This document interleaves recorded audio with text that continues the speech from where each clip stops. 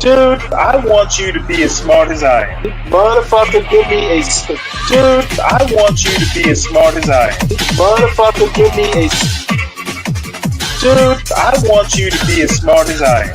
motherfucker, give me a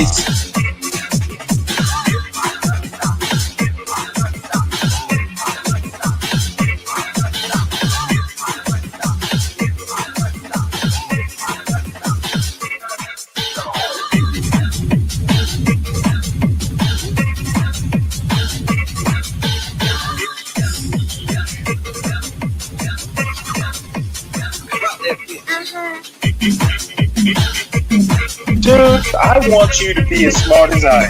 motherfucker, give me a specific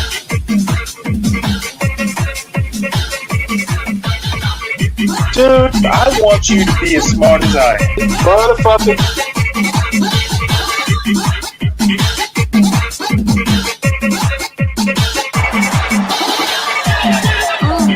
Come on out, you rapist!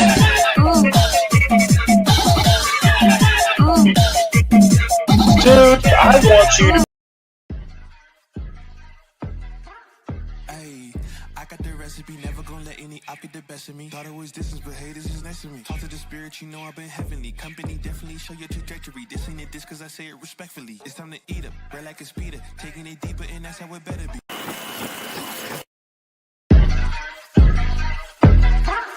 Ayy, I got the recipe, never gonna let any op get the best of me. Thought it was distance, but haters is next to me. Talk to the spirit, you know I've been heavenly. Company definitely show your trajectory. This ain't a diss cause I say it respectfully. It's time to eat up, bread like a speeder. Taking it deeper and that's how it better be. I never let the comparison get to me. I just remember the promises meant for me. I know the enemy and that he's sent for me. I keep the blood of the lamb as my centerpiece. I cannot trust in no crystals or energy. Look at the chemistry, it do not even mix chemically. Most of the tricks they be gimmicks, they mimic the truth. It's poison and we got the remedy.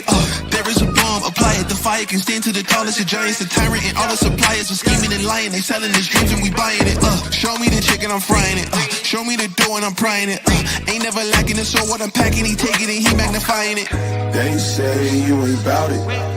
Tell them that you finna make it, but they doubt it. But you rose like a flower. Tell me what it's like to live with superpowers. I don't know, but I'ma get it. I'ma get it. I'ma get it. I'ma get it. I just know that I'ma get it. I'ma get it. I'ma get it. I'ma get it.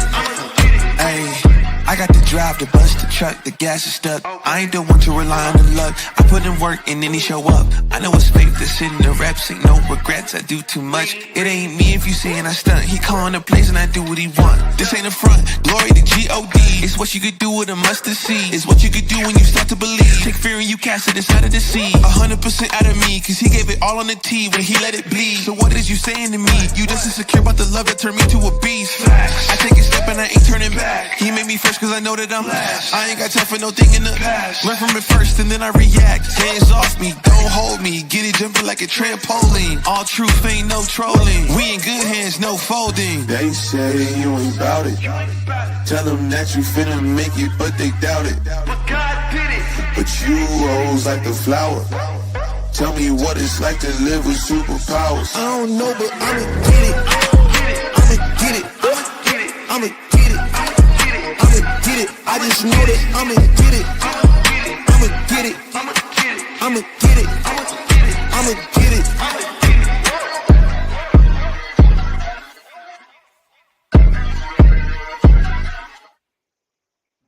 Good morning, America! I'm your host, HB2N. It's another episode of Gone Trucking. I've seen about 6 accidents this morning. Man, I saw one of the worst accidents this morning. Currently on I-30 in Saltillo, Texas. God damn, man. Yo, this whole trip has been nothing but crazy weather, man. Only thing I could tell you guys is when it's bad weather, Please just ease up on the speed, man. Just slow down a little bit. God damn. I didn't saw so many accidents this morning. Jesus Christ. About 3 truck accidents, 4 four-wheeler accidents. Just take your time on the road, man. Speed and bad weather is a deadly combination. Anyway, it's 8:20 Central, 9:20 Eastern. The market's about to open up. I was waiting for Crack. I thought Crack was about to go live because pretty much all his predictions came true. Helen Haynes, good morning. Good morning. I was watching John's live with Be Brave. And you know, I see Be Brave get a lot of flack. And I understand it. Like, I get it, you guys. I get it. You know, my only thing with Be Brave is I just wish it wasn't like white trash that was saying the stuff that he's saying. Because what he's saying is not a lie, man. It's like, okay, white trash is saying it. Who cares? But like the issue is like, bro, the shit that goes on, most white folks just ignore it, man. Most society just ignores it. Everybody in society just ignores it. Black people, white people, they just ignore it. Act like it doesn't even matter. And it's like, yeah, I get it. To some people, it doesn't matter. But I don't know, man. There's so many things in this country that could be better. And it's like all people focus on is themselves. That's all they care about. Well, I'm not like that. I'm not like this. I'm not like that. Well, good. Yeah, you're doing what you're supposed to do. But what about those homeless people? What about those fucking crazy homeless veterans on the street? What about the fucking criminals that are making it unsafe for people to just live in abject poverty? Like, it's almost like just because somebody's not successful or doesn't have money, they deserve to live in an unsafe place. So it's like, well, I didn't grow up around that. I came out of the hood. I don't have to deal with that. Fuck them. And that's where I just don't get the disconnect. Like, yeah, I don't, you know, Be Brave isn't my favorite person either, man. I get it, but it's not like he's fucking lying, man.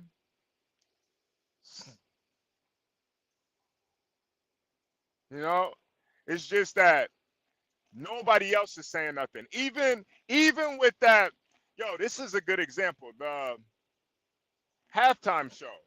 Why didn't all those white people just boo? Boo! Boring! Boring! No. They let this nigga jive and fucking sashay and do all this zesty dancing, hating white people, this blacks built America bullshit. And all the white people did there was sit in silence. They didn't even boo. They didn't even fucking boo. And that's the problem. Only white trash losers like Be Brave are going to say something. But he said something that I really agree with. It's the hush money. Those white people, they can't boo. I saw those videos, man. If you look at the faces of some of these white people while that Kendrick's Super Bowl was playing, they looked disgusted. Straight disgusted. All you white folks had to do was boo. That's all you had to do. Boo! This nigga's gay. This nigga's gay. Boo! But they're too much of a coward to do it. They're too cowardly. They're too cowardly to say, hey, man, There's something wrong in the black community. There's something wrong with hip hop. There's something wrong with this shit. There's something wrong. And black people, it's like, some of us are just too retarded to even see the problem. Or maybe we just really don't give a fuck. Maybe it's just an empathy thing, you know? Sometimes I wonder, like, how can black people in the hood how are they able to just kill so many black people and not give a fuck about it? And I think it's just the empathy thing. Like, black people just literally lack empathy. A lot of them do. That's why it's like, I can't just sit here and, you know, act like this shit doesn't matter, man. I know a lot of black folks can. They could just walk over a dead body. They don't give a fuck. They'll just walk right over. I'm the dumbass. I'm the dumbass that'll stop. See if he's okay. Call the police.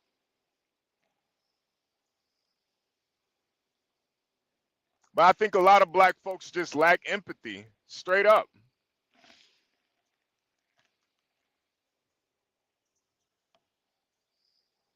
So I get it. I get it with Be Brave, man. I get it. I wish it wasn't, you know, the lowest of the low of white people. But, I mean, you got to at least give him credit for at least speaking his mind, because all those white people at that Super Bowl, none of them said anything.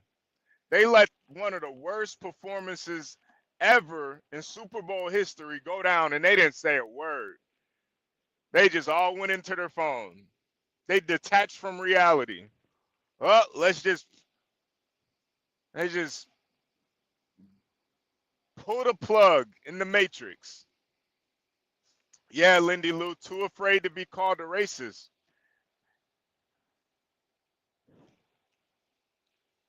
And I think that's where Be Brave was right. And, you know, I think that's part of the, that's kind of the irony of Be Brave. You know, Be Brave's retired, so he's not really brave by saying the shit that he says. Because you're not afraid to say it, Lindy Lou. What you're afraid of is the backlash. I don't think white people are cowards, but like Be Brave said, it's the hush money. You guys are afraid to lose your jobs. You're afraid to lose what you built, afraid to lose your house, afraid to lose, you know, your worldly possessions. So you're going to lose the country instead.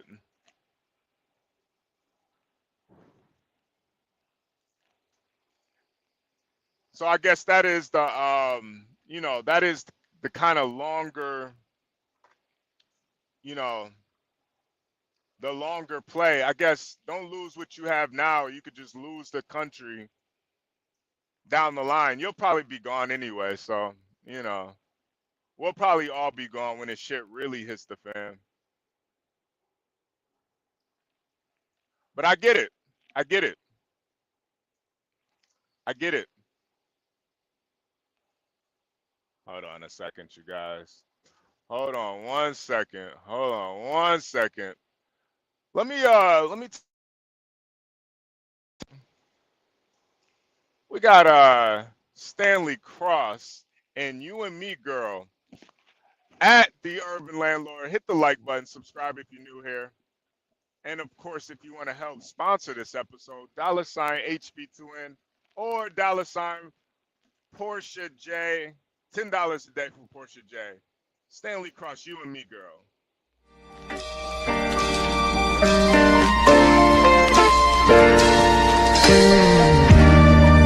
When I was a little boy, growing up,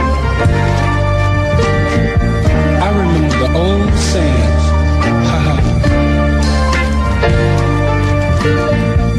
girls are made of sugar and spice, and everything nice. Boys are made of snakes and snares, and pretty dog tails. But what I couldn't understand is why girls were even made at all. Until God gave me you.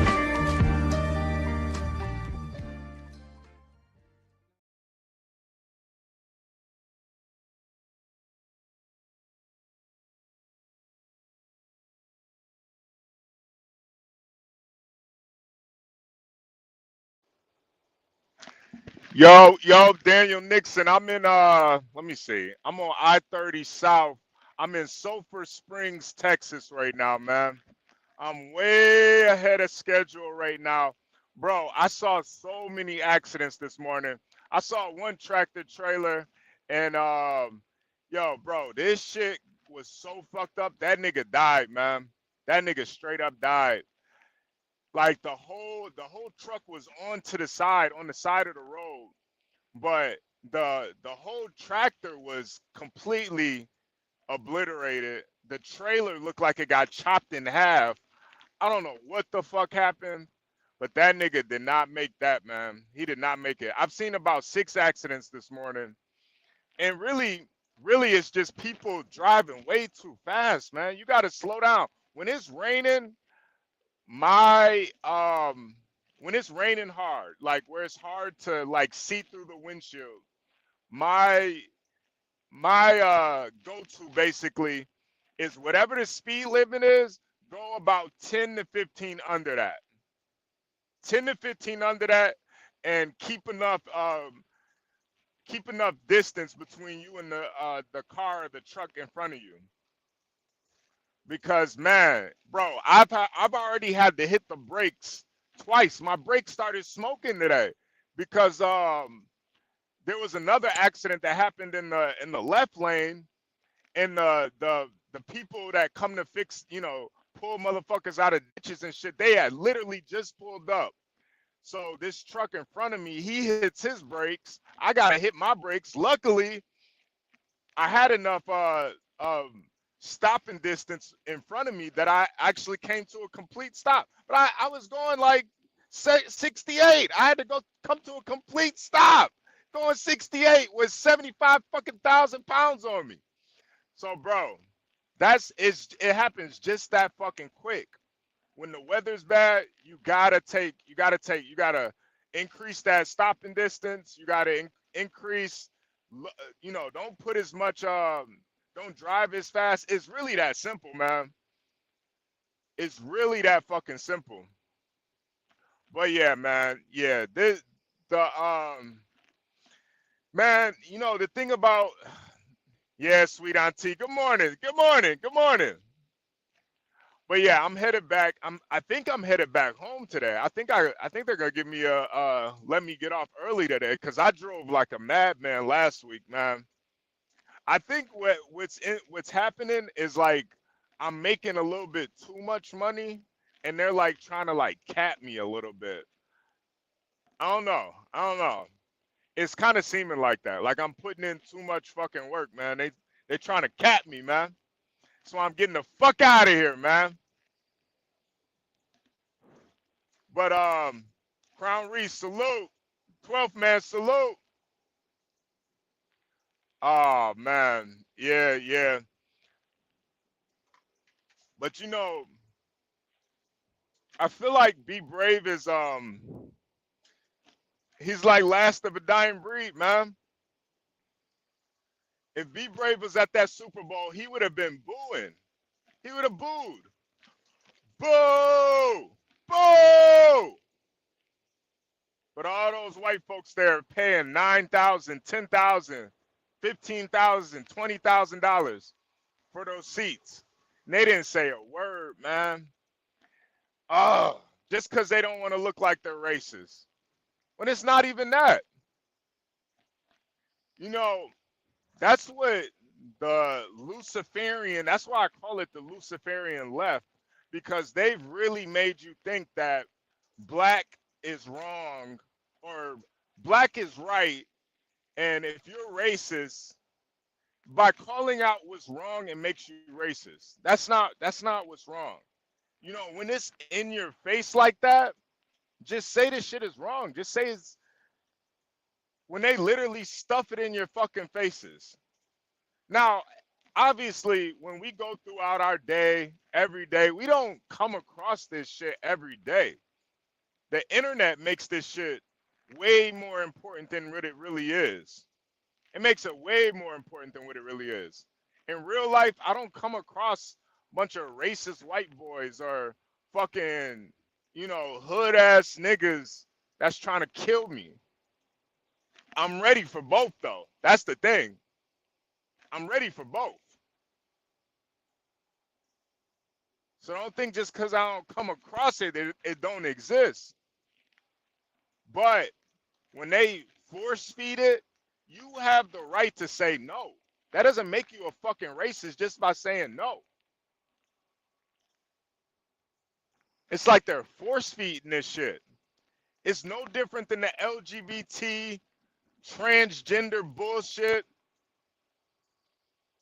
You go somewhere and they're forcing this shit on you, man, walk the fuck out.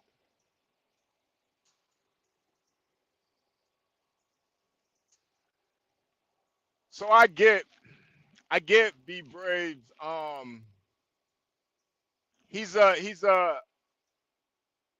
he's needed. He's needed. Because unfortunately, when black people say this shit, oh, you guys are coons and you guys you're shucking and jiving, you're repeating the white man's talking points. Man, fuck the white man. Half of this shit is going down because the white man won't say nothing.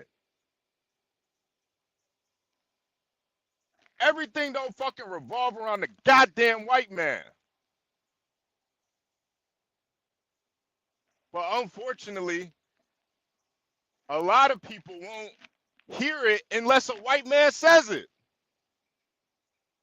That's why even a fucking redneck hillbilly loser like Be Brave is needed. Because at least he has the fucking balls to say it. What's wrong is wrong. And how dare you, black men who actually accomplished something, how dare you? How dare you think that he's talking about you? How dare you?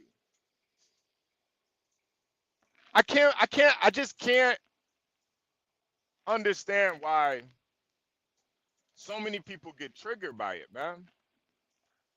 But that's why John and Be Brave show, it's gonna do numbers, man. This shit is gonna do numbers. Because people are really getting triggered by this shit. Be Brave is a failed baby daddy, loser. He'll tell you. Probably needs some hobbies in life. But when it comes to talking about niggatry, yeah. He's a blast from the past, man. What he says is how a lot of white people feel, but they just won't say it. They're too much of a coward to say it. That's how they really feel. What, you gonna change their mind about it? Oh, I'm one of the good ones. Are you talking about me? I'm a good little nigga. Man, fuck them. This America, you don't gotta prove nothing to nobody but your family. That's it. As long as your babies ain't starving, as long as your wife ain't worried where you are, as long as your bills getting paid, why you gotta prove something to anybody, man? Fuck them.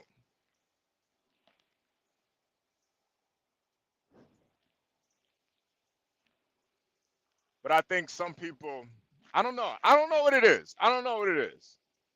But I think this show, John and Be Brave is doing, I think is very, very much needed, man. Plus, seeing John, giggle like a schoolgirl, You know, man, listen, man, there's just a certain level of joy that John gets when he's on the line with Be Brave talking about niggas. It's just, bro, it's like watching a fucking kid in a candy store, man. Bro, John is a man. John just had to clean up a dead nigga's body off his floor. Let him enjoy what he enjoys, man. That's straight joy right there, man. That's joy. Talking about these niggas, man. Dumbass niggas. Ah, Tom Gully said nothing involving Be Brave is very much needed. You know, Tom Gully, I have to disagree, man. I think it is. You know, that Super Bowl, bro, that Super Bowl halftime show, this is why Be Brave is needed, man. And not Be Brave specifically, not Be Brave specifically, but that archetype, that archetype where you know how like you know the thing about it, Tom, is like Kendrick Lamar is unapologetically black. Where are the unapologetically white people at? Where are they? I sat and watched the whole crowd of people not boo. Why didn't they boo that shit, man? That was a terrible halftime show. And then the more you like get down into why Kendrick did what he did, yo, this shit had nothing to do with, oh, I want to diss Drake. No, he got out of his deal with TDE and Aftermath, so he didn't want to play none of his hits. He wanted to play all the songs he played were off of his recent album. So he purposely didn't want to give the his former labels any like cut of the streams that he was about to get, because you know with doing the Super Bowl, a lot of people, you know, they basically look up your music. So people are gonna see him at the Super Bowl. They're gonna be like, oh, who is this little midget? I'm gonna check him out, and his streams are gonna go up. Well, he owns 100% of that last album. Royalties. Thank you, Daniel Nixon. Royalties. He owns 100% of that last album. So he only did songs off of his recent album. So he didn't do you know, Trick Bitch Don't you know the songs he's got.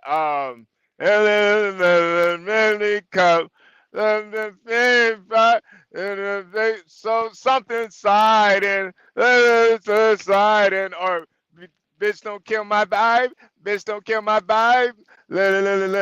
He didn't do none of the actual hits that you guys may know. This was all a money play, and this is that fake fucking pro-black messiah, unapologetically black bullshit that they try to push on you when all it is about money. It's all about, yeah, swimming pools. Thank you, man. It's all about money. So they fucking cuck all the white people, make them feel like, well, if I boo this, then that means I'm racist. When no, he specifically didn't play his biggest hits because of money. He didn't want to shed any light on it. Yo, this shit is so insidious. It's so insidious. I don't apologize for being white. They didn't boo because who gets upset by the halftime show at the Super Bowl? You know, Tom Gully, I get that. It's not about being upset. It's just saying, I don't want this. Tom, I know you go to really nice restaurants. If you order something, you go get the you know, beef merlot or something. I don't know what you be getting. Tartar, beef tartar. Probably be getting something nice. And they bring out some bullshit.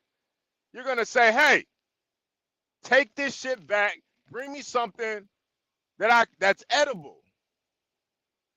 As a fan, you can boo. You can boo. You have that right. What are they going to kick you out for booing? What the hell? This is what I mean, man. You can boo.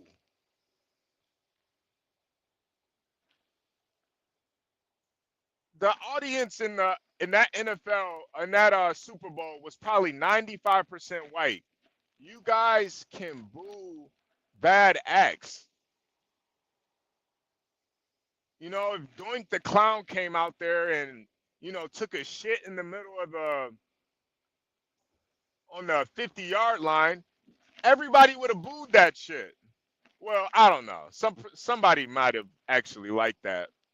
But if it's bad, you can boo it. See, the reason why is because a lot of white people have been manipulated into believing that if they say this is bad, this is terrible, that means you're racist. It doesn't mean you're racist at all. It doesn't. Like, the thing about hip hop is it's so fucking cryptic. You have to be in the know to even understand it. The good thing about pop music is anybody can listen to it. You play a Backstreet Boys song, you only need to hear it one time to understand it. Think no crazy, but it ain't no lie, baby. Bye, bye, bye. The better do. Might sound crazy, but it ain't no lie, baby. Bye, bye, bye. But when it comes to Kendrick Lamar, bro, you gotta damn near speak Hebrew to understand that shit. You gotta know the history 10, 15 years ago. You gotta decrypt and all this other bullshit. You gotta damn near be able to speak Egyptian, man, to understand what the fuck he's talking about. And then he ain't that smart. And he's not that smart. He ain't even that smart. I gotta go through all these dumbass niggas. Right. I gotta go through all this. I gotta do cryptology or whatever, cryptograph or whatever that dumb shit is, just to know that you jealous of a light-skinned nigga. Oh, I got it. Got it. You know, HB, man, I was looking into his the lady that dressed him. I mean, I dress my motherfucking self. I don't know why these niggas need somebody to dress them. Yep. But you'd be surprised, man, who be dressing these people, man? Like fucking women? I'm not surprised it's you. Yeah, women and gay men. That's bunch of women and gay men, man. That's usually who dress these niggas. I mean, you let a woman put bell bottoms on you, bro? Like, what the fuck? Nah, like never. That's what I was understand. Then a white woman no less. Then you talking about that? These niggas must be mentally insane, bro. They're retarded, man. They're retarded. White woman that dressed this nigga up like a clown, put bell bottoms on him. And you go out here pro-black. You got his sister crip walk. He won't ask that white woman to come out here and crip walk with him, right? Could you better right. And then Serena's punk ass husband tried to make this shit about the Wimbledon. Nigga, you wasn't even with her then. She was popping coochie for Drake back then. What are you talking about? Man, this shit is insane. You wasn't even with her. You know, I mean, I'm really amazed at how like something that used to bring everyone together, like these motherfuckers in just a few short order of years, you know, have turned it into a divisive event. You know, at least the halftime, which you brought everybody. You remember how you used to bring women in? Women didn't even watch football; they'd be watching for the halftime and the commercial. That's it. That's all. That's all they would come in. Man, I remember just like going to family events. All the women would be cooking outside, doing something. You know, like they'd be hanging out with each other. As soon as all the guys would be, you know, in the basement watching the game. And as soon as the halftime show came up, all the women would come pile up to see who's performing, how it's going. It was really man, it was something like the halftime show was literally meant for the women. That's how it was when I was growing up anyway. Like it was for the women. Commercials too. Good morning, guys. Yep, and the commercials too. You Yep. know, and now it's like, damn, the blacks are taking it over, you know what I'm saying, and blacked it a little bit, And honestly, man, I don't think that would be a problem if the blacks had, a culture that people looked up to. I really don't think it would be a problem. Yeah. If it was like Motown music, right? Something that's like R&B, jazz. universal, Man, why didn't they put Bruno Mars up there? They could have put so many people, man. I think, man, like, again, like, they not like us. It's like, to me, it seemed like what they're like a dog pissing on territory. Yeah. You know what I'm saying? Like, this is our territory. We won't stand for the nationality in the white version, but we will if you allow us to take it over. And I think it's gonna run people away as much as it might bring the blacks in. Yeah. I mean, he could have had performed other songs from his catalog instead of performing this nonsense. You didn't hear what I said, Latino? There's a reason why he did that. No, I know. Dude, trust me. Me and my wife have been talking about this. Like it's deeper than what y'all think. It really is. Well, what is it? Because I explained it earlier. Cool. So they all started with a lawsuit from Drake trying to get out of his 360 deal, which is still going on. No. Why didn't he play his hits? Because they told him to play those songs. No, that's not why. The reason doesn't why he have No. The reason why is all those songs he came out with are under his label. This is the first time he's been basically not under TDE and Aftermath. Yeah, he got his own thing with his friend. He got his own label now, so all those songs were on his own label. He doesn't want to split the money with TDE and Aftermath. That's the issue. All those other hits, those were all under Dr. Dre and TDE. So this ain't even about they didn't want him to play the man. Of course they wanted him to play the hits. This nigga is just money hungry. He don't give a fuck about the people. You see, CKJ3, I think, thinks that someone is mad that they approved his performance. Yesterday. No, CKJ, I'm not even mad at it. The performance sucked to me. It was terrible. Yeah. My issue is that the crowd didn't boo that shit. No, listen, quiet. They still quiet. Listen, CKJ. I'm not mad at a nigga getting his coins and getting his spotlight. Get your paper. Hey, get your paper. If they gonna use you as a fucking voodoo doll for the industry, if they gonna use you as a puppet, be the best puppet that you can be. I'm not mad at that. I think the bigger thing what it says to me, which is kind of a disappointment to me in a way, is at the highest level, Jay-Z, he's pretty much at the highest level, and he can't think outside of the box. I listened to DJ Academics. He said more or less the same things we were saying up here, man. There was so many different ways you could have came at this. Bro, I think he wanted, to assert his black dominance over the NFL, or maybe there's, a cultural pull where he felt like he had to, put his finger on the scale for Kendrick Lamar, whatever. But all of that is racial stuff that doesn't really appeal to the masses. Yeah. And I think when you think that rap is so powerful, it's so, omnipotent, that you'll start making decisions based upon rap or some niche, when the whole audience is sitting there like, what the fuck is going on? What? And you got the nigga, you got to explain to the other nigga, like, if you got to explain what you do at the halftime show, you've already lost the plot. Yeah, facts. Yeah. Yeah, because people just want to be entertained. I've been seeing so many of those videos, John. See, the red represents the blood, and the blue represents the struggle, and the white is the white man, Mm-hmm. and it's a message. If you just think about, I'm like, bro, Yo, this Lord is have mercy. corny. That shit corny. Yeah, it is. And like, I want the niggas to define who is they. Who they not like us. You know what I'm saying? Like all this fucking mealy mouth punk ass talk, they. Who's they? Name some names. Describe Well, these fucking people so I They know. thems, man. They thems. Right? well, you know, John, what I think it is, I think the song is kind of taking a life of its own, but that they not like us. What it really was about was Drake being a mulatto. Yeah. Like he ain't really trying to black. play both sides.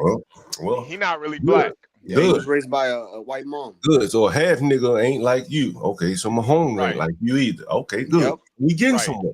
So we getting somewhere. And he's not American. Right, So I'm that saying, adds what a we doing? And that not only adds a, that, All right. Mhm, not only mhm. that, Kendrick, I believe is a Baptist, right, or Christian or whatever, and this dude is you know Okay, what? all right.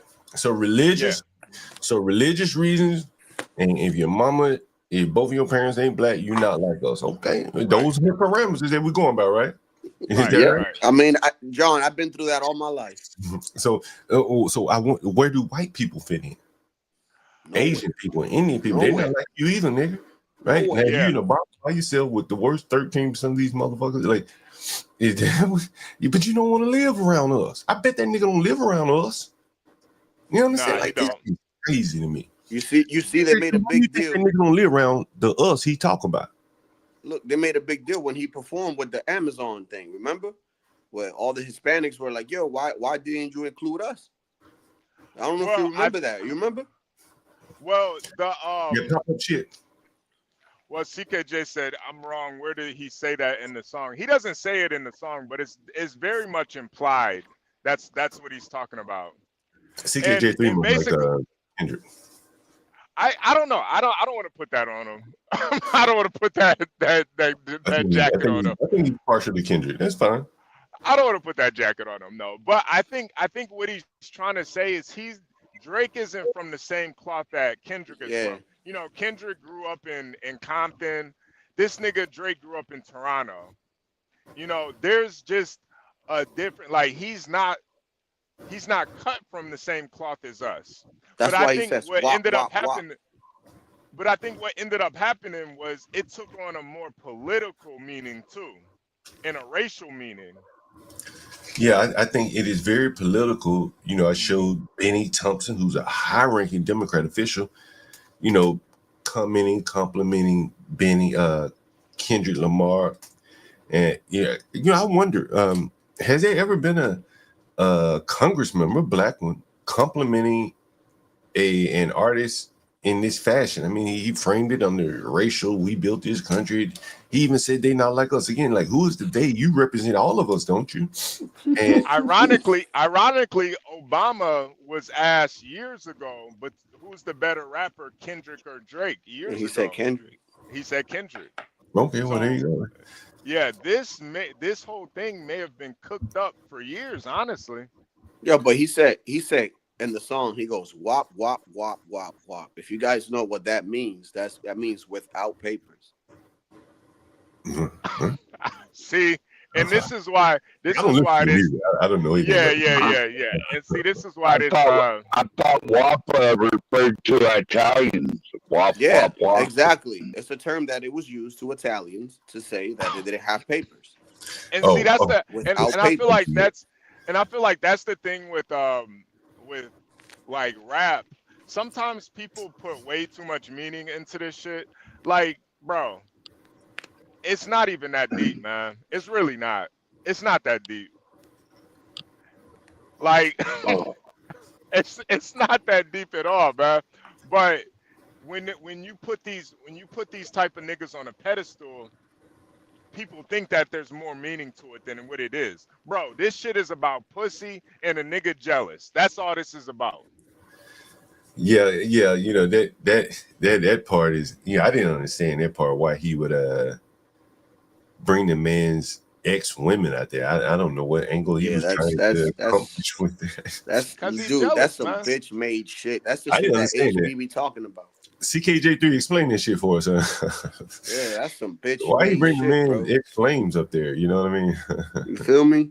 That's that's that shit that you can't have certain friends around your girl because they be hating on you to try to get at your girl type of shit, dog. Like, Yeah, yeah, CKJ. I that's saw wild. a video of a gay white man singing "They Not Like Us" in the Super Bowl audience too.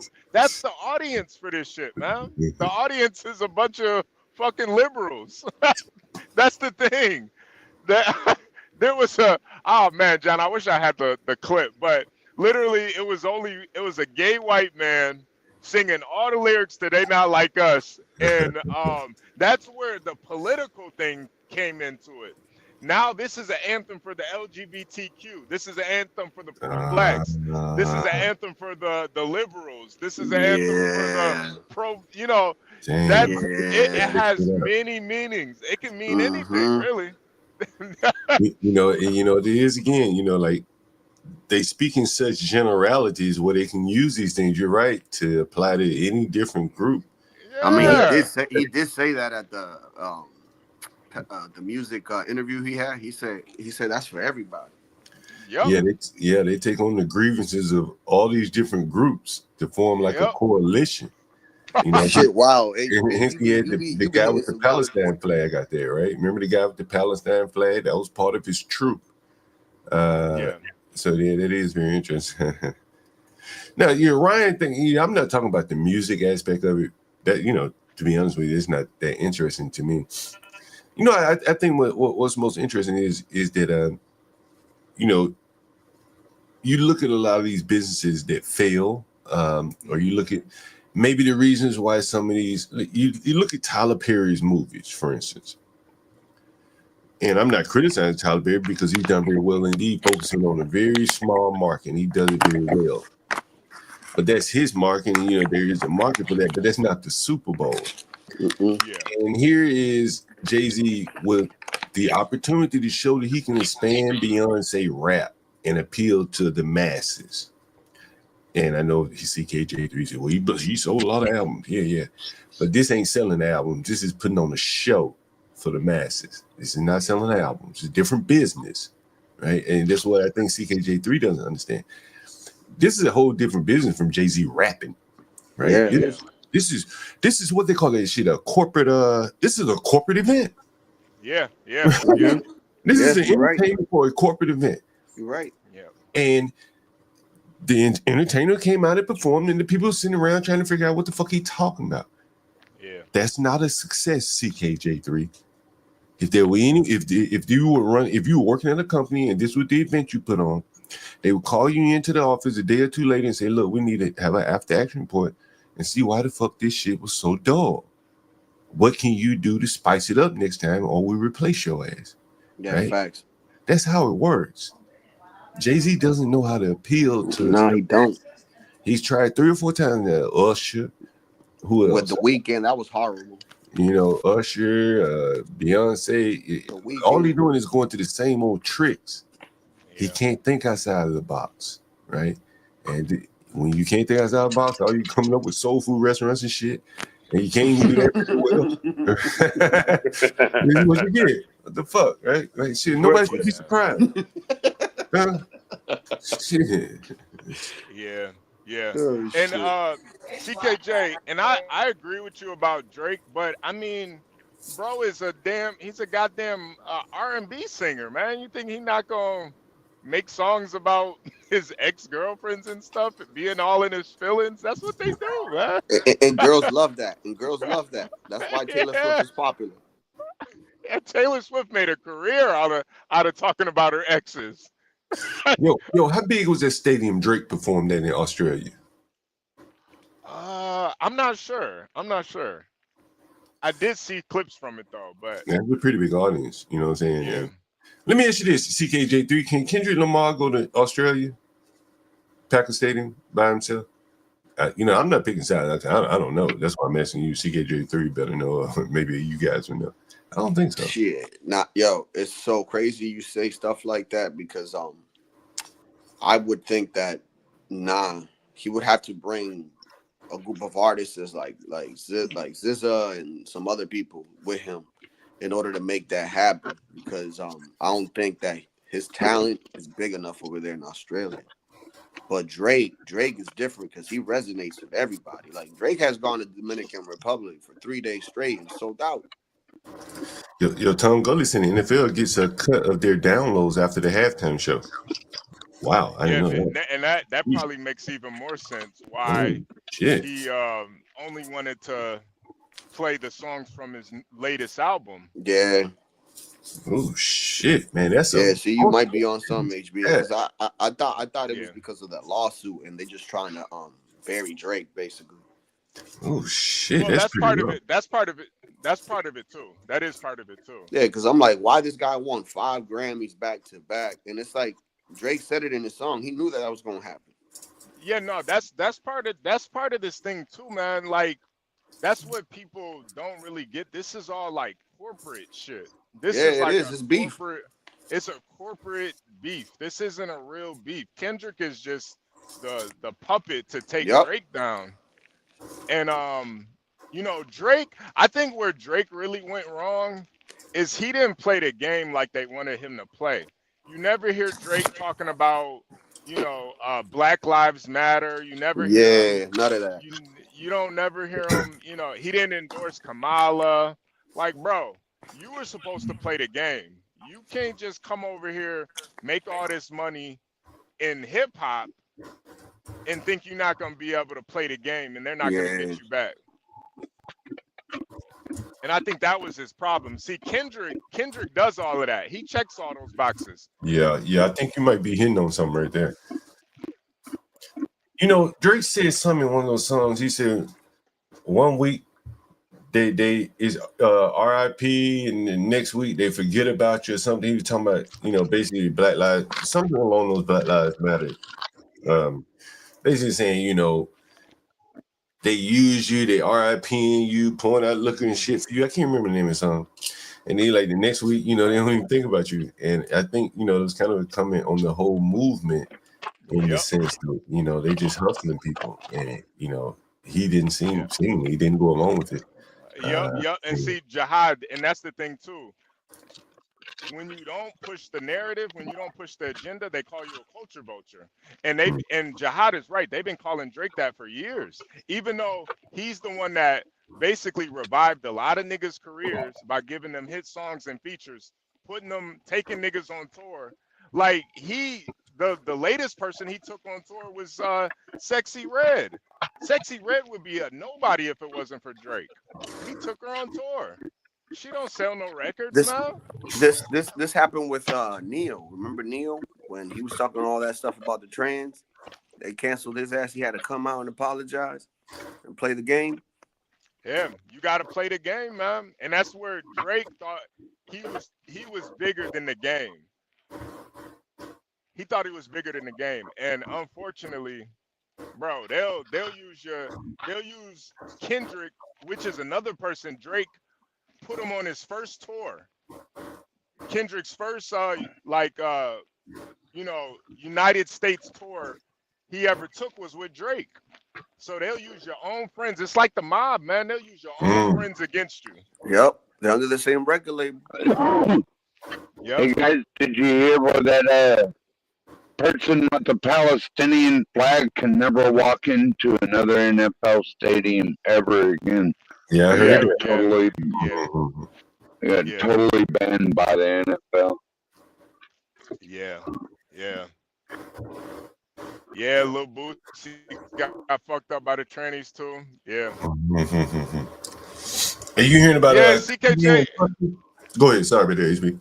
Yeah, no, and I do remember Drake. There is a picture of him in blackface. Yeah, too. blackface. And I didn't really appreciate that, honestly. I don't know what that shit was about. That was like before he was a rapper though. So I don't know what the fuck that was about. But yeah, I didn't really appreciate that. But I don't know. Yeah, You man, heard about there's Kanye's ban from Shopify? Yeah. Yeah, seen that, John. You know Yeah, when that man. nigga How in the fuck do you get banned from Shopify? well, Someone please tell me. he was selling something like a what's up, Brave? He was selling something like a racing Swastika. shirt. A But you know, man, swastika shirt. yeah, you know what my thought was, honestly, man, when I read that shit. Yeah, you know, if you heard me talk, I probably had you expressed a little bit of sympathy for the nigga the first time around. When he went on this rant, I didn't think they should have debanked. But now you know what the playbook is, bro. Like, and you're gonna get back on their platforms complaining. You could have had time enough to build your Shopify.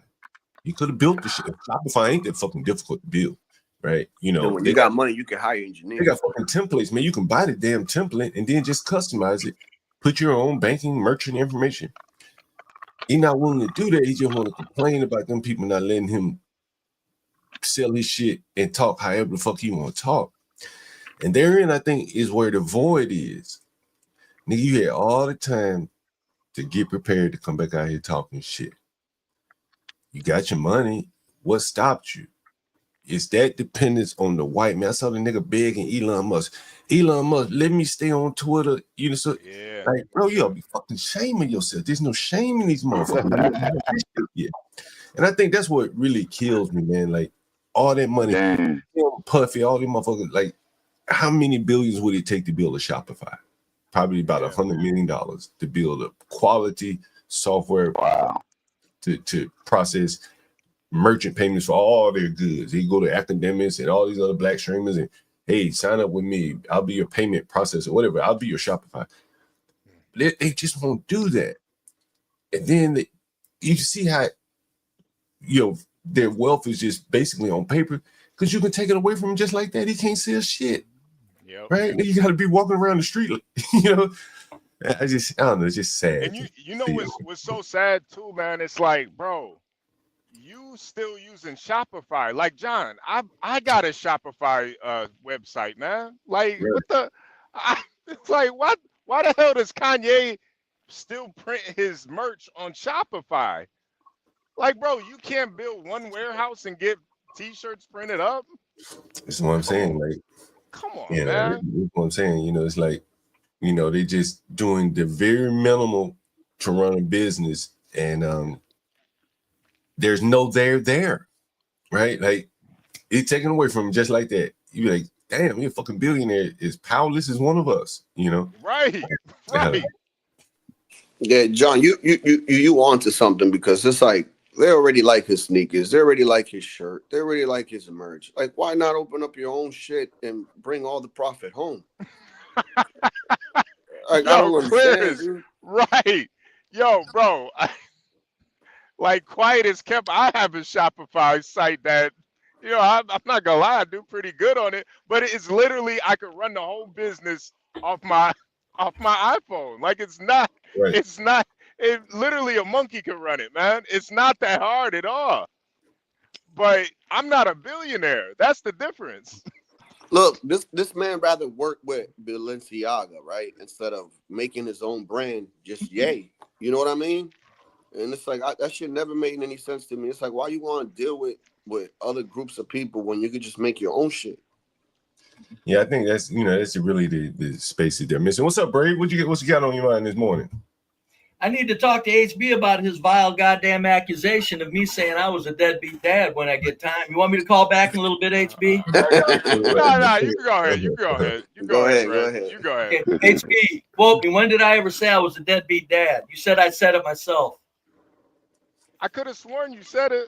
I thought you said you didn't. Your wife took your kid away. You don't see your kid. All that bullshit.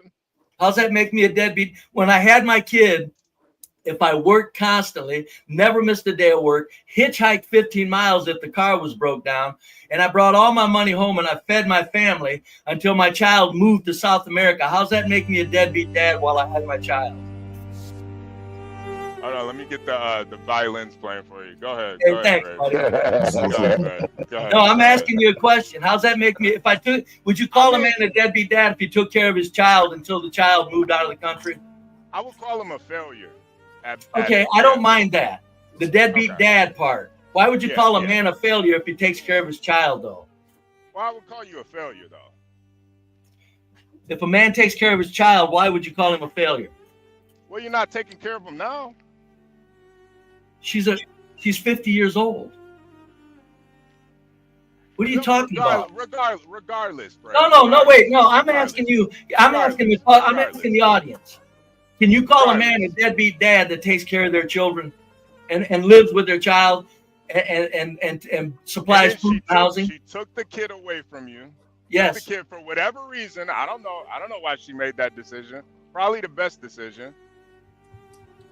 Regardless.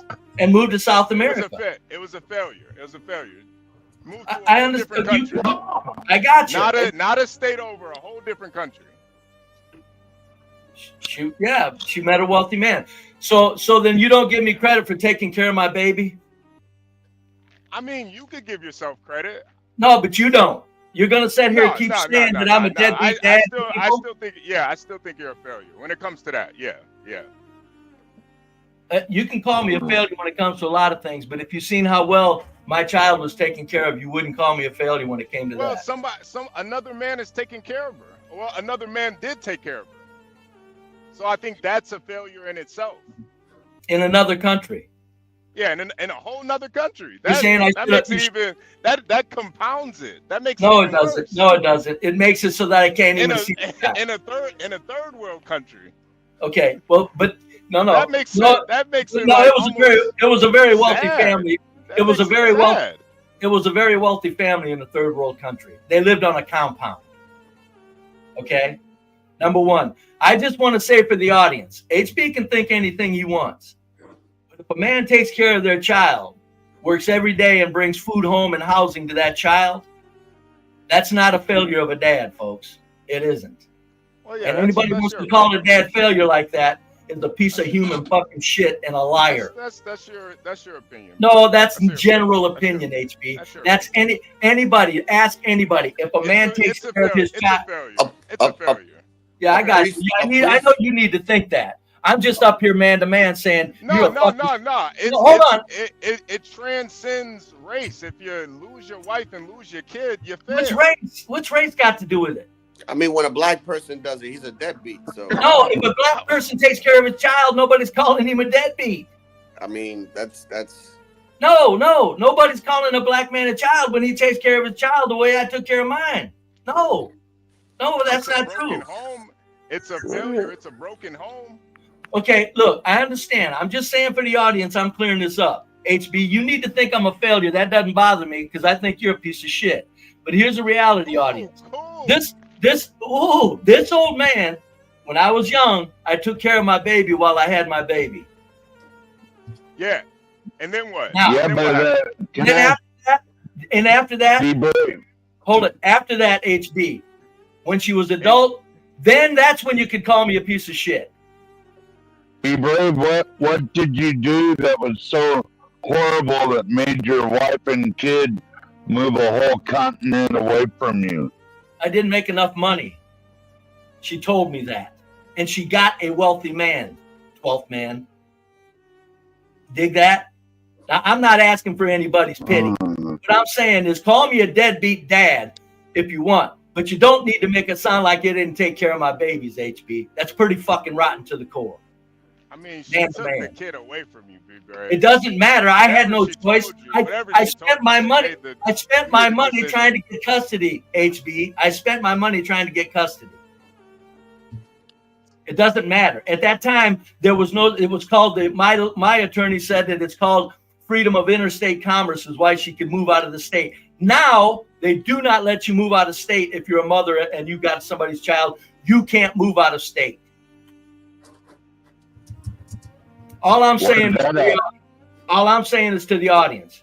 I understand people want to hate me, but it's pretty goddamn silly if you need to think a guy that took care of his baby the way I did, you need to call him a deadbeat dad the way he took care of his children. That there's something wrong in your fucking head, man. I don't know how it was back. I don't know how it was back then, but nowadays, if a woman moves out of state, she has to have a major, real purpose for her to move. Yes. My attorney said to me, "We can't stop her." This was 45 years ago. Yeah, I don't know how it was 40 years ago. Yeah, But now and I was amazed. I said, "What do you mean? She gets to just move?" And it was nothing to it. She was gone, done. Now, here's where I'm a deadbeat, HB. I'm gonna do it. Here's why I'm a deadbeat. I didn't go down to South America because I had no real talents of anything. If I went down to South America and she's living in a compound, I'd be the one living in the slums. And I said, well, I'm not going to do that.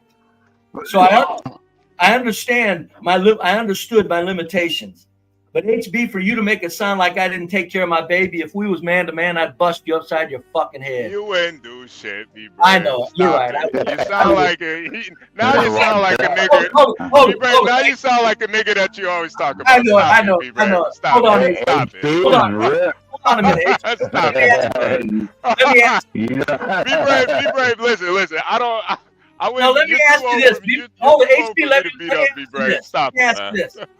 If you told a man that was taking care of his child that he was a deadbeat dad, he would have a right to at least want to bust you upside your head, right? I mean, he could try. I didn't say try. I said he would want to. He could of try. course, he's not going to. He's not going to. I'm saying. I know. I didn't say that. I said he would. I would definitely call him a failure, though. Okay, that's good. I don't mind that. Yeah. I just don't appreciate making it sound like, hold it, shut your drunken fucking mouth, you idiot. What I don't like is making it sound like I didn't take care of my baby. Talking to. That's what's rotten, HB. That's what's really foul for you to do that on these streets, is to make it sound like I didn't take care of my baby. Well, you did. What do you mean I didn't? What do you mean I didn't? You didn't have a choice. She took it It out of your hands. She took the baby. I took care of the baby. Until you didn't. But the point is there was nothing I could do. Yeah. And while I had the baby, while I had the baby, listen, I don't care what you think. I just wanted to tell your audience mainly that you're talking like a fucking filthy piece of shit. HB, to make it sound does your daughter have any communication with you now, be brave? None of your fucking business, what I want. Son of a bitch. What I'm saying is I'm not going against the failure. You don't want nothing to do with that, does it? All I'm saying is you got a lot of I didn't take care of my baby, HB. I'm asking you man to man. Like you're the failure that you are. That's all. Right. It comes to that's okay. That doesn't bother marriage. Me. I didn't even blame my wife for leaving me. I didn't. I said I'm not going to set the your daughter still don't want nothing to do with you, be brave. What's up? No, you don't know that. You don't know our relationship. Anyway, you didn't answer the question. Man to man. So. I'm asking you man to man. Quit making it sound like I didn't take care of my baby. You didn't. Be brave. You did. Okay. You didn't. I tried, folks. I tried. Yeah. You tried. Yeah. I mean, at least I came up here man to man. Everybody that time was in these states. Everybody tries until you come in second place. Everybody tries. Second place. You're being a piece of shit to accuse a man of not taking care of his baby. Cry me a river, brave. No, I'm not crying you a river. You wouldn't say it to my face. Be brave. Stop it, man. You're sounding like a nigga. I'm not stopping that. Brave. You wouldn't. You're sounding like a nigga right now. No. You would not follow me around. Let me finish this. You would not follow me around. You would not follow me around harassing me with that name. You would say it once and get it out of your system and it'd be fine. You would not follow me around like you're following me around on these streets saying it to my face. I'd bust you upside your fucking head. Brave, you wouldn't do a goddamn thing. Yeah, I know I would. I would. You sound like a You're 70 years old, dude. You sound like a nigga right now. You follow me around like you're following me around on these streets saying that. And you followed me around in person, you wouldn't do it. I wouldn't even have to worry. You wouldn't do it because you wouldn't have the courage. Brave, I guarantee you wouldn't do shit, be brave. Stop. I guarantee you. If you followed me around on this man to man. You didn't have courage to follow your kid down the If you follow me around man to man on the street, don't talk to me about if you follow me around on the street, have courage enough to go to a third world country. I know. To see hang on to that. Hang on for dear life. If you followed me around man to man saying this shit, you wouldn't do it. Be brave. Get out your feelings, man. No, I'm not in my feelings. Yeah, get out your feelings. I don't appreciate somebody around implying I didn't take care of my baby. You didn't. You just said you didn't. Until she moved, she was taken perfect good care of. And she was taken good care of when she moved. Oh, man. Chat, What do you okay, tell us, HB? What was I supposed to do? Let me see some violins in the chat. Yeah, tell me. Let me see some violins. Oh, you in the got your chat. sycophants. They don't matter. HB, what was I supposed to do when she moved to South America? What do you think? Tell me what I'm supposed to do. Brave. You're my Please tell me. elder. What was I supposed to do when she moved to South America? You're my elder. You tell me. I'm asking you a question. Yes, as your elder. What was I supposed to do when she moved to South America? And this is the problem with America. I'm asking you a question. I have to tell my elder what he. Okay, tell me. I need your information. What was I supposed to do when she moved to South America? Honestly, you don't. First of all, Brave, you don't date a fucking cunt that disrespects you. That's the first part. If your wife disrespects you, you should. We were in high school together. Because I guarantee that point where she took the kid and left, that wasn't the first time she disrespected you. You stood there and took it. No, you don't understand. I didn't care because I was staying around my child. You don't I'm understand. asking you a question, HB. How many times did she You started it. Let's have some fun. What was I supposed to do when she moved to South America? I just told you.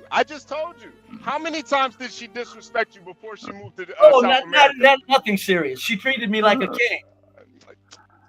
Be brave. Nah, I don't believe that. She was conniving bitch, HB. It's not hard for a gold digger to treat her husband like I don't believe that. I'm asking you a question. I don't believe that. I don't believe that. When she took the child I gave you your answer. I gave you your answer. No, you didn't. I'm asking you, what was I supposed to do upon that action? You're giving me what I should have fallen for. What'd you say? You don't. Well, I'm betting on HB for the knockout. Well, as a young man, don't do that. I'm 70. I'm sure. Yeah, as a young man, don't impregnate a cunt that disrespects you and doesn't. It doesn't matter. She honored HB. I don't care. She honored me at that time. She took your kid and left. But it doesn't matter. I'm asking you though. Now stop with the past. What was I supposed to do when she took the child to South America? What do you think I should have done? A lot of people would say I should have followed her. That's what I'm getting at, right? I mean, why didn't you? I told you, because I was a deadbeat fucking loser and I knew it. But while I had that baby, HB, I took care of my baby. You're missing the point. That sounds kind of like kidnapping, doesn't it? Let me say this. I'm gonna get off of here. Let me say this. HB. Right, you just called yourself a deadbeat loser, and that's exactly what I called you. No, you said a deadbeat dad. You called me. I said a deadbeat loser. No, you said that. I don't mind. That I don't mind. You said I was a deadbeat dad. You said I called myself a deadbeat dad. I've got it on tape. To be clear for the audience, Be Brave is not a deadbeat dad. He's a deadbeat loser. That's thank you. Still use a tape recorder? What the fuck? HB, thank you for that. Got it on tape? No. I don't. I'll give you that. Be Brave. And listen. Somebody has to lose. People have to lose. Yeah, I don't mind. Yeah, I'm Be Brave. HB, I am a deadbeat loser. I am. I don't mind Be Brave. I hope you didn't just overlook the other part of what I said about the shit that you say. It is needed. HB, I just want to thank you for kind of retracting. You don't need to call me a deadbeat dad. I'll call you deadbeat loser. Thank you. I appreciate you. Because that's true. I don't mind if you hit me with the truth. I can take my medicine. It's not and that's why I hope you didn't overlook the other stuff I was saying about you. That. Oh, I know I'm one of a kind. No, I get it. I got that. Brave. You couldn't knock HB out though. He's built like a Golden Glove. I think he's built like a Golden Gloves boxer. I think we mended a fence. Don't you a little bit? Yeah. Thank you, and I appreciate it. Please don't call me a deadbeat dad. I'm a deadbeat loser. The fucking best one that's ever been, the best one that's ever been in the world. I was always a step away from living under a bridge because I didn't give a shit about nothing. Just don't call me a deadbeat dad, dude. I got you, Brave. I took care of that child. Thank you. I got you, Brave. I got Thank you very much. All righty. See you guys later. We're all lovey-dovey now. Okay. Just to be clear, Be Brave is a deadbeat loser. That was the most high school shit I've ever seen in my life. John, I came up here because I wanted to ask you a question. Do you want me to clip? Jesus Christ, that's loud. Do you want me to? My bad. That was for Be Brave right there. Yeah, it's fine. That was the most high school shit I've ever seen. Be Brave. Hold on, let me give Be Brave a round of applause. Be Brave and thing, ladies and gentlemen.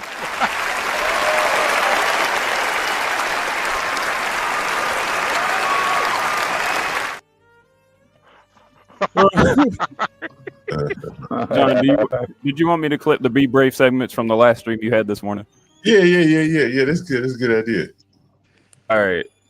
Yeah, man. I wish that I never lose my kids because that's automatic deadbeat.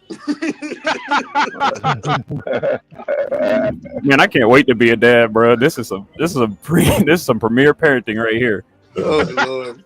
No, but HB's man. right though. HB's right.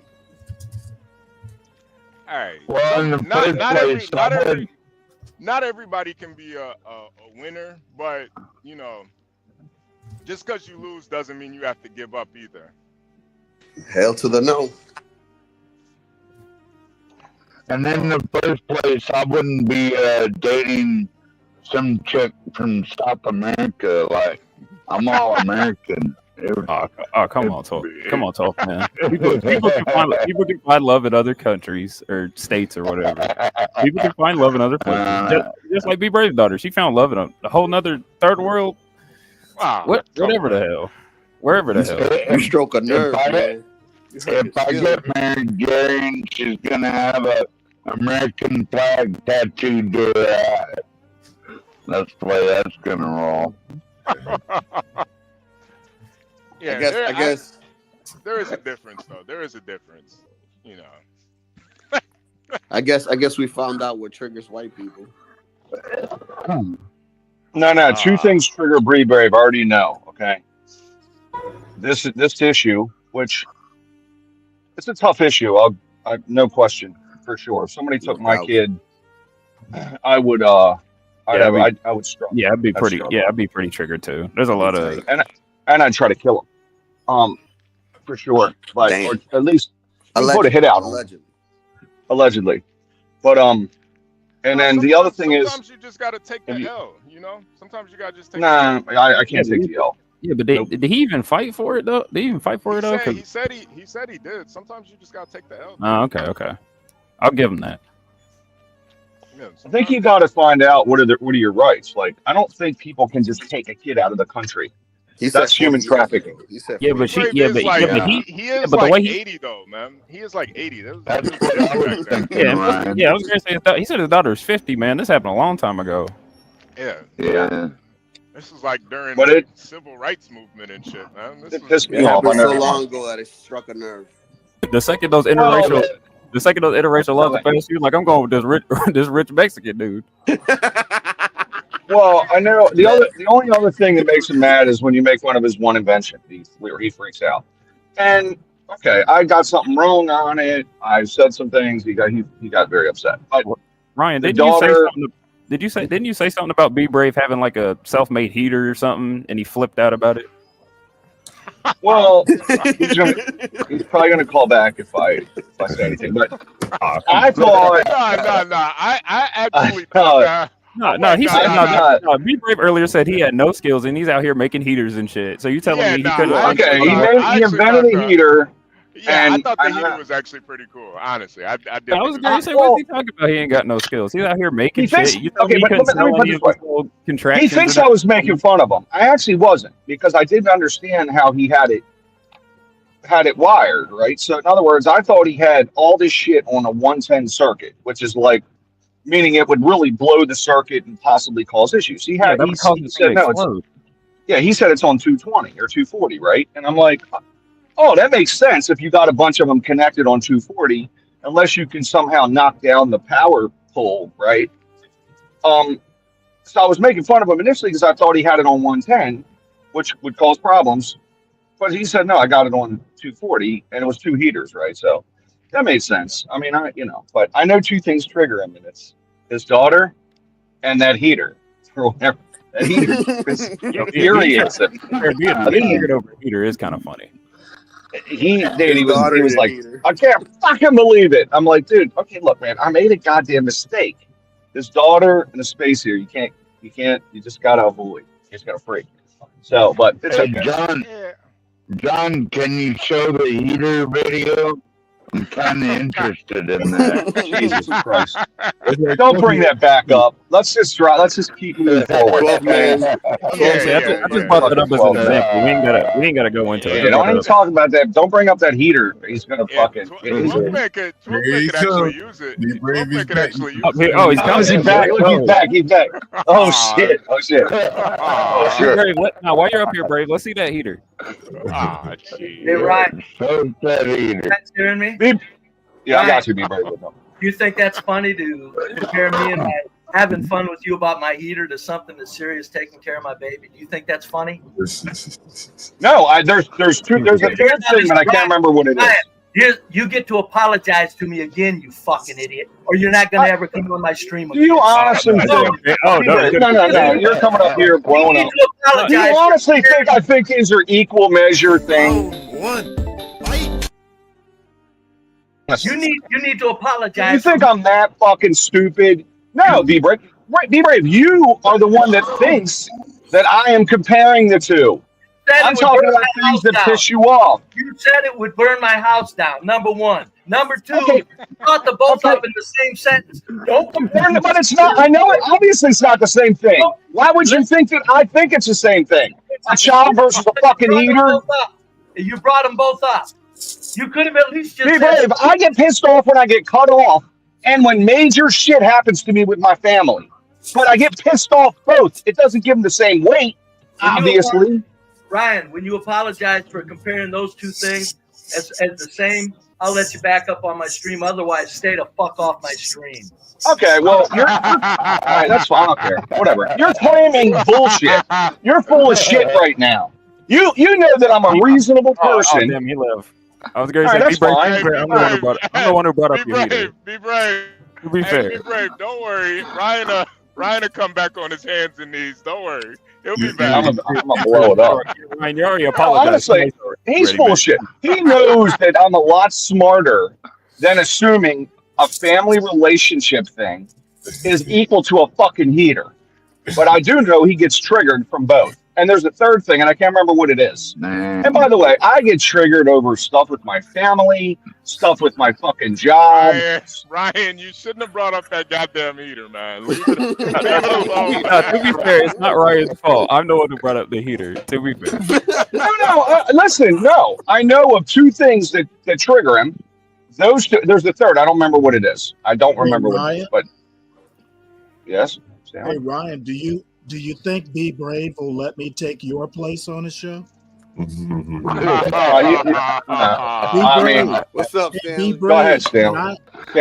Stanley, I'm wondering why you haven't headed up. I would like to take Ryan's place on the Be Brave and Think show. I mean, Stanley, I've been waiting for you. I've called you out 10 times. Where's Stanley? Stanley banned? I was on. I did a show last night. Where were you?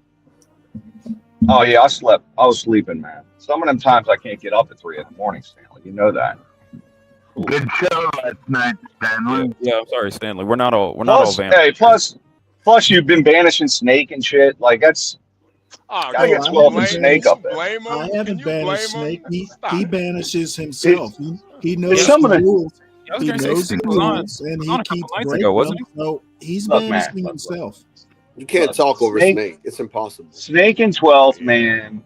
It's some of the greatest YouTube moments in history. I'm just going to tell you right now. HB knows. HBC. You know what the problem is, Ryan? They can't. Motherfuckers are going crazy up there. One of them. They're having great moments and black out during those great moments. No self control. Man, this is wild. They're both going in on Stanley. It's so fucking funny. Yeah, Solid Snake is sometimes he's kind of insufferable, honestly. Like I like 12th Man, but Solid Snake, I like Solid Snake too, but sometimes he's just insufferable, man. Like man. I've said many a time. HB, what you talking about? Look, he's got. Hey, if you can filter through some of it, there's a gem or two in there. Okay, if you can filter through some of it. Now Stanley says there's no gems from Solid Snake, and I don't agree with that. We got men of the prize at a Solid. That you don't agree doesn't really matter that much to me. Well, I know it doesn't. I'm just telling you. They pretty much know me by now, so I just assume they banish themselves. They come up just for me to get pissed off and put them in the back. Yeah, I don't disagree with that. I don't disagree with that. To be fair, I think Solid Snake might kind of like it because he enjoys it way too much whenever you. Well, the funniest thing, he sticks them in the bag. Like Solid Snake's just in the middle of a run-on sentence that's like 4 minutes long. He gets stuck in the bag, and Stanley will bring him back. Like he'll be like, "All right, let me bring Solid Snake back up," and Solid Snake's still talking. He's still just fucking going. This is awesome. Solid Snake, great. We know why Solid Snake acts like he does. We don't know why Be Brave acts like he does. So, I'm hoping that maybe Solid Snake will do a trade and let me come up on his show. Well, I think you should definitely. I don't know what the topic will be today. For Brave, I haven't looked. I'm not allowed on the show apparently. Brave goes on other shows and banishes people. I just want to go up and be on his show. Maybe. Well, Be Brave. Yeah, Ryan. If you want to go on your hands and knees for the third time, that's on you. I don't know about Stanley though. I mean, I don't know. Here's an idea. Let's do a Stanley and Be Brave show. Well, I think the thing is though, Stanley, like Be Brave, he wants to do it in a more you go for 2 minutes, he goes for 2 minutes, more structured. I don't think I don't think you can do structure, Stanley. I don't think Brave wants DEI for stupid people. I found the perfect mate for Be Brave yesterday. Do that. I'm not going to treat Be Brave like he isn't stupid. Well, Stanley, isn't that the point of DEI though? That's kind of the whole point of it. Well, yeah, and it's designed for people like Be Brave. Just in general, though, DEI is to well, you know what? I don't want to get deep into DEI because I don't need it, but Be Brave does. He does got that one girl up there. If Be Brave will come up on my show, I'll give him DEI as long as he admits he's a DEI panelist. Yeah, Be Brave made that heater off of DEI. Hey man, you can't mess with the heater. John is the Robin DiAngelo of the internet. So, and here's the funniest part of it. If Be Brave read my comments, I was saying this is a tough issue when you have family and you're separated, and he's got no money, and she just takes the kid. Like that fucking sucks. I would want to kill her and that dude, and I'd want to blow up that whole retreat where they moved to and get my kid out of there. That's what I would want to do. And my comments were just that. What are you talking about? What retreat? Apparently, Be Brave's daughter got taken to a guy, and that guy has a compound. Yeah, he had a kid, and he was taking care of the kid with the wife. The wife said, "You ain't got no money, I'm moving," and took the kid to South America. I wonder if that guy has more than one wife, because people who usually live on compounds usually are poly. She took the money, right? She took the kid. Which, if that happened to me because some rich guy was able to do it, if I didn't have any money. Oh, she went for a rich guy. Yes, she went for a rich guy. Well, what? And so, but Stanley, if your wife took your child to another country, you would be ready to kill her. Be Brave or rich guy? Tough choice. I mean, Stanley, you're in the same mindset as his wife, I guess. the point is, it would infuriate me, and I would try to get my kid back in some way. But if you don't have any money, it's hard, man. You're going up against the Wait. Let me. I wanted to ask John. John, is there any updates on diabetes foot? Is there like have you heard anything about? No, I haven't heard anything. I'm gonna go back over there today. Yeah, John. So I was gonna ask, did you get any footage? Because there's a couple people in chat who were asking for footage of you cleaning up the. It doesn't have to show the body, obviously, but. No. Hey, he's gone. Gary, and you can narrate. To be fair, that would have been. To be fair, I would have clipped the shit out of it if he did. So. To be fair, I believe you guys. I gotta get any matches and shit. You know what I mean? Oh man, yeah. I wish I could record it. That smell of death. Gary, have you thought of taking up mortuary studies? Gary, you actually have like a great undertaker. Yeah, I was about to say that, Gary. You have like the personality of an undertaker, honestly. What? Yeah, you. It's like we are here to show you the time of bereavement. Should have seen Gary, and last night he had a red shirt on. And you're out here making fun of me for border control fit. Yeah, you look sharp, bro. I do appreciate it. Thank you. Yeah, John, He's man. dressing up for Lolo. He's trying to get in competition with Universal Jones. Oh, heck. That's what it is, 12 minutes. Yeah.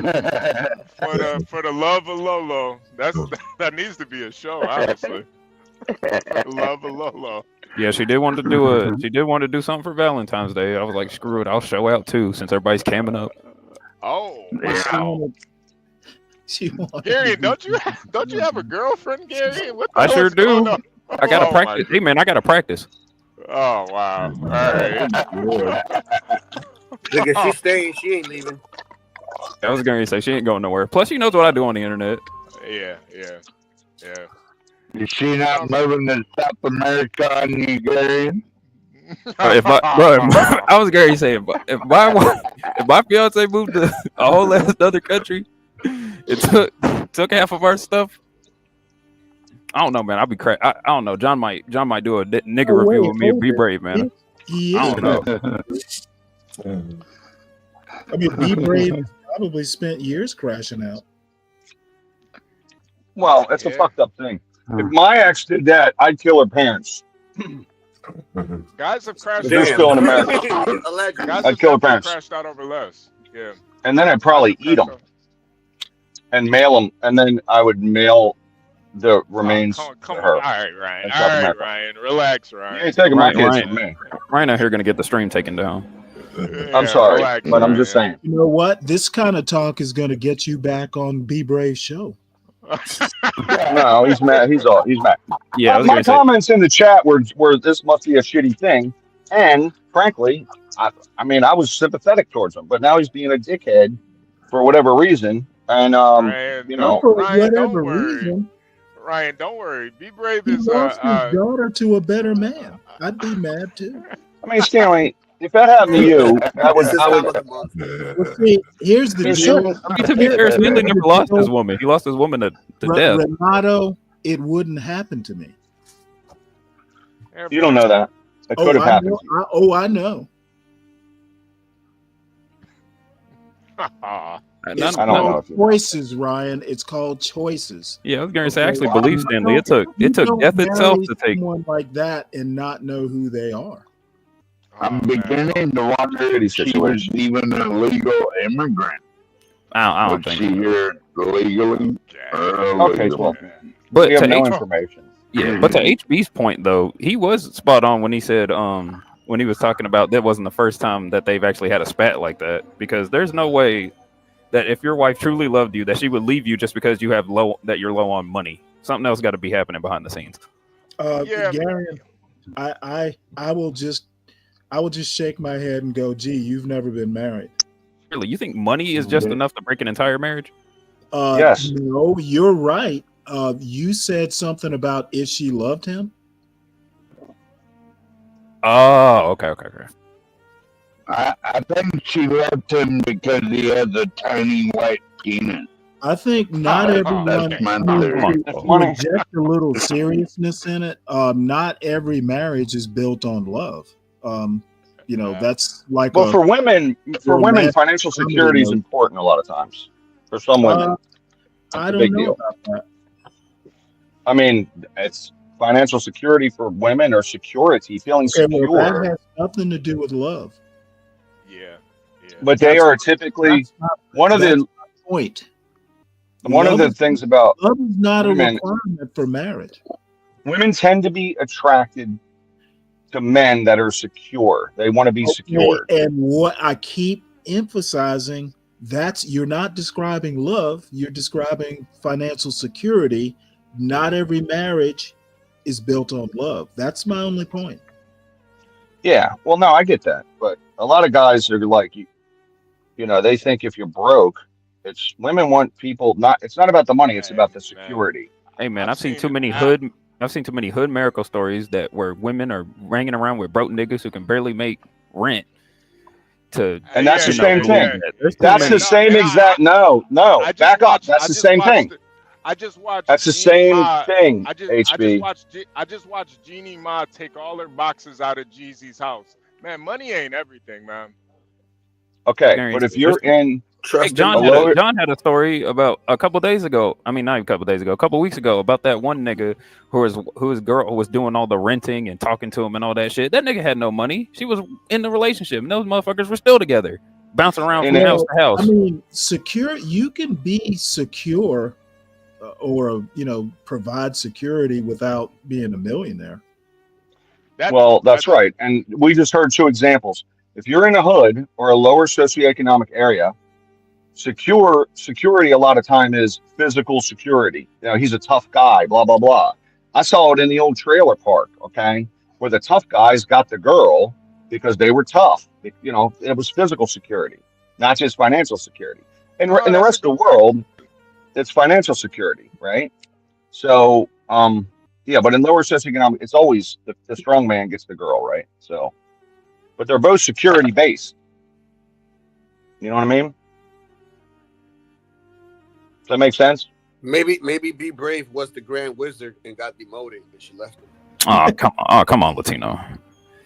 I think if anything, Be Brave was the male wife. He did all the work. He did all the he did all preparations. He dedicated his entire time just to raising the kid, and he wasn't, he didn't do anything to keep the marriage going outside of, taking care of the kid. And all she had to do was sit there and rub his feet, maybe cook his meals. And she was like, "This nigga boring," and he broke. So she left. That's why she left him for the Mexican, bro. Yeah. That makes sense. I was gonna say a lot of these marriages literally end because, at least from what I've heard, a lot of marriages actually end because there's just not any spark in the relationship anymore. And the woman always feels unhappy. Yeah, you ain't got no passion no more. Brave was probably spending so much time working and doing all that trekking around, going from one job to another, that he didn't, try to actually take care of his wife in romantic sense. I think we should go for the simplest answer, which is, have you ever heard Be Brave on a panel? Be fair, yes, he is pretty petty. That shit that he pulls on the panel, there's probably multiple topics that he does the same way.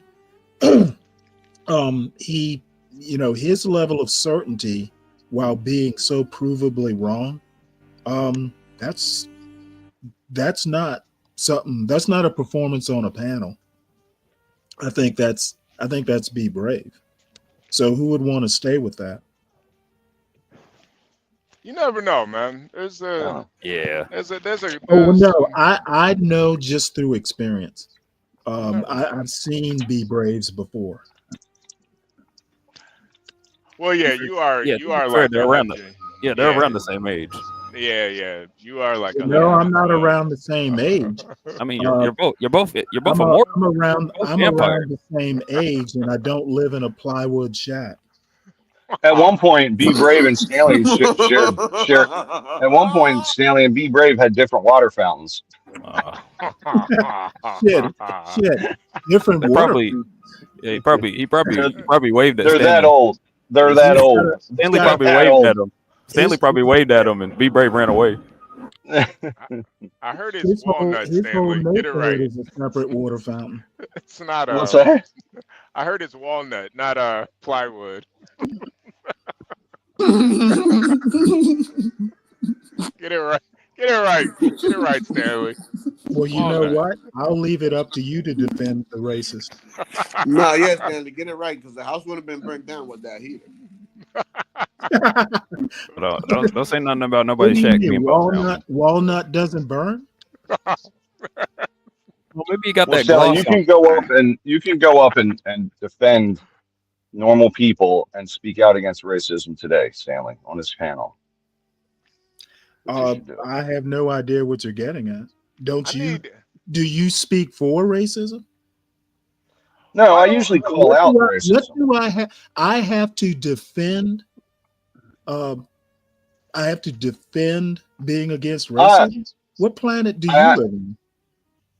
I just don't see anything wrong with racism, Stanley. I don't. Yeah, well, you know what? What can I say? I'm not going to convince you it's a bad thing.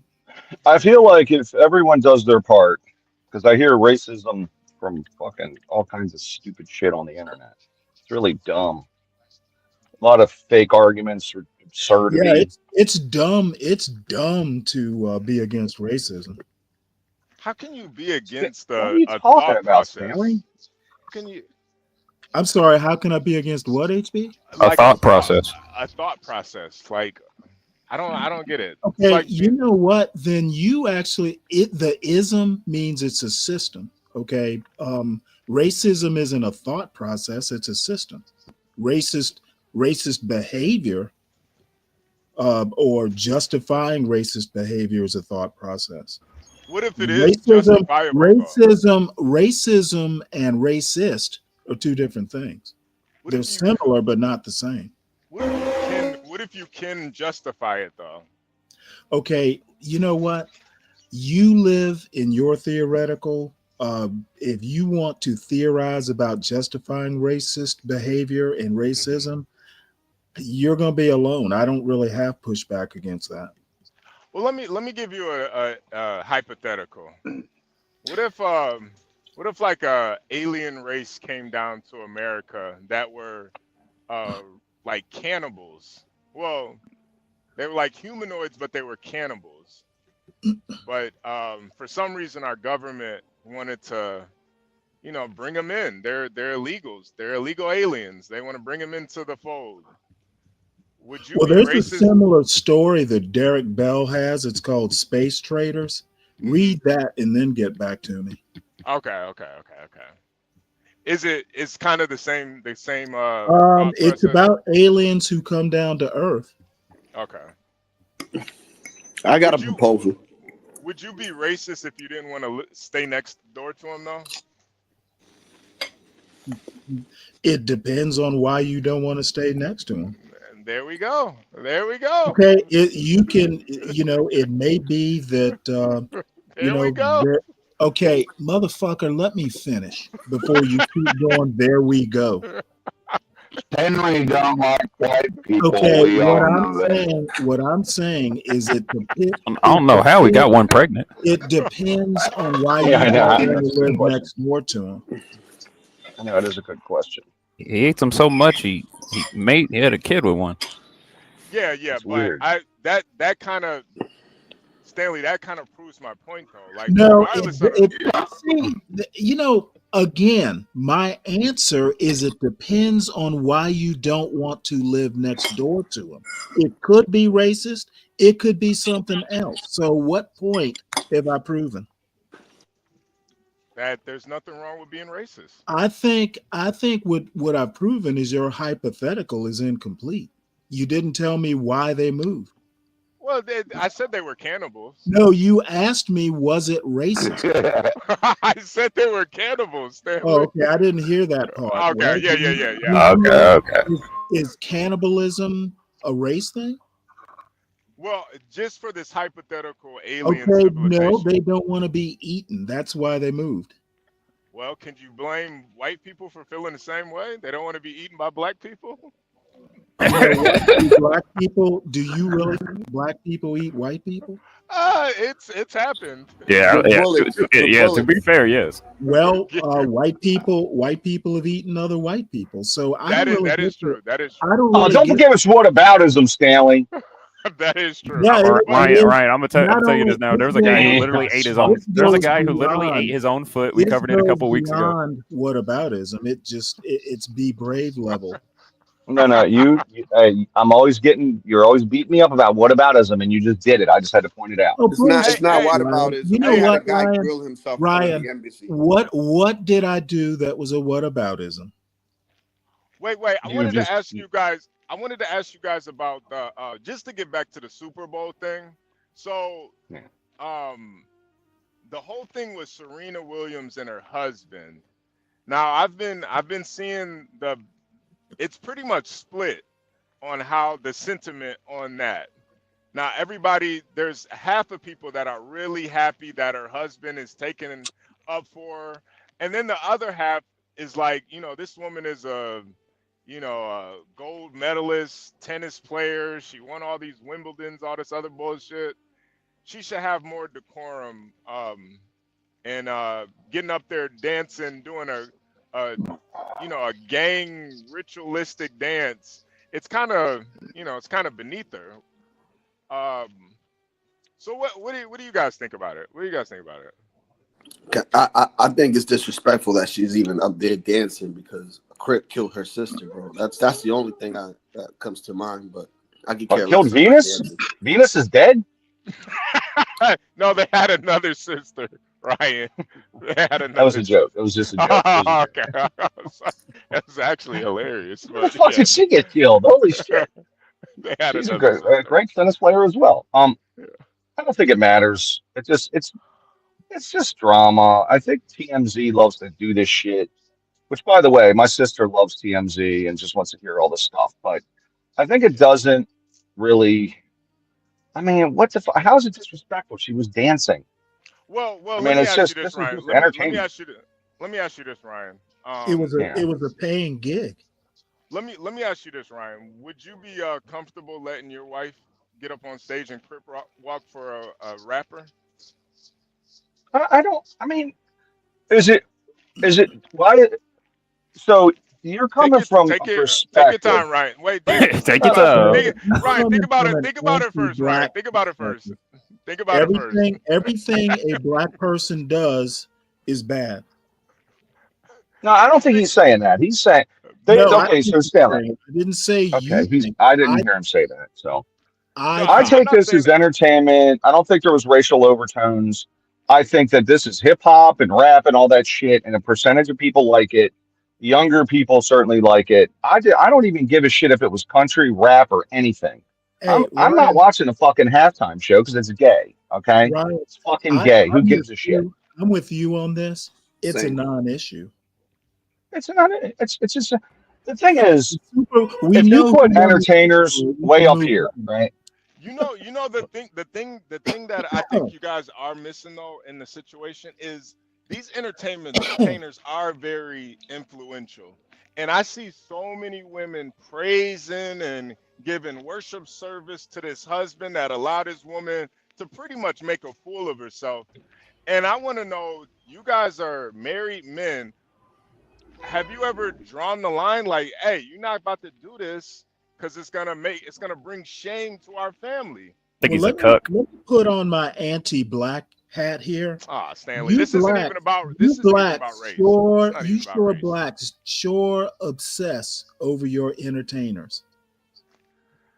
That's where I'm at. I To don't give be a fair, shit. that is a problem. No, It's no. I mean, think about this, like man.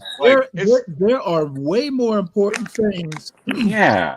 than than Serena Williams crip walking at a halftime show. I mean, so if we were in England like 500 years ago, like these are the court jesters and jugglers and thespians. Like nobody gives a fuck about what they think or what they do. Just let them go entertain. We're taking this seriously, aren't we? But look, Aventura had brought up a chick to his stage, and that dude divorced his wife immediately. So Who gives a fuck? HB might have a valid point, but I don't No, think that guy really cares. HB has a valid point about someone dancing on a stage. I mean, it's not like she danced provocative on the dude or anything either. So Yeah. Nah, but the whole Dancing on a stage is worthy of serious contemplation.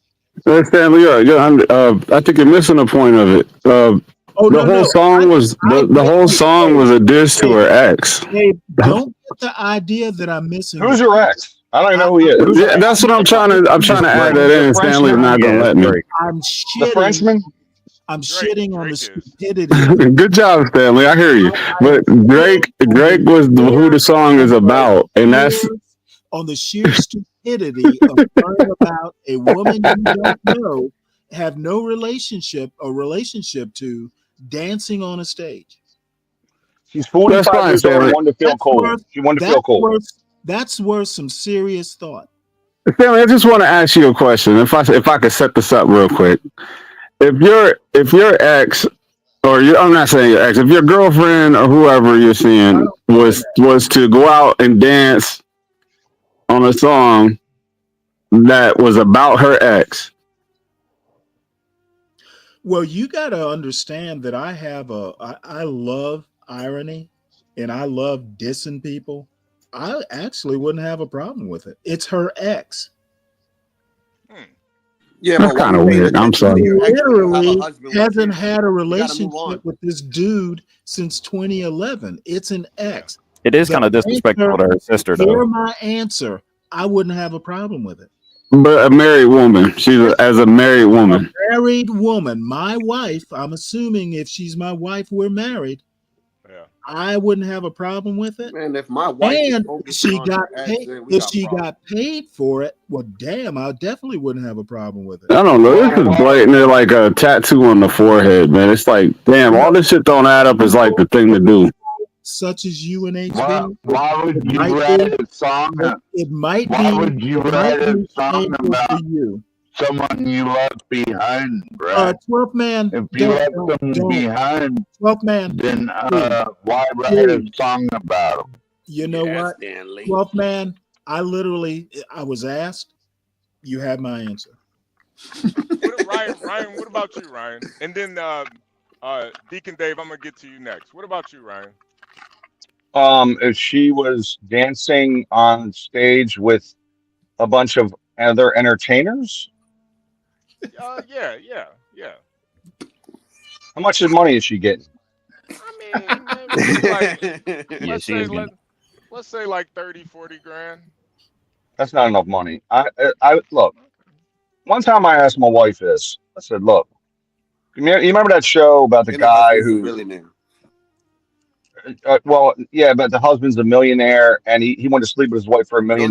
Billionaire. Oh yeah. I know what you're talking about. Yeah. And I said, honey, what would you do? She said, oh, I said, what about 10 million? She said, I'd never do that. I can't believe you'd say that. And I was like, well, you better. Damn, 10 mil, Ryan. Hey, you fucking come home. You come home, and it's a $10 million deal. Fuck, you better be doing that shit, or I'll leave your ass. You know what I'm saying? Deacon 10 million. Hey, for 10 million, I'll sleep with him. Oh, okay, Ryan. Right. Let me get Ryan out of here. I was just about to say that. I was like, we got to get Ryan out of here. Yeah, I see why Be Brave can't stand you, Ryan. HB would too. Nah, HB would too. It'd be like 10 million. Fuck it. Nah, I'm not getting my. I got I'm not getting my seal broken for 10 mil, man. Fuck HB, that. listen, man. Listen. I ain't getting my letter. You're only gay if you like it. You're only gay if you like it. Okay? Oh, come on, Ryan. God damn, Ryan. This is where we don't cross the line, man. We gotta draw a line somewhere, bro. I'm just fucking around. And she said that. Well, my wife said, I'd never do that. I said, you better. Deacon Dave, what about you, man? What about you? I'm sorry, you gotta repeat the question. I'm over here with the boy. All right. So basically, how do you feel about the husband supporting her in this endeavor And would you allow your wife to do something like that? And would you support her in that endeavor? Basically, go crip walk on stage for a rap song. No, just the basic crip walk on stage for a rap song won't bother me, but like there's so much behind it that I just can't get over. Like you trying to shine out there and show the public your face because that was your ex. That's one thing. Yeah. The Crips killed your sister. That's another. I don't care about this whole situation. I'm just answering the question. Yeah. But yeah, I think it's a low. There's something wrong with your judgment if you just going up there for free and doing it. Yeah. You know, Nobody needs to see you, bitch. You play tennis. Go sit down somewhere. yeah, you know, the thing about it, how I feel about it, is that he supports it. And you know, that it's to me, it's one thing when black people, you know, support degeneracy and gang culture and just basically negativity in general. But when you got a millionaire white boy Well, he's not saying, a "Yeah, millionaire. honey, I support you," He's a billionaire. Billionaire. billionaire white boy supporting it, saying, "Yeah, honey, I support you." Billionaire? Yeah, he's a billionaire. Go crip walk Lord. and Crip uplift walk the on gang stage. culture and the gang lifestyle to the masses. Make it seem cool, honey, and I'm gonna support you. And then you got a bunch of black women saying how supportive he is.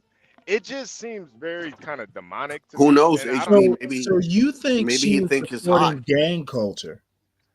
what is a crip walk, Stanley? You ever crip walk before, Stanley? Okay, Most people don't know what the fuck it is. Most people don't even know what that shit is.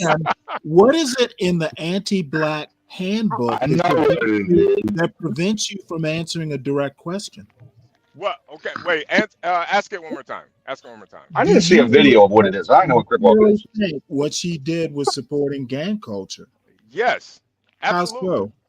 Because it's a dance that celebrates the Compton Crips. Okay, you know what? That dance is mainstream now.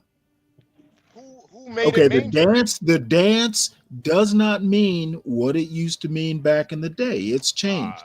No, Stanley. And you need to change with the times, old man. Stanley, that's where you're wrong. No, has, HB, don't tell me I'm wrong because no, I know you're I'm wrong. not. You're 100% I am not wrong on this one. No, you're wrong, Stanley. You're wrong. Oh, you know what? You like Be Brave think you're right just because you say it. No, I know I'm right. No, I don't think you are. No, Stanley, you know that the twist is a gang dance now too. Okay, all I'm saying is that the whole gang culture is mainstream now. Wait, hold on. I think we should ask Boy on this. We need another black woman. Are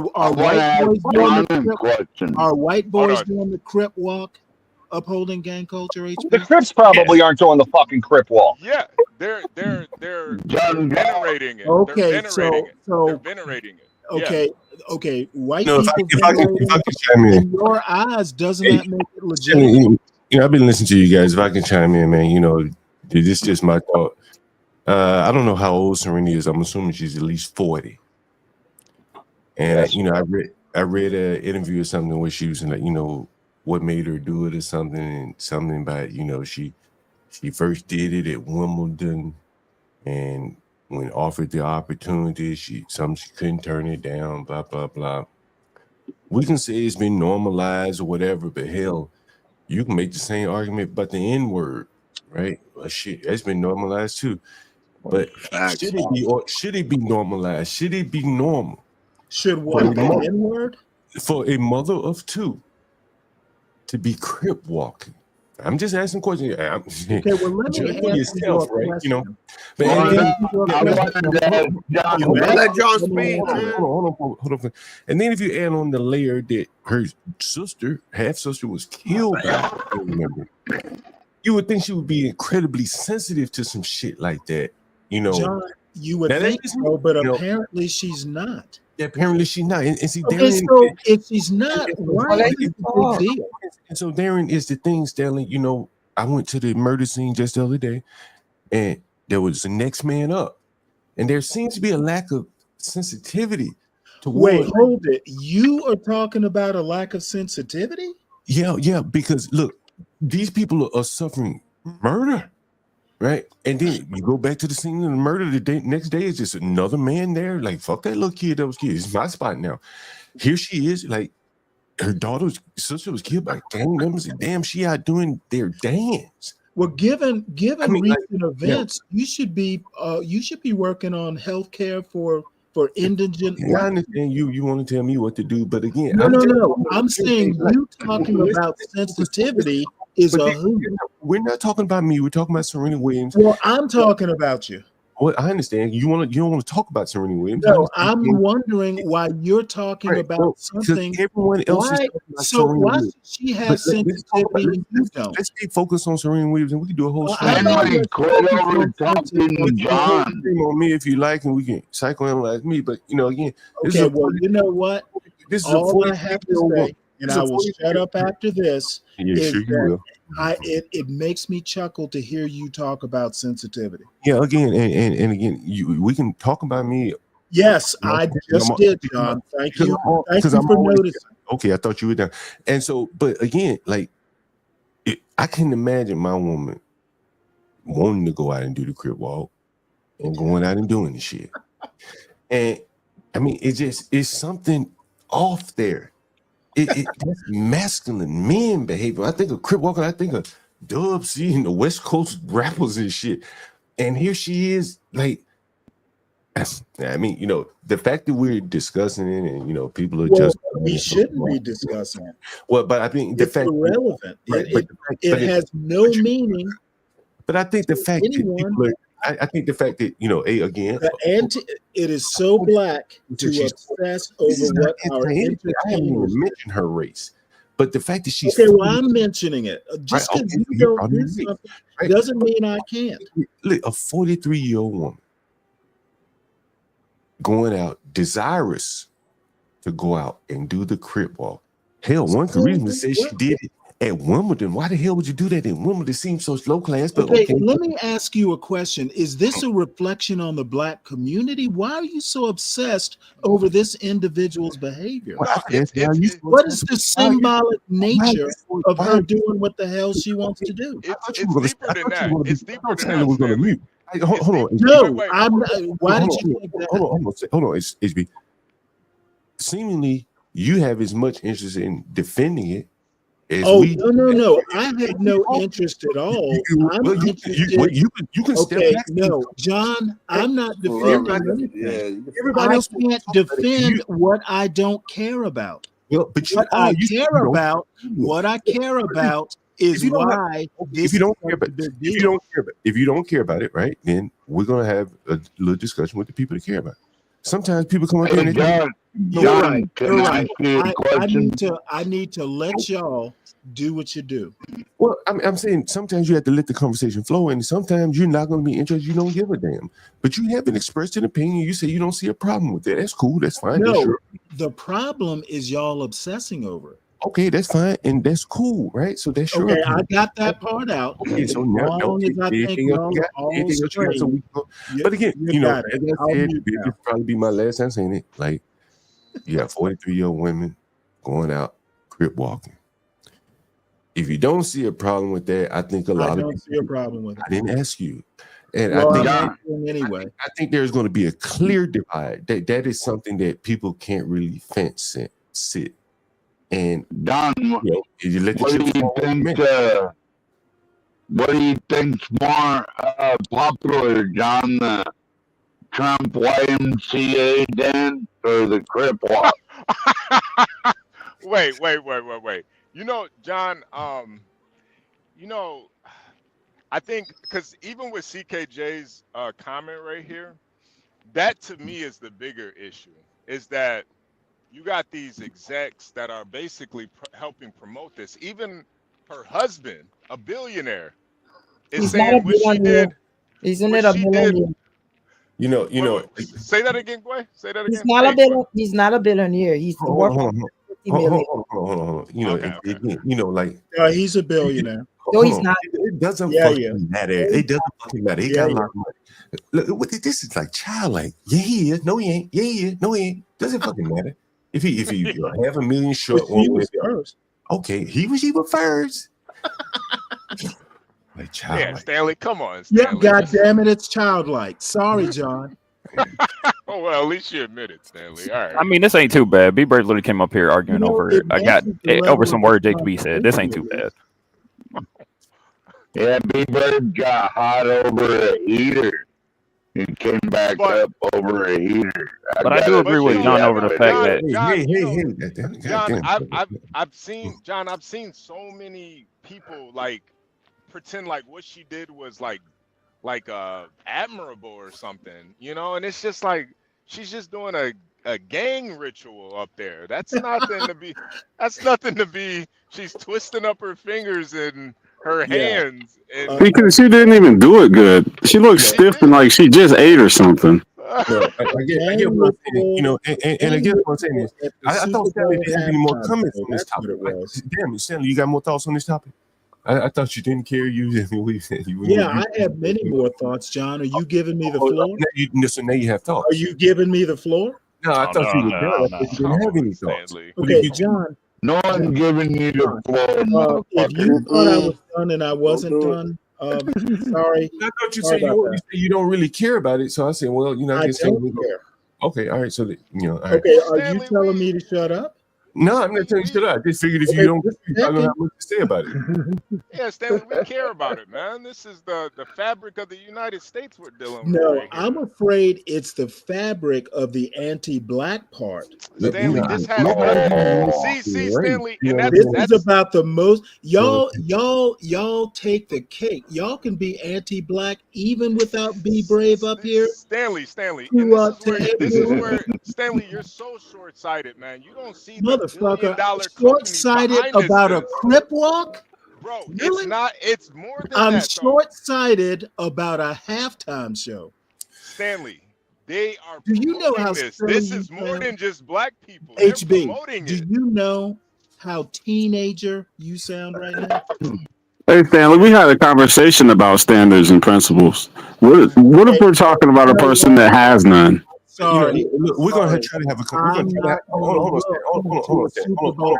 Just put a Papa Balloon video. Hold on. Everyone be quiet for a second. Stanley, we're gonna try to have a conversation. There's a comment up on the screen here. CKJ3 said, I just seen a group of white soccer moms singing Glorilla. John would not make that a topic. Again, man, you know, I think that is the biggest, you know, the biggest problem that I see with a lot of black people, if you want to make it about race, since CKJ3 brought up. Let's make it about race. Like, he sees white bad behavior or behavior that he may not see becoming. And that, I guess that would be a justification, right? What do you want me to say? Well, they shouldn't sing that too. Does that make you feel better? But we just had a woman crip walking, right? And I guess now that you got the woman Glorilla, so what, do they cancel each other out? Is that what you're saying? It's not a big deal. It's a question for him. Assuming he's still in the audience. You seen the white soccer moms singing Glorilla. Okay, and now we got Serena crip walking. Does that mean they cancel out? Because I'm wondering, why did you mention these white women singing Glorilla when we're talking about Serena, unless they must cancel each other out? Like one doesn't have an effect over the other because, you know, it was white and black. Again, like, I don't understand why blacks always have to point to some white person and say, well, he did it too. He did it too. I just saw some white people singing Glorilla. You know, I don't understand that. And maybe he can explain that. Well, John, I wonder why some people think gang culture should be celebrated instead of defeated. And here's the thing, though. You know, again, like motherfucker, you got some 12 steps to defeat. Glorilla is black. Right? Is Glorilla black? Is she black? I don't know. John, it's Glorilla. Glorilla. Black? Yeah, she's black. She's black. Okay, so you saw some white soccer mom singing along to what kind of music is she? Is it opera? Well, I'm assuming it's some gangster shit. No. She she does gangster rap Trash, pretty much. trash music. So at best, what he's telling me is that the white women have been brought down to the black gutter culture of singing Glorilla. Is that a win? Is that somehow a fucking win? I think it is for a lot of these black, like they know they can't make any better music. That ain't what's in their heart and their mind. That ain't what they reflects in their neighborhood. You can sing about what's around you. And so the best they can do is infiltrate through everybody else's mind with this fucking rap shit because they can't do any fucking better. Right? They can't. They put them on. We just seen the best that they could do, and you got to fucking explain what this nigga speaking in riddles is talking about. Good point. Oh my God. Yeah, that is true. I don't want to be going like 200 years in the past just to figure out a Kendrick song. You pretty much have to, man. Hey, I had a video of Ice Cube. Some white dude had Ice Cube. Today was a good day. He figured out what day it was. Like, we shouldn't have to do that.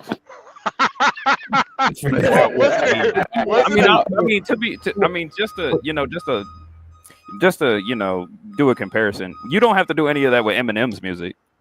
You don't got to do any of that with Post Malone's old rap music. Well, I was listening to Academics last night. He was saying some shit like, "Oh, not that faggot."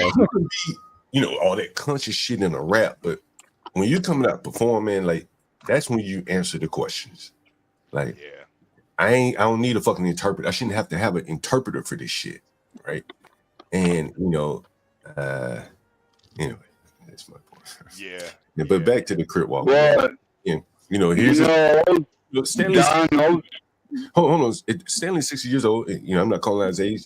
If I would have talked to my mother and told my mother what Serena Williams was doing, she would probably find that unbecoming if she knew what the fuck it was.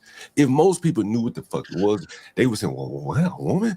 They wouldn't try to say, well, I guess it's just like the N-word. Everybody using it, everybody doing it. I don't see a lot of women doing the Crip Walk. Well, John, were the women Crip walking while they were singing Glorilla?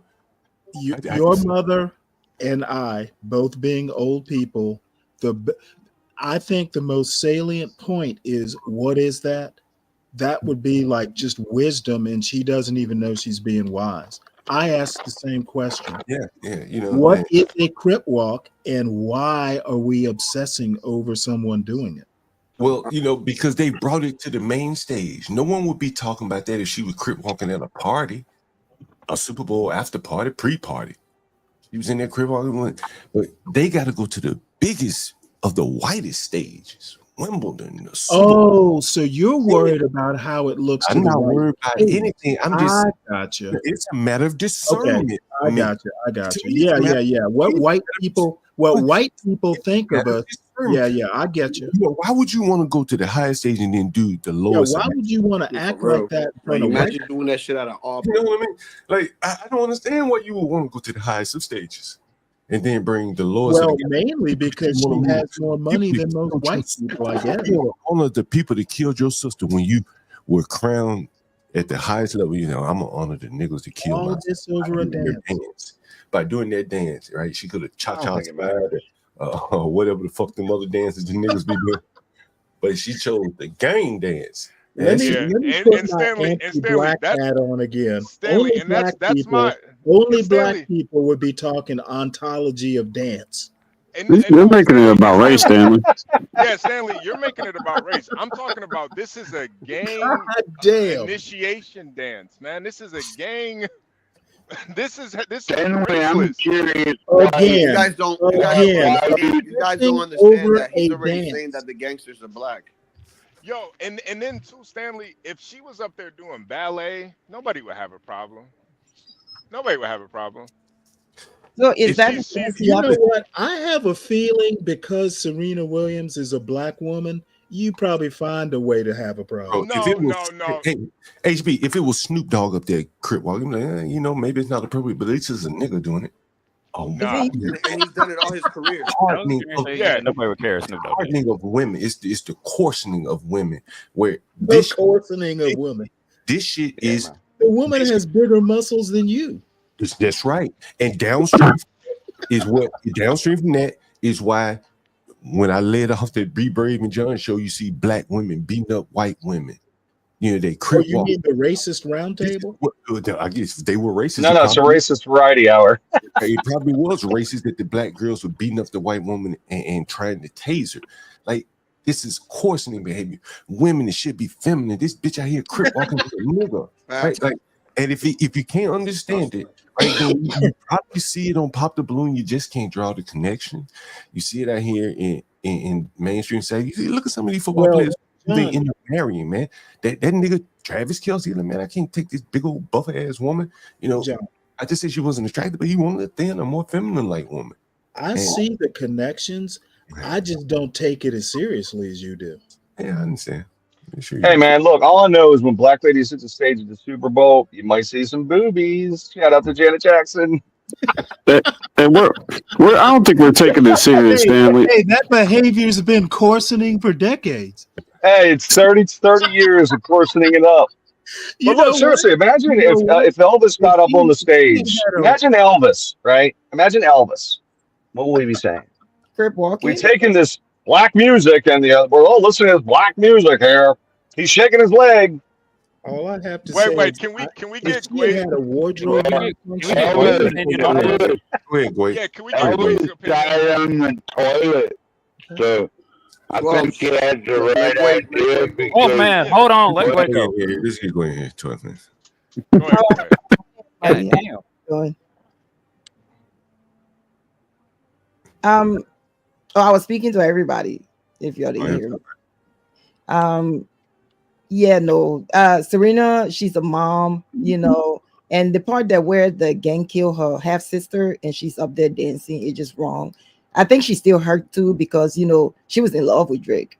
You know, she really thought that, you know, they were going to be in it for the long haul, and that didn't happen. So I think it's also like bitterness too towards him. So she's no kidding. It's her look good.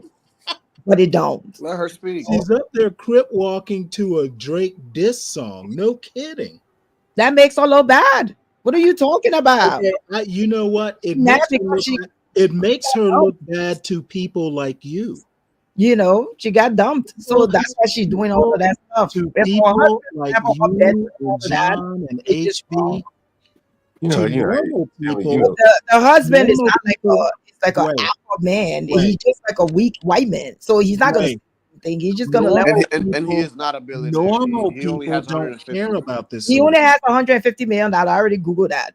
Like, he is not, you know, so he's a billionaire, and normal people don't care about this stuff. You know, as I say, Stanley, I think the bigger thing is discernment. And, you know, a lot of times you see here on this stream, people calling in, there's just a lack of discernment in, you know, how I go racial among the black people. Like shit that you don't need to see, don't need to do, don't need to say in public. A lot of times they do, and they really don't give a fuck about, or maybe they don't understand. Like maybe, you know, maybe I shouldn't. Maybe I'm 42. Maybe I don't need to do this. John, can I ask you a question? You know, mother of two girls. Can you explain succinctly why you even care about this? That is what I'm really curious about. See, you know, you keep coming back to me. We just discussed the representation of black. John, you're the one talking. That's why I can't. We talk about a lot of topics up here that I'm not necessarily passionate about. And I ask you questions about a lot of things, and because I'm interested in it as a social dynamic. Because I think, you know, I've seen a lot of women like this, and you know, if you were to extrapolate it out, these women are probably very difficult to deal with, right? The lack of discernment, motherfucker want to have an argument with you out in public and shit, right? That kind of thing. Men and the woman who wants to crip walk on the highest of stages at 42 is probably exhibits a lot of other behavior that a lot of men don't want. Now, most of them aren't going to be Serena Williams. So a man said, "Well, fuck that shit. I'll go find me somebody else." You'll go find you someone who doesn't have hundreds of millions of dollars. Well, the average man doesn't have hundreds of millions, and he dating. That's right. That's why he woman who make $45,000, $50,000, but she act like Serena Williams. and that shit don't work. All I have to say That correlation is don't work. Right? Serena Williams gets to do what she wants to do, and very few men are gonna be able to tell her what not to do. Right, that's what I'm saying. She gets to do what she wants to do, and with no discernment, she does whatever. That's right. And you know what? She has the money to get away with it. And that's the other thing, right? You know, Well, money. John, I don't understand why so many blacks embrace gang culture. I mean, isn't that anti-black? Well, her You know, it would help your cause if you didn't slur your way through it. Oh my God. No, 12 man, you're spot on, man. You're spot on. And that So to me many- is the bigger Yeah. issue. You know that- what? Spot on. Drill music. You That's got a talking about killing other black people. Like, that's just sick. It's really Yeah. sick. I mean, it's a death cult, basically. That's Yeah. Let me it is. Let me ask you this question, HB. If King Von was alive today and he was as popular as he was, he would be a bigger draw than Kendrick Lamar. Oh, big time. Would it be King Von? Yeah, he was on his way. Halftime show. He was on his way. Right, and this motherfucker was a serial He was killer. on his way. Then what happened? He got killed. Okay, my bad. Would it be okay to put King Von? He got murdered. Because if you can put gangs and shit, why not go all the way? Go full hog, right? Yeah, no, that to me is really the biggest issue. Like, and that's why, John, when we were talking about how hip hop is something that you don't really feel like proud about telling people that you listen to it. And it's one of those things where it's like, it's nothing to be proud of. Yeah, I like rap. Yeah, I like hip hop. But I'm not about to, when I have kids, I'm not about to play that shit around my kids. I'm not about to go to, I'm not about to go to the Christmas dinner at my job and say, hey, put some King Von on. Yeah, let's turn up. I'm not about to do that. Okay, so HB, help me here. What's your point? My point is, when you promote it on this type of level, it's degeneracy. Okay, and Stanley, my biggest sound like a hypocrite. Stanley, my biggest issue is that they choose to always make black people the face of degeneracy. Yes. Okay, what you don't seem to understand, HB, is it's black people agreeing to it. Yeah, I get that. The bottom line, if you read her statement, is Serena Williams does not represent anyone other than Serena Williams. Y'all are making way too big a deal out of this.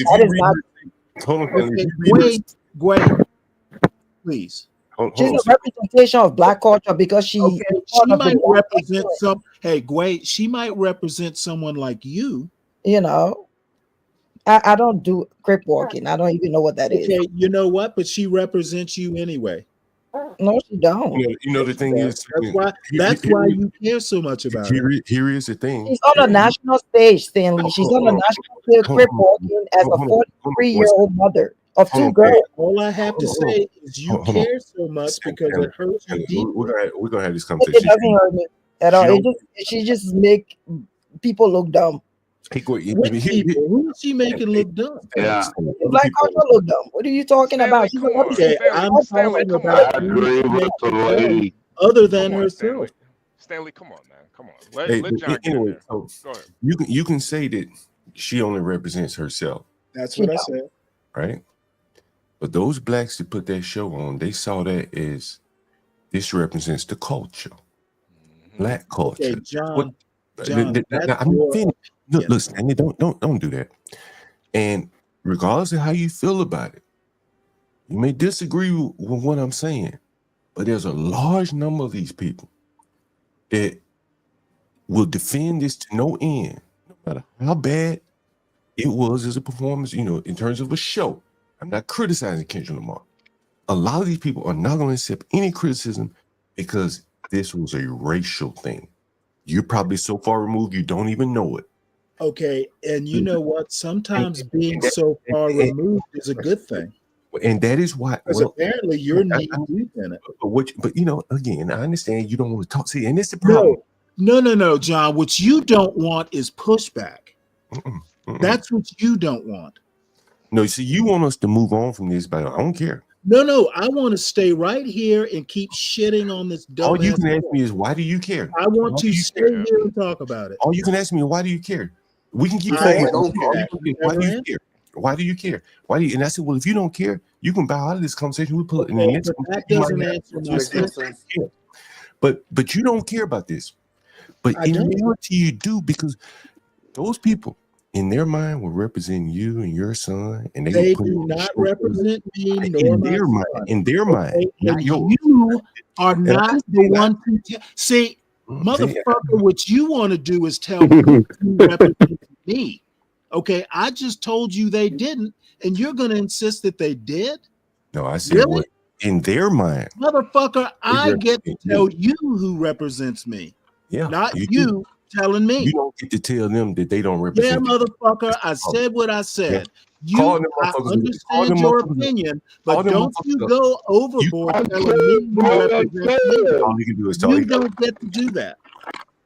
Didn't Kendrick say this is the culture when he was performing? Rap music is the most powerful thing. This is for us. This is why they don't want to define they, because they don't they don't want to draw them fucking battle line. They want to fight a cold war without declaring, hey, they is blacks or whites or everybody else or whatever the fuck, and us black, and y'all not like us, right? And that is why he is more or less in his mind and in their mind saying, we represent black people up here, and they not like us, right? And that's what it is. That's the man.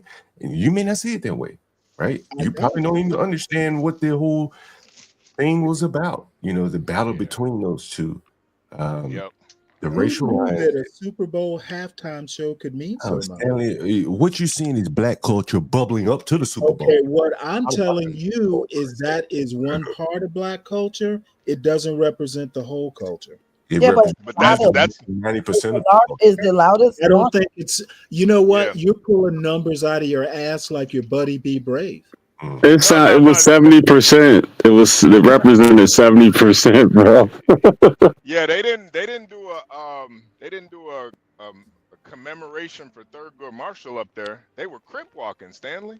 Well, that's how mainstream. You know what? Peter Carter. Hey, HB, I'm ready to talk about Thurgood Marshall on this panel. Are you? The boys. Yeah, I like Thurgood Marshall. This is a version of that Super Bowl halftime show, by the way. I was going to say, are we going to be talking about this for the third day in a row? Like this right here, HB is really, to me, is like a racial. Yeah, that's racial.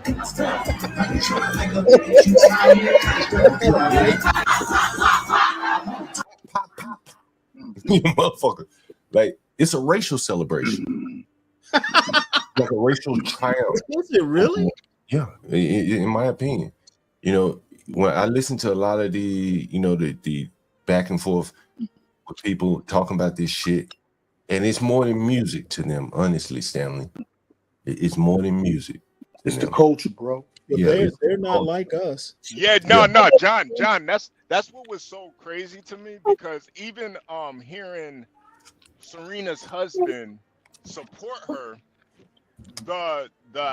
when I'm seeing the comments from all these black women basically praising him for it, you realize this is more than just music, man. Well, what did y'all expect him to do? Condemn her?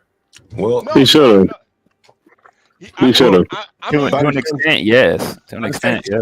Bro, there was nothing else he could say, but exactly. So you know what? Who knows what he said to her in private? But again, once they asked him the question, for the people who are fighting this battle, Stanley, this was like another triumph in the white man.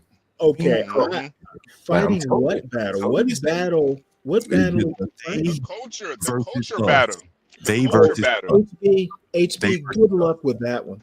They versus us, Stanley. Who do you think they is? Who do you think You know us? what? I don't care enough to find out. I leave Oh. dumb shit like that to this panel. Okay, so we're talking about that. So, All right. So who do you let's. think What, they what is? the song mean? They're not like us. What that means? Hey, why don't everyone we go around the panel? HB, what do you think? Who is being us? And also I had another question, like the dance, the crip walk, like what does that mean too? Like is that like just dancing or is that like for something? HB, who is they? Who is us? And what's up with the crip walk? Well, hold on, give me 1 second. Give me 1 second. I didn't think so. I actually got shot by Crips and Bloods in a gunfight when I was riding my motorcycle. So I think celebrating this culture, gang culture, is totally out of control. All right, so they not like us. When it first started out as a diss to Drake. He's not American. He's not fully black. Okay. He doesn't come from where I come from. I come from Compton. But soon after the song came out, it became a war cry, basically for the liberal Luciferian left. They not like us. They not. Yeah. They don't support The LGBT. liberal Luciferian left. They don't Luciferian left. That's right, Stanley. They don't support pro-blackness. They Well, don't man, support, you know how seriously I take you. They don't support black women. They not like us. They don't support You know how much DEI. I give up for. They don't support You DEI. didn't slur it, so you must Hey, give hey, a come on, guys. You hear HB tongue. Come on now. So yeah, it became much more than a song. And Kendrick has always pushed that quote unquote wokeness, pro-blackness, fake, Messiah, black Panther Messiah bullshit. Yeah, he's always kind of pushed that bullshit. And if you know anything about LA, a lot of that shit came out of there anyway. So he's always pushed that. But Yeah. also pushing the gang culture too, which is the biggest hypocrisy. So that's one part of it. Now the Crip Walk, that is basically a part of these. It's actually kind of biblical too. They in the Bible they talk about secret societies that communicate with their hands and their feet. And part of being a Crip is you twist your fingers up and make these gang signs. Amen, and the dancing is also you a got part the of that. drunk It's white man agreeing with you. the dancing is also a part of that. It's basically a war cry. It's a war dance. Like there's a Crip walk. They do the Bloods. They have a bloody walk. They got a blood walk. Yeah, they got a blood walk too. So Yeah. this is all to push. And I do believe it is all engineered. I think all this stuff pretty much Who engineers it? I think probably the CIA or something, man. I think all this shit is engineered. I think all this shit has like all this stuff that Yes, has coming out with USD. Stanley needs to go over to MK Ultra files and see how many rappers are up in there, man. Yeah, all of this stuff has like demonic origins. Like all these gangs really get down to it. They have like it's all like worshiping the devil. So all of that is like a part of their demonic death cult pretty much. And, Well, you remember Little Wayne, right, HB? Like, he came out and admitted he was the devil. Little Wayne did. Yeah. So, if that explains it to you, so for somebody on Serena's caliber, for her to do it, and for her husband to support her, white husband, I almost wonder, would he support her if she was white? That's my biggest issue. No. If she was a white woman doing the same your thing, biggest issue is a hypothetical. Because I don't see white men supporting white women doing shit like that. You know, Hey, let me look. What is there a white gang dance that a white woman could do? No, river dance. So you're looking for separate people for gang dance. What's she gonna do? The Riverdale? No. DEI John. The Trump dance. John, That's it. there is no dance. white equivalence. At least So with if white. there's no white equivalent, we shouldn't be doing it. Gotcha. No. At least Well, like CKJ3 likes to point out that he saw white women singing Glorilla. Well, why don't you point out that there are no white women crip walking or gang walking? You know what? I guarantee you. The motorcycle riders, do they have a dance and their women do it? No. Do they the Hell's Angels. Okay, yeah, I don't. have a dance. Well, 12th man rode with the Hell's Angels. 12th man, did they have a 12 or do they have a Hell's Angels? Not really. No, 12th man didn't roll with shit. If you walked up in the club without a membership, you were sure to get beat to hell. That was their dance. Okay, so they just beat people up. So there was no like symbolic dance that went with being a part of the Hell's Angels. Well, you know they can't dance.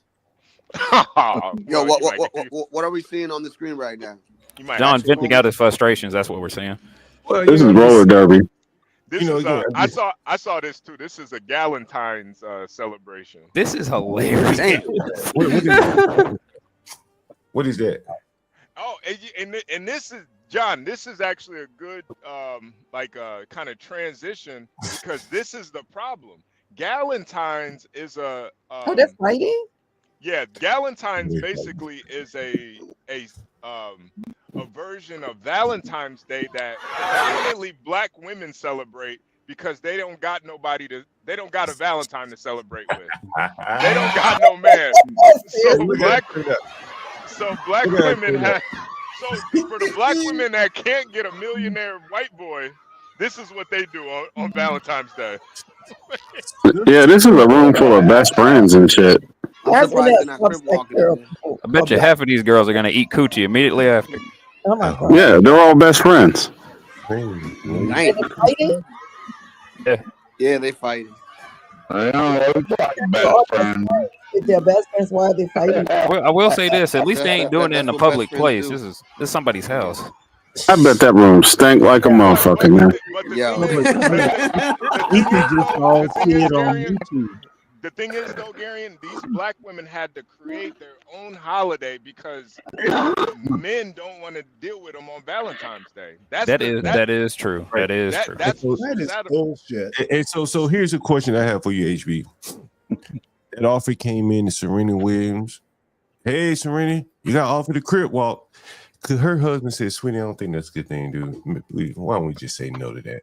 Yeah, if he had backbone, but he don't. He ain't got no spine, obviously. I told her no, bro. Let's just be honest, right? I think unfortunately, no, he couldn't say that. A black man could. Serena's father would have told her, hell, get your dumb ass off that stage.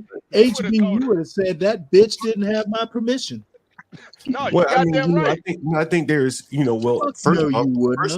first off, the woman I'd be with would have some discernment. Probably never would have been made that offer, but let's just assume she did. She would have turned it down instinctively. But then if she so thought about, well, maybe I should do it, she'd come to me and I said, probably not a good idea. That's the end of it. And she's worth more than him too. She worth like $200 million. He's gonna work 100. Right. This is not a money issue. This is not a popularity issue. That's why she's not taking any advice. She's not going to get spins or anything like that. This is just a lack of discernment, as I said, man. Like, this is a woman who the more millions you have, the less discerning you have.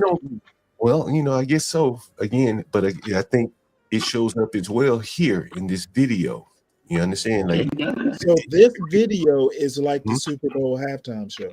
No, well, I think this video highlights downstream that same mindset, that same behavior. I'm gonna do what the fuck I want to do. I'm gonna do what the fuck I want to do. I'm a crip walk. I ain't got no discernment.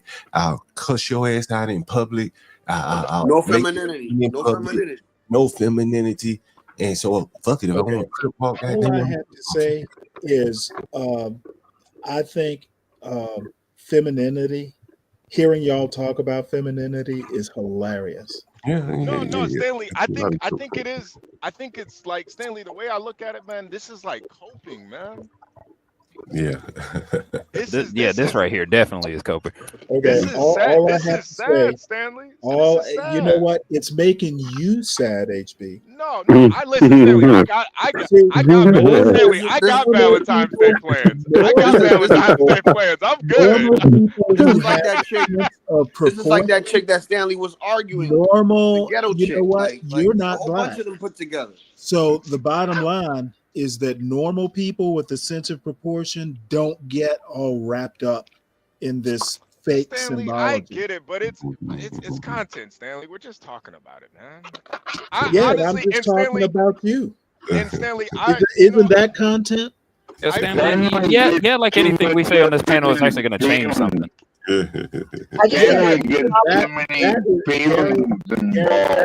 Excellent. That's an excellent point. Yeah, I was going to say. This is just this is technically, if anything, this is just a big old diary that people can talk, that people can interact with. That's what this is. It's a big old diaphragm. What were you saying, I think he has a problem with critiquing the bad part of black culture.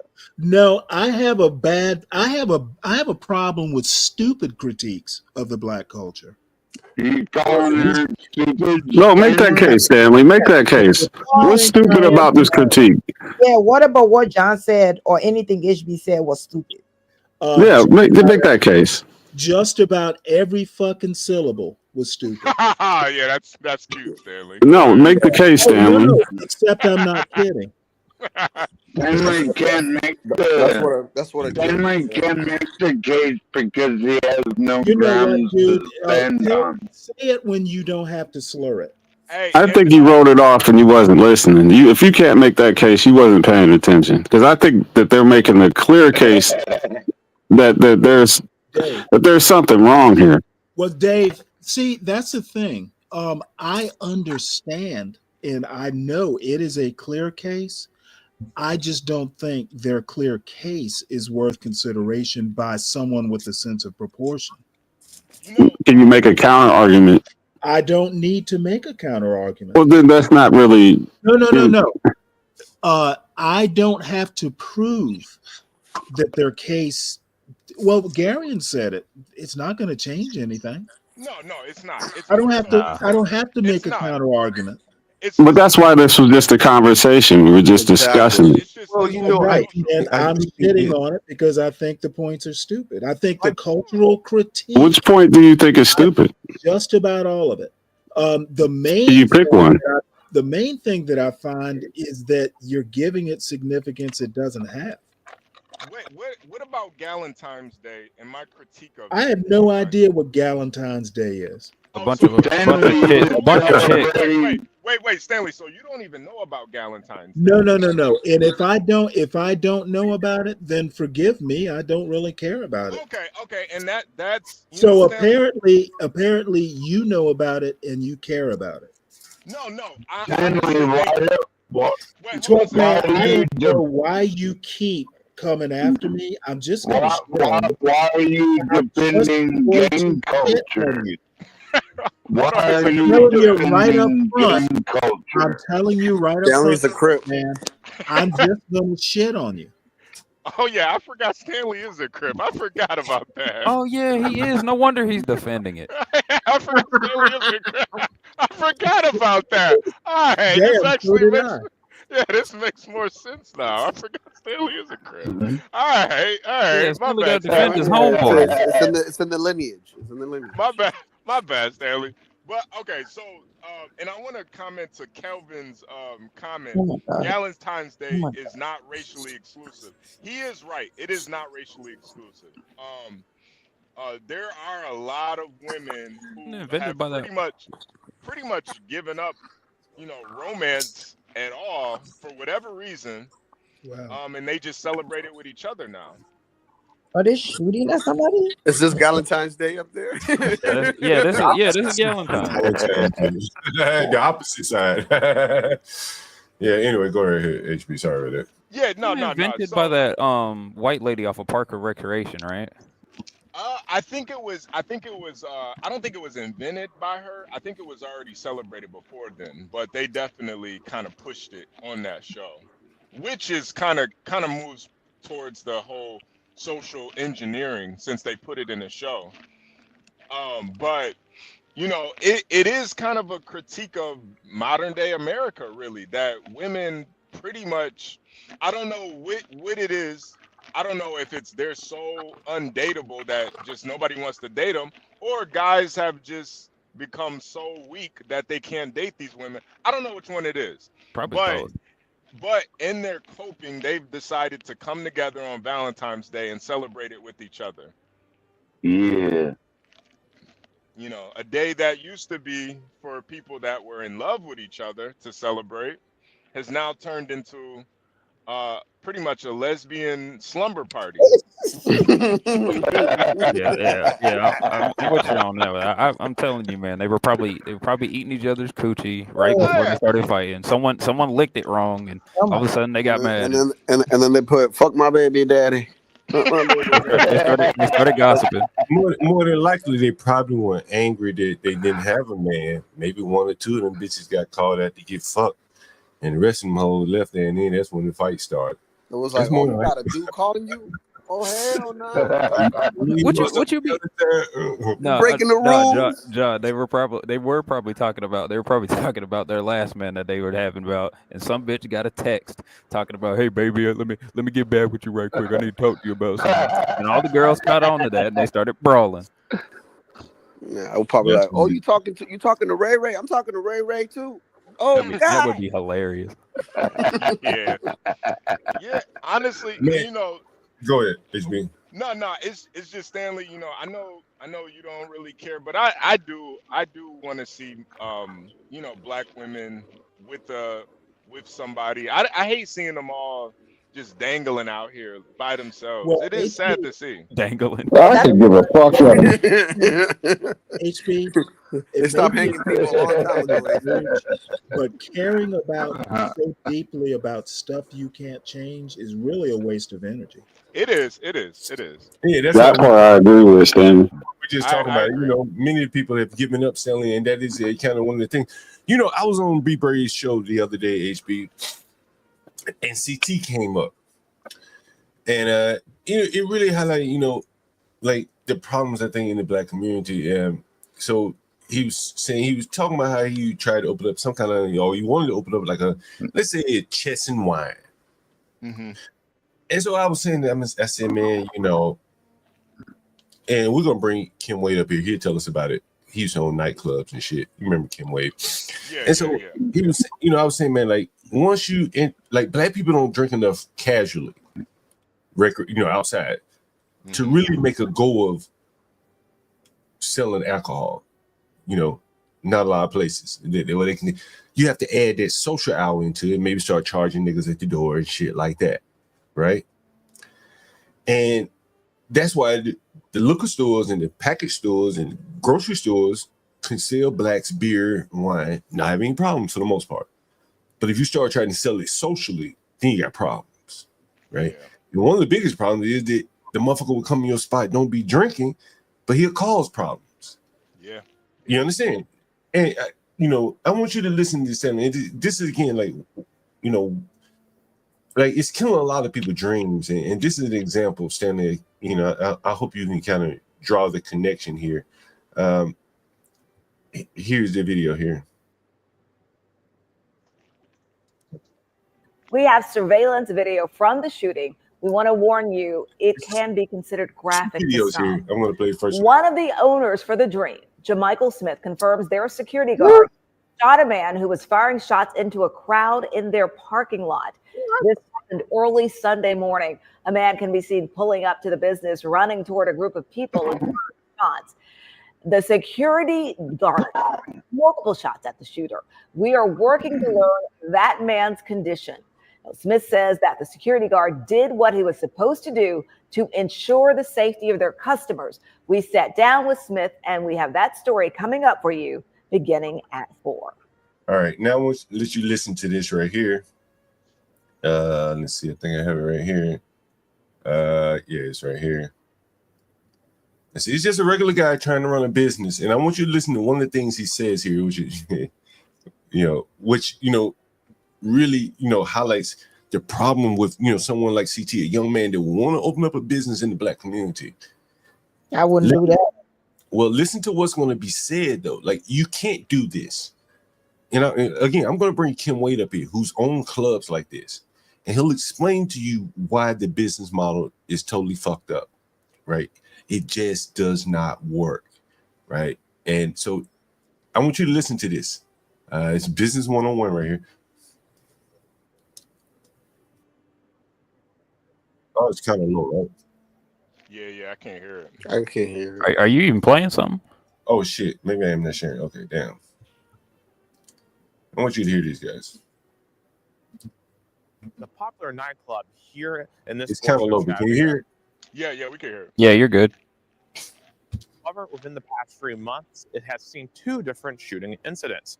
This morning, a hearing at the Chattanooga Beer Board concerned the very first incident, and the club's response to that shooting was at the center of the debate. Very fortunate that we didn't have an incident of folks getting trampled or a stampede or something like that. The surveillance footage captured the moment shots rang out inside of the Dream. You can see dozens of patrons scrambling to get out of the club. Some, however, seemingly ignored the shooting. Shortly after this, you'll see some folks come back and ordering drinks and stuff like business as normal. As officers tended to... So you heard that part, right? Yep. After the shooting, people came back like, well, shit, nigga laid down. Well, cut the music back on. Wounded. That's crazy, bro. Information. No remorse, no nothing. No. Josephus Reed defended this. So you had a room on Facebook that 4 different guys had 4. HB, you gonna love this, right? Because this really represents like the oh shit. Is hood conservative in the audience, man? Is hood conservative in the audience? Oh man. 4 different guns in there. So when you're going off just hearsay, you shouldn't speak on hearsay. You should only speak on facts. Reed did admit there were security lapses that night. The metal detectors were broken by the cleaners. People. Nah, come on. Yeah, it's number 1. Yeah. That's number 1. Came in and cleaned. They dropped the metal detector, let us know that they had broken. This is the only reason the metal detector was down. Yasmin Springs, who founded and owns the club, said all the security working that night was fired and has been replaced. As a beer board arbitrator... Well, no, first they said they did a good job. They did what he was supposed to do by shooting at the nigga, which probably was, nigga needed to be shot at if he's shooting. Right. But then they threw him under the bus now. They fired him, right? Like, what the fuck did you want him to do? Shoot back or just hold his gun? Has been replaced. As a beer board arbitrator recommended they lose their alcohol license for 5 days, he argued the situation was to some extent out of their control. So now listen, he about to lose his lookalikes, which means basically he's not a club anymore. He's not a business for 5 days. Wait, John, what city is this in? This is in Chattanooga, Tennessee. So this is not even a big city, right? Right. But this shit happens everywhere. Right? Oh yeah, nah. I know a club owner who this same situation has happened to him. And this is kind of par for the course.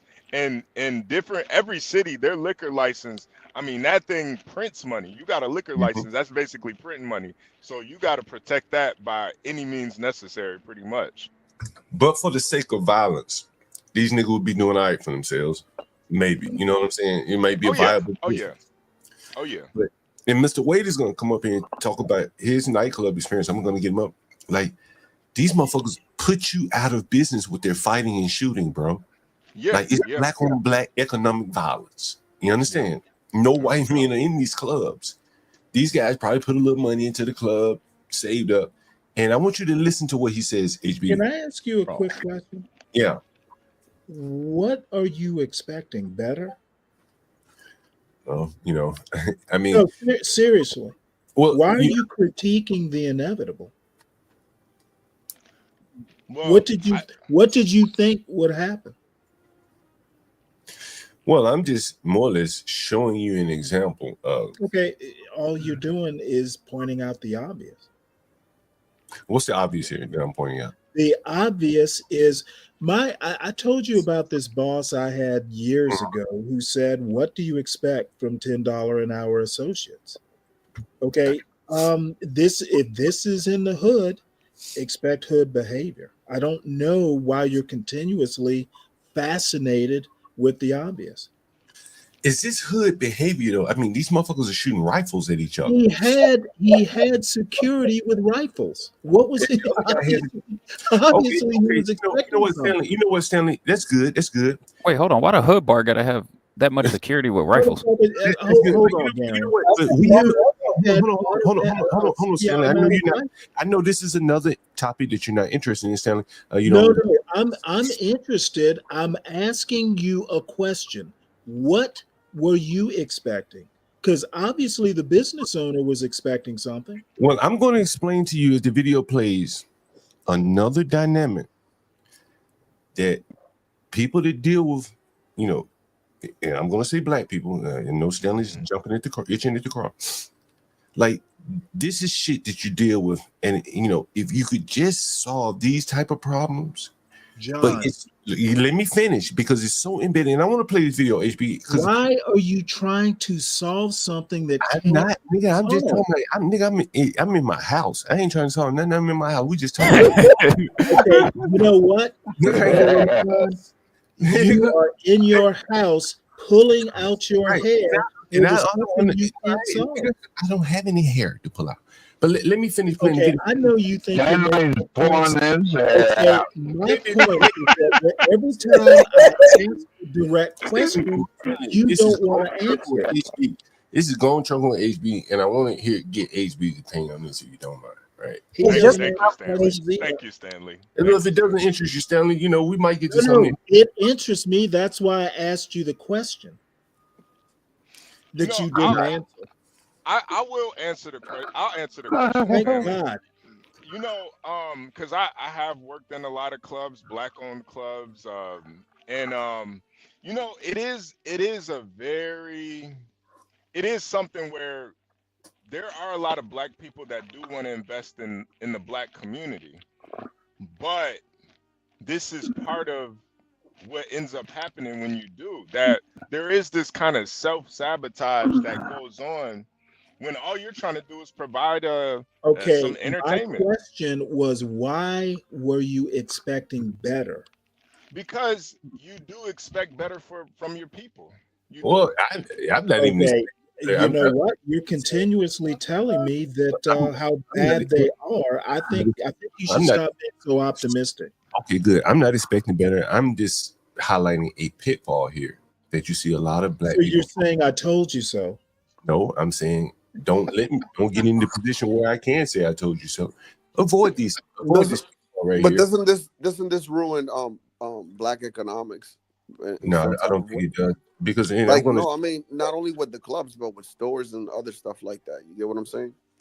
Yeah, that's very true. It does until they get gentrified. You mean continue to ruin? Well, can I play the rest of the video, Stanley? Yeah, please, John, play the rest of this video. Because I want HB to hear this shit. Because again, it highlights something CT was saying on Be Brave show, and you're gonna find this very interesting. You know, without me critiquing CT, I would just, say, man, this shit just won't work, man. You know, like you got to start at the basics. And I think a lot of blacks want to start beyond the basics, right? Yeah. You want to sell alcohol and shit to niggas, that shit profitable, but not when they dancing and mingling with each other. Nah. You need to really do something like that. You need a family with you to run it. Like, you're not going to be able to just do that by yourself. But even with a family running a nightclub, you're gonna have problems. No, absolutely. But like, that I mean, having John, just clubbing in Detroit, it's a whole goddamn nigga. Just clubbing, my bad. These motherfuckers are acting an asshole. But just clubbing in Detroit, like, there's certain protocols. If the metal detector don't work, you don't open up that day. You're just asking for it. You can't open it. Nah, that's if there's not security patting everybody down, looking in all the girls' purses, you're not letting people in. That's par for the course. Well, let me ask you a question about that. If you have to have a metal detector, maybe you shouldn't even have the business. Well, so here's the thing, Alan, and I definitely agree with you, but it's just kind of like the example of one M&M in a bucket that's poisonous. People are taking chances. Like they can't open up a club in a white neighborhood. They can't afford it. Okay, it's the same thing with metal detectors in schools. Like, all I'm saying let me give you an example of what I mean, Stanley, because this is a topic that I'll be honest is passionate. I'm passionate about it. Well, if you have a metal detector, there's risk. Yeah, definitely. It's why people have bars on their windows and shit instead of moving those. What do you think about metal detectors in schools? Well, let's stay let on him one finish. topic. Let's stay on one topic first. Let me play the video because I want to do that on my show. Come on, John, just play the video all the way through, then we'll talk. I want you to hear this. No, everybody mute yourself if you can't be quiet. Is him and his the guy had the same old lady or whatever the situation may be, and they. Did you hear that, HB? Yeah. Yep. What did he say, HB? Explain to the audience here. They both were fucking on the same bitch, pretty much. They were both, and honestly, that's really, John, the issues that I've had with niggas, 9 times out of 10 is because of a bitch, man. And that's really the crux of a lot of black people's issues. The women, we don't know how to separate the business from the women. It's like who is we? They don't define that shit till they define they and us. Yeah. Okay, well, you know what? It's the same. It's the same. It's plural. You keep saying we and they and us, but this is HB. Yeah, and get cracked. That's and get cracked. That's why I say it, man. Black people are the biggest simps, and there's not even a close second. A nigga will kill you over a female, and whereas other races, other races are better. Yeah, they'll just move on to another woman if they got to keep their simping up. But no, God, black. This anti-black bullshit is hilarious. Or when a black man loses a white woman. Can I start saying self-hating anti-blacks now? Listen. It is what it is. I am we're listening. seeing it. We're seeing the example You're right the now. person. You know what? defending I told you what would happen if You're the person you addressed me in the wrong way. gangster ideology. Oh man, Stanley is a gangster. That's why. Hey, and John, when I worked in the clubs, all the issues were over women. John. When I worked in the clubs, John had to refresh. All the issues that ever happened inside those clubs, inside the bars, it was because of a woman. Yeah. And I'm not blaming the woman. Trust me, I'm not blaming the woman. I'm blaming the guys for not knowing how to have just sit down and talk about it. Like as men, they go straight to guns. HB, that's what Red Pill Spaces was about originally. I mean, all these truths, and saying it for what it is. Deacon Dave, but the reality is that red pill shit in real life, that red pill shit don't work. Niggas go straight to the guns. They can't say, "Oh, are you a part of the red pill community?" That's what I reach for when I feel threatened. And so when do you feel threatened up there? Hey, HB, let me play some more of the video. You mind? I want you to hear the rest of it. I want you to just listen. Go ahead. Yeah, man, I wish Hood was up here to go bat it back and forth with you guys. Go ahead. As a beer board arbitrator recommended they lose their alcohol license for 5 days, he argued the situation was to some extent out of their control. I guess him and his the guy had the same old lady or whatever the situation may be, and they had a situation going on that we didn't know nothing about. There's nothing he could have done here. Unfortunately, the guy came in, wasn't in 5 minutes, didn't buy a drink. Didn't even buy a fucking drink. Didn't do anything. So if he bought a drink, that would have made a difference. Well, yeah, it would. I'm gonna get to the point though. Went straight to the guy with the girl. They get into an argument, and boom, they get into a fight.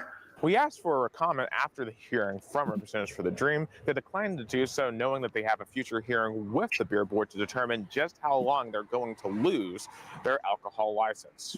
Reporting in Chattanooga, Nick Hill, News 12. I want to show you something here. This is something. Two different shootings at the Chattanooga Beer Board. They've had two shootings at the fucking club. An incident of folks getting trampled. Center of I debate. want you to pay attention. Very fortunate.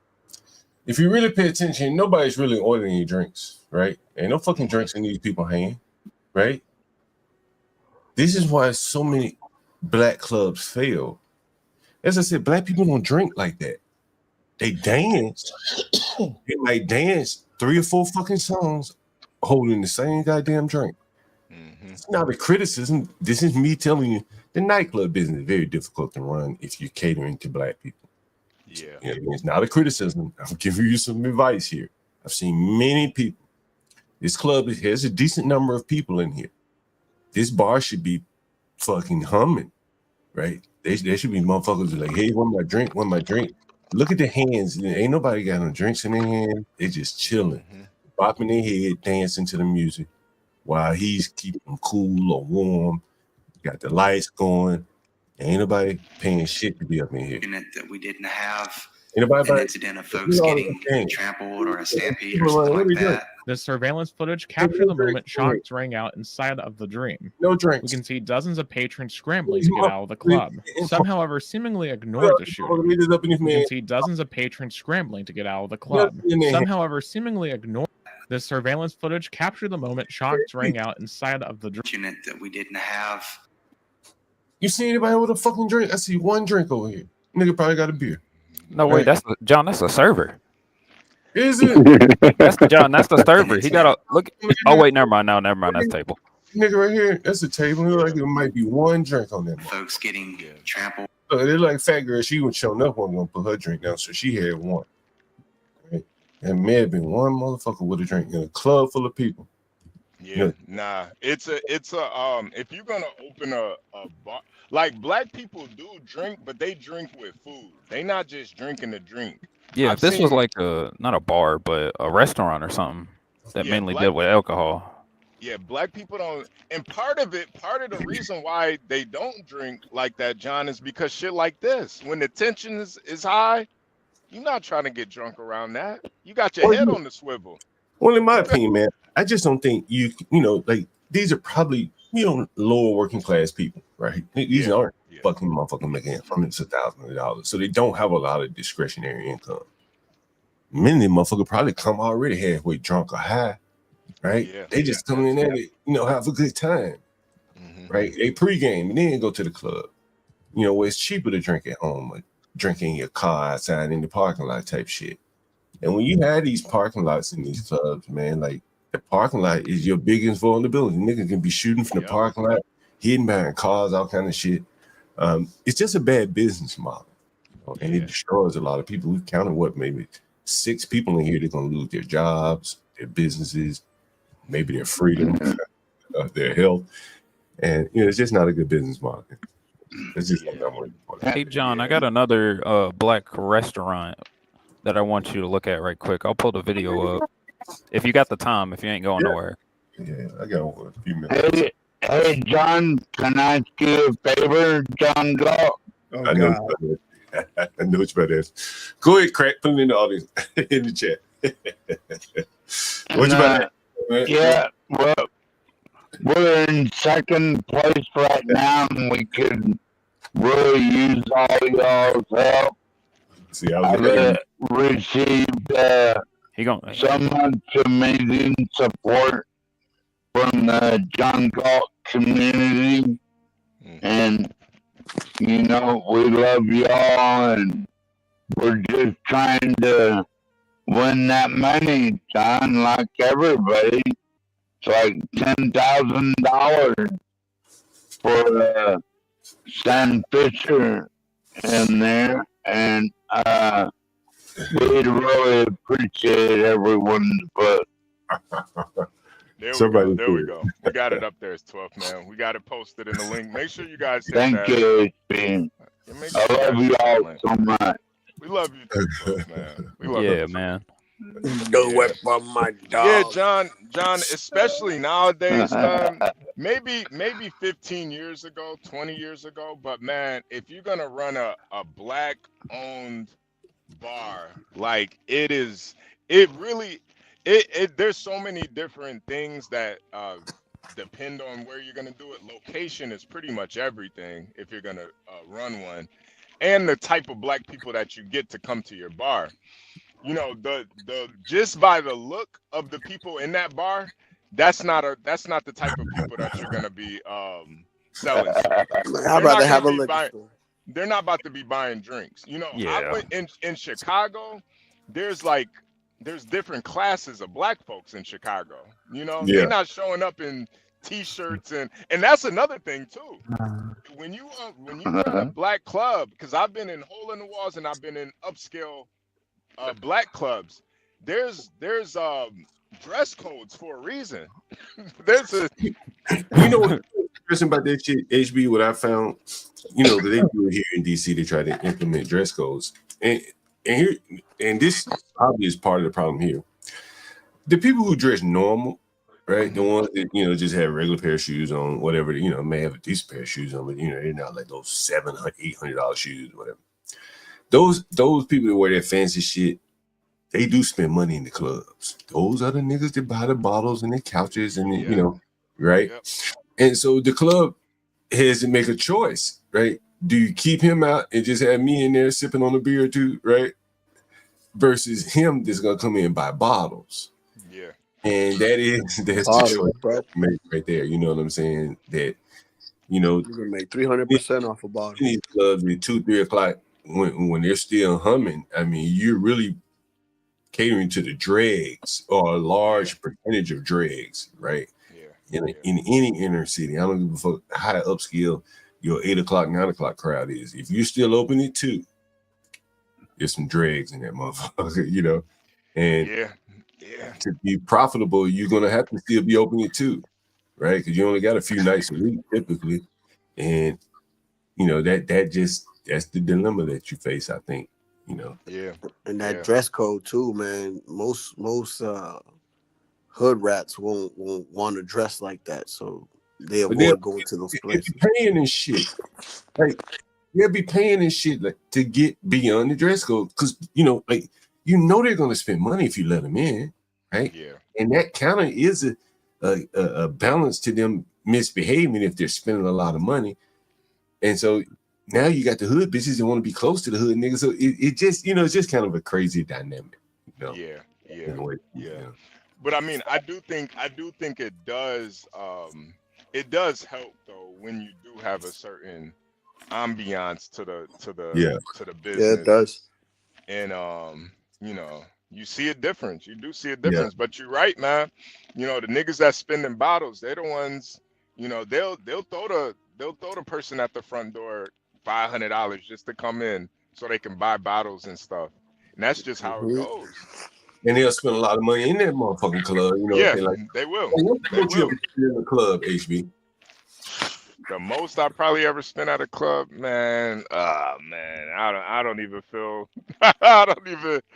Man, I'm not even happy. Need to be probably lost in life savings in the club. No. 550 with a tip. Yeah, I'm about to say it's a couple hundred I've spent at a club. Yeah, I was gonna say at most probably 800 for me. But working class people like most of us here, that's a once in a blue moon occasion. Yeah. You absolutely right. I was feeling myself that night, man. It was a once in I was feeling myself. It was. But the hood boy, shit, when you go in the club and the motherfucker got the table roped off. Yeah. They be having money fights, man. They pouring the Douce out. They not even drinking it. They have money fights. And I think the club really depends on those people, honestly, in my opinion. Like, you gotta have them, bro. Like, if you're dealing in the inner city, you have to have those people. The Joneses. That discretionary. Because it's like super chats. It start making other motherfuckers buy shit, right? Yeah, You know, yeah. That's what I mean by the money fights. Once yeah, they see somebody throwing the throwing money in the air, pouring bottles out. Now the other VIP section, they want to do it. they Now see me now little they fine bitches with the keeping up with the Joneses. remember with the yeah. sparkles and shit, right? Yep. The Right. sparklers. Yep. That's all for hood niggas, right? That shit would be Mhm. embarrassing if I got that shit. They brought that shit sparkling and shit over me. I'd be Yeah, just so get the attention, man. It's like, trying to yo, this rob is the you. guy that bought the bottles right here. Yeah. Yeah, Well, see, I mean, Universal. I've seen that multiple yeah, times, man. Multiple times. You know how yeah, much you gotta pay to be able to stand on a couch? Like, and they'll let you do it too if you paying yeah. the right amount, Right. You know what I'm saying? Because again, they're not making that much money off the hoi polloi buying alcohol. Nah. A white boy can open up a white dive bar. Probably can do as much money per person or more without all that security selling. I've been in bars. It's one in DC. All they sell is cans of beer, not even fucking bottles, man. Not because they don't even want to knock anyone out with a bottle, but it's easier to dispose of, and I think you can recycle the cans. Yep. And I bet you, the average ticket for them selling a can of beer that's easily disposable of without security is probably the same as that club we just saw. The average ticket per person. And so you see how much easier it is for, without the violence to be very profitable, right? But with the violence, you can't be profitable at all. You're not going to be able to stay open long, man. That's the issue there. Yeah, you gotta have a very, you have to really understand that mentality. Like somebody like you, John, somebody like you, I think you could be profitable in the club scenario because you have a very deep understanding of hood niggas. But the irony is you're smart enough to not even try. It's so unpredictable, bro. You know what I'm saying? Right. And that is exactly my point. And that is what we're telling If you people. have a metal detector, should you even be opening the business? I think part of it too. John does like to drink too, so that would Okay, that might be part of it. Again, you hit Hold on on, a point, HB. I got your question. Hold on, I want to answer your question, Stanley. I didn't ask you a question. Well, you did. You said about the metal detectors. As I explained to you, even if you didn't need metal detectors, that parking lot is a motherfucker. That's what the for in the building. John, I'm saying, That's how King Bong died. Is it even a wise thing to attempt to open the business? If you are expecting, I'm saying no. That's what I'm saying. No. Why do it? This is what I'm telling you. Any people that's listening to all this and may listen 10 years from now. You find yourself interested in getting into a club in the inner city, I'm saying don't do it, man. There's so many fucking pitfalls that you don't even know that you would, fall into. Again, say you don't have to have metal detectors. It's all upscale. Niggas be hanging in your parking lot pimping, right? Yep.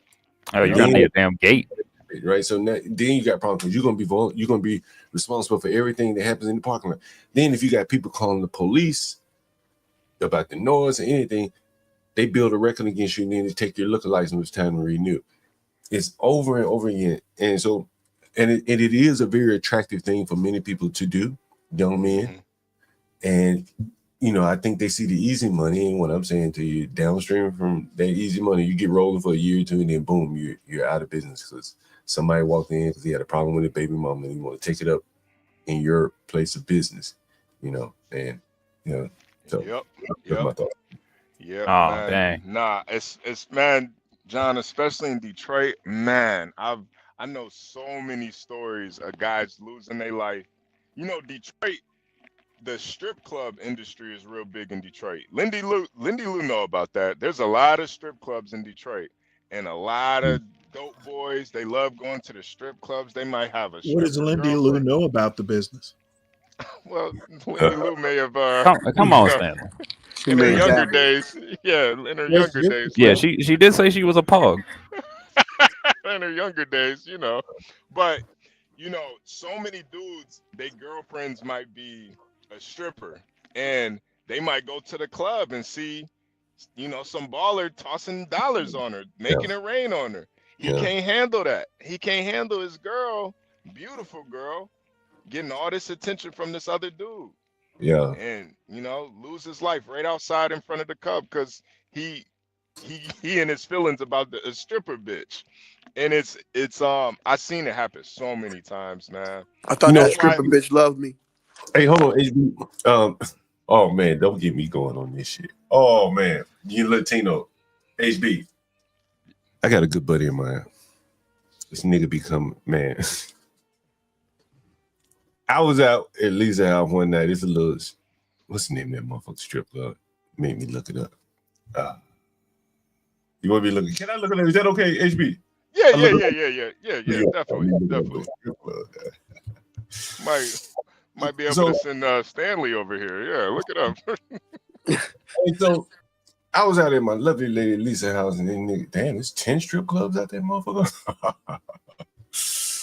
Oh shit, HB. And so the nigga came over to me. He said, "Yo, let's go to a strip club." And I was in my lady's house, and there's one right around the corner from me. So I showed you a fight at the second one, Crystal City restaurant, but he took me to, what the fuck is it? Archibald's? No, it's not Archibald. That's Archibald's is Hunter Biden's strip club. You see that? This is Hunter Biden's strip club right here. But anyway, so the nigga took me to this strip club out in man, it was out in the suburb, bro. Like, I mean, way out, bro. Like, this must be it, like right here or some shit. Now, they ain't even it. But anyway, it's some fucking strip club, like suburb strip club. So you understand what I'm talking about, right? HB, you know, what I'm talking about.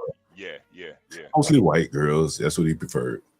Man, to get in there was like, I swear, man, I don't know if they, and I don't go to strip clubs that often. Very rarely. Only if someone dragged me there. Man, I think they charged us maybe like $200 some just walking in the door. I said, God damn, are they fleecing us? I don't know. Yeah, it's 25 where I'm at. You got to buy a ball of this, buy a ball of this. So, long story short, he started going to this other club in DC called Camelot. You niggas ever heard of Camelot? Sound like a black strip club. Yeah, I think it's Camelot. I think that's the one. Yeah, sucky. You see these women right here? This is where you start going right here, right? Oh. And so what I did, and again, the only strip clubs I ever really been to are like ghetto strip clubs. And so these motherfuckers in here be like forming relationships with you. Yeah. Like, hey daddy, how you doing? How's everything going? How the children and shit? Yep. And therapist. And so they start talking to this nigga. This nigga came to me one time like, man, I think she really like me. I said, nigga, that's her job. Yeah, he crazy. She like working your ass. And he, I think they be getting track of these niggas when they get paid. And they just talking to him. Hey, yeah, I'm in here on payday, baby. They make a mental note, and to some of these simple niggas, like, they really might fall in love with these bitches. Oh yeah. Mm-hmm. That's just really amazing. It's man, it is really, bro. I've seen it, man. I've seen it. Like dudes. I think the only other entity that can get money out of people more than the strip clubs is probably the casinos, man. And you see the same type of behavior in the casinos, man. Like, the average working class guy just doesn't have the money to go into casinos and drop thousands of dollars. Yep. Right? But they do it all the time. The hood niggas do for whatever reason, right? The working guy does it too. It's really? the working guy and the hood niggas, they both fall victim to that. I knew a security guard at a in Detroit there's a lot of casinos too. And I knew a security guard that worked there, and I'm talking to him. He told me the worst thing he's ever seen was a guy put the lease up, he put his house. He put his house up. Lost that bitch, man. And I'm like, so the casino will take your house? He's like, bro, you sign over that deed, they'll take your house, man. They'll take your house. Put that house up. Put the house up, man. Yeah, this is This is 100 by DJ MLB in the audience. HB. He talking about he like this bring back memories for him. He said some high class strippers. Yeah. He's in there smoking crack with Hunter. DJ MLB, it's a strip club up on, I think it's on Wisconsin Avenue. A nigga set them motherfuckers on fire. You remember that? He got mad. I think they threw him at the strip club, man. He came back. And see, this is again another problem with, when you selling alcohol and then people sit around and drink that shit. And if you got women, oh man, that's a nigga came and set the strip club on fire, man. You know what I'm saying? Here in DC. He crazy. Yeah, man. Man, it's a fucked up business. You can just be emotional, bro. Yeah, man. I do think it is a very lucrative business until it goes left, man. And that's the thing with strip clubs, very lucrative, but you gotta be careful, man. That's why you even see a lot of strip clubs, they don't even really sell alcohol like that. Mm-hmm. They sell food, I had some of the best wings I ever had at a goddamn strip club, man. I heard that shit a million times. Hey, HB, look at this right here. I don't even want to share the headline. You guys ready for this? You guys ready for this? You ready for this? Check this out, HB, man. This is sad. Real sad, bro.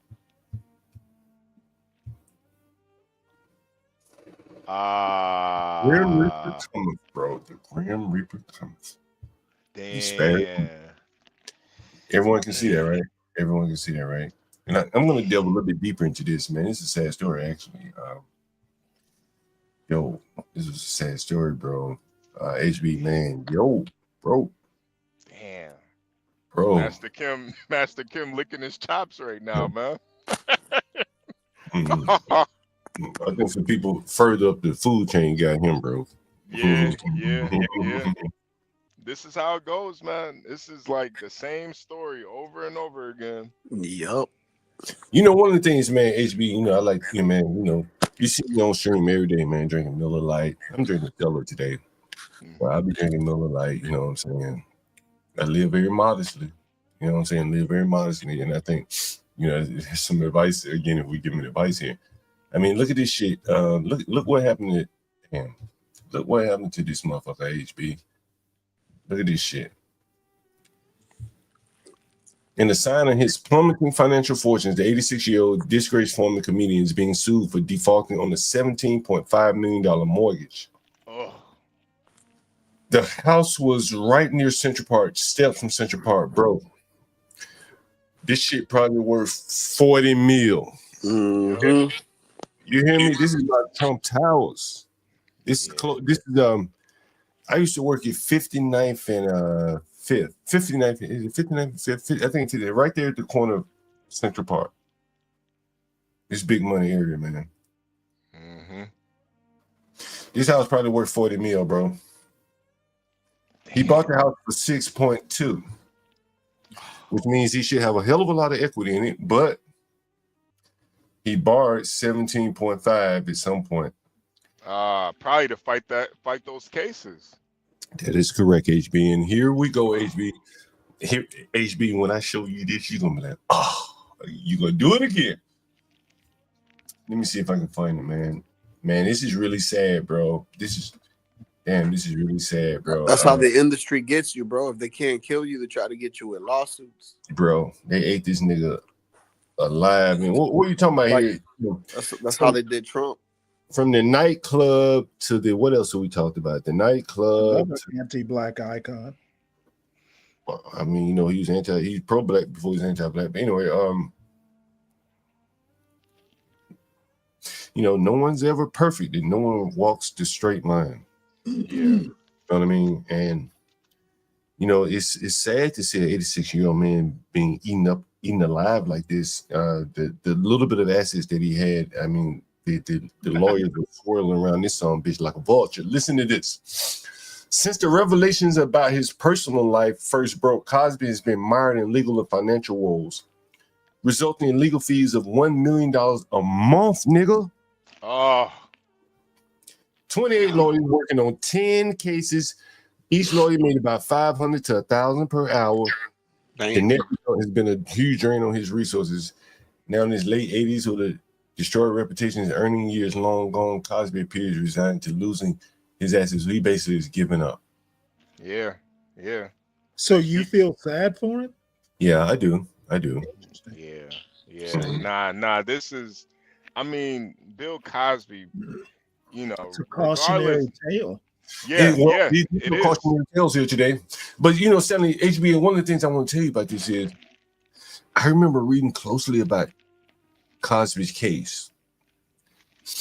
And I may be off of the little details because you know I'm going off memory here. But he was nearing the what they call it statute of limitations. Yep. In Philadelphia, in Pennsylvania, or wherever he done this, wherever he was accused of this. Then they had an election, and the DA decided to take this shit up. He was almost home. But it is my opinion that he lost his political cover by that pound cake speech, which made him be anti-black. Yep. And now he lost it all. Like this is a game of playing for keeps here. Yep. And what you see here now is some very good assets here are going to be, everything has been taken from him by legal fees and the assets that are left. You know, this is some real serious property here. And that's why I feel like with these, especially the black celebrities, man, when you don't play ball, they will come to get you, man, every single time. So you think he's in trouble because he didn't play ball? I think he's in trouble because of the pound cake speech. I think he's in trouble because he did some shit he shouldn't have done.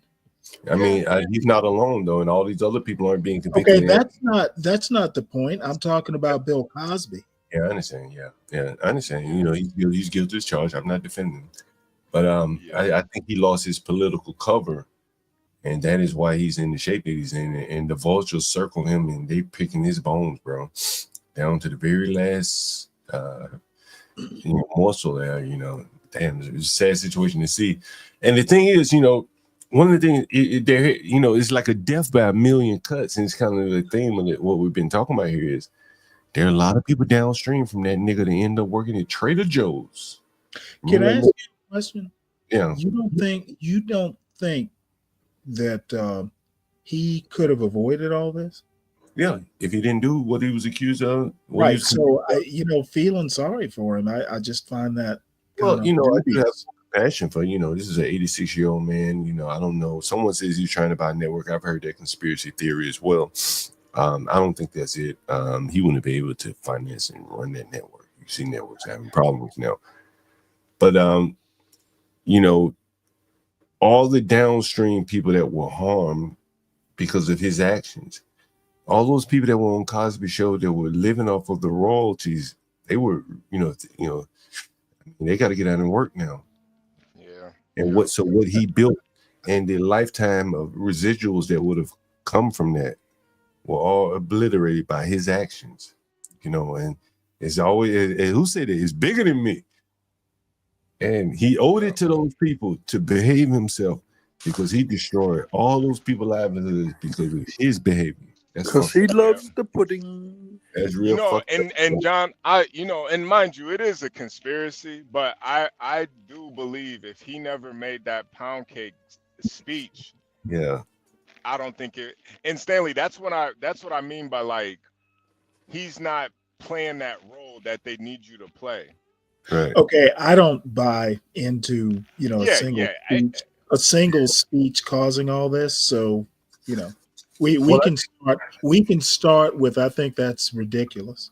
No, I get you, and that's why I said it's a conspiracy. I don't have no proof of. Okay, well, I don't think it's a conspiracy. I'm not making any conspiracy. It was a conspiracy for him to do what he did. I'm not making any conspiracy. I say he's guilty. There are consequences to actions. Correct. I'm not saying, again, Stanley, I'm saying he's guilty as charged. I'm not here making any excuses for him. But I think that evidence that was there for a long time. And people, for whatever reason, looked the other way. He had political cover, in my opinion.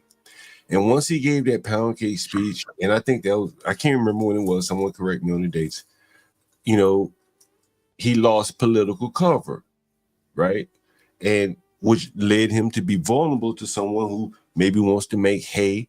Maybe a Me Too movement is coming along, and he got swallowed up in that. Doesn't mean he's innocent. That's not what I'm saying. But he had incentive. Maybe he didn't know he had incentive to go along and get along. He didn't. Yeah. Maybe he wanted to express how he really felt in his old age, in his age that he was getting up in age, and I think it came back to bite him in the ass. I think if he'd have kept quiet, been a true blue supporter, I don't think they would have charged him in Bucks County, Pennsylvania. I don't believe that. They hadn't up to this point. Yeah, well, all that pound cake speech and everything, the ultimate lesson is don't slip women a Mickey. That is correct. Well, yeah. That's really the only lesson to learn. As we said, but Stanley, charged, right? I think the thing though too, man, it's like I do think there is a racial aspect to it too, man.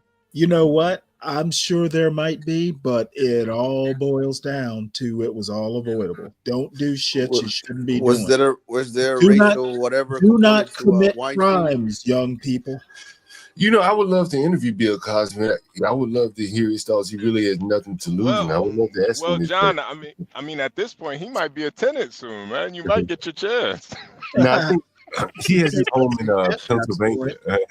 He has his home in Pennsylvania, and CKJ3 said he's lived a good life, but again, at the end of his life, everything has been sworn. Leaving too?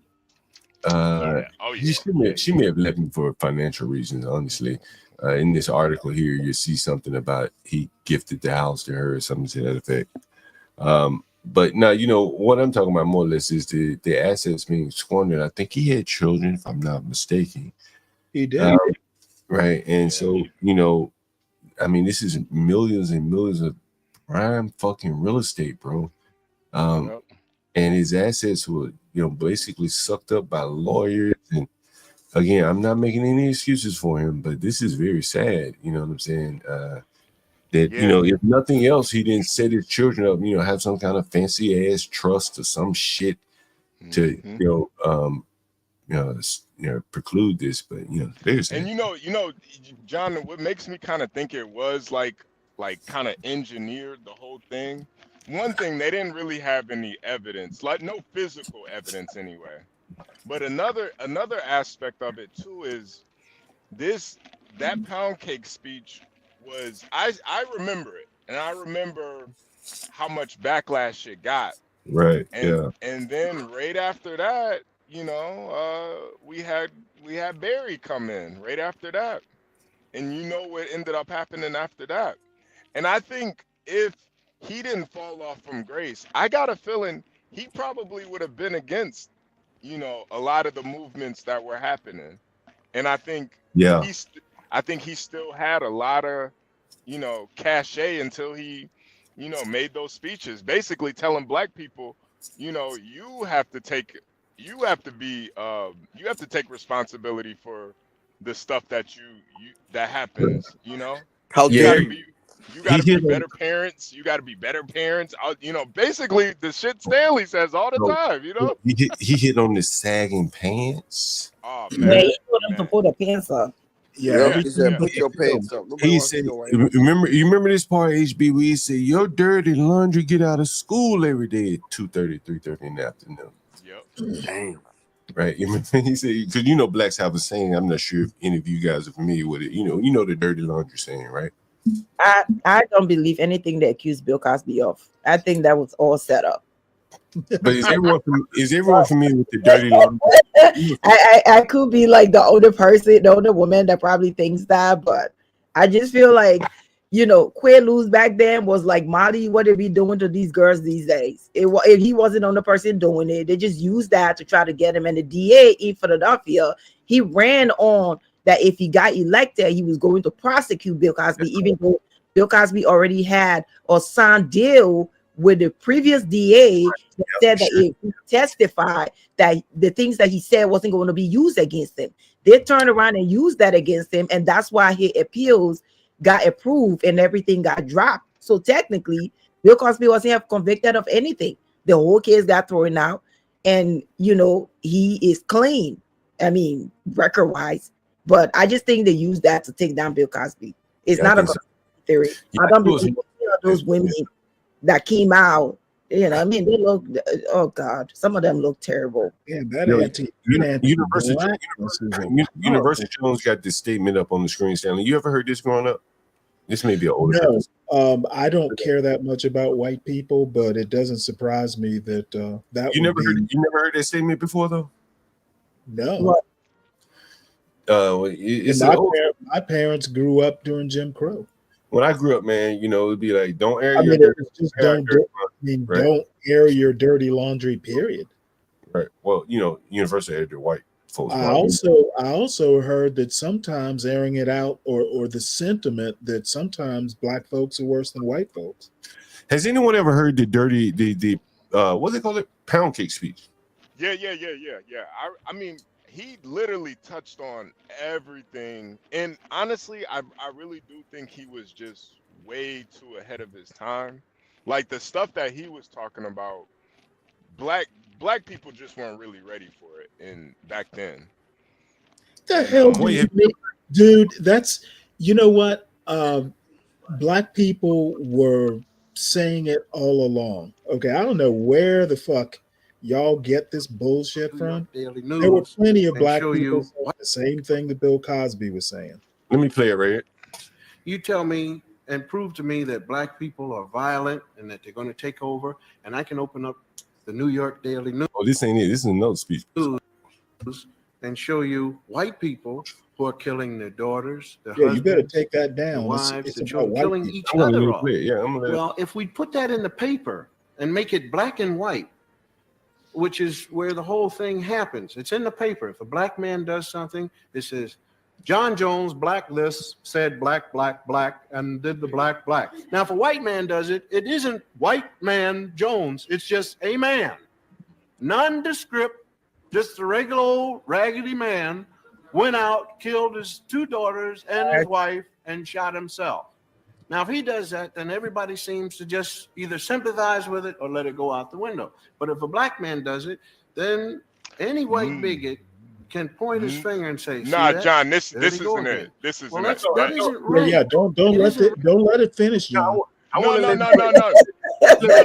because let's play it. Go ahead. Okay. No, go ahead. I just want to say, because the thing about this is what they want you to say.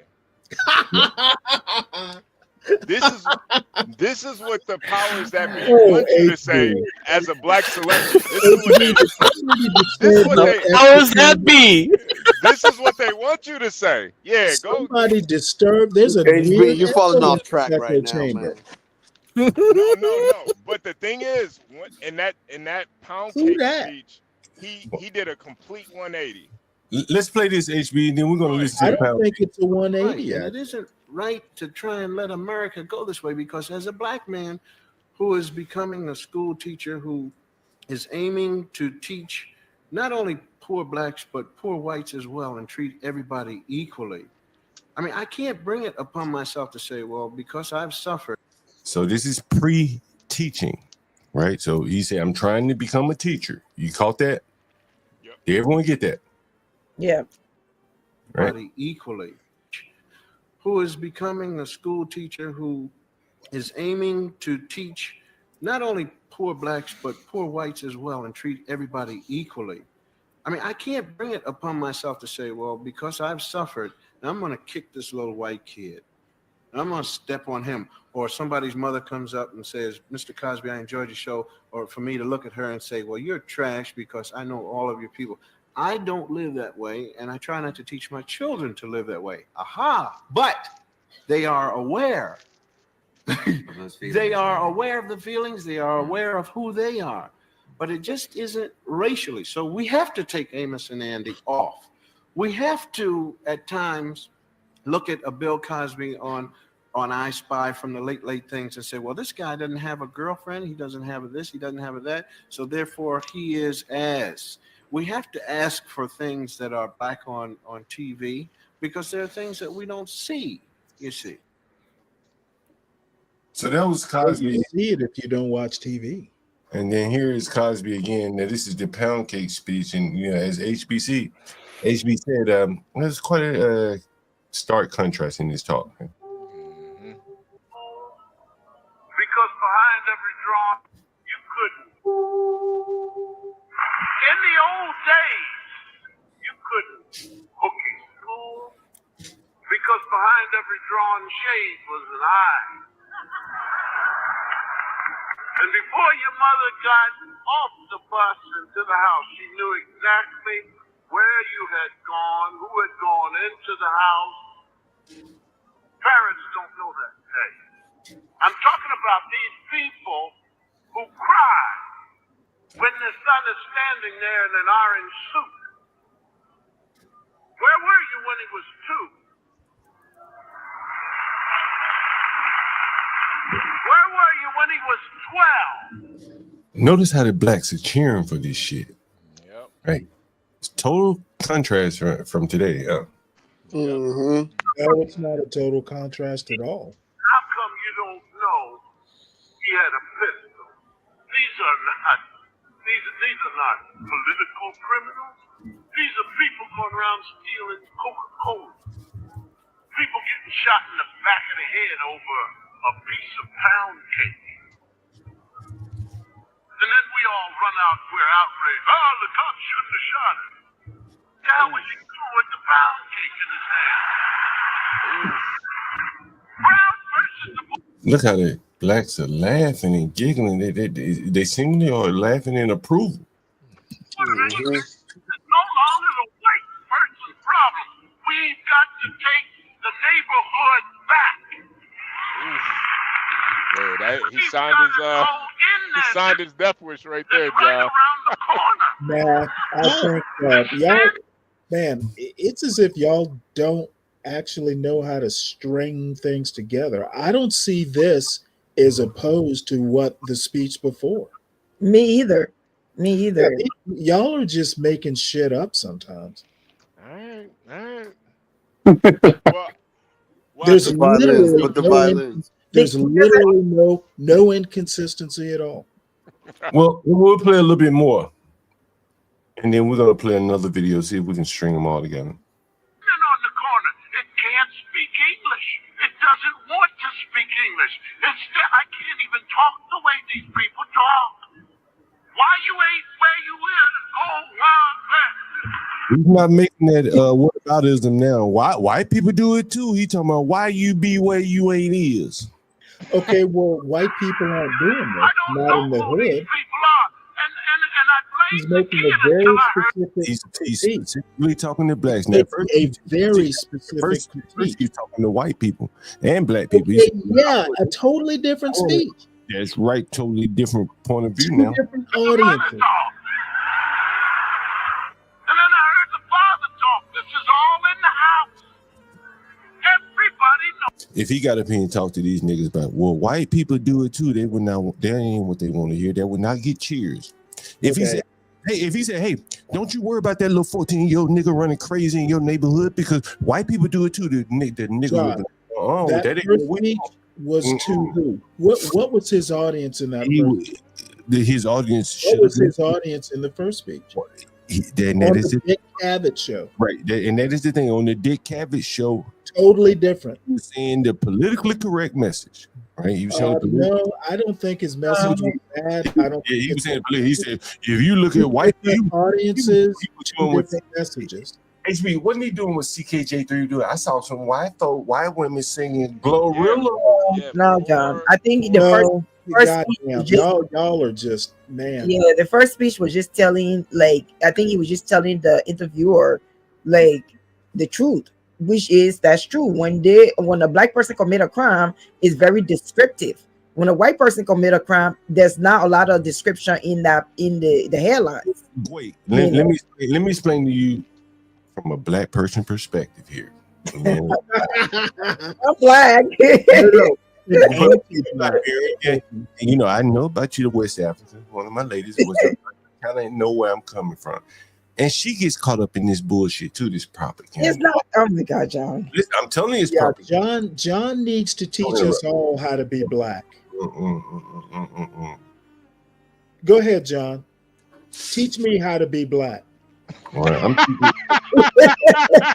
Stanley, don't ever say that Well, again. you know what I'm saying? I listen. Oh no, John rolling out the wisdom. I think I'm the nigga up here probably most. I think you're the nigga who's anti-black. I think I'm the nigga with the most authority.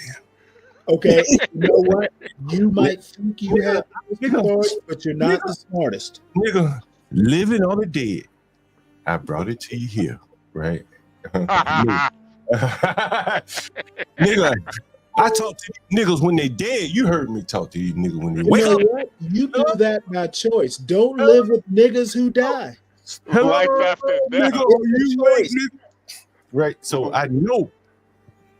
When I hear what they talking, nigga, I know Okay, that. you know about the hood. That's right. And that nigga. And not all niggas live in the hood. But the ones that do, when So I hear, you know what you know, but you don't know it all. when I hear that motherfucking language, it's like a bell go off in my ear. I said, this nigga doing double talk with me. Nigga, I gotta collect money from these niggas. I know how they what goes on in the hood. Yeah, you see, nigga, I am that Wait, nigga. John. Explain the difference to Bray from that first speech to that second speech. Yeah, because I mean, yeah, maybe there's something I'm missing. I don't know. Then explain it to me. Because I see the Because I was Bray on this. I see the huge difference. I see the huge difference. That first speech, what did he say? He said, I'm starting off being a what? You seen this pattern before? CT, he said he was a little teacher, probation officer, whatever the fuck he was. Right. Then he saw the truth. Yeah. And he refined his message down to what he saw was the problem. That's what happened. Yeah, it's consistent. Right? And I know he's just consistent. He ain't talking about white people no more. Let's play that motherfucker. That's right. Because he saw what the real problem was, Stanley, man. Like, I know you don't want to. That's your interpretation. And yeah, that's my interpretation. And clearly the black people in the audience were cheering him on. They were cheering him on because they know what the problem is, Stanley. Everybody knows. You were speaking. When he was able to speak directly to them blacks, he didn't talk about no white people. He didn't say, "Hey, I just saw Glorilla," like CKJ3 did. Oh my God! When he spoke to them niggas, he kept it straight 100. Hey, John, can I speak up? Because you misinterpreted. Not just shit. Hold on, John. You misinterpreted what I said. You're gonna get your chance. But when he came to them when he came to them niggas and when he got the biggest applause, he wasn't talking about Glorilla out here got these white folk twerking. That ain't what he was talking about when he got that applause. And we're gonna play this and then we're gonna come to CKJ3. The neighborhood back. We've gotta go in there. It's right around the corner. It's standing on the corner. It can't speak English. It doesn't want to speak English. I can't even talk the way these people talk. But after he went into the public school system and he saw what the problem was, just like CT saw it, he said, man, what the fuck? Yes. CT was a teacher, right? I don't know who these people are. And I blamed the kid until I heard the mother talk. And then I heard the father talk. This is all And the blacks just cheer him on. In the nigga, is he ever gonna give a white person counterpoint? Like, did the white people be talking like hillbillies up in West Virginia or some shit? What the fuck are you talking about, bro? It's important to speak English, except these knuckleheads. You can't land a plane with why you ain't you can't be a Is he talking against DIE? I think he's talking about the people in your houses. Why can't you What race are those people standing? Why can't you clean it out yourself? It's our time now, ladies and gentlemen. It is our time. And I have good news for you. It's not about money.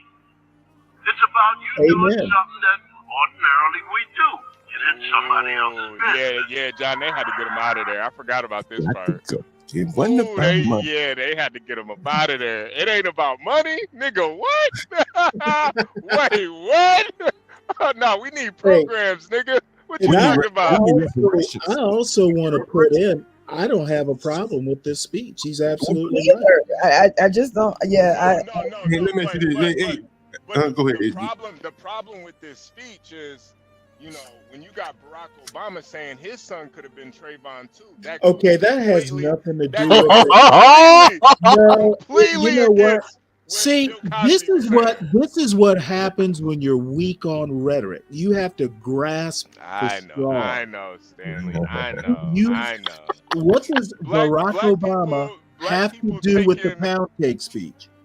Black people taking responsibility for their actions and their place in this society. Nah, we got Black Lives And Matter Barack coming up. Obama discouraged that? Yeah. Yeah, he did. No, I disagree with that. By him saying that But his when son could have he been. tried to say y'all need to take responsibility, you shit on him for saying that. No. You remember saying, over the summer? Stanley, over the by summer? him saying that his son could have been Trayvon Martin. Okay, that has all I'm saying is you remember him saying y'all need to take responsibility or something like that. And you and John both shit on him for saying that. I remember the Trayvon Martin speech. That's what I Okay, remember. and I remember something more recent. Yeah, now he might say. Yeah, motherfucker. Now I said more recent. Yeah, he told niggas to vote for Kamala. Okay, But all I'm saying is when Barack Obama kind of says what Bill Cosby the thing is, HB, shit all over him. Hold on, Stanley. You know the thing He is, literally said it to a group of black males. yeah. You know what the thing is, HB. They late $1 short, nigga. They late. Yep. It's too late. Behind, what are you? Budget, nigga. You behind schedule and over budget. You gotta go clean up after a dead nigga. Yeah, I do, and I'll do it. I do it. You think that nigga?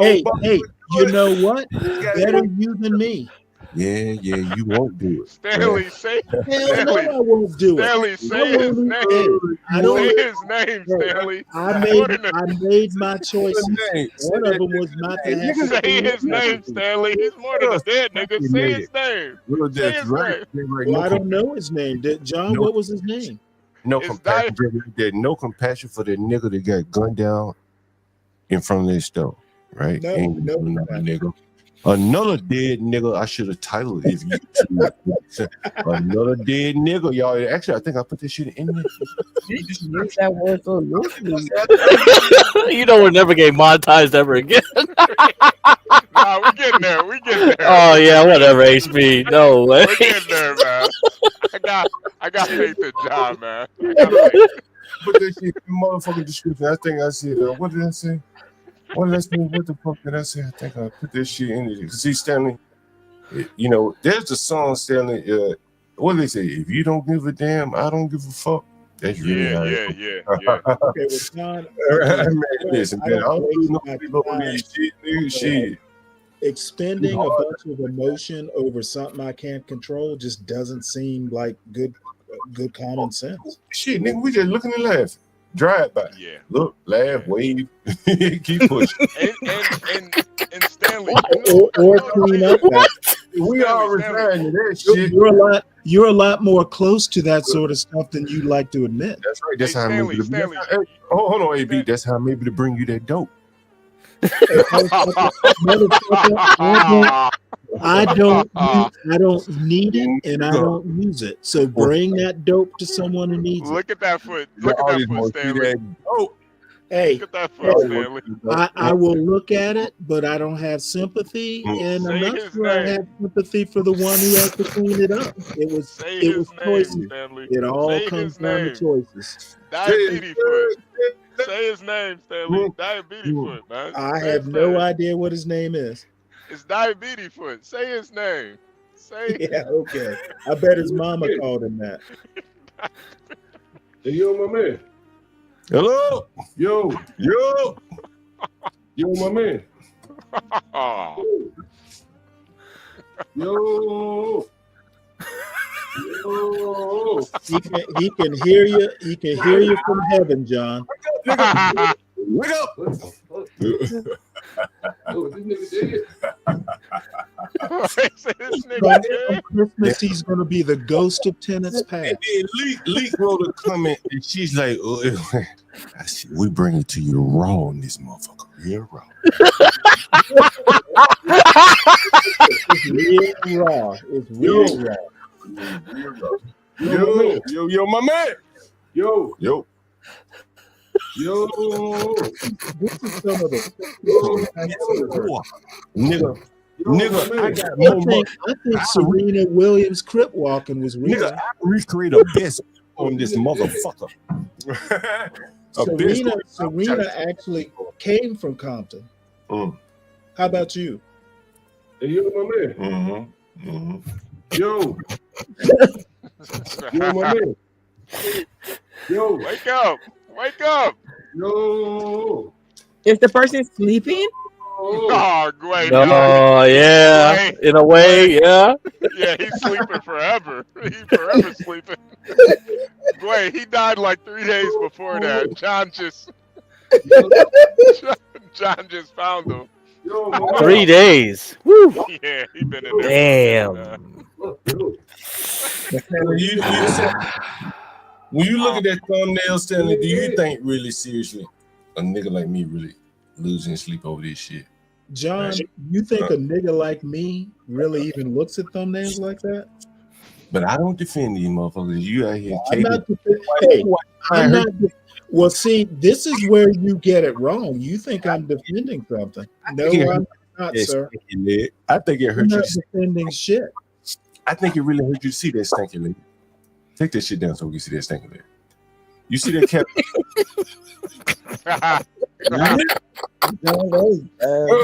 Well, you know what? Stanley, do you know why I came up with that motherfucker right there? You know, man. John, man, you having fun, man. I know you're having a good time, but I hope you know me well enough to know I don't give a shit about him, and I don't give a shit that you have to clean up after him. Tropes. You know he did. You know he did. You know he did. You know what?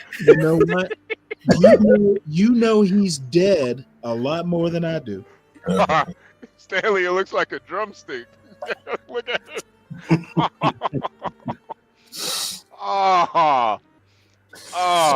This is. Hey, so somebody called me HB. They said, "Man, it's stinking. Something stinking." I said, "Nigga, that a stinky leg. It does. Thank you. Really saw HB. I wish we could play it. Yeah, the stanky leg. Stanky leg. I'm long past. I'm long past. Give no fuck. Nigga, if I came up, you think I'd show that shit like that? Nigga, I had to be over here compassion or something. Nigga, my shit hard cold as ice on this shit. Nigga, I gotta keep pushing. I can honestly say I've never had anybody call me to tell me something was stinking. I'm the man in the arena, as Teddy Roosevelt said. Anybody ever heard the Teddy Roosevelt speech? Man in the arena. Anyone ever heard that before? Nah, that's a little bit before my time. Mine. Stanky leg. I might get that shit on my board. This stanky leg. I should have had that. I should have had that. Yo, John, what was funny was when Be Brave was saying earlier, he didn't realize he was dead. He said he watched it a couple times, and the whole time he thought he was just asleep. I was like, oh, God bless Be Brave, man. He's so innocent sometimes, man. It's like he don't really know John is really a savage like that, man. He don't get it.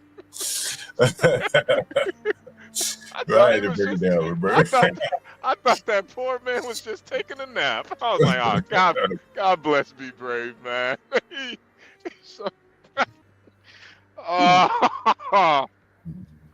Oh man, RP to him, man. God damn, man. You know, we have to get in niggas flowers. Yeah, man. Yeah. Oh. 21 gun salute for that nigga. Yeah, man. So he didn't know who his mama was, nothing, fucked up, 21 gun salute. So I take it he didn't have any relatives. Nah, probably not. You know what I'm saying? No, I remember. Wasn't he the one that said like he didn't know both of his parents or something like that? Yeah, like he basically told John his whole story, man. Like he I think he was like an orphan or something, didn't know both of his parents. He had diabetes, like he was born with it or something like that. Mama. Yeah. Yep. Oh my God. Yeah, so he had it really rough, man. Yeah, that was the dialysis guy, right? Yep. Yeah. Yep. The one that was grateful to see a black landlord. That's crazy. Yep, man. Like that nigga done. It was the last thing he saw, apparently. Yeah, no, seriously though. I mean, he went to the afterlife with some hope, man. That's a positive to me. Man, honestly. Oh my God! What the hell is wrong?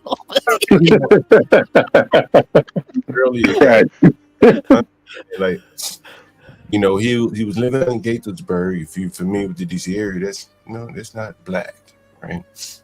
And in his condition, he really couldn't afford to live around white people. And in other words, the only groups he could really live around would be foreigners, as you heard him say, right? Mostly foreigners. That's why he's glad to be around the black. Now you probably saying, well, why? Nigga was sick. Yep. Yeah, he wanted to die with his people. Nigga couldn't get out the fucking bed. He wasn't chasing no pussy. Remember I asked him, I said, nigga, you got a girl? Oh right? my God, really? That's what you expect? HB, you heard me asking, nigga, right? Yeah. So why did people want to be around the niggas in these last dying days? Yeah, man. That's what motherfuckers don't understand. I'm bringing it to you. Nigga, that was as raw as it gets. That was as raw. We only went over there because he was late on rent. No, he wasn't late on his rent. He said, the nigga said, I'm stretching out on my budget, but I want to be around black people. He said, no offense to nobody. To the day I die. To the day he died. Because damn, he knew the condition that he was in. He knew.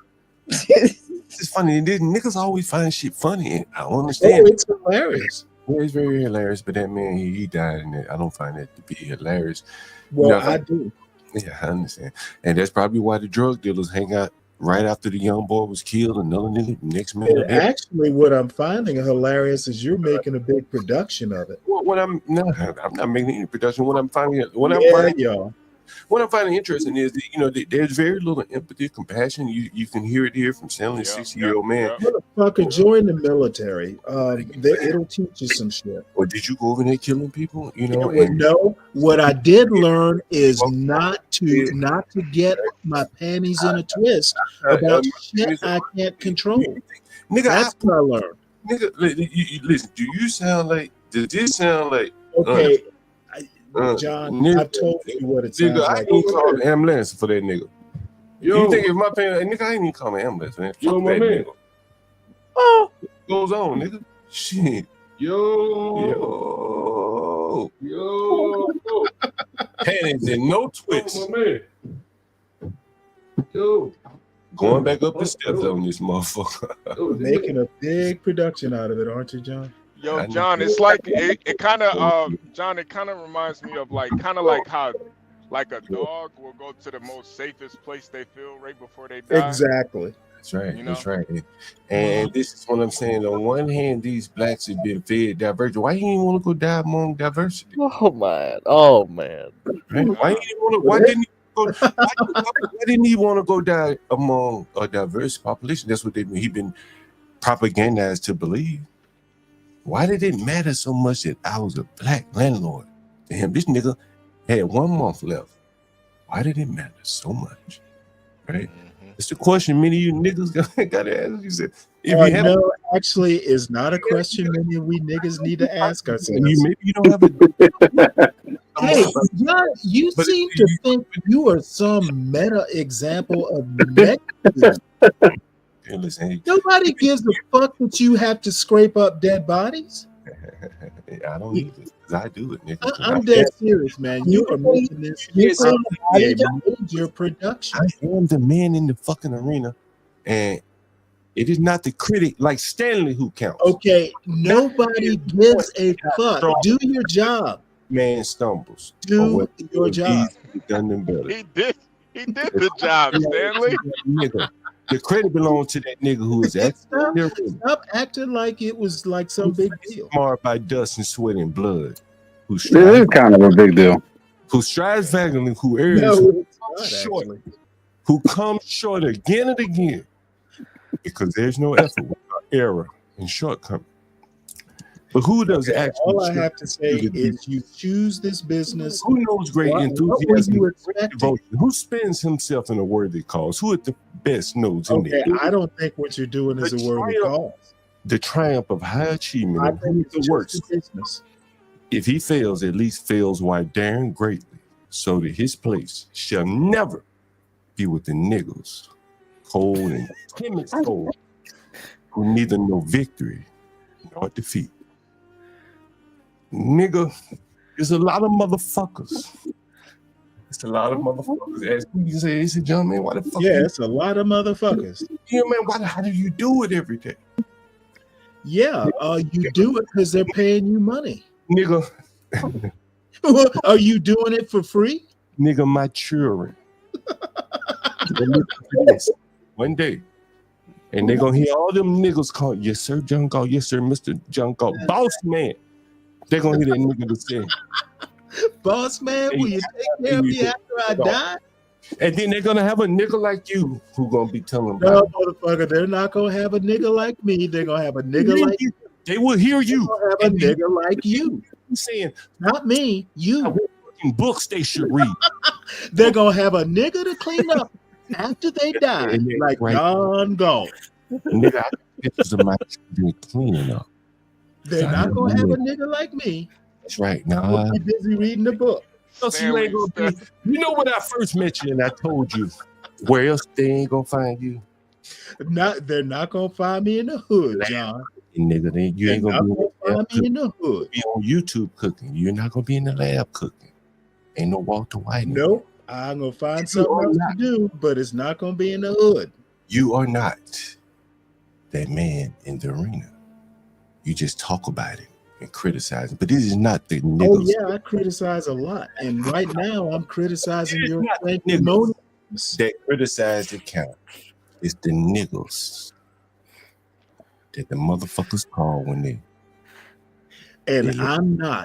And I am that God. nigga. I am that nigga. Right? And you are that nigga, so I don't have to be. That's great. It ain't in you to be. Hell no, it's not in me. No Walter White in you. You can learn chemistry, but there's no chemistry. Motherfucker, I don't have to learn mortuary science on the fly. Nigga, it ain't in you. We different. It's not in me, John. I admit it. I'm the man in the arena. I don't have to scrape up. I don't have to scrape up dead bodies. It's not in me. I could call my lady right now. You call your lady. And did you cry on her shoulder too? I ain't crying on nobody's shoulder. She said, John, why don't you call the cleaners to clean it up? Yeah, why don't you? She has good sense. Because I like to get down and dirty, nigga. Oh, goddamn. You know what? I bet you do. I came on this motherfucker, that nigga Blacks, who defied told that nigga, I said, man, I like action. Right? Nigga, is that what you told him? I like action. You know what I'm saying? And like, nigga, I don't mind getting my hands dirty. Nigga, for the first time in my life, I've been doing this shit so long, I just now bought gloves. Yeah, I am that nigga. And I like clean up dead niggas. I like clean up dead niggas. You understand what I just said to you? This ain't the first fucking dead nigga. John, right now. That's why you're so good at it. Yeah. That is. You got practice. I'm trying to be good at it. Trying to be good at it, for sure. Right? Because you got to be the man. Somebody got to be the man. Somebody got to be the man in the arena, right? Otherwise, that nigga would be renting to foreigners. Right? His last breath would have been hearing some foreign voice saying, "Why are you shitting everywhere? Get the fuck out of here."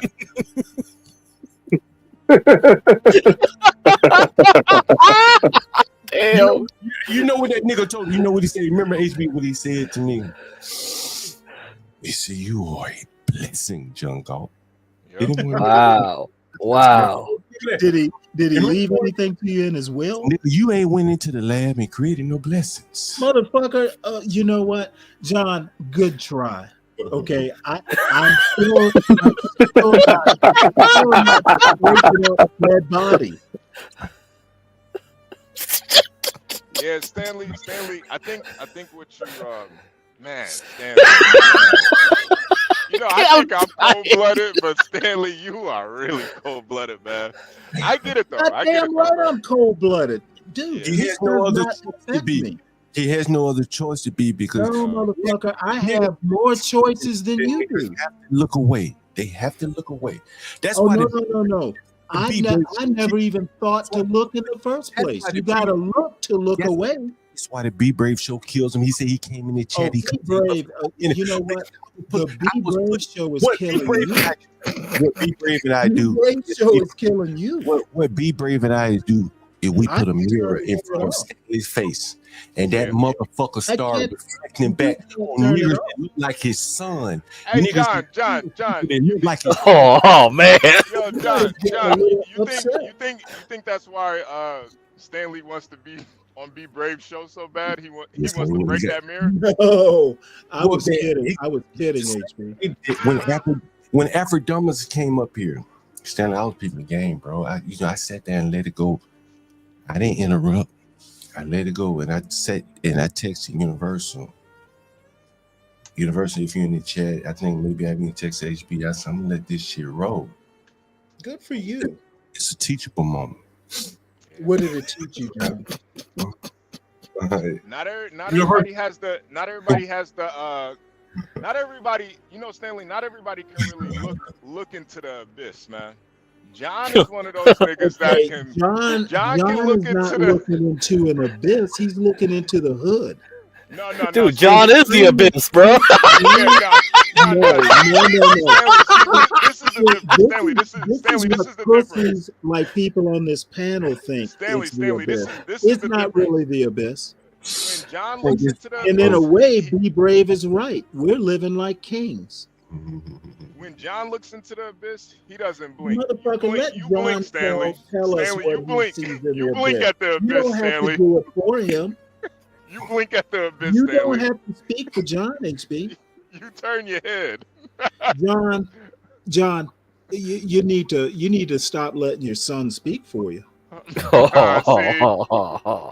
that's what you have to go to. You gotta HB, your little pussy ass doesn't know what an abyss is.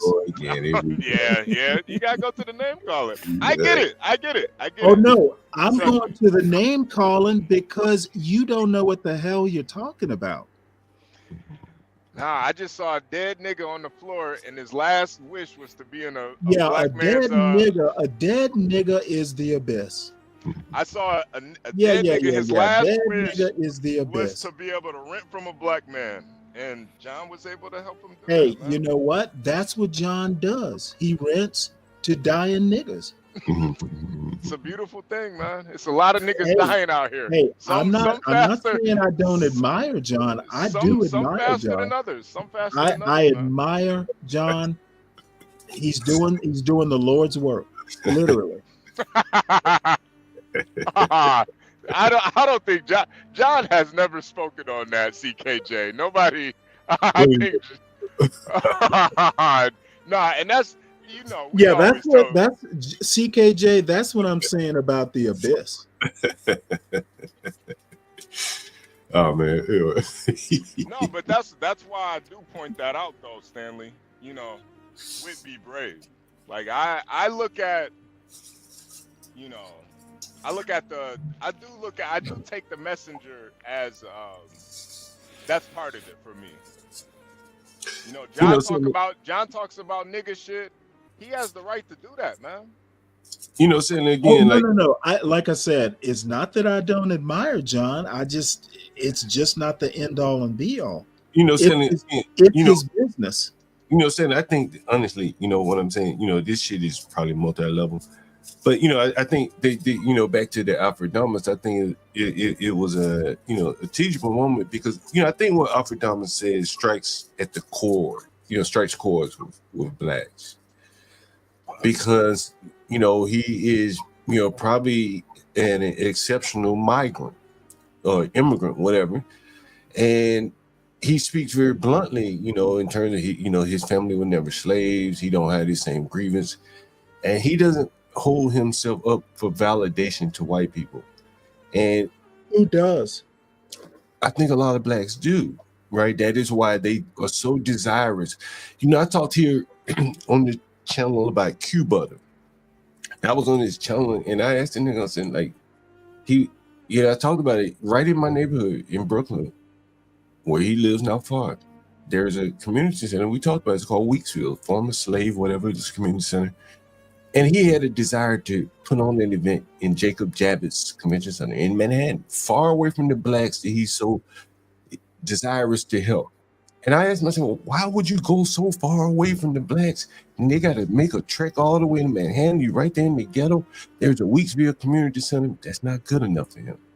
He wants that white man building, that validation to make it to the white man's building instead of casting down his buckets where he is. And you see so much of that, that they are really, really fighting hard for John, validation from others. To me, you're talking about casting down your bucket. Are you in Alabama?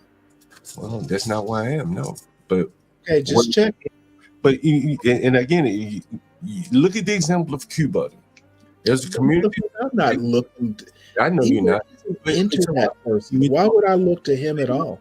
Again, I'll use him as an example to people who understand where I'm going here. Like, he wants to go all the way to Jacob Javits, miles and miles away, as I told you. He don't want to do it in his own community. Why not? What is he seeking in Manhattan? Whose validation? Right? Why not in his own community? Those are the things that are very interesting to me. And well, why is it Alfredamus? Why is he so far away from home? I think he does go back home, right? But he doesn't stay.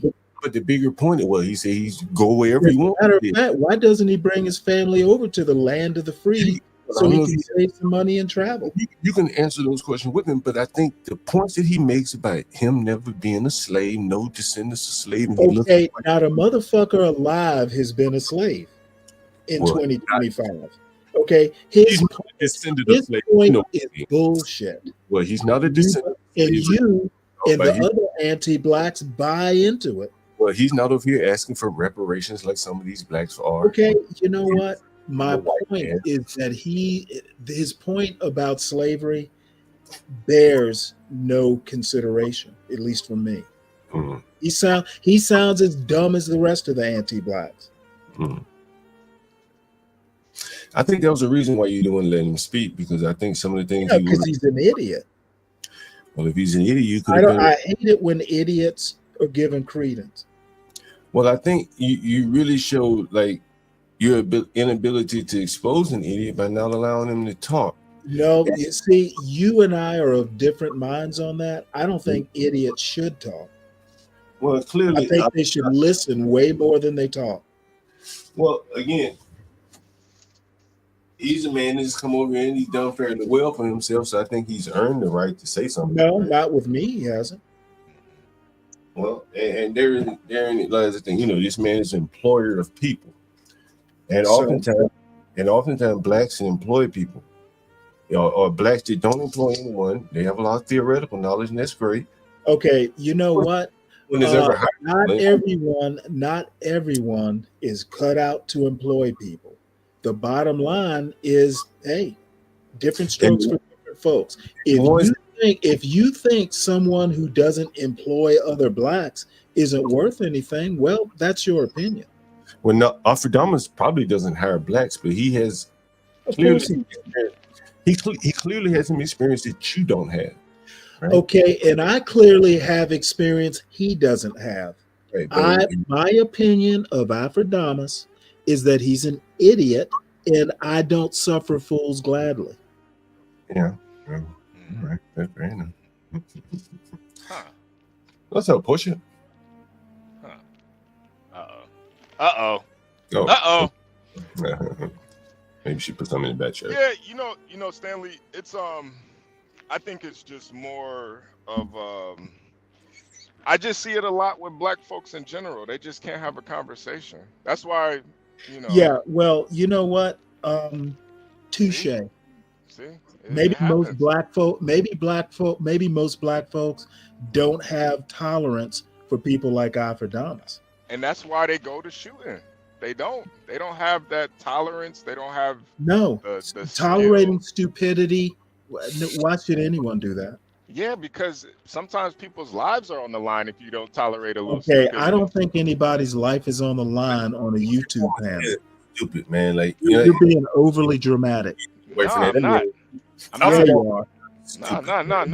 Nah. It's it's like a broader thing that I see with a lot of black What's the folks. broad thing? They just can't have a conversation about HB, anything, okay, especially when it comes to motherfucker, they can't have a conversation. Now especially what? when you don't agree So on what? something. What is the consequence of not being able to have that conversation? Gunplay. Oh, Niggas now dying. That's a little melodramatic, don't you think? Nah, we see it every day, man. So every time somebody doesn't have a conversation, it's gunplay. With black folks, yeah. Black folks, yeah. Here's this thing, Stanley, and you know, and I'm not even gonna speak to Stanley. Let's just speak to everyone in the audience. Like everyone has a reputation, you know, and clearly, you know, certain people have reputations. Stanley has a reputation of Asians, you know, so on and so forth.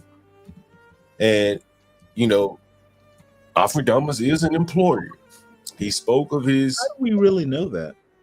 Okay, let's assume he's telling the truth. He spoke of his experience dealing with black people.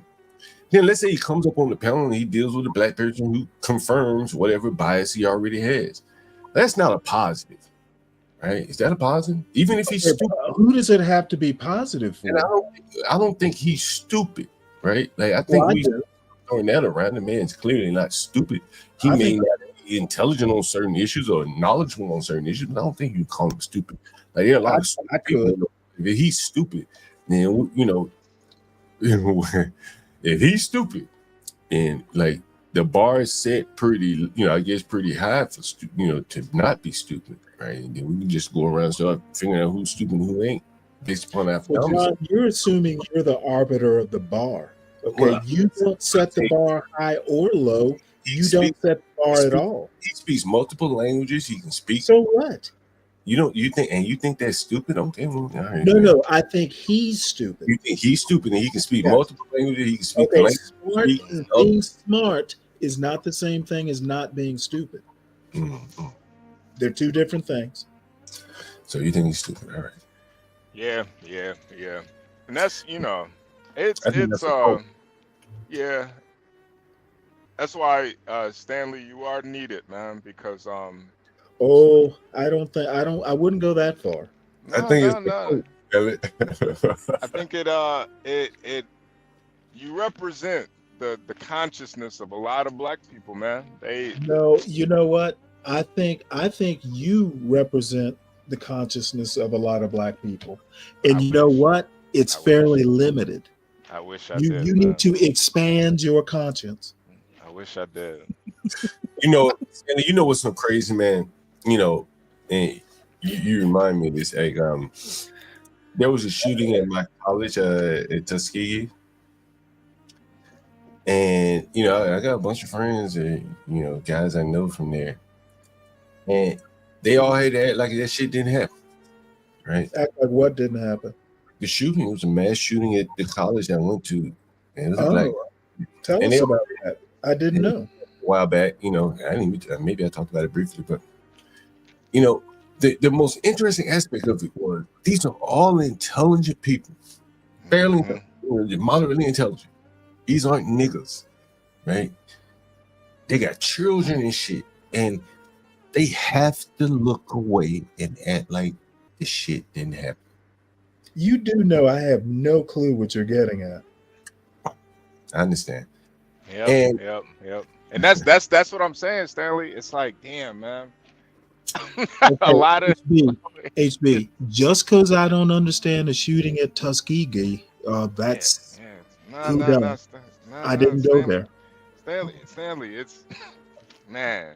This is Yeah, why man. What are you getting at, HB? Stanley.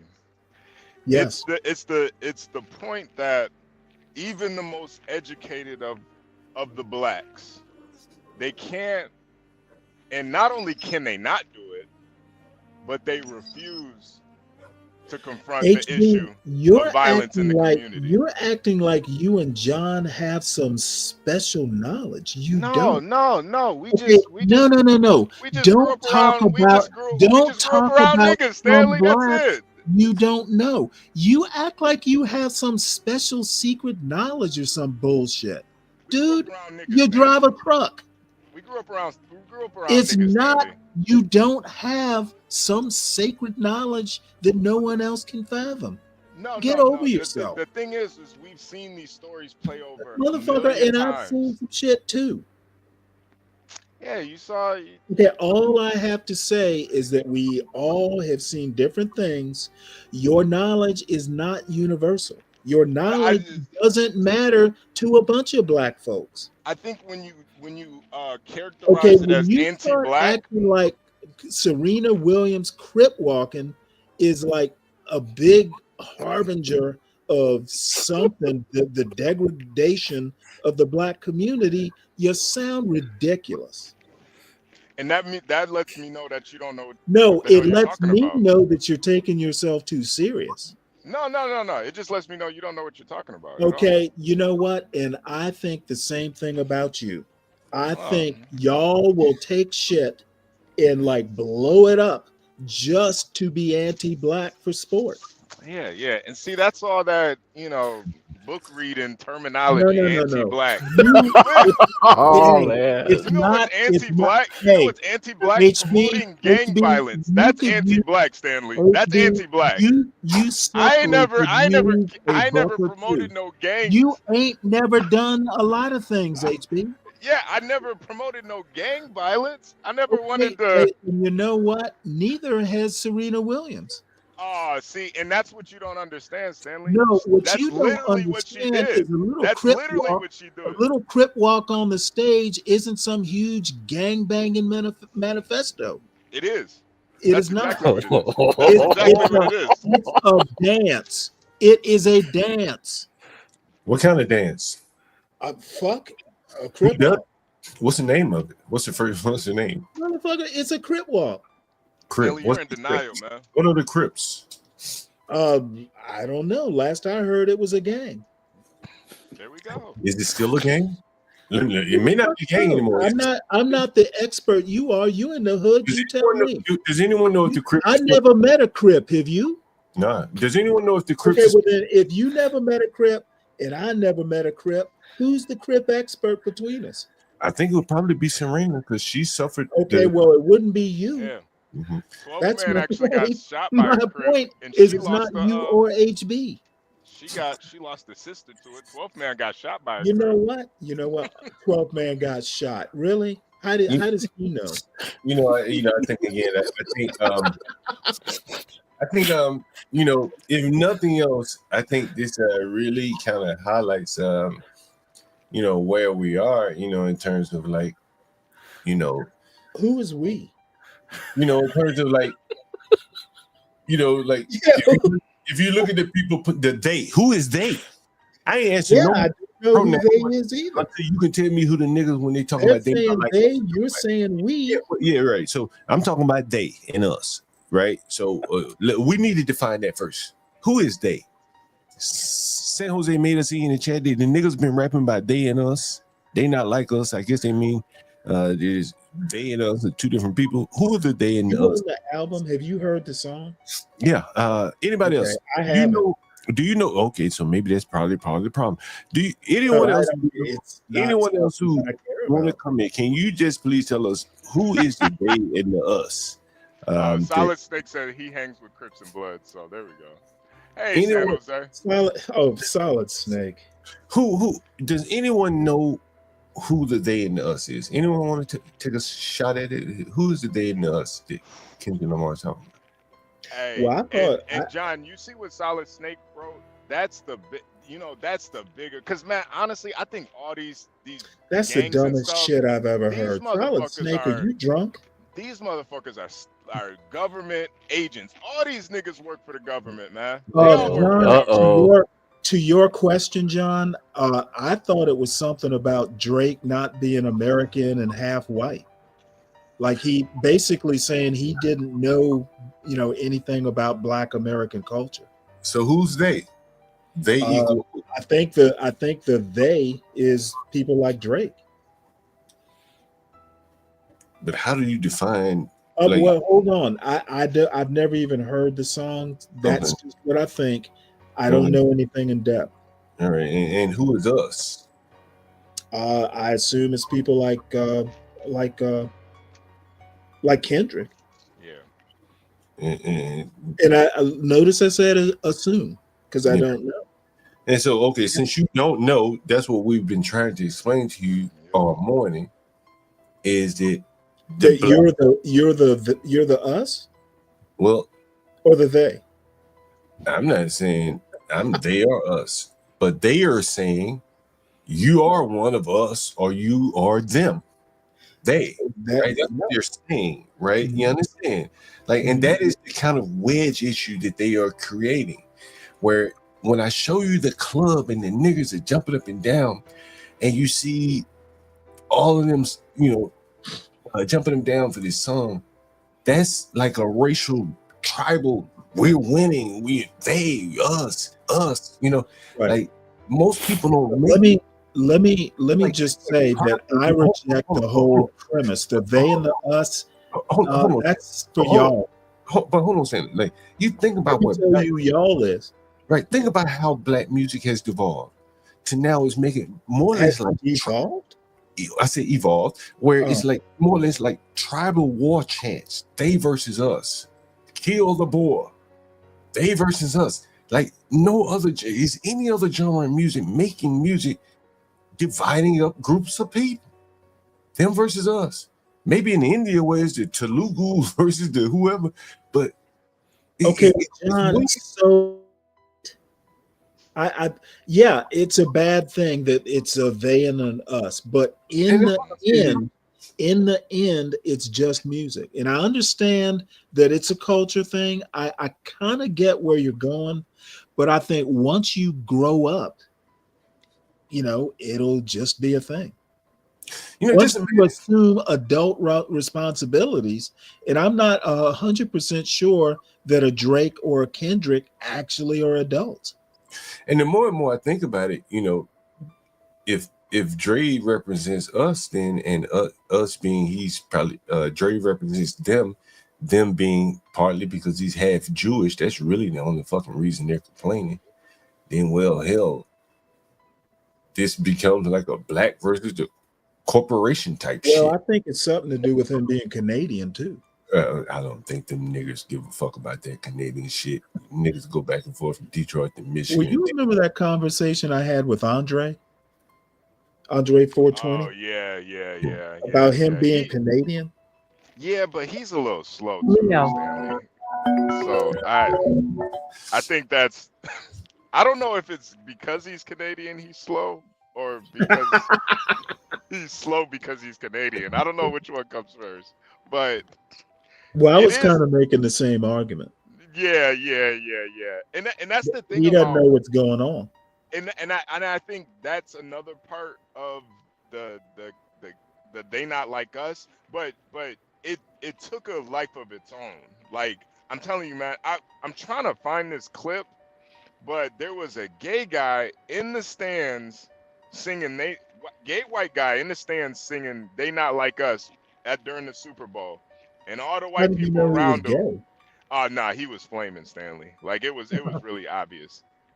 Your gaydar was tingling. Yeah, nah, it was he was super flaming. But you could see no other white people around him were singing it, but he was singing it. It was like he internalized it as they not like us. White? He was a white gay guy singing it. I see. But so it's taken on like a political meaning. It's even like with because we even talk about it with the Black Lives Matter thing. Black Lives Matter didn't start out a government psyop. It started out grassroots, and then all the people started putting their hands into it, making all these dumbass chapters, and they politicized it. It didn't start out that way, and it's this kind of the same thing with the song. It didn't start out that way, but they politicized it. So now it's a song for the gays. It's a song for black people. It's a song for. Well, it's kind of like the civil rights movement. I think the larger point is the way America works. Almost everything that starts out innocent and kind of good winds up being politicized to death. DEI, the way DEI started out, it started out as some company somewhere doing something that was working for it, and they looked to systematize it. Then it became politicized. Right. All kinds of things in America start out working and with good purpose, and it just gets ruined over time. I thought we all knew this. Yeah. But I think. So why are we acting surprised? Well, I think what's surprising is that as I say, it's like a racial call to action type thing. They not like in a racist country. Well, big whoop. But again, no one else is making music like that, making racial war calls. Okay, and so what? Well, that's what makes it unique. I mean, if we start hearing rock and roll people making racial war call songs, I mean, like that's okay. Well, you must not remember Elvis Presley. No, I don't. Man, that was kind of racial.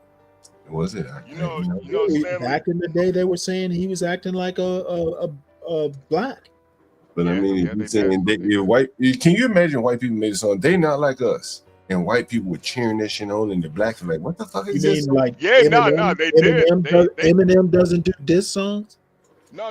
They kind of did, John. Remember that song, that country song, not in a small town. Remember that?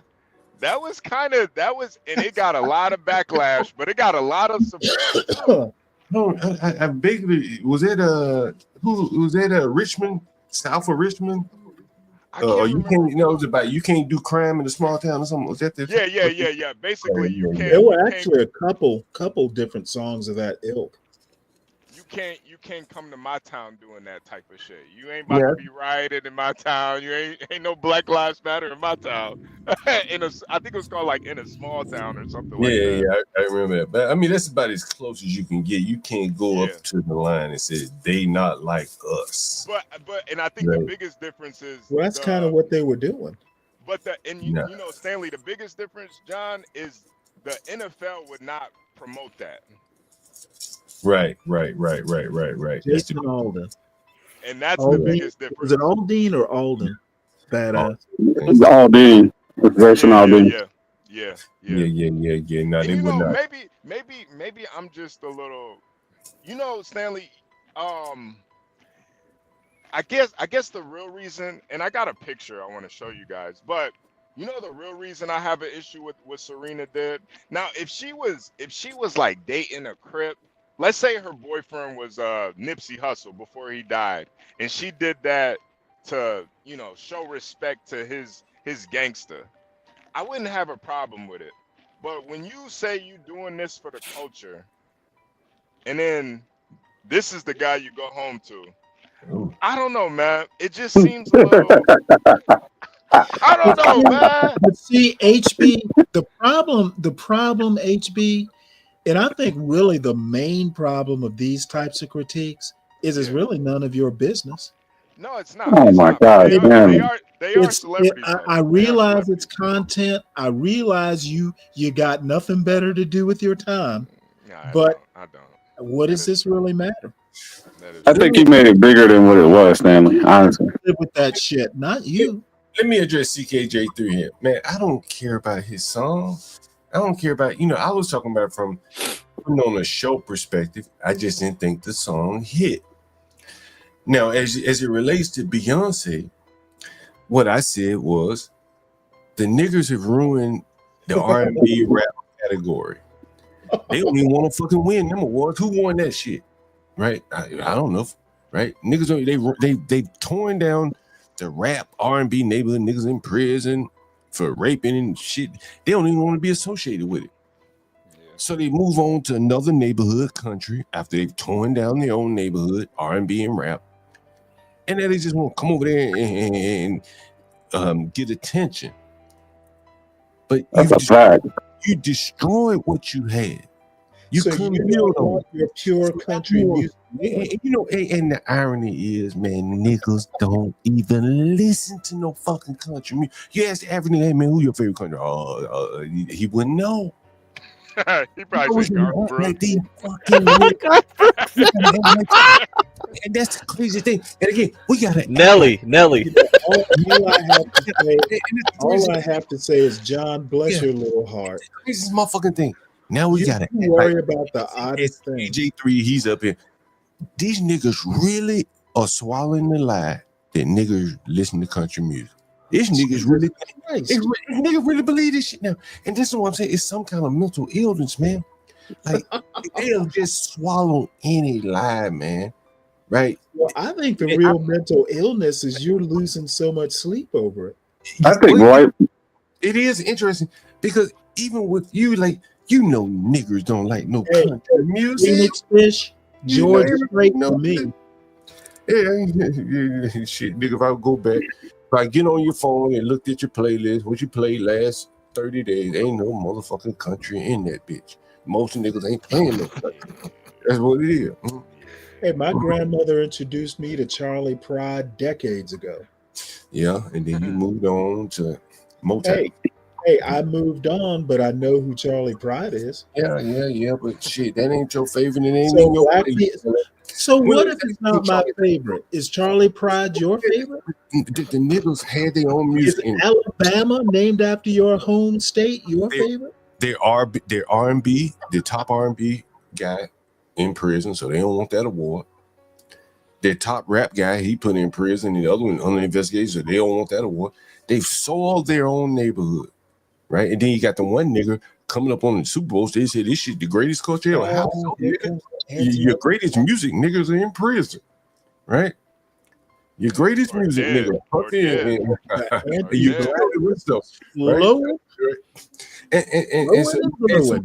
And so now you remake this bitch and make her lighter and shit and tell me and pass her off his country because they done ruin their own fucking. That's just how I see it. Right? Hey, the reason why they don't want them to do it, they don't want Beyonce to do it because look what Lil Nas X did. Yeah. What did he do? Yeah, yo, that was the biggest. Hey, Dave, you got his album? Man. Yo, Lil Nas X really, he tricked everybody with that shit, man. What did he do? He said he had that song that number one hit song like Old Town Road. Old Town Road, yeah. And then he made a song. He came out like gay, and he was sitting on the devil's lap and all kinds of crazy shit. God damn, John, you know a lot about it. He wasn't in the thing with Old Town Road. It wasn't like some like the industry pushed it. This was like the people just really fucked with the song. Nobody knew who he was. And at the same time too, this game, damn, what is the game called? It's like this old Western game had just came out. Oh yeah, Red Dead. Red Dead Redemption 2. Yeah. So Red Dead Redemption 2 came out, so it was really popular at the time. So in the music video, he used like clips from the video game, a Western-based video game, and the song was like a hit. Like everybody fucked with it. And then it came out later, months later, that he was a flaming homosexual. Not just a homosexual, a flaming homosexual. Yeah, but then again, they said that he's not really gay, though. He tried to flip it like he's not really gay. That was part of the act. Yeah. There are a lot of people that say he's not really gay. He's doing it just to push an agenda. Damn. What would be the agenda? What do you mean, Stanley? The gay agenda. He's not really gay. He's pushing an agenda. So what's the agenda? The rainbow agenda. Act like you're gay when you're not really gay. I'm trying to figure this out. No, the LGBTQ agenda. Okay. Yeah, no, You Stanley, you keep up with that sort of stuff, so I figured I'd ask you. You might need to know this stuff because you align yourself with that side of the argument. No. You the only reason I need to know, and I have friends like HB who keep up with that sort of agenda. I just as a passing interest. As a passing interest. I really like the song, man. The song was fucking fire, man. You got psyoped. You like it better when he paired up with what's his name, Achy Breaky guy? No. You know, I actually think he made it worse. Honestly, when he paired up with Miley Cyrus's dad, Ray Cyrus or whatever, I thought he Billy was Billy Ray, whatever. Yeah, Billy Ray. Billy Ray. Billy Ray Cyrus. Hey, I remember when that song came out. I was in the Navy, as a matter of fact. In the Navy. Mm-hmm. Long time ago. Yeah, man. Man. Man. And you know, I'm not mad at Serena for marrying her white man. It's just, you know, I respect. She should have married you. Nah. She's a little too. Her shoulders. She manhandle your ass. Yeah, she's a little too. You know, too it's successful. Just, No. She's just a little too goofy for me. But goofy. I like, you know, I'm gonna give a comparison. I'm gonna just show a comparison. How you can put the niggatry behind you and move on. What? Easy. The niggatry. Niggatry? Niggatry. Wow. You don't have to wear it as a like this is a defining thing for me. Yeah, you don't have to be yourself. And that might be a good point, Stanley. That might be a good She point. wasn't. I don't think she was being herself getting with that dude either, though. I'm like, you're all what you have to be yourself to be successful, to be honest. That's a good point, though, Stanley. Maybe she just is deep down inside. She just is a rich ass. Hey, and you know what? She can afford to be. Maybe maybe the Crip walk is deep in her soul. Yeah, I think that's the issue, Stanley. You know what I'm saying? Like, no, I don't think it's an issue at all. Well, just imagine. I think it's okay. Yeah.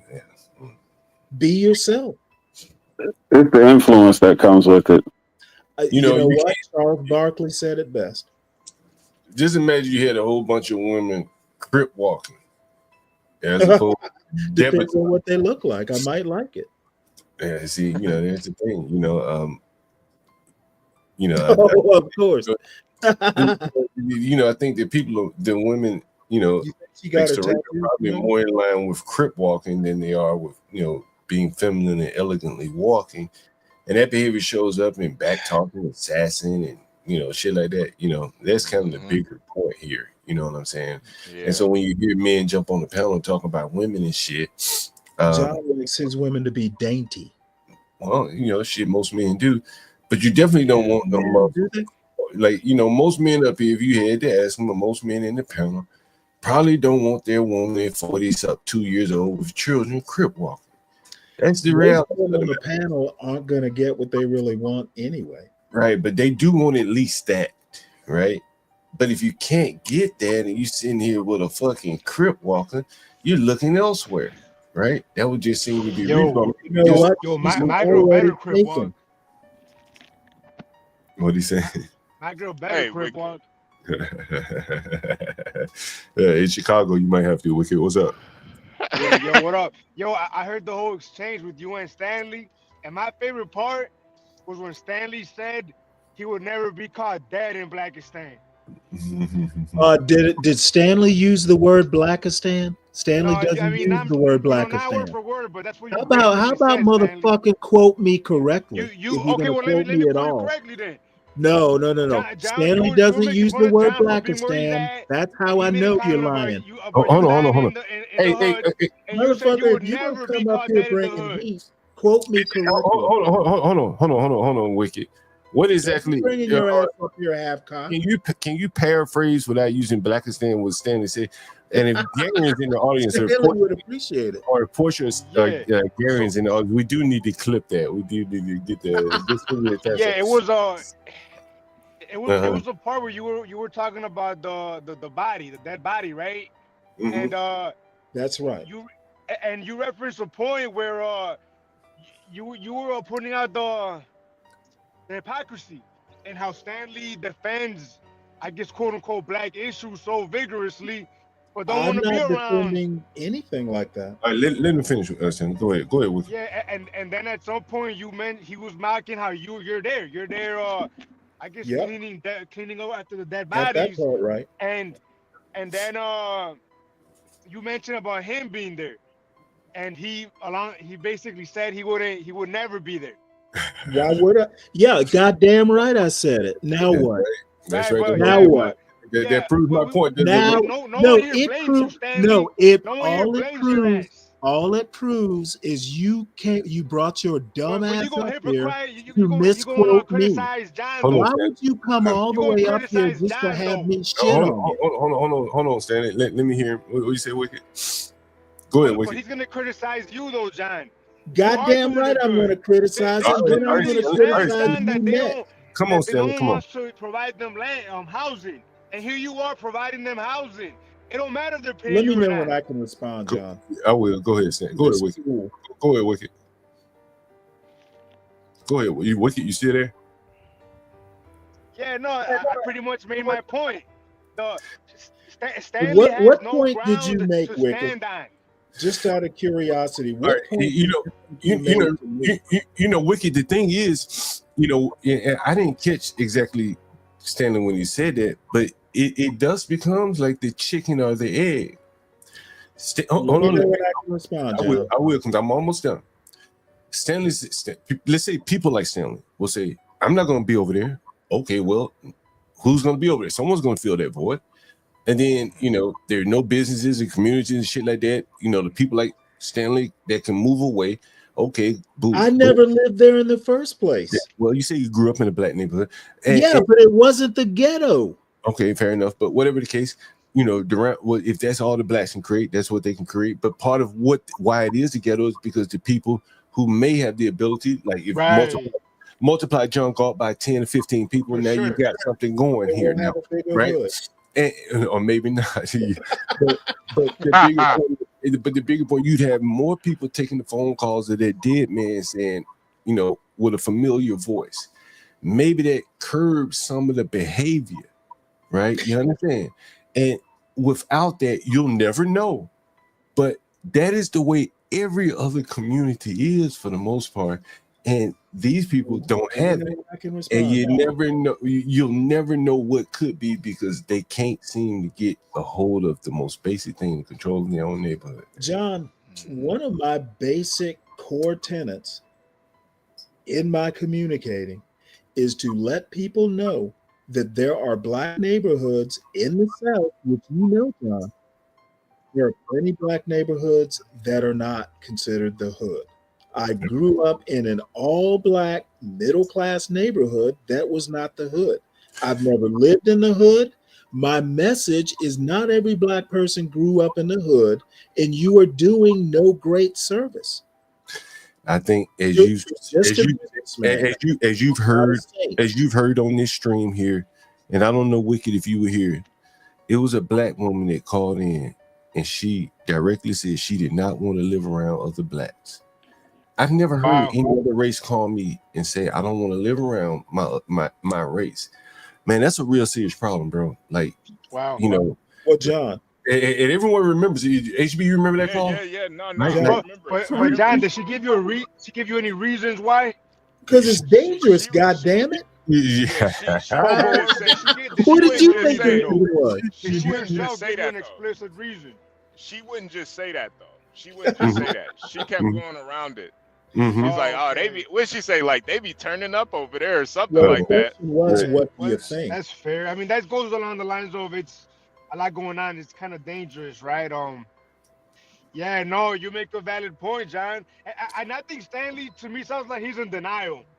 You know, Okay, what it and sounds there like, is no one is denying. is Stanley has been out of the hood, and he knows not every black person lives in the hood. No one's denying that, It Stanley. sounds like No one is you're making that in case. denial, son. No one is making the Apparently, case Chirac has rattled your brain. No one's making that case. A motherfucker, I say you are. Stanley, I'll leave I'm my going to point. misquote you. America, to me, almost everyone in America is by and large running away from black people. That's just my opinion. Okay. I've seen it so long that people are spending above their rent to get the fuck away from above what their ability to pay to get the fuck away. They're paying for private school, John. Yeah, schools, everything. Yeah, everything, bro. Like You know what? Right? It's unfortunate, bro. You and John, It's an unfortunate reality. But two Stanley black is in birds of a denial about feather. it. If you ask Stanley why, he couldn't tell you why. He's in Wicked, denial, I don't bro. give a fuck about your opinion or John's or anyone else. You need to understand that. You're not making headway. But Stanley, the thing is, there's such a dichotomy. It's like I don't think it's a dichotomy. It's like cognitive dissonance, right? And here's what I'm going to show you, right? This is what people don't understand. To who? This is what people don't understand. If you can see on the screen here, you see these people, they brought out the guns to protect their neighborhood from white people. What neighborhood? What neighborhood was it? In Ohio. Right? What neighborhood in Ohio? Right. This is in Ohio, right? And then so you have to see if they're willing to do that in their own trees. Oh, there they are. If they're willing to do this in their own neighborhood, right, to protect against white people, and they even brought out their women, as you can see. What's the crime rate in that neighborhood? It's bad. It's a bad crime rate. No, John. This is actually a more affluent black neighborhood. Is it? Okay. Yeah. That's why those white supremacists did it over there. They didn't go to the hood. This is like a suburb of Cincinnati. Yeah, these motherfuckers could afford guns. It's like a more affluent black neighborhood. And Crown Reed says it's down the street from him. Yeah. Is it a foreign neighborhood? What's the demographics like, Crown Reed? Yeah, it is majority black, but it's not like, you see what in this kind of and the police are there. Yo, hold on. HB, I got it up on the screen right here. Hold on. Okay. Check this shit out. Ooh, These are the demographics. These are the demographics right here, right? You see the demographics right there? Yeah, yep. Everyone see that? Yep. The village has a high poverty rate of 56%, 57 round up. And the median household income is a paltry 37. Oh, does it say paltry? I said that. Did you insert that? All right. You got a point. But okay, John, bottom line. At the same time, though, just because there is poverty doesn't mean that they gotta be making six figures to impress John. No, what I'm saying, I mean, this is low. Let me see what the crime looks like, and let's see, because I figure if you that low in income, it's probably gonna be a little bit of crime, right? Well, yeah. Check the crime. Check the crime rate. Lincoln Heights has a higher rate of violent crime compared to the national rate, but less safe than the Ohio State average. The violent crime rate is 5 per 1,000. Property are also higher with 38 per 1,000. The total crime rate is 55 per 1,000. Lincoln Heights is in the 7th percentile for safety, meaning 93% of cities are safer and 7% are more dangerous. The chance of being a victim is 1 in 477. Damn, I'll take those chances. Yeah, it's not too bad. And these are property. That's not too bad. It's not, well, it's violent crime. The property crime, you stand a higher chance of somebody breaking in your house, 1 in 79. Yeah. Sex offender, that's a lot of damn sex offender. Oh, no, that's in Ohio. So, this is, the fuck, it keep jumping down. So let's see. What the fuck? Anyway, so what the fuck? This ain't east side of Detroit. Nah, it ain't that. It ain't no ghetto. Yeah, this ain't like, even though the there might be some poorer people. It's not like, I don't know. These seem like people, just from what I've been hearing, these seem like people, homeowners, you know, probably a Yeah, lot of it could older be homeowners. people. Trying to figure out, why did the KKK go there in the first place? I don't know. But the bigger point is that I think a lot of people, you know, honestly ask themselves is, if they're willing to come out and protect their neighborhood, like from some unarmed people, and they're bringing out heavy arms, then why not turn those arms inward at the people in your neighborhood committing crime? It's reasonable to think that. And well, I think it's reasonable to think that maybe there's something to defend. I mean, I'm kind of impressed. Yeah, you know, John, I think that is a part of the problem. These people are homeowners. So it's a little bit different than, you know, a bunch of people staying in the projects defending it. The mentality is different. I mean, shit, if they're homeowners, And then too, that's like the beauty of, you know, the whole Nazi thing. You know exactly who the enemy is when you have a Nazi flag up. It's like that's why it almost seemed fake to me. But I do know that there are, you know, radicalized dumbass white people out there who would try some shit like this too. So yeah, I think it was kind of fake too, probably some kind of government operation. But I want to believe that too, but you know, there are some idiot white boys out there that would try to do some shit like this. Yeah, you know, were they in the black neighborhood, or were they just hanging Nazi banners? No, they were in the black neighborhood. And see, Crown Reese, yeah, he confirmed that all those people are homeowners, and I think that is a bigger difference, you know. Can you imagine if white folks did that, John? Hell no. Like actively against black folks?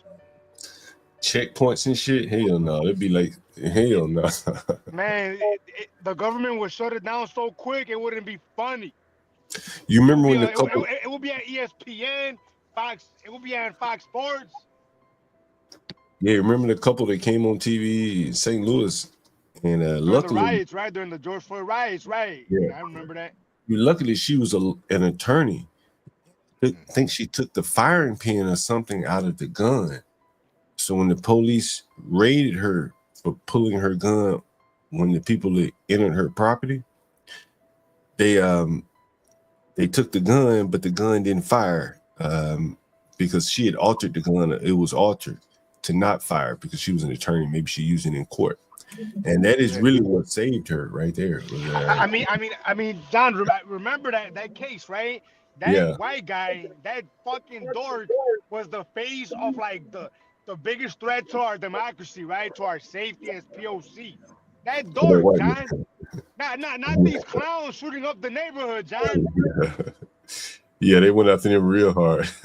Does anyone remember that case in St. Louis? I don't. So basically, they had a Black Lives Matter protest after Mike Brown, and I guess they going into some private property in a neighborhood, and so the lady came out with a pistol, and I guess her husband came out with an AR, and they arrested. I don't know if they arrested both of them, but maybe they arrested the woman. Yeah, they were on their own property. They didn't even point their weapons, but they were telling the mostly peaceful protesters to stay out of their property. Yeah, and they arrested their ass. Yeah, yeah, I do remember that. Yeah. You know, this just does prove to me that, you know, black folks definitely got it in them to do their own policing of these neighborhoods. Cause I'm honestly, John, I'm a lot more like you. Like I would prefer to live in a community like that than go live around a bunch of white folks. Honestly, like that makes sense. I don't know. It's just, you know, if I can find a community like this, you know, I think it's human nature. Down south, HB. Oh well, that's what you think I moved out south for, Stanley. But John, we still gotta hear how nakedly racist this country is, bro. We still gotta hear that, bro. It is. It is. Yeah, you can hear it from me right now. I know that's right. Hey, Wiki. You're saying it's not? Wicked, maybe we'll do a topic. Me and Be Brave. We're gonna get the blacks to call in and tell us their experience with racism. You come up and give a great example of how racism held you back. Wicked, have you taken a listen to the Be Brave and John show? Yeah, y'all go hard. I'm not gonna lie to you. Yo, for Wicked to say that, yeah, y'all might got something if he's saying that. God damn. Wicked, did you see? HB, the crazy shit, bro, is I be holding back, bro. Believe it or not. Yeah. You've been wanting to call up and make it the John Brave and Wicked show. John, man, I be holding back, bro. The shit I've seen, bro. I know. I want to fucking gouge my eyes out, bro. Wicked, you gotta call in one day, man, and tell us some stories. With me and Brave on Friday. Hell, we did a little preview this morning. I don't know if you heard it. Yeah, I heard a little bit. I've heard y'all like twice already. How long y'all been doing it? This will be our 4th episode here. Like yeah. Hey, John, did you see some of those? Did you see some of the clips I sent you too? Oh yeah. I did. I meant to show one this morning, but that's gonna be on Friday. Yeah. You use those clips for your like sound bites. Look, the thing, John, is this though. This is the thing, John. People like Stanley gotta understand. At least I'm not, and I don't think you are either, John. No one's saying all black folks ain't shit or all black folks are. Well, I'm not saying that. I think you are. No. But look, if there's violence, man, yeah, if there's violence. If it's violence, it's 70% of black people's fault. It's higher, Stanley. Just like Be Brave says, the violence belongs to 70% of the black population. You know, even if you believe that, Wicked? No, you know the man, Joe. Look, listen, bro. I don't think it's 13 causing 70. I think it's like what 6%, and then you could what do 3% of the population is committing about 85% of the violent crime. 80. I'll be fair. Well, no, that's not what Be Brave is saying. He's saying the 70% that doesn't do the crime is responsible for the 3 or whatever the percent is that do the crime, because we make excuses for it. Yeah, I mean, you know what's interesting? Basically, black people are our brother's keepers. Well, you know what? To the degree that y'all defend them, Stanley, it's true. Y'all vigorously defend them. Y'all advocate for them. Y'all burn cities down for them. I don't think that's true. Hey, you know what is interesting is that Wicked. Hold on, Obama did make a group, My Brother's Keeper. So he agreed with it. Don't agree. Obama represents all black people. Well, but he's putting together some group. He's all blacks. He's My Brother's Keeper, and so he is kind of accepting. We all need to do something. I need to do something. John, can I give you? Let me give you an example, John. Let me give you a perfect example, John. So that last summer, the Chicago Police Department had to shoot down a young black man, right? Because this young black man opened fire on them, right? He shot a cop. He shot first, right? You know what the black mayor said about it? He said, the black mayor said, I'm raising 2 black sons, so it's alarming to me.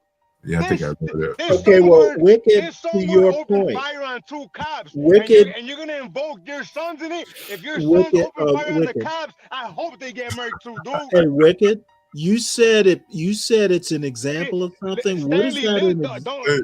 What exactly is that an example? Hold on. He said it's an example. What is it an example of? Hey, hold on, Wicked. We're gonna take this shit to the another dumbass point. Hey, Wicked. No, Stanley. Wait, John. Because it's an example of something, but he didn't tell us what it's an example of. No, because I wanted to get to this point earlier. Go ahead. What are you talking about? When Obama did the same thing. About? No, Stanley, and I didn't get to that point earlier, but Obama did the same thing.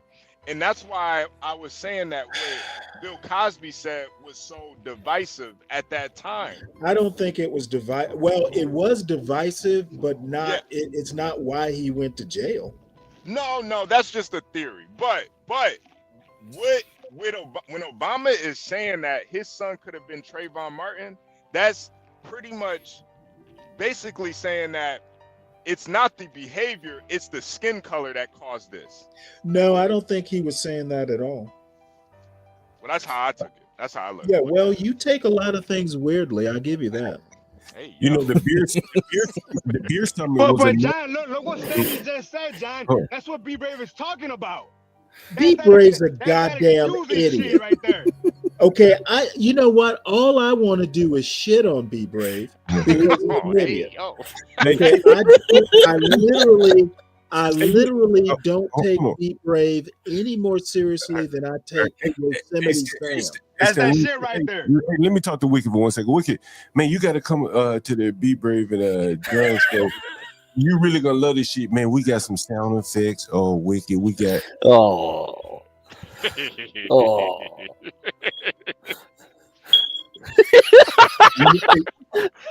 Niggas get up and they just be running on and shit. We do this, and then when it's time for that nigga to get up out of here, sir, I'm gonna need you to put your hands behind your head. We got a runner. We got a runner.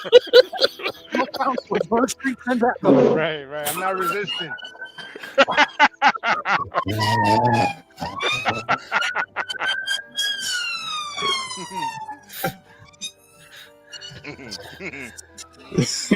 John, did you tape all that in your neighborhood?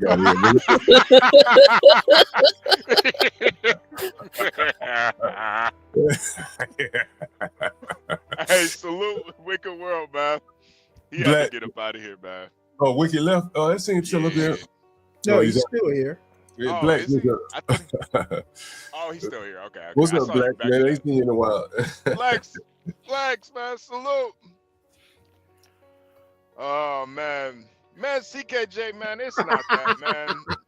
CKJ, man, it's really not that, man. I'm gonna have to use that for a show title. CKJ, and I get that's why I definitely point out the errors with Be Brave, and I think though my interpretation of it is I think John and Be Brave come from two completely different places. They just kind of have the same goals. Be Brave does it more for like entertainment and stuff. The reputation of black folks. Yep. Yeah. It's for whatever he's got. But John actually lives this. He sees it. And I think John lives the truth. He sees the truth. Yeah, Be Brave just all black people live like in John does in his neighborhood. No, but we all are adults. So what exactly is the truth that John is living? That's my question. You'd have to ask John that. Is it that black culture? Because Be Brave basically says black culture isn't American culture. Well, and that's where Be Brave is wrong, because if he wants to do that 70% shit, it's 100% of white people. They didn't even Stanley. They didn't even boo when they had Serena Williams up there crip walking. They didn't even boo. You expected white people to boo at a crip walk? I would. Well, you know what? I know you hold high. White people in high esteem. I didn't know it was that. No, I actually think they're cowards. Honestly, they just stood there. They just sat there and took it. They didn't say nothing. I think they're cowards. Okay. Well, you know what I think. I think it's much ado about nothing. Well, shit, man. It's American football, man. American paying football. $10,000 for a Well, goddamn... according to John, it's about to be Black American football. Yes, and see, I don't agree with John on that. Yeah, I don't agree with him either. He said just let them have football. I There ain't no way that's gonna happen. Yeah, because those football players with dealing with CTE and getting slammed on their head their whole lives, they're not gonna rally together and own the NFL. You need those owners and those people to build the stadiums and stuff. And John made a good point too. If these niggas didn't have football, what would they be doing with their lives? If they couldn't run into And you know what? That is a good question. Yeah, and so They need those owners just as much as the owners need them. Not to mention, there's no money in football. There ain't no way it's gonna go out. Didn't the stadium sell out this year for the Super Bowl? Yeah, it sells out every year. Everybody Yeah, it sells every year. Isn't it every year? Come on. Yeah, that's what I'm saying. The money ain't going nowhere. It wasn't that Crip Walk concert the most watched? It kind of was, yeah. It did numbers on YouTube, man. I can't deny that. I think you and John are in the minority here.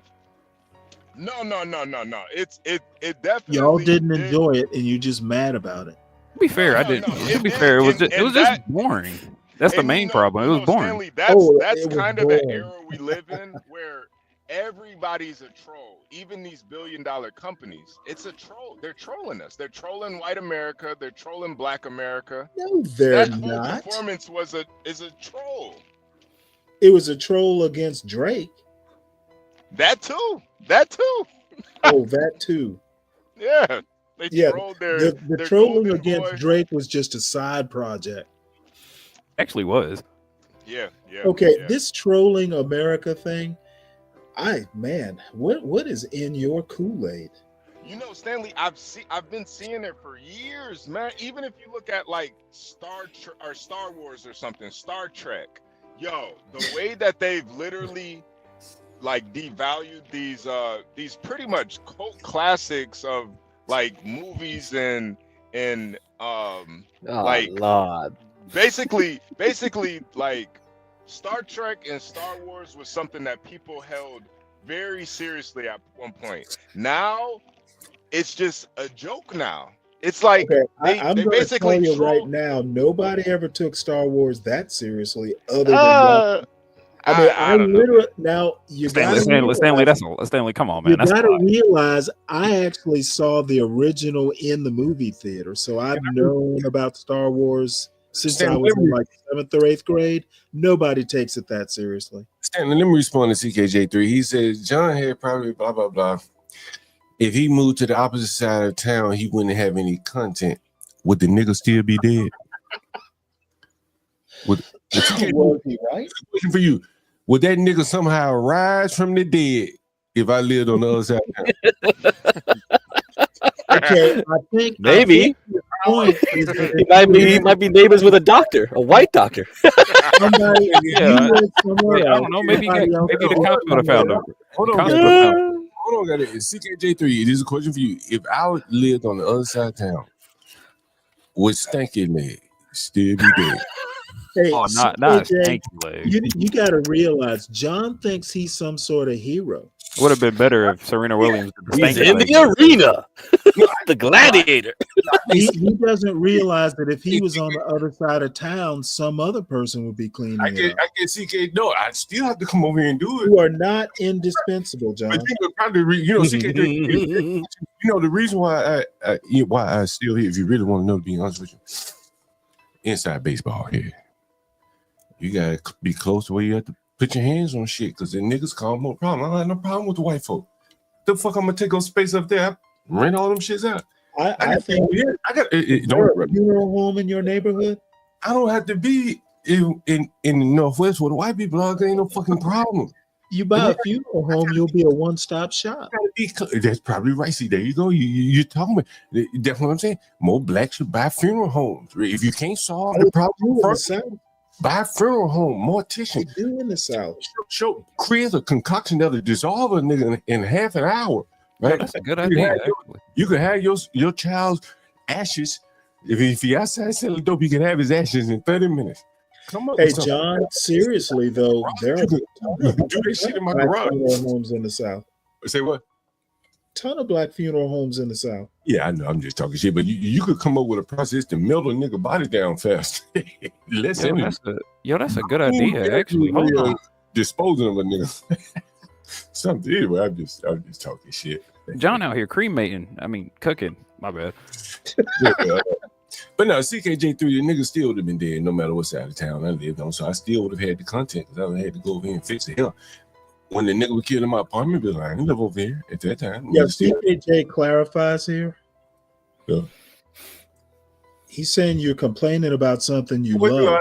Shit, hey man, I ain't in love or out of love with it. Shit, it just Part of the business. Fuck it. You know, I just happen to be here showing it to you. John, you be having way too John much has fun to be a- saying John that, has bro. a You hero out here lying. complex. You out here lying. You out here I do giggling. it. Hey, I John do is, it. John Yeah, is yeah, stupid. John, you out here lying. You be loving I this ain't gonna shit. lie. I ain't gonna lie. Yeah, don't lie, bro. Don't say that. Come on. Hey, nigga, most of you motherfuckers like shit. You done ran into the office real quick. Every time there's trouble, John rips open his wish I- jacket and there's a big N on it. I wish I could put. Hey, I wish go I could ahead, Jack, post go the ahead. smell of that nigga online. No, God, I'm glad you can't, man. You gonna post a scratch and sniff? yeah, you can't post this. Scratch and sniff. Man, just get a like one of those meters or things they get in the lab. Yeah, and you digitize it, and then like you'll save it in a file. Did you get that stuff? Did you get that stuff they put under their nose in CSI? I need a black and mild. I need a black and mild. There was a police officer on one of the TV shows. He just smoking black and mild. He went and started dead by it. John be cleaning up that nigga like that Mr. Clee commercial where he's shaking his ass. I might need to coin that. Yeah, I like the way you spelled it, humble president. It'll get it past. NYGGA. It'll get it past something. Oh man, hey Craig, let me ask you, how easy would it be to build a Shopify? I don't know. .com. I mean, bro, John, doesn't HB own one? Yeah, I have one. Oh, bro, sorry. John. I'm sorry. Sorry about that. Damn, my bad. I'm jumping on John. Yeah. No, John, bro, you can build a Shopify as long as you have like designs. Yeah. Bro, you can build a Shopify in about 30 minutes, man. Honestly. I mean, like build a template, like a copy of what is it, Shopify? They Like- they already have on Shopify. They already have templates you could just load up. Yeah. no, he wants to build his own from scratch. Is that what you're saying, John? Okay. How John, much money do you think it would take if you just went out to Fiverr and say, "Give me a template for Shopify," right? They give you the template. You can add your little layouts or whatever, make it look like your spot, and then I guess you had to buy some space on Amazon, whatever. This can't be more than what, a couple $1 million to get to have scale and everything. Big do you want it? How many customers are coming in? Let's say, well, you can scale up and down, right? You can buy scale as it goes, right? If you expect a lot of demand, you can buy more service. It's on demand, right? Amazon has these on demand. I don't know. I don't know how anything works. I'm not a web developer guy, but I would assume like you don't need to do anything. Yeah, you just from a hardware standpoint, you got yeah, like you said, scale it because like everything is a subscription now. Everything's subscribed. You got Cloudflare that does the DDoS protection. You have other companies that do your back end for cybersecurity. You have others like Amazon that has all the like you can run the processes off of that. Then you have another guy that probably does all the commerce stuff, and dude, everything now is a service. Like I think what does it mean by scratch? Nobody does anything by scratch. Right. So Yeah, that's correct. And so unless John has a place to be putting all the stuff where he's planning on whatever you're planning on selling. I wouldn't do Amazon though because they tax you out the ass. Well, maybe for some aspects of it, but the bigger point I'm making is like I was reading about Kanye West being thrown off Shopify and Twitter. I don't know why that matters though. He already has his own website to sell stuff. Do you use Shopify? Must mean no. That's the thing, Crack. That's who he uses on his website. Okay, then go somewhere else. Temu can do all his stuff for him. Hell, why does he need a U.S. company? Hell, he can do eBay. Fuck yeah. But I don't know. There's so many other competitors of Shopify. I don't understand that at all. Yeah. But like, couldn't you just build out your own platform if you really wanted your freedom of speech? How hard would it be to build out at least some of the components of? He could, but he would have to put so much effort into marketing it. He's probably just real lazy and don't want to get his word out there. Even though he could easily. I know, but he could easily do it. But I don't know. He has a website that's probably being fed by Shopify. That's usually how it works. Where you go to the website and you want to order something. The shopping cart and all that is hosted and handled by Shopify. That's not that difficult to build. I built those shits. I don't know what I would take with Shopify, in terms of merchandise. You probably have to have a CRM and something like that. But it's not very, very difficult. And I just wonder, why the hell is he relying on some third party when he has billions to just build his own? It's just easy. It's just easy, like Garion said. Like, why bother? But that's what I'm saying. He's that nigga lazy, John. That's Hey, all it hey is. John. Hey John, I got a question. Yeah. You said you could teach anybody how to do that developing. Yeah. You down to do some classes? Yeah, we do it online anytime. Hey, yo, John doing some teaching. John gonna do some coding. That shit. I used to teach that shit. The Department of Agriculture and shit like that. Yeah, I used to teach. Yeah. What do you want to learn? I mean, we don't even start off with a programming language. We just start off with the basics, kind of how to look at things. John, honestly, that's why I really think, I was kind of getting into it, but I've been seeing with these, and we used to talk about this shit back in film school a lot. Like a lot of these movie franchises, it's like they're almost just trolling its audience. And I feel like with Kanye, man, these companies, because if you notice with Kanye, every time he's in some shit, it's always a company attached next to him. And I honestly feel like they're just using Kanye to troll people. Like, let's have him do this. Now, I bet Craig, did Shopify go up yesterday and today? Did the stock go up? Yeah. It did have earnings like a couple days. Yeah, and Reddit's gonna have earnings after the close, and the Reddit co-founders with Serena, right? So Yep. So who knows how many Reddit posts were because of that shit? Man, it's probably all kind of insider trading with all this shit. Yeah, you probably right. And that's what I'm telling you, John. I feel like we're all being just trolled, man. That's like Kanye got a cut after he got kicked off Twitter.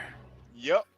That's the new marketing strategy now. Just and what you let him come back, what let him come back after a while. John, I'll bet you. I'm willing to bet money he'll be back by the end of the year, man.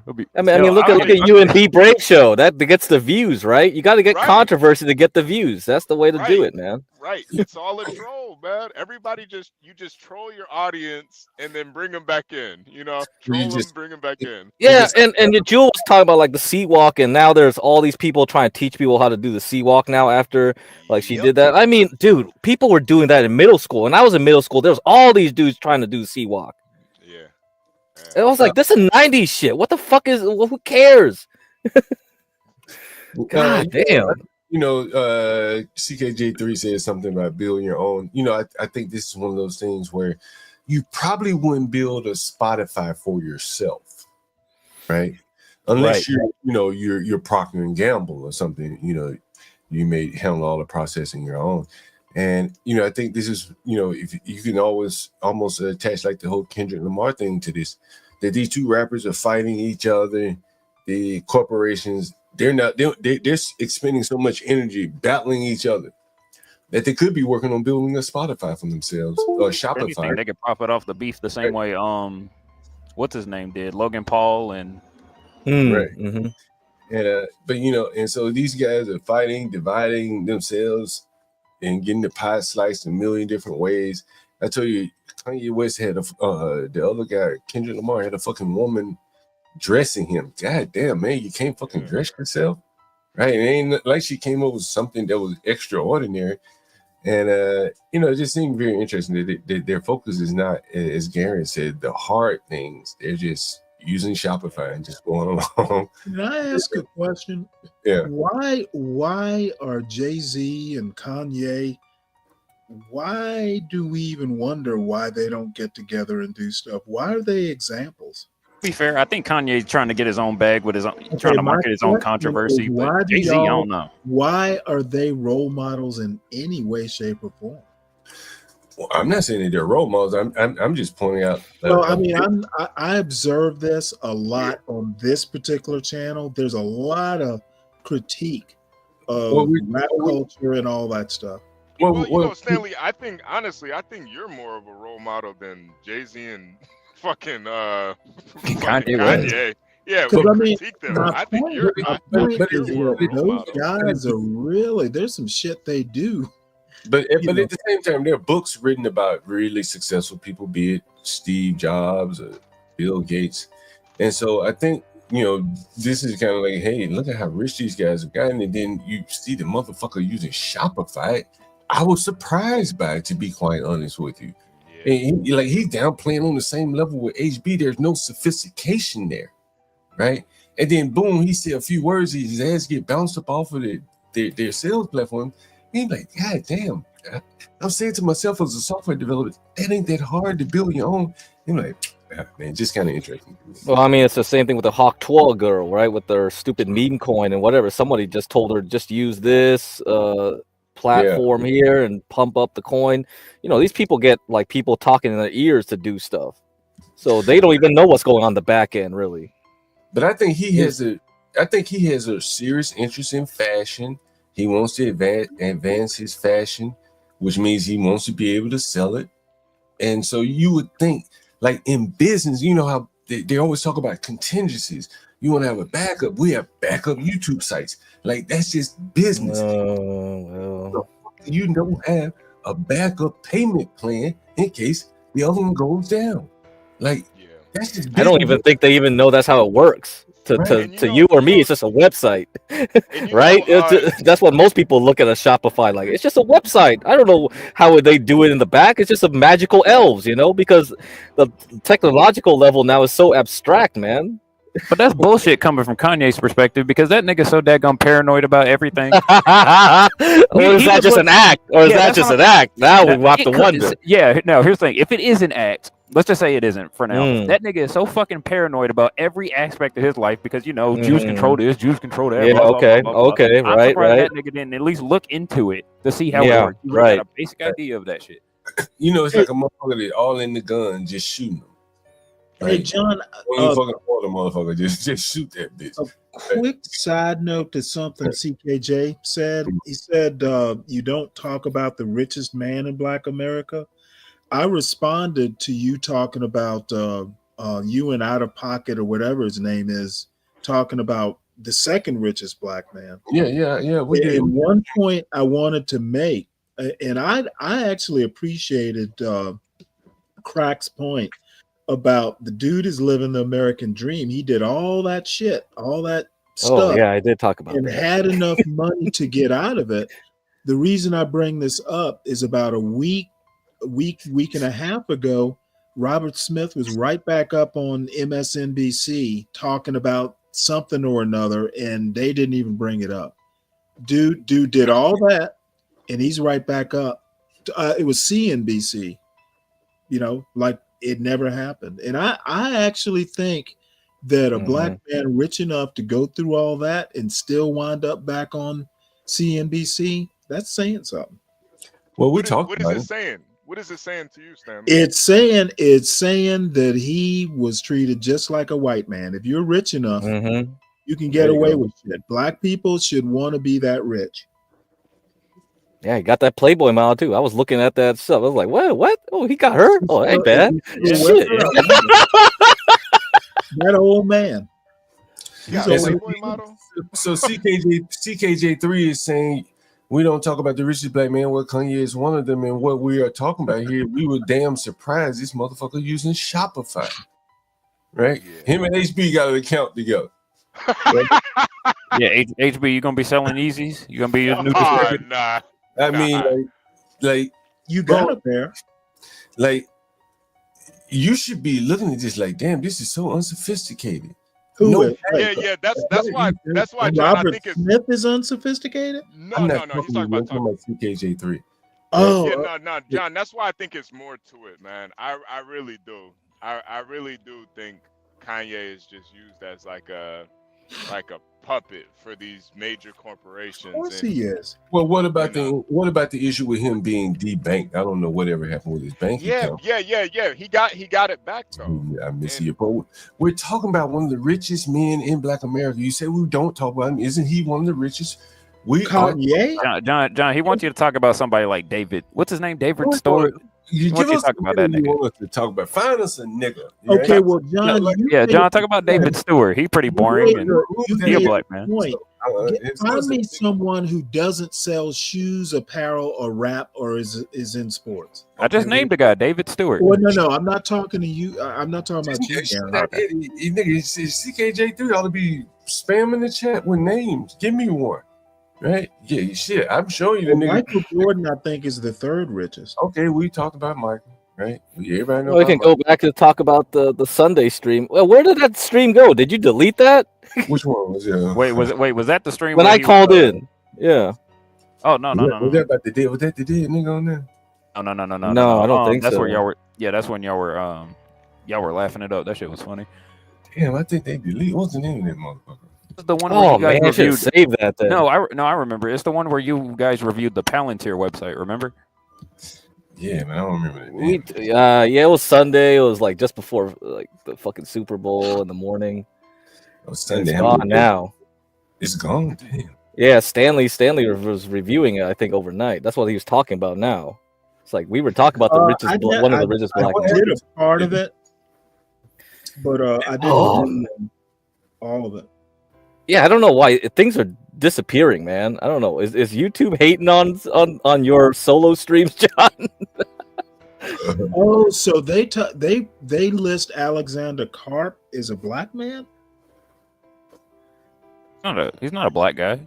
He white. Ain't he? He's half black. Oh, he's mixed. Yeah. I didn't know that.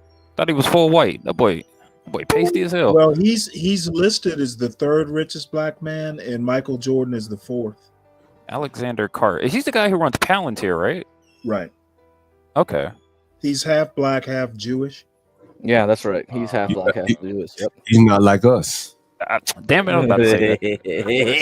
No, he's not. He's rich as a motherfucker. He's not like us. They say he's not poor like us.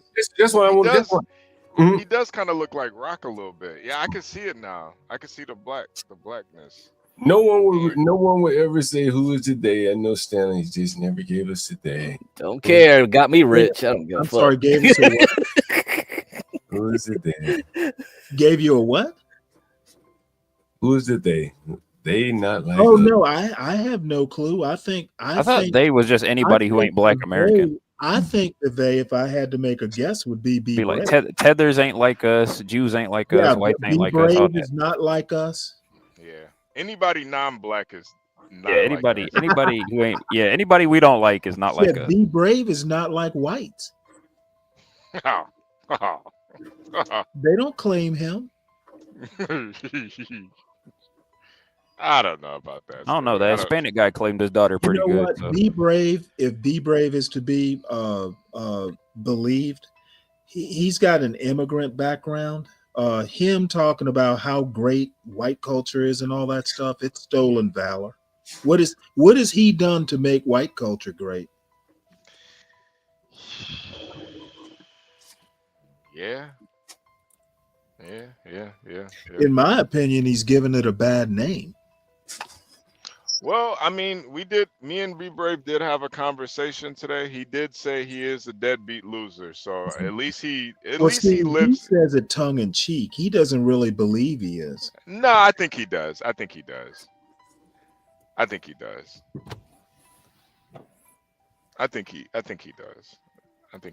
it. Deep down. But I'm sure his wife told him that. You got the phone. Come on, y'all. No, motherfucker. I said it, and I said it with a smile on my face. He has stolen valor. But I do respect that about him, just for like acknowledging his shortcomings in life. Yeah, sure. Respect that. He puts on no airs, that's for sure. Hey, John, John, did you? I saw you earlier review that art. Motherfucker acts like he's a black an expert on the black community. That's that's an air. Yeah. I don't. Stanley, being an expert in the black community is a basket weaving degree. Anybody can claim that. You know what, Garion? Are you really the best person to talk about degrees? I got one. Do you know? Yeah. What's it in? Electrical engineering. So you're an electrical engineer working in a warehouse. Yeah. Okay, gotcha. My point is, are you really the best person to be talking about basket weaving degrees?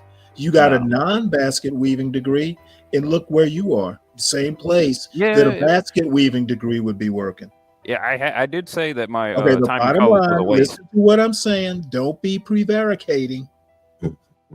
You are no better off than someone with a basket weaving degree. Are you the best messenger?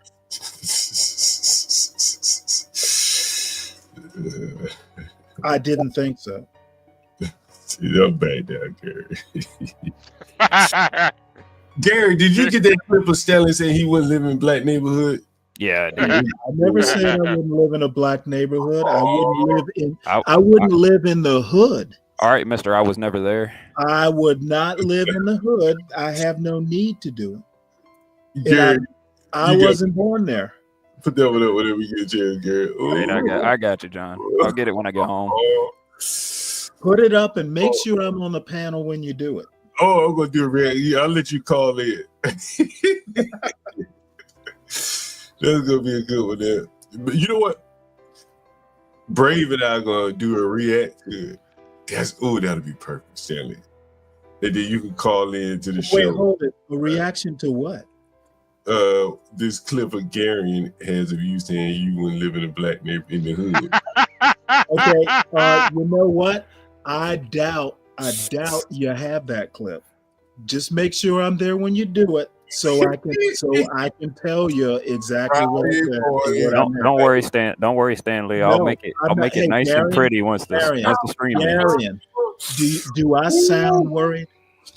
I'm not gonna go. No, don't worry about it. It's all good, Stanley. And even if I said it, I'm sure I can defend it. Stanley, Gary, can you put Stanley's face on the overlay so we have like Stanley's face while the audio is going? Yeah. John, Brave is gonna go crazy over there. Have your fun now, because you know when the clip is played, I'll be able to explain it. Brave is gonna lose his shit when he hears that.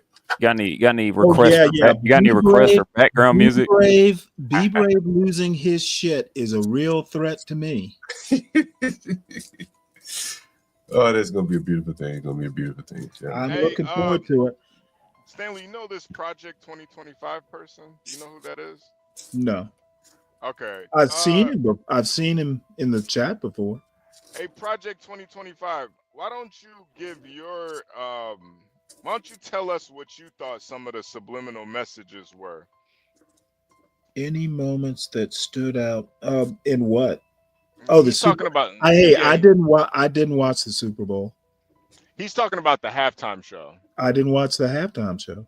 Yeah. Is he talking? Wait, is he talking about the whole Kendrick, the subliminal Kendrick Lamar message again? Because I've been hearing a lot of conspiracies about that stuff on Twitter and YouTube. Yeah, let me ask you this question: if there were subliminal messages, did that nigger think them up? Did he think of all this subliminal shit? Or did someone think of all this shit on the set, the plate, the game over and all that? Do you think he thought all that up?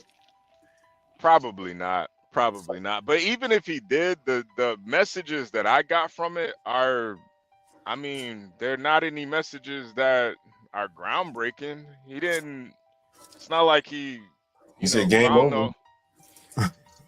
It's not anything serious. It's not like he tapped into the ether and exposed free energy or something like free energy. I figured out he figured out how to climb the ice wall or something. I don't know. Yeah. He didn't prove the Earth was flat or something. He didn't. It was nothing like that. I'm sure CKJ3 thought that shit was profound. So don't put that on CKJ. Come on, John. Don't do that. Don't put that on CKJ. No, I mean, all it was what I got from it was, blacks built America. We're the backbone of America. Black people built this nation. You mean we're not? I did like the Squid Game reference in there though, with the X's and O's. That was pretty cool. Yeah. we're cannon fodder for white supremacy and We're corporate not. greed. Yeah, but what's more, what I appreciate more, Stanley, is when you don't have to put that shit in subliminals. Just say it, man. If that's how you feel. Well, that I agree with you there, but I actually think that we really need to switch gears and start talking about how second-rate white culture is. And I honestly, I think that's a much better and much more nuanced. The song ought to be "They Are Scared." And Stanley, honestly, I think that's more. Stanley, I wish you could rap, because that's an album I would listen to. I want to hear Stanley. There's a rap reason about- they want all these immigrants out. But it's not it's an old message. This is like a dated message. Nothing No, that he's saying. on this point, I agree with you. Yeah, it's like, bro, and then you got Shit all is these. over. We all know it. Let's move on. Right. It's like, bro, man, I've been hearing this shit since I was born, man. Like, that nigga saying the same shit, man. This Yeah, ain't. I felt the same way about Kanye complaining, man. The first time I was kind of, okay, yeah, I get where you're going from. Then the second time you complain about the same people, nigga, you don't have time to solve that problem. Shut the fuck up. Right? He's still at square one. Like, bro, you still complaining about these Jews, nigga? Oh, that's you ain't solved it yet. How long? How much longer, man?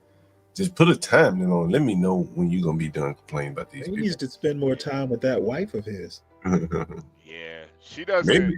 Well, Yeah, I think the thing with her though, she's like a real airhead, and she doesn't really do anything for him. So he's just focused on all this other bullshit. When he was with Kim, man, that nigga was in love with that bitch. He was in love with her. I don't think he loves this woman like that. I think she's just she's like an accessory, It's not I'll be honest. I mean, she's not ugly. Nah. She's not. But it's something about him having that woman naked kind of off-putting. Yeah, she was naked. She was straight up naked. Yeah, she had her vag out. She had her whole box. She had her whole box in the wing. I guess Kanye didn't get enough attention from that, so he had to go do this shit. Yeah, nah. I honestly. Yeah, that was a goofy ass political statement. That honestly, it's the same thing as Serena's husband. It's like, bro, that's supposed to be your wife, man. You guys gotta protect your women, man. Like, I appreciate your I consistency. gotta get that Reddit stock up. I appreciate your consistency on that point, HB. I actually do. Yeah, no, because it's honestly the same thing to me. Like you're just, parading your wife out here. And Yeah, I don't get that at all. I would be wanting every swinging dick looking at her. But I mean, like again, like it goes, like what kind of woman would do that shit? Nigga, I don't know what kind of husband would make her a slut. I don't think he made her. I don't even think I could pitch this. I think he knew she was a slut and he just wanted to parade it. Then the next problem is that he marrying motherfuckers like that. Like, I think you be looking to marry women that would tell you no. Or that, I think you should be marrying women that you wouldn't even ask to do that shit. Well, he married a woman who had a sex tape, a famous sex tape. Can I ask y'all why y'all putting these people on a pedestal? Honestly, I'm trying to I'm breaking down the pedestal. If anything, I mean that's what I'm hearing. Y'all keep putting these people on a pedestal. Why? Nigga, I just put them down. I said, who would marry a bitch like that? What kind of nigga would do some shit like that? Somebody with low vibration, John. Nigga, I wouldn't marry no bitch like that. So I'm. Do you have low vibration, John? Nah, but that's what I'm saying. We're not up on these people. I'm not saying, man, I wish I had a woman like him. I can make a parade around here naked. I'm saying, like, John, what I'm saying, John, you giving this person too much credit, John. Who? How? I'm not giving him any credit. If anything, I'm taking him. John. Now, CK, he's not made his own damn Shopify. What the fuck? He's not giving anybody. He's not giving Kanye any. No. What I said this nigga ain't no better. He's not smart, John. Okay, so you just said that. I don't know. I might want to say that because then you'd be criticizing me saying that. No, John, because you like to reach a lot. So I But just one be man messing with you because you like to reach. even a man that ain't smart, bro. Like even a man that You ain't like to smart. reach. You'll say Kanye dumb, but you want to panel what he did. I ain't saying he dumb. I That live in the box. think So he that's has comedy to me. It's comedy to me. It's funny okay, to me. but I think he has some elements of brilliance. But I'm saying like, He bro, doesn't, John. He's okay, just a well, good maybe he producer. does. Okay, we He's a can good agree that producer. he That's doesn't. it. Okay, but like, That's it. bro, He's not a if you rocket have science. all right, fair enough. Nothing, If you John. have some interest in selling a product, bro, you hear me all the time up here, like y'all trying to get around the middleman, bro. And I That's what I talk was about all trying to the tell time, you the like, other day like about these Jay-Z. people You have think not built. Jay-Z is smart? He's not smart. He's I just a don't think fake. he's smart because again, I did a John, stream. you come off that way, John. I did a You come off stream that where way. I As a did a listener, you come off that way. I did a stream where I said, "Is this nigga illiterate? This nigga can't." He is, John. But you keep talking about it, so you expect something different. Do you think I was holding him up when I say he's illiterate? I think you do, John. From my perspective, I think you do.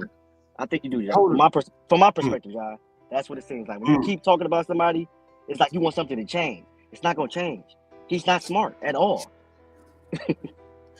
No, again, you know, and if you right off that point, I don't think you have to be incredibly intelligent, right? I think you have to be passionate about something. He's passionate about rapping. That's what he was good at. But now he's trying to move into another realm, another career per se, event planning, corporate event planning. And I think we have to be honest and take Jay-Z out of the equation and just say, if it were any other random person put that show on, you'd be like, man, bro, we need to have some, talks about what we're going to do next year to get a better, crowd appeal. That's not criticizing anyone. It's not holding anyone up to another standard. John, I don't think Jay-Z had that much say so. Okay. I really don't. I really just think he's just a face. Okay. And CKJ, I definitely hear what you're saying too. But when we talk about these things, it's more so as like a backdrop to kind of like extrapolate out of it. Like when we're talking about these people, we're not putting them on a pedestal. We're talking about something a little bit more vast. Like just the simple thing as in cutting out the middleman. I think everybody should think about stuff like that. Or the women that you date. Like, do you want a woman that we'd even feel comfortable out there crip walking on stage or showing up completely nude to some event? And you can kind of just as a backdrop, we can all apply that to our own lives. Yeah, but HB, you not messing with no chicks like Well, that. see, that's where I differ. You not messing with no chicks like that. I want to address that. Y'all talk about Serena Williams. Hold on, CKJ3. CK, let me ask you a question. Mm-hmm. You ever heard of death by 1,000 cuts? Yeah, I heard. Yeah. Right. And anyway, you're probably familiar with it. It's like, what we're seeing basically is death by 1,000 cuts. Ain't no motherfuckers just crashing out, jumping off bridges and anything. But you see Kanye West, you be like, damn, like, why didn't you go the extra mile to build your own shopping platform? Didn't do it. Maybe no interest. Maybe normal people. John, he's not smart, John. Okay, cool. Okay, yeah. Then you see somebody like Bill Cosby go down chasing tail. You be like, damn. Yeah, but John, he damn near 90. He probably about to pro, John. It's over with for him. All of his assets. He's almost 90.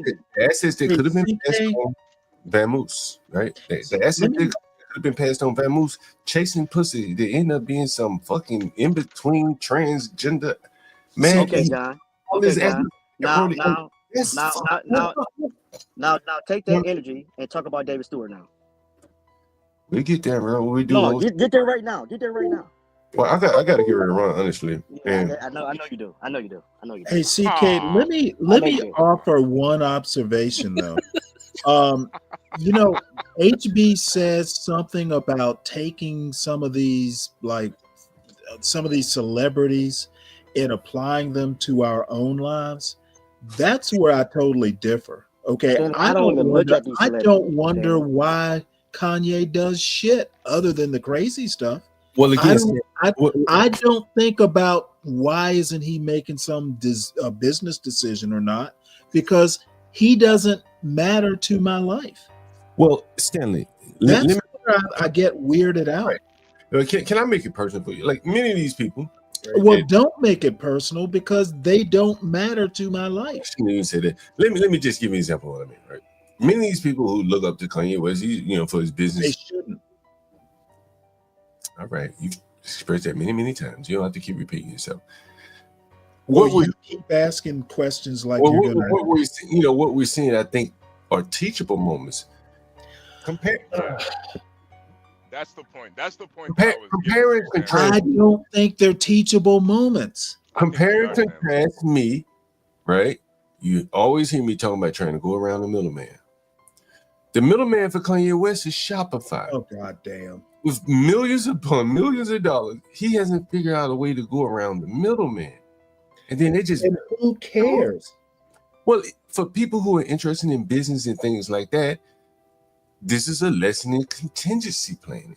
You should have had You know what? You're a better example of business to me than Kanye. Well, again, and so this is the contrast. You hear me every day talking about how you go around the middleman. Stop letting Shopify take all this percentage of your revenue. He has the ability to do that. Yeah, he doesn't do it. And then one day he wakes up and his platform is saying, you're no longer welcome. He'll have pictures of his naked wife at the Grammys.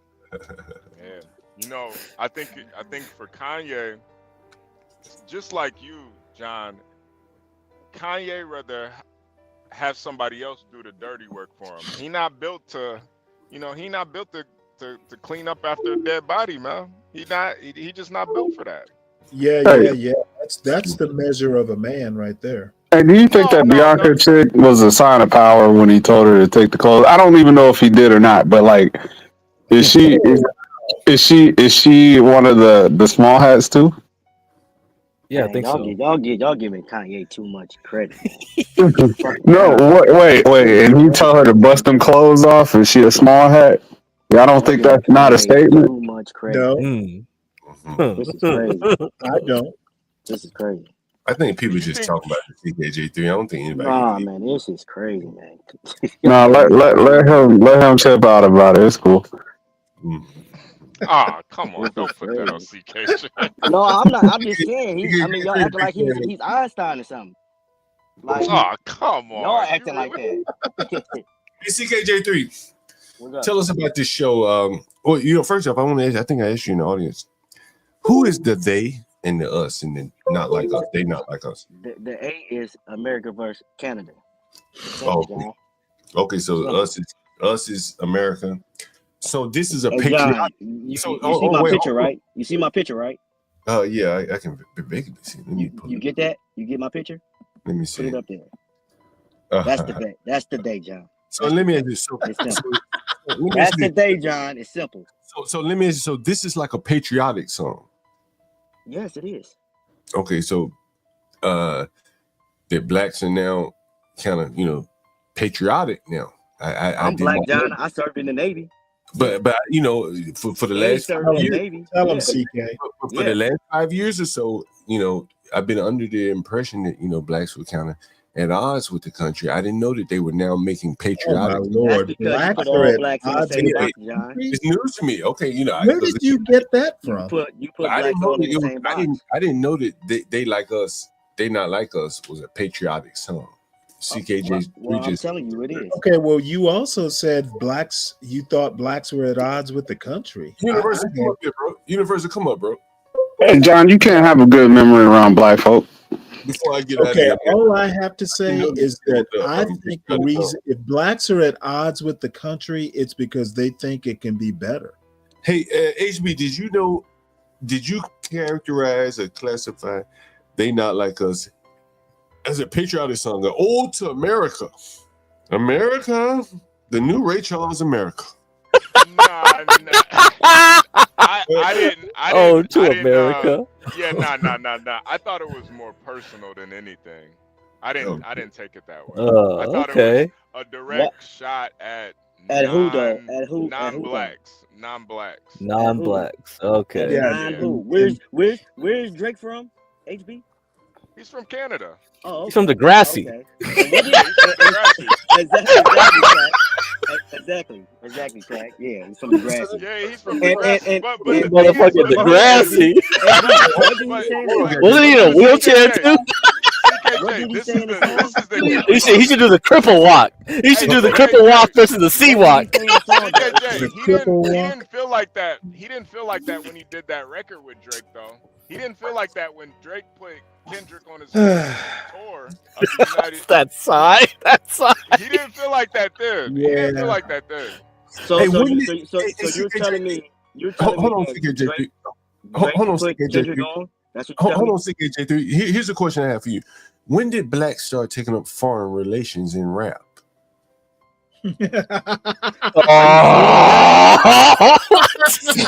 John, you serious? Foreign relations in rap. Wow. John, are you serious? He wants to be ambassador to Canada. Hey, I tell you, John Reach. John Reach is something else, man. He can reach. No, that's actually he can reach. You got to give John credit for that one. Oh no, I give him credit all the time. I say he can reach. Oxford to Canada. This is like a foreign relation type shit, right? John, he says in the song, John, that he comes down here. He has to go to these different spots and take other people's styles. Okay, he says it in the song. So he basically saying it's like a balance of trade issue where he's able to come into Oh my God. So in other words, he's able to come into America and hey John, why do you think hold on, what you're saying is that Drake is able to come into America, create shit, and export the income back out to Canada. And the blacks are saying, like, you're not like us. You can't come down here and utilize our resources and then go back to Canada. I don't think that's what they're saying. That's not what I said, John. That's not what I said. That's your reach, John. Wow. No, that's your reach, John. Wait a minute. You gotta put some tariffs on that rap, man. That's your reach. Let me say this. Wait, sure. Let me ask HB on here. Yeah, I'm still here. Okay, now when Drake went against Pusha T, who won that battle? Keep it real, HB. Keep it real, HB. It was kind of one-sided. It was more Pusha T than Drake. He won, right? Yeah. And why do you think he didn't have the effect that Kendrick had? I think Pusha T didn't really have an industry behind him. No, that's not why. That's not why. Pusha T is from Virginia, right? Kendrick is from Cali. Every entertainment has to go through California. He has a whole coast. That's why when the song popped, it just went crazy. He has a whole coast. That's why you could go out, you could see Walk and all this stuff that plays into the California. If you've ever been to California or you live in California, you will understand it. That's why it's so huge. Yeah, and also Hollywood it's the same is thing. out there too. But look, it's the same thing with Meek Mills. He did the same thing to Meek Mills, like how Kendrick is doing to him. He just did it to Meek Mills. We don't hear nothing from Meek Mills. He's from Pennsylvania. It's a difference of coast. He's just on the right side of the coast. Everybody has to go through California. Everybody has to go through California. It is Hollywood. That's what I'm saying. Everybody has to go through there. Yeah. No, I understand. I like Drake. Don't get me wrong. I like Drake. I like Kendrick. I like both of them. But I understand why he took the L. He lost. It is what it is, man. I don't think he can come back from this. I don't think he can come back. We are gonna see, but I think the loss really is that Kendrick has never been celebrated more than this. Why do it matter? Why do it matter? Why do it matter? Hey, HB. Why do it matter? HB, I just thought of something. You John Universal, y'all need to put up Ukraine flags. That's what y'all sound like. Oh, Ukraine, this outsider. Come on, y'all. I got a question for both of you guys, three of you guys that coming in, right? And matter of fact, I don't want you to answer out loud. And no cheating here, guys. Okay. So I want you to put it in the chat, in the back chat or something. Will blacks be happy if, as CKJ3 said, this is the end of Drake? Will blacks be happy? Ooh. I put my answer in the back. I answered. No, I think it's 50-50, John, because there's a lot of blacks that still HB, Universal, that's on his side. I'm the only one. I'm the only one that's biased. Oh no, you care. I don't care. No. See, I'm the only one that's biased here. I'm the only one that's biased. No. CKJ. See, that's I'm the only one that's biased here. Honestly, I'm the only one that got a different take. Everybody's saying, "Oh, it's woke. I can't understand him because, I don't want to think. I don't want to do math questions. I don't want to read." No. That's what y'all sound like. I don't want to do this. I don't want to do that. Hold on. I want to dumb it down. And HB, you the same person that said you only listen to dead rappers. Yeah. And the person not dead, you're not listening to him. Yeah. That's I the listen thing. to y'all all the time. I don't even, and that's what I'm saying. I really could care less, but I see the agenda. That's why. There's not no agenda, HB. He just lost. The same thing that happened with 50 Cent and Ja Rule. He just lost. University. 50 caught his way. No. See, that's different. Ja Rule was hot. He was popping. He just lost. But CKJ, the difference is that was actual street shit that happened with them. No, he caught his wave. He just lost. He lost. He lost. It happens in life. Some people take L's, man. No, some CKJ people take L's. But there's no agenda. To compare it to 50 and there's no agenda. It's two completely different things, man. You're right. They both were from America. These motherfuckers don't understand what you're saying. Hey, Universal. You're right. What's the question again, John? I'll take answer the question. Would blacks be Universal? CKJ3 said he don't think Drake can come back from this. Did you hear what he said? Yeah, I heard that part. Yep. And so my question is, would the blacks? Yeah, I showed you the video of the blacks celebrating, right? Yep. A minor. Did you show Taylor Swift too, John? No, you show Taylor Swift? No, this was in a. You ain't gonna show Taylor Swift. You're not gonna show Taylor Swift. You ain't gonna show the Swift. I think she said it too. She said mine. Yes, she did. That's my point. That's my whole point. You talk about the blacks, but I'm asking Swift with the Swifties was saying minor too. You're not gonna let me see. I know. You ain't saying that, John. You're not saying that. Yeah, because it's an agenda, right, HB? She's on code. You're right. It's an agenda. Everybody after Drake. All the Kamala voters. Everybody after Drake, man. Y'all killing me. All the Kamala voters. He just took an L. It is what it is, man. I got a follow-up question after this one. So the question is the Universal. Do you think that the majority of blacks that listen to rap music would be happy to see Drake's career be over by this? Yes. Really? Why? Because he's light skinned and he's on top and he pretty much can do whatever he wants in music. Do you think it's due to foreign relations? You think because he no, I think it has nothing to do with him being because he's light skinned. No. I want to come on, Universal. Come on. I want to get here, Universal. He's rolling it. I think you know. He's the boogeyman right now. No, Universal, you know what I want with this shit, right? You know what this shit is. See, and Universal. Drake miscalculated, man. Hey, Universal. I think I kind of disagree with you. I don't think it's the fans. I think it's the industry that doesn't. I think it's like the rappers and shit. That's what I'm asking. Yeah, that was the question. No, I'm talking about. Okay. No. The question I have for you: do you remember that club that I showed you? Where they was screaming A minor. Yeah. Right? That black club. Yep. And CKJ3 said, I don't think that Drake can come back from this. I've heard people on academics say they don't think Drake can come back. Yep. Do you think the blacks would be happy? Do you think, and I'm getting somewhere with this, do you think the blacks would be happy if he can't come back from this? If this is the end of Drake's career? Damn. Rap career. Universal, you right, man. Yeah, I think, yes. My answer is just yes. You're right. Put him down. Yo, John. The only reason I push back against Universal because sometimes it's just hard to accept how like spiteful black folks can be. Exactly. My bad, HB. Sorry about More, that. think about all the pedophiles and this is sad. This is sad, man. all the This is real perverts we've sad. supported. Why is he This is the real one that sad. gets shut down the most? This is real sad. Yeah.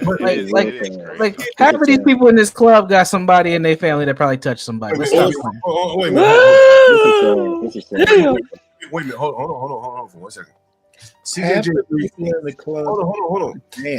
CKJ3 is saying this is sad. I'm not sure what he's talking about. This is sad, but I'm talking about the panel. You talking about the three of us? Y'all keep come on, CKJ. I feel the same. No, HB, can I ask you a question? HB, can I ask you a question? Because he's Hold gray, on. because he got waves, because he got curly hair, Hold on, CKJ3. Hold on. nail polish, all these Come on, different hold on now, things, y'all. CKJ3. Hold on, CKJ3. Hey, so the question is, HB, even CKJ3 has admitted that at least half of the blacks that have some vested interest in this want to see Drake fail. Is that correct? Yeah. That's at least half have a vested interest in some shit that has nothing to do with them, and they want to see a motherfucker go down. Mm-hmm. Right? Now, what do they usually call that? Battle rap, John. It's called battle rap. Simple. Are they in It's niggas' called battle street? rap, John. Yeah, but what do they call that out in the street where it ain't no niggas ain't rapping? No. Hey, this ain't the street, John.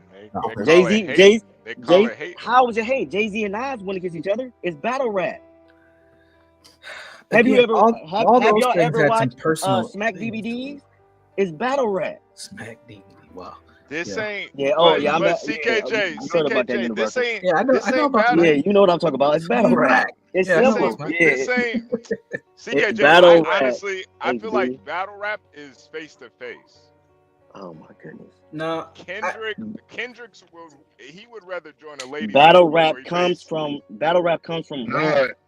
It's part of rap. It's part of the whole rap culture. What are you talking about? But it's okay, been going people been battling in music. It's part of rap. Even with that, it's part of rap. It is what it is. Let's say that's the argument, CKJ. Let's say that's the argument. Why are most black people riding so hard for Kendrick over Drake? If it's just about the battle rap, why is it such a heavy lean? Because they can relate more to Kendrick because he's from America. He's from California. I just said it earlier. No. Oh, Drake is from Canada. It's a little bit deeper than that. It's not. Look, because they're patriotic. Let me ask y'all a question. It's a little bit deeper than that. Let me ask y'all a question. If we go far back and look at the transition of Drake, he has changed his appearance over the whole time, from Degrassi all the way to the point we got now, right? He doesn't have an identity. Why does that matter? Yeah, I don't understand. It matters. Why does it matter to black people? That's a good question. Why does that matter to you? Why y'all keep saying it matters to America? No. America. The white people don't care because you're wrong. It wasn't just black people watching Kendrick. CKJ3, I'm gonna let you talk. I just said Taylor Swift. I want to interject. Taylor Swift was saying minor. Yeah, everybody's saying that goofy shit. Hold on, CKJ. But why is it such a big deal against the blacks and not the whites? Hold on, CKJ3. Damn, man, come on. I want to ask you a question. So you said something that Drake in Canada. See, you made me forget my question. You said something about Drake in Canada and a lot of people. What did you say? Can you repeat back what you said? I said his transition. He has to keep going to different spots to create a new identity because he's not from here. If you look at what Drake came from and how he used to look and stuff like that, it's a difference. You can relate more to Kendrick because Kendrick is from a coast that you understand. He's from America. I got you. Do you think that white people relate more to Kendrick than Yes. Drake? Yes, I do. Do you Whites think, in America, yes, I do. Yes, I do. Do you think they feel personally aggrieved by Drake kind of being an interloper? You said, do I think they what? Say that again. Do you think that whites feel personally aggrieved or some kind of way about Drake being from Canada, coming down here, basically being an interloper? No, I don't think they. I think the higher up, they don't really care because they're making money. No, I'm talking about just the regular, like black people, like you just mentioned. He's from Canada. Do you think the white people that were in the Super Bowl audience, for instance, were cheering on K-Dot because he's going against someone that's from Canada? He wants you to consider the whites. Yeah, I know. Well, He, doing. he mentioned the whites. That's why I mentioned the whites. I keep saying American though, John. You keep skipping that. You keep skipping that, John. I keep saying American. So within America, you think it's a difference in America between the blacks and the whites? You think it's just an American thing. Within America, do you think blacks and whites were equally here in defense of America and supporting Kendrick? Probably. Yes. Okay. John, personally, I've never seen Canadians as foreigners. Like they're just my neighbors, right? Well, you think dogs actually win votes? Hey, I'm gonna give it to y'all later. I gotta go back, y'all. Good talking with y'all. All right. See ya, CK. Hey, John, don't talk too bad about me, John. I wasn't done real kicking. Come back. Yeah, come back, man. Oh yeah, I'll be back. I'm just playing about me once I get off. Like I don't think that white people like I would venture to guess that most white people probably don't know, the ones that were in the Super Bowl probably don't know who the fuck Kendrick Lamar is. And I don't believe that they're fighting. Yeah, but they know who Drake is, don't they, John? But I don't know if they do or not. Yeah, they know who Drake is, don't they? They definitely know who Yeah, they definitely know who Drake is. But I don't. This man that won 20 Grammys, but these white people don't know who Kendrick is. But there's a reason why Drake doesn't win Grammys. But all these butts. There's He won 20 Grammys. He won 20 Grammys, but they don't know who he is. Well, the Grammys is a white show. He won 20 of them. But what y'all have to make sense. Y'all not making no sense. Y'all keep using these excuses. CKJ Macklemore won a Grammy. What does that mean? I keep telling you, it's a white show. And then try to give it to Kendrick. Macklemore is white, right? Yeah, he won it when they were supposed to give it to Hey, him. Macklemore, you got Macklemore's music, don't you? Who, me? I'll give it to y'all later. Absolutely not, Stanley. Absolutely not. It meant a lot that he won that Grammy. Oh, come on, Stanley. Only because of the racial tie. Notice Kendrick won a lot of Grammys after that. Notice. Yeah, he did, because it was almost like an uproar. Like, how could y'all give it to this fucking? It's really amazing to see how these people go to the mat. Yeah. I mean, this is rap music, like racial idolatry. Right, like they are finding avenues to fight racial battles everywhere. Yeah, right? That's why I told you, John. They turned this shit political. Yes, and I saw it. They turned it political. It was just a beef over a nigga that was jealous of Drake.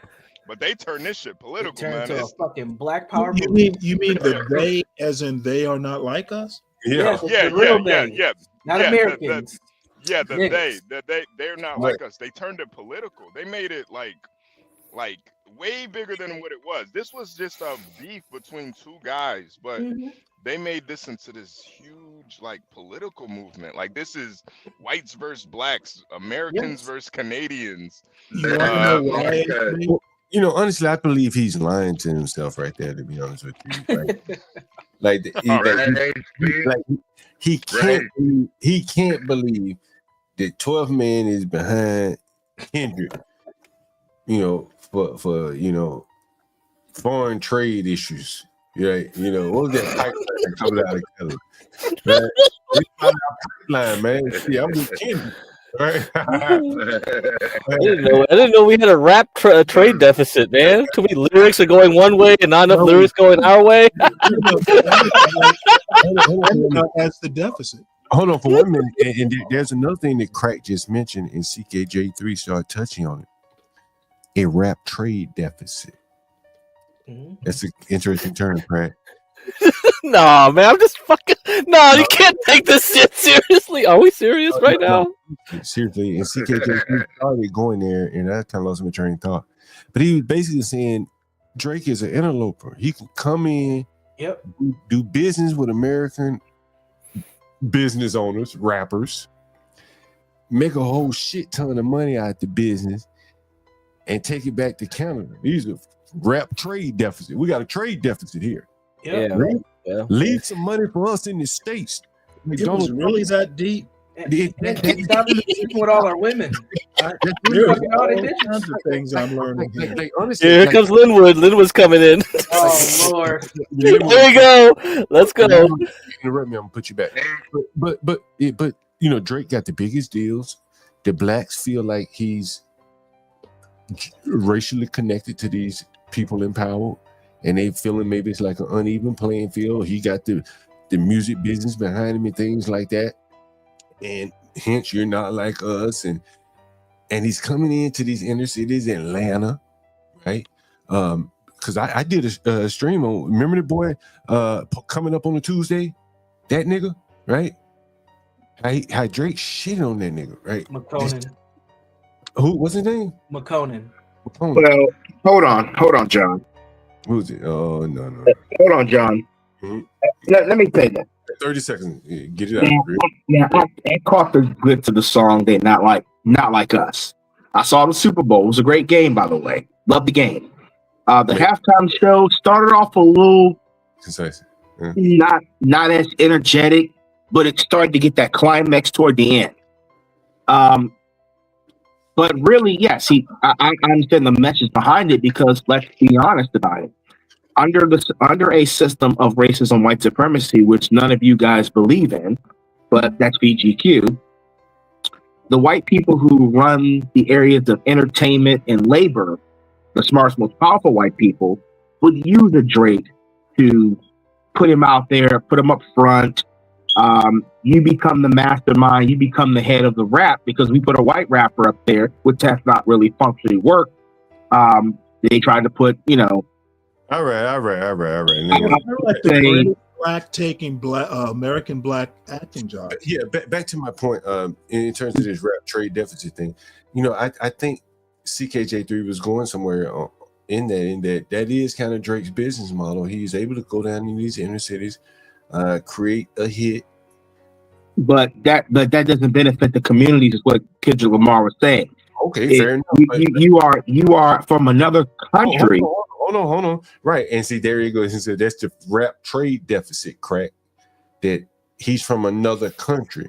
Now, I guess we could assume that they would take it more likely. They would take it, a little better if Drake lived in America. I don't think that would be the case. Right. I think they're using that he's from Canada, which is more or less, like I said, a rap trade deficit. Yep. He's extracting all the money out of the inner cities on the rap business and taking it for himself, and he's the richest. So that's the jealousy and I don't think that's jealousy. I don't think that's jealousy at all. I think it's really more.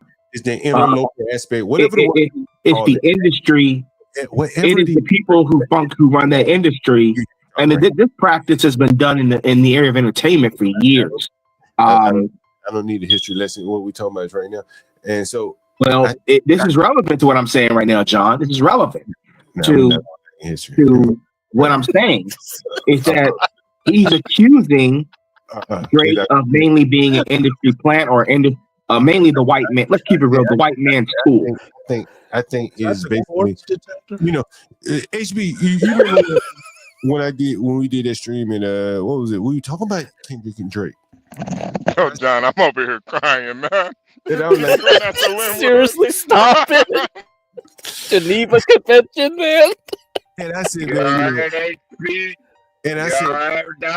said, HB know the business. I said, Drake know the business, right? And I think that's really what it is, man. Like, they're seeing that he came in, swooped in, basically carved out a large percentage of the profits for himself.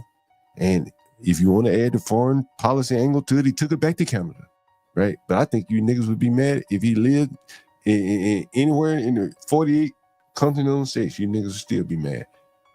I wouldn't be mad necessarily, but I'll be honest with you. I mean, as a hip hop fan myself, I've seen hip hop go through changes I don't even like.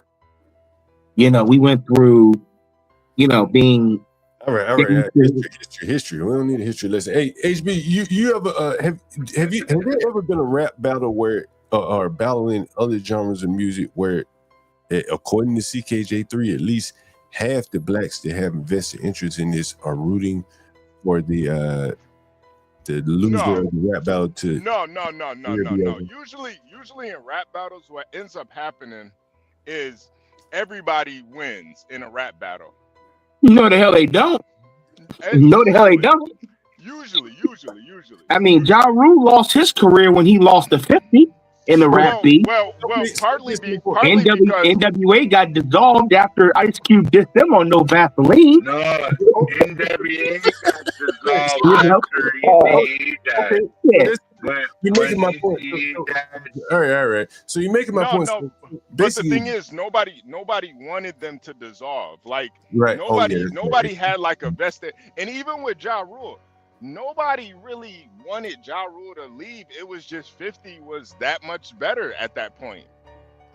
Yeah, it was like, I'm the king of the line, nigga. You can exist, right? But I'm gonna be a king. Well, wait a minute. 50 just dissed him out. 50 dissed him to a point where the fans turned against him.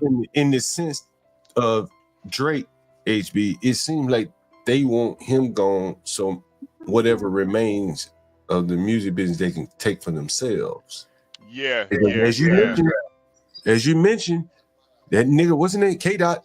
He very strategic about what songs he played, right? He want the money now, goddamn it. That nigga ain't coming it was all about the money. Right? It was all about the money. Yeah. Right. And so with Drake out of the way, presumably everybody else can get a little song, right? Yep. Most of these rap niggas are broke, right? They broke, most of them, right? So maybe they can get a little song, right? And I think the thing too is like, that's why I don't really accept that whole thing where they try to make it seem like he's a culture vulture, because it was mutually beneficial. Him. You know what culture vulture was aimed at mostly, HB? It was aimed at white rappers who would still from that's the thing too. He's not white. I mean, he's biracial, but I think it was. But the same thing applies. He is a culture vulture. In their words, Drake is a culture vulture. I don't see it like that. I think it was mutually beneficial. Like Drake got on a song with these guys, it made their stock rise, and he stayed relevant. You know what I think, HB, as you said it, I think they couldn't maintain, what he gave them a springboard, but they couldn't take it and run with it. You know what I'm saying? And that may have been part of it. You know what I'm saying? You jump on your song, hey, I just did you. Dude, Drake got dissed, and now he is suing his own record company for pushing wow, I've never seen this shit. Where's the McConan boy? Is he still singing, rapping, whatever the fuck he does, coming up on a Tuesday? Nah, I don't know where I doubt it. I think he like OD'd or something. I don't know. He left this world. Who wonder who found that nigga? I mean, man, now he's suing his record company because he accusing them of trying to sabotage him and push him out for Kendrick. Now, my stuff personally, Kendrick is one of many good rappers, but rap hasn't really been the same since the 90s. The 80s and the 90s. It hasn't been the same since that time. No, it hasn't. Like, not the messaging that was, speaking, and you actually could clearly understand what they're saying, but Kendrick Lamar is for the generation that is now 1920 or younger than that. He's not for our generation. Kendrick is for the fake pro-black niggas, man. That's who he's for, man. No, he's not for no fake pro-black. He's not for. I mean, I've heard him in interviews talk about politics. And one of the things he said in his interview, he said, we're so quick to cut down our black leaders. He did say that in because he's a fake pro-black. That's why. I don't think he is a fake pro-black because I mean he never talked about being pro-black. Like, what you think he's pro-black because he repeated from the gentleman named Gil Scott Heron, the revolution then would not be televised. Revolution is now. Well, you're proving my point. Thank you, Linwood. I mean, what revolution? What revolution? He's a pro-black rapper, dude. It's okay. He's just rhyming words. Wait a minute. He's not Paris. He's not X-Clan. He's not, the Jungle Brothers. He's not.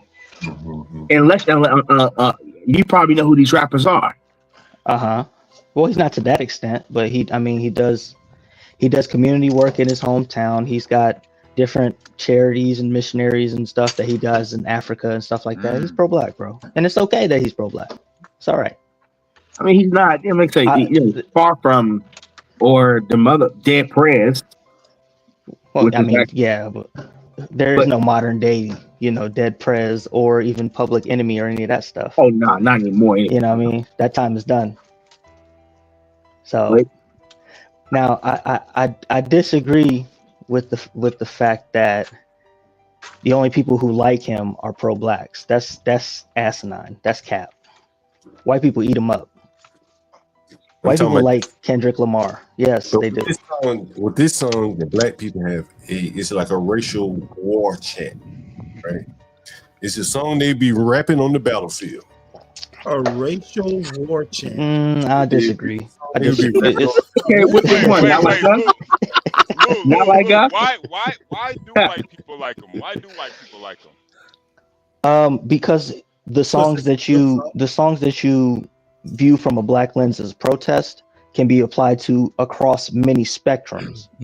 That's why it's not unusual for white folks during a time of inflation or something like that to play "We Gonna Be All Right." HB, with the whole FWA thing, you know what I'm saying, that's been coming up. That whole "they not like us" in regards to immigrants. Yeah, it's even though he has his own intentions for the song itself has a universal meaning. It speaks to that. It speaks to that tribalism that's in people. You know what I mean? So, I like that explanation. Do you think John saying racial war chant is politicizing? I'm keep it real with you, Stanley. John, play that South African clips you did on Sunday that got yanked out of YouTube.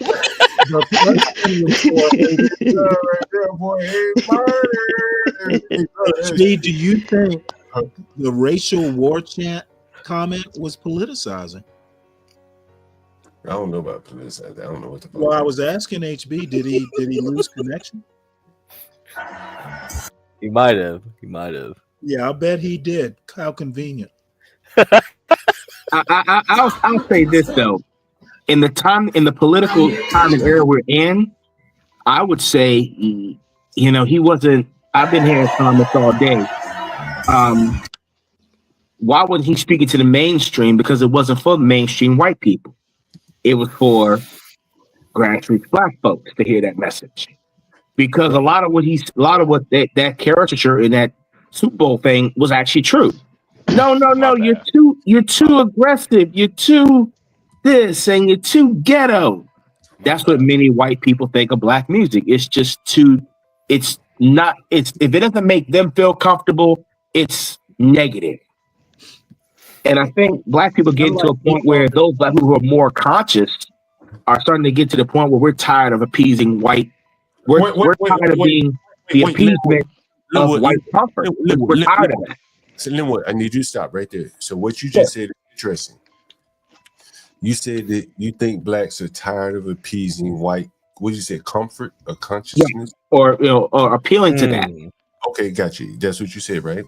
And see, that has been my thought all along. Is that they took over the Super Bowl and they said, "Fuck what your feelings. Fuck your feelings. We're gonna jazz this motherfucking national anthem up. We're gonna have a black one. God damn it!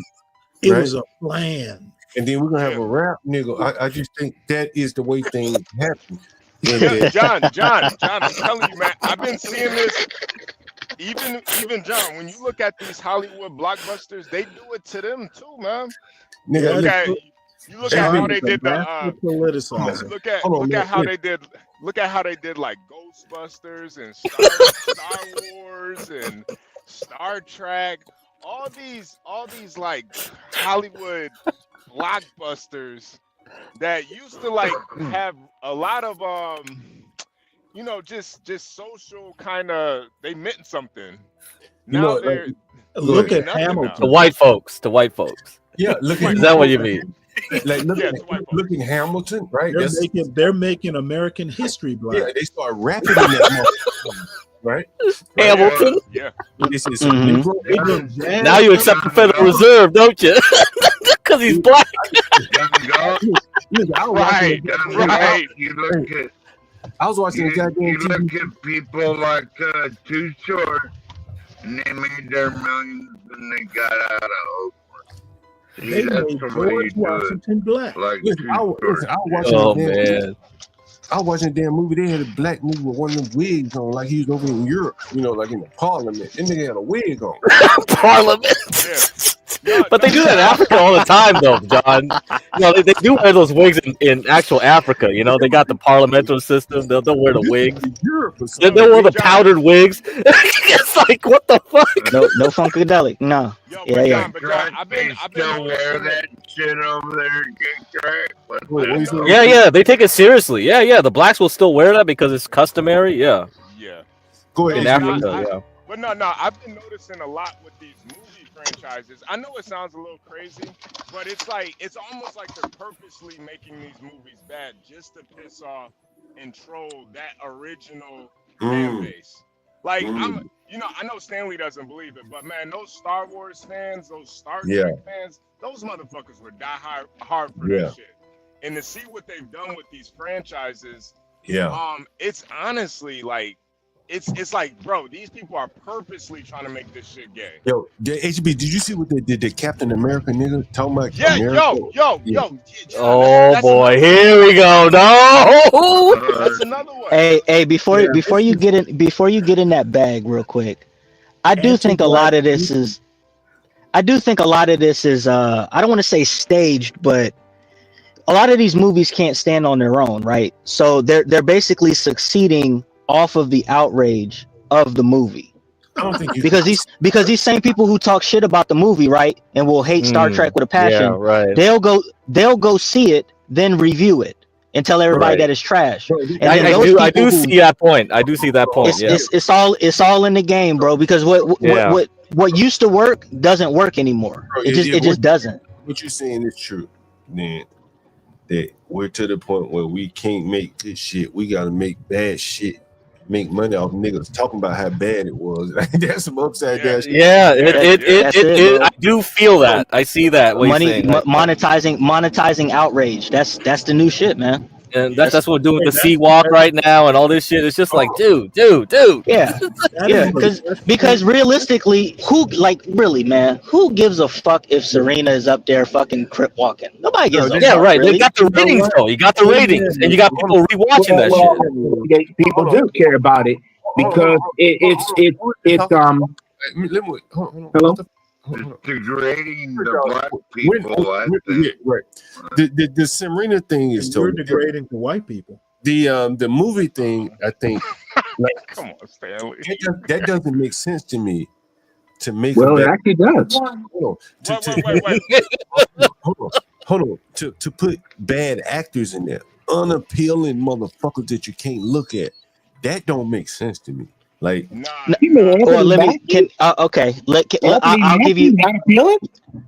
give you the play, and you've seen this. If you've tuned into movies, you've seen this numerous times. They'll say that they're coming out with, let's say Snow White. They're coming out with a Snow White movie, and before the movie even comes out, they already get in front of it saying that this movie is going to cause outrage. People aren't going to like it, and so if people don't like it, it's because they're not hip to the new progressive whatever, right? And then they'll start naming things about the movie that they know people will be outraged about. And then those typical outraged people will go out and start doing their, the geeks and gamers goofy shit that they do, right? Where they'll review and constantly talk shit about Snow White before it even comes out. And then what ends up happening? No. There's nothing wrong with it. I'm just that's the strategy for the time. That's the game of the time. So they'll get ahead of it by saying, hey, this movie's going to be trash, but you're not gonna. You guys aren't on our. You're not on our level, and it's trash for these reasons. Off with the past. Yeah, that's it, and that's all in the game. That's all. Cool. I'd rather pay to watch Godzilla Japan rerun. I think most people would. People would. I would rather see Mothra versus like Godzilla again. Yeah, why not? In the process for peace, man, they did the same thing with the Ghostbusters that came out. They got in front of it, told everybody, "Hey, it's all girls. We're basically gonna fuck up the entire movie, and you're gonna have to deal with it. And if you don't, you're not as progressive as we are." The movie did shit. Well, and then they came behind and said, well, see, We well, told Free you. Zone. What's interesting about that statement that was true, but mainly it was behind Leslie Jones, because Leslie Jones, true story, was getting attacked the most out of all the other characters, other sponsors of the movie. It was like she was too black, she was too loud, she was too this, she was too that, and the pushback to the movie mainly was because of Leslie Jones. Linwood, no, that's not what it was. It was the movie was trash. That's what it was.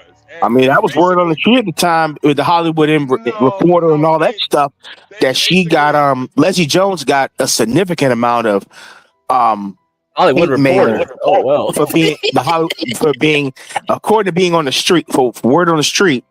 Yeah, that's what was going down because she was in that movie. It was about them basically remaking a franchise movie that had already came out. That was the issue. Man, Glenwood, you got goddamn echo. Yeah, you got echo. You got bad echo now, man. Yeah, that echo crazy, bro. Joan was just the biggest and the blackest and the ugliest one, so she took a lot of the arrows. But I'm telling you. Yeah, that's true. And she was on SNL too, right? Like the most, like she was the most like prominent in SNL. Yeah. Compared to the others. Yeah. Me, it's really just I do agree with Free Zone. I do think this is just kind of the business model now, where yeah, I agree too. I see it. I feel like they purposely get people to hate.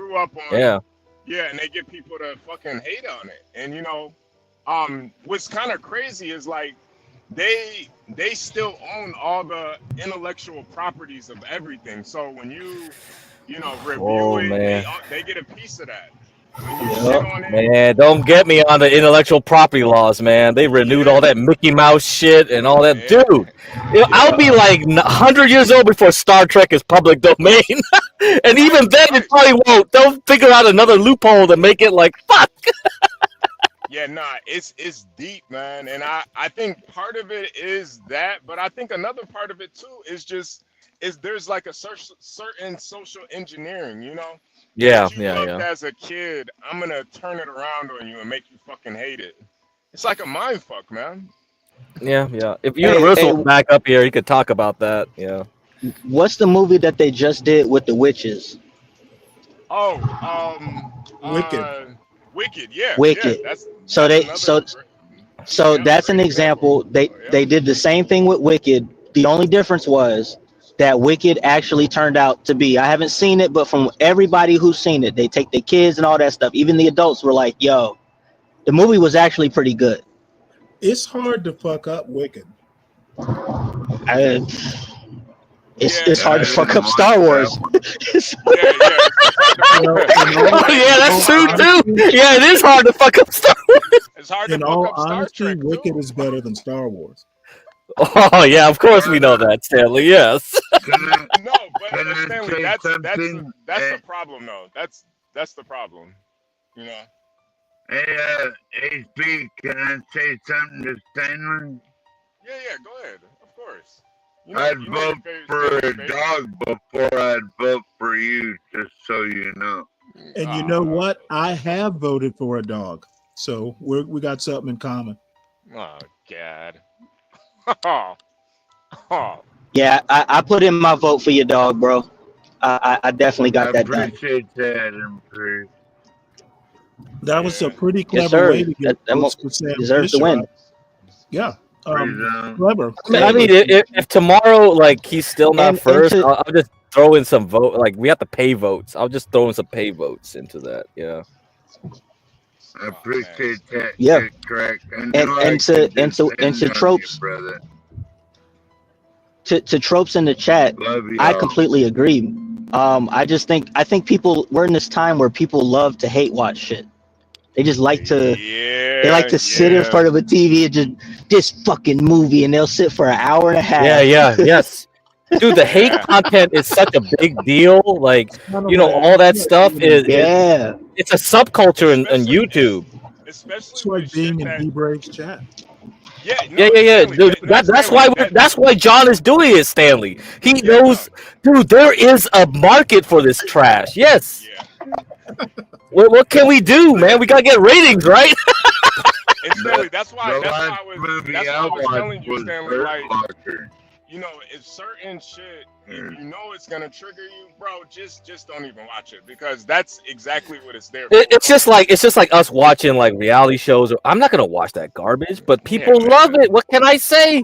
Oh, you want to see this idiot run around? Ooh, look at the South American reality shows or Spanish ones where they have a dude like getting cheated on and the guy's crying and running around and what the fuck? This is what? Yeah. This is what you like watching? Yeah, like, what can we do? That gets ratings. Shit. Yeah, it's a lot of hate watching, Stanley. Like, just think about it right now, Stanley. You probably pay attention more to the politics more now than you did the last 4 years. Me? Yeah. No, not really. I would imagine I would. Go ahead, Stanley. Political discord. Honestly, I think if you're politically minded, I think most of those kinds of people have actually pulled back more from politics in the last 4 years. Yeah, that's true. Right. Free zones, right. You know what I'm saying? Because they're tired of this. They're tired of the stupid conversations of people who have no understanding of civics or any of that stuff, which I get. Most people understand politics on a very surface level, myself included. Yeah. That's why I enjoy arguing with Stanley, because I know he knows more than me, but I just want to argue with him. Fuck it. Yeah, Stanley watched the McLaughlin group, Crossfire, or whatever. Yeah, he can do all that shit.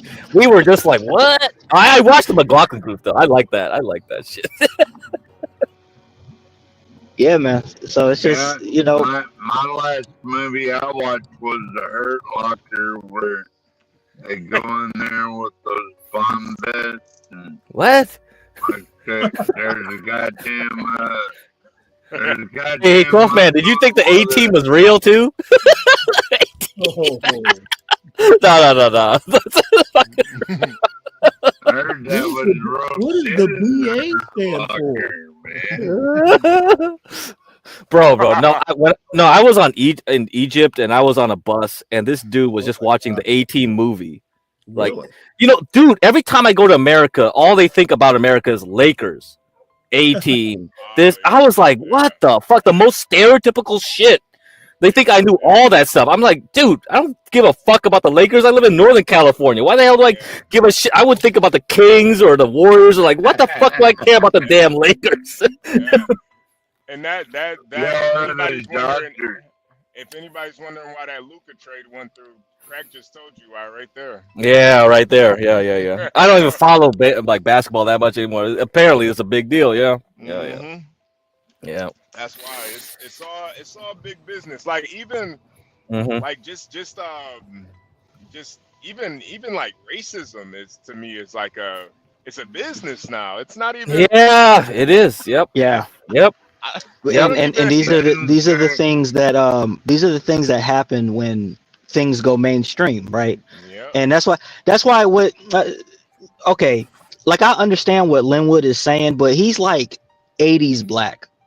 Like we've moved on from what hip hop was in like the 80s and 90s to where it's a sacred thing. He's not 80s black. We would have thought he was weird.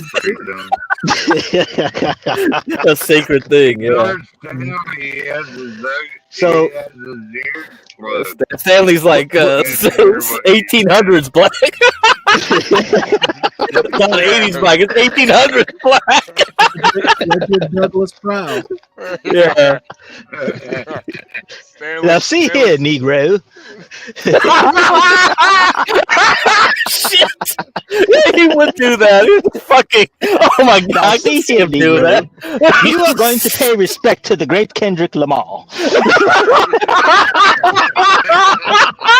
Fuck Drake. He is not like us.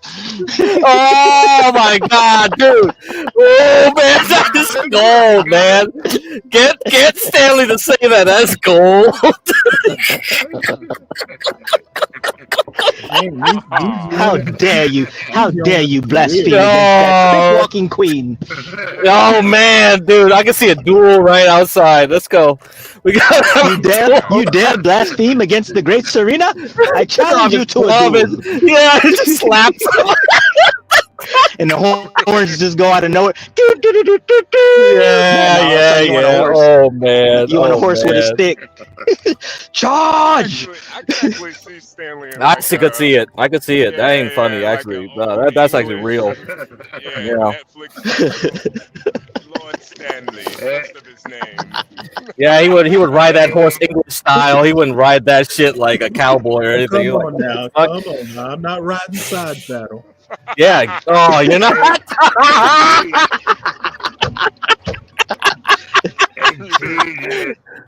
Lord Stanley Chris of Georgia. Man. Yeah, of Georgia. Fuck. You see 12th man on the side of the road. Can I have some supper, sir? Yeah, you can see 12th man twist. 12th man twist.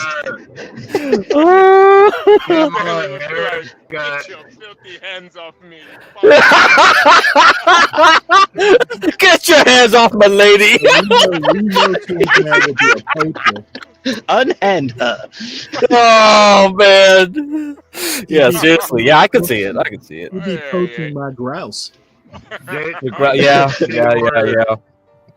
Kamala Harris got put in the back at the LA Stadium watching the Lakers. They put her in the back. Like, she don't get What? the presidential. In the locker room? Oh wow, she was in the locker room? Damn. Yeah, she should have told She that has story. come down in the world. Yeah, she might have got my vote if she told that story. 12th man. Hold on a second. What? She couldn't go on Joe Rogan, but she went in the Lakers locker room. She fucked the Showtime Lakers back in the day. Wow. Oh, I hope not. I hope not. She should have done that 3-hour Joe Rogan. You know, Stanley too. I think too. We're at a place right now, and even in sports, where it's almost like this might just be me, but was the halftime show more talked about than the goddamn game? I don't know. I didn't watch any of it. I would say yes. I'm still, you go online, you won't hear that much. Now, you know what? I'm gonna have to say it's about even because I've seen, Jalen Hurts, someone that I follow on YouTube did a whole show. I'd say it's about even. Hurts in the halftime show. Hurts and Serena, basically. Yeah. I think they're about neck and neck. Basically, I mean, because the Chiefs got pretty good, bro. The Chiefs got dog walked in the first half so badly that it's like okay, I wanted the Eagles to win. My family's from Philly. We wanted the Eagles to win, but I don't like overkill, bro. I just don't. Like if I turn on the TV, and it's 40-6, I'm turning that motherfucker off. Like no. Right. Yep. Hurts went to Mahomes and said, "You're not like us." Yeah, man. So damn, Stanley, I should have thought about that before.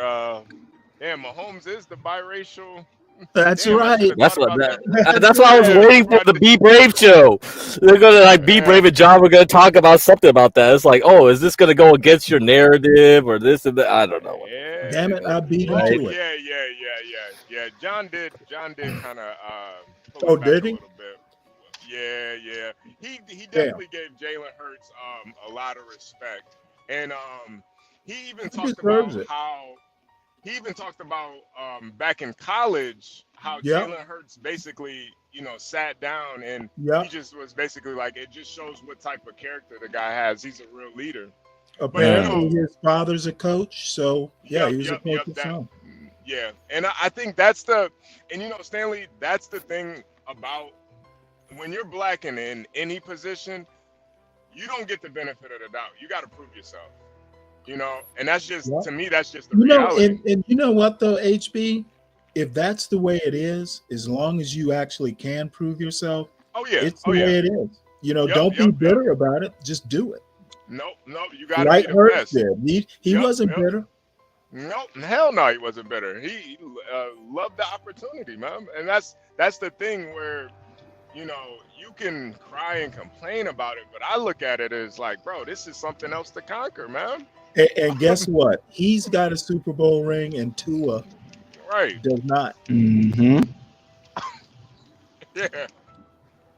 Yeah, Yeah. I honestly, I think it's funny watching people like project onto a rap beef. I just think it's pretty, it's Amen. hilarious to me, man. Yeah. Looking for this Yeah. deep meaning and all, like the whole question about the Super Bowl, because you got to remember, like Kendrick had already been there, right? He already did the Super Bowl, and he rocked the house. He did a great time. He did a great job. So the question this time. When did he do the Super Bowl? What songs did he perform? I don't remember the Super Bowl. He did it with when Dr. Dre, Snoop, 50, all them. Okay, yeah, that's right. And he had his little segment. He did "We Gonna Be All Right" and all his, all that, right? So the only question this Super Bowl was, is Kendrick gonna play "Not Like Us"? That was the only question, because there was so much suing and all this other stuff. That's really what people wanted to know. And so once people found that out, that's it. That's the way I see it. You know what I mean? Like, that's it. All this other extra shit, I don't give a fuck about it, because it don't mean it really doesn't mean anything anymore. Because as you just said earlier, hip hop is mainstream. So a lot of this thinking we're making progress, they're just monetizing your progress. You're not really making any progress. Yeah, like to think you can culture vulture corporate entity. Like I just don't. I don't know, man. I just don't think hip hop is a culture. It's a goddamn genre of music right now, and I think that's where people get brainwashed into thinking this is an actual culture. That Drake being even a household name should prove that it's a corporate, structure. Like, it's all corporate. That's the only reason he was even able to.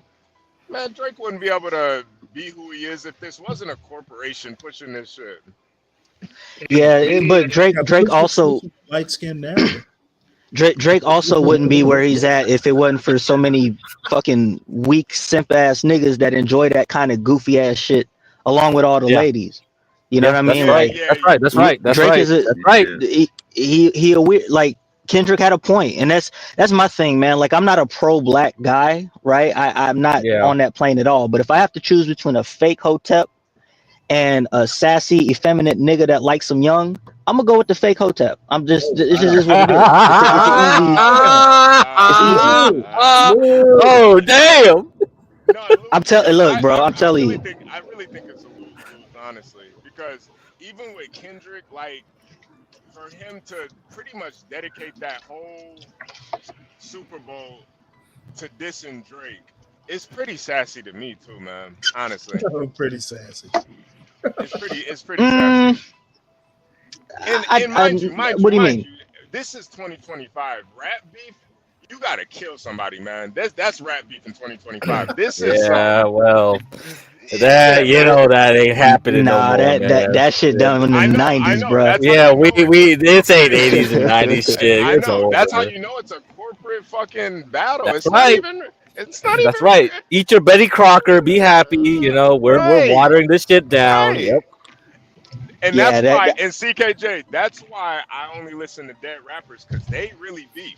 And they die for it. You think this is a beef? This is not a He stood on business, huh? What about Stanky Leg? Stanky Leg got an album drop coming. did he have one? Is his lawyer gonna drop that album, man? I'm waiting for it, man. Volume 1 and the only volume. Beacon Dave. I hope so, man. Man, fuck that skin color shit, nigga. If a nigga like Drake, who texts 13-year-olds that he misses them, he likes to hang around 16-year-olds until they turn 18. The nigga be at fucking high school basketball games, and he don't have a kid that goes there. Like, the nigga wrote a whole song called "Jaded" about a 19-year-old. Like, this is the nigga that people are trying to defend, and it's just like, if this nigga was in my neighborhood, he'd have to move around. We would not fuck with you. You a weirdo, nigga. Like, I didn't know any of that. All this, I don't. All this, I don't want to, bro. I don't want to put the charge on him like that. No, fuck that. If that nigga was doing all that shit and he lived in my neighborhood, You damn right we putting that shit on them. Fuck it. But that's the thing though. Like, I don't know, man. It's one of those things where it's like, if he really did do some shit like that in this day and age, I don't know how he'd be able to survive without some charges. I mean, shit, they put charges on motherfuckers. I mean, they put charges on Trump. You think Drake's gonna get a pass? I just don't see it. Well, Drake has committed less crime. Ah, come on, Stanley. Stanley, you get my point though, man. Like, if Trump I could get get, your point. yeah, if Trump could catch a case, you telling me Drake can do all of this shit and get away with it? I just don't. I don't know, man. I think, yeah, he is a little weird. But Well, Stanley defends giving $59 million to a transgender coffee shop. Oh God! I have no, hey, seriously, I did not understand what you said. I gave $59 million to who? A transgender coffee shop in Guatemala. Or you ever been to? some You ever shit. been to Canada? You ever been to Canada? Yeah, I've been to Canada a couple times. When I You know the guys over there are really weird, man. yeah, they are. Yeah, they're weird. They are. I haven't been to Canada, but I had coworkers came from Canada. Yeah, they're weird. Yeah. And it's like, and bro, anytime somebody from Canada pulls up on the panel, I can tell in a second they're from Canada. And Yeah, I'll bet that's you. a Yeah. fact. And it's not Yeah, even that's a fact. necessarily it's not even necessarily the accent. It's the weirdness of them, man. They're No, just it's the a weird weirdness. bunch of- No, there's yeah. something about them. They Yeah, are it's- fag friendly. Yeah. All y'all are welcome to Alaska, even Stanley. Yeah, you know what? I'm making a reservation as we speak. Yeah, I'm sure he's gonna take. Well, how are the girls HB though? The girls are better, right? Oh yeah. They're I'm not gonna definitely lie. more in rugged. Canada, the girls in Canada, they down to go, bro. They're down to go, huh? They Yeah, are. they down to go, They're man. down to go, man. You see, yeah. That's something about them. There is something about them. Yeah, no, they The are. corn Especially, fed. especially That's when they what's say up. that. Good Once they know crap. that you're from America and you're in Canada, bro, it's like you're a celebrity out there, man. It's insane. Yeah, Like- me and my dude were backpacking, and dude, there was this couple. We thought they were a couple, but nah, they weren't. They were just friends, quote unquote, traveling together. I'm like, what the hell? Yeah, And I think me and my friend were trying to pry that girl off of that dude. It's just funny. I was just like, what the hell's going on? It's weird. CKJ. It's weird, man. Yeah, no, it is really weird. And you know, CKJ, I think the only person I really blame in that situation is LeBron, man. Like, bro, I just, me personally, I just don't respect guys that cheat on their wives like that. You know, I'm not a simp or anything, but it's just like, if you're gonna do that, don't do it with a fucking Canadian, man. Like, you know, he. Like, you got, Wait. What do you mean by that? What you mean? well, basically, They don't save their lives. Drake told academics that Academics? Yeah, Drake and academics are apparently buddy, and Okay. yeah, DJ Academics, and so LeBron and Drake used to be really good friends. Well, once this whole thing happened, everybody basically picked a side. So LeBron picked Kendrick's side. Obviously, he's in LA, blah blah blah. Oh, I So see. Drake Okay. told academics Oh, that wow. him and Really? LeBron used to fuck white bitches up in Canada together, and Drake Well, would what bring else white is there to bitches do to in him. Canada? That you Oh my nothing, God. nothing. That is a good question. Either that Stanley. or go- Great question. Either that or go watch a hockey game, and shit, I'm not about to do that. Hey, hockey's actually pretty Nah, good. hockey games are lit, bro. What you mean? Yeah, that's a good time. Yeah, They be hockey games, skating and fighting, and yeah, man. The problem with hockey games is like eye test, man. You gotta follow that puck everywhere. It's like, what the fuck? Where did it go? Shit. Bunch of hard hit. Yeah, Want to go well watching. They don't want to go watch sport. What the hell is he? What did you say? 12. Wait, hold on. 12 man. Hold on. they want to go whale watching and stuff like that. Maybe watch some watching this kind of stuff instead of sports, because you know, guys, it's all mostly bullshit anyway. Yeah. Well, who knew you could get a contact high off of alcohol? Need to go get some clams and stuff Every like country that. has gangs, man. Every country has gangs. That's The that's Mounties. that's why I say, man, the gangs and shit, all that stuff is man, that's like a Solid government. Snake. Hold this for a Canadian mulatto. Yeah, basically. Who's Zimmer dude? Zimmerman. Oh, okay. Who killed Trayvon Martin? Canadian. But no smoke for Zimmer dude. Zimmerman. You know what he's talking about, Stanley. Yeah, Solid Snake. Yeah, okay. Yeah. Good job, Solid. Well, Reddit is down 14% after hours, so it didn't make it. Sorry, that wasn't enough. The C-Walk wasn't enough. What about I did want to ask you about God damn it. What? Huh? Wait. Come on, HB. You gotta remember. What? Down, get cracked? Reddit. Cracked? Reddit. What did you say was down? Reddit. Co-founder. Yeah, that's a garbage page. Yeah, didn't Serena? Yeah. Serena married the co-founder. Yeah, I know, because she was like hanging around San Francisco, like her and that dude were just everywhere. Yeah. Yo, on Down was Reddit. I agree. To be fair though, could you imagine him like bringing Serena to his like business meetings, man? That's a pretty big flex, man. Like I'm That's not a gonna flex. lie. That's a huge flex. That's a huge. That's flex, huge. No, he was carrying her in her arms and like just like taking her everywhere and shit. Like, dude, that's a flex. He's just flexing. That's a fucking flex. I'm not even mad at that at all. Nope. Like, Nope. I really You can't don't blame be. him. Nah, I'm It's not like, mad man, at I'm that. tech bro. I got Serena, bitch. Yeah, right. What you gonna do? Yeah, right. What you gonna do? What you gonna do with Sam Altman or whatever the fuck other people? Yeah, whatever. She bring in a racket and spank some guys too. Right. Yeah. There you go. Wants to get a paddle by Serena. Like, oh my god. Oh damn.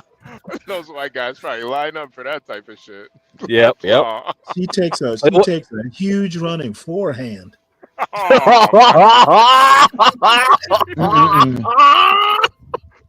that's kind of smart.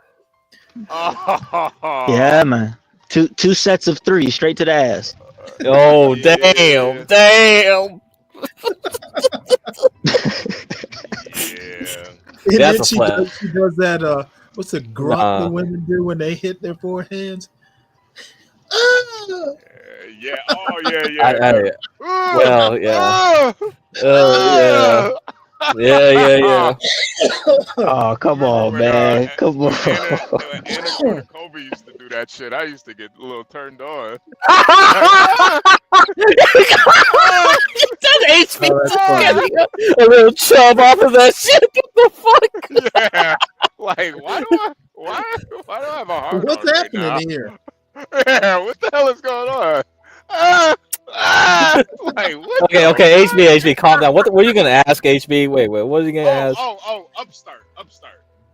Yeah, Upstart it's like Affirm, dude. Like the chart, the way it's moving, I like it, but I just don't like. I wanted to pull the trigger last night, but I was like fucking tired, so I was like, Yeah, I know. I don't like fucking trading when I'm like half asleep, and then I wake up. Yeah, I wouldn't do it before earnings too. Yeah, I know, but that because all these software type companies, Affirm, Upstart is like a loan company that does AI, using, and it's like perfect. But my only problem is like right now, I feel like March is gonna be bad, April is gonna be bad. you'll get a better price later anyway. It's like everything we do now is just trading. Like all I'm just telling you is like just for 2 weeks, man. That's it. Yeah. And CKJ facts. That's the perfect way to put it. I feel like that's kind of what Serena is with him. Like she's like a chess piece, man. That dude, you know, I don't know. I think those millionaires, they just moved in, man. HB. Oh man, yeah, I think he cut out. No, he's still connected. Yeah, he's still connected, but his audio, that means his connection got bad. Yeah. All right. Okay, guys. Well, we got 28 viewers. Hey, like and subscribe if you like this channel, and you'll get more racialism, I guess, when like John and HB gets or not HB or Be Brave. Yeah. Or just plain old anti-black. Yeah, I don't know. You guys will have to figure that out. I can't figure it out. Well, I figured it out. Mm-hmm. Man, I got a dumbass fucking phone call. I know you listening. Why are you fucking calling me? You know I'm online. What the fuck? Yeah, who you talking No, I'm to? not talking to you guys. He knows who I'm talking to. Oh, okay. He's a bitch. Anyway, Oh my Lord. Jesus. Yeah, you know tropes. Yeah, there's a lot of stocks like that. Like today, LBTR, like the Lightbridge. No, if you keep looking, you'll see similar stocks. These small caps, BBAI, have very little. Small yeah. It's just watch. What did you think about the inflation news today? I think Jerome has a. Oh, you asking me? Yeah. Oh, I was he kind said of HB. surprised, actually. No, I mean the thing about it is, they're gonna have a hard time now to get it pushed down. This is the last mile. You know what I mean? It's easy to slam it down couple years, but yeah, the soft landing narrative is kind of like always gonna be hard because, and the real reason is the service economy really doesn't get a lot of that interest rate effect. So you can raise the interest rate, but the service economy just keeps resisting it. So that I like the analogy I would give is like, yeah, you have a car, you drive it. Like, let's say you don't have like a differential gear or something. Like half your side of your wheels are driving at a different rate than the other half. That's what it is. You're killing the manufacturing, but you're not killing the service. And the U.S. now, and that's why a lot of people are so surprised. How come the economy isn't dead? What's going on? Well, they're living in the 80s. We don't have that kind of economy like we used to. We have a service economy, and that's really different. Yeah, so it can resist the pressure that the Fed is putting on the neck. Yeah, and this will cause problems probably in 2026, not now, but yeah, maybe. Just in time for the midterms. Yeah. Yes, midterms. Yes, and you know, if Trump wanted to kick out Jerome Powell, he can do it in 2026 in May. Yeah. And if he does that, it will be crazy though. Yeah, because I think Jerome Powell's not doing a bad job per se. He's actually doing pretty well. But it's a hard thing to do. Yeah. You're playing. You're juggling so many things. Yeah, right now. The way that Warren chick was talking to him, I was like, God damn, man. That Elizabeth Warren chick. Yeah, Elizabeth Warren. Yeah, oh God. Well, the thing about that too is also it really doesn't matter because Jerome Powell doesn't have much power there anyway. Yeah. Because if Trump just takes off like all his new appointments, yeah, they'll reduce restrictions anyhow. That's how it goes. So you'll see maybe later this year you'll see a lot of crypto blowing up, and then other things maybe going like a lot of mergers that'll go really quickly. So. But I think in 2026, that's when things turn over. Yeah. But if you're looking to sell a house, definitely 2026, early 2026, late 2025, you'll get a good price. Yeah. What a coincidence, because I'm looking to buy a house at around that Oh, time. don't. That's the highest price. You gotta wait. No, You like gotta after that. wait. I'm saying Oh, after that is with Yeah, after that it'll be good. So It'll be good. like It'll be good. later, Yeah. like probably later into 2026, possibly early 2027 is what I'm So thinking. what will happen is, because I think Jerome Powell will realize he can't like keep interest rates this high. He'll realize, damn, I still can't push down inflation. And then something will break in the economy, and then he'll be forced to lower interest rates. And that's the time when like people will just start buying a lot of houses, because they're like, oh man, I can get a loan real cheaper than I did 6 months ago, but it's not really cheap, right? It's just a Right, psychological effect. People are just like, people are idiots. They'll just be like, oh damn, it's not 7%, now I can get a 6% loan, that's great. And then they'll just start bidding up prices, and people will sell, because the problem with the real estate, it's not like stocks, right? The liquidity is very low. People don't sell and buy stock like houses like every second, like a stock, or crypto every millisecond or something. So you don't know what the true price will be. So then this causes like these crazy swings, and people that want to sell a house, they'll be better off later this year into early. So it's a seller's market. And then for you want to buy, you got to wait later. Yeah. I agree. Yeah, that's the pain about real estate. That's why I hate real estate, honestly. And I do too, man. So I got people trying to get me into it. Like it's fake. It's the pricing is not real. It's all it's just a bunch of foreigners coming in too, right? Like, Degrassi man, right? And they come in, they pump up the price, and it's just like, come on, dude. Nobody who and the developers also screw you too. They create these cheap houses with if you inspect a house, you'll be like, dude, come on, man. You built this on the fly. It's really not worth what you're charging, but because of the land it's on, fuck. Yeah, you're stuck. I mean, I don't know what you can do unless you can build your own house, or like in the old days, if 12th Man was up here, like Stanley, you remember like the Sears Roebucks? They used to build the houses for you, right? Yeah, man. Those houses are still around in LA, in Long Beach. Go to Long Beach. There's a neighborhood where they have Sears Roebucks built houses. They're still standing. They're really good. And it totally off the topic, but manufactured homes, that's prefabricated, are actually really sturdy. Yeah, they can be. Yes. Yeah. So I don't know why we don't go back to that. Shit. I don't know. I don't know how to solve. There's so many complications with the economy. Like, if I wanted to solve all these problems, there's just too many things that have to go into it. You gotta fix like the loans. You gotta fix like the demand and supply disparity. Then you gotta fix like, hey, how come people just make these cheap houses like this when we could just go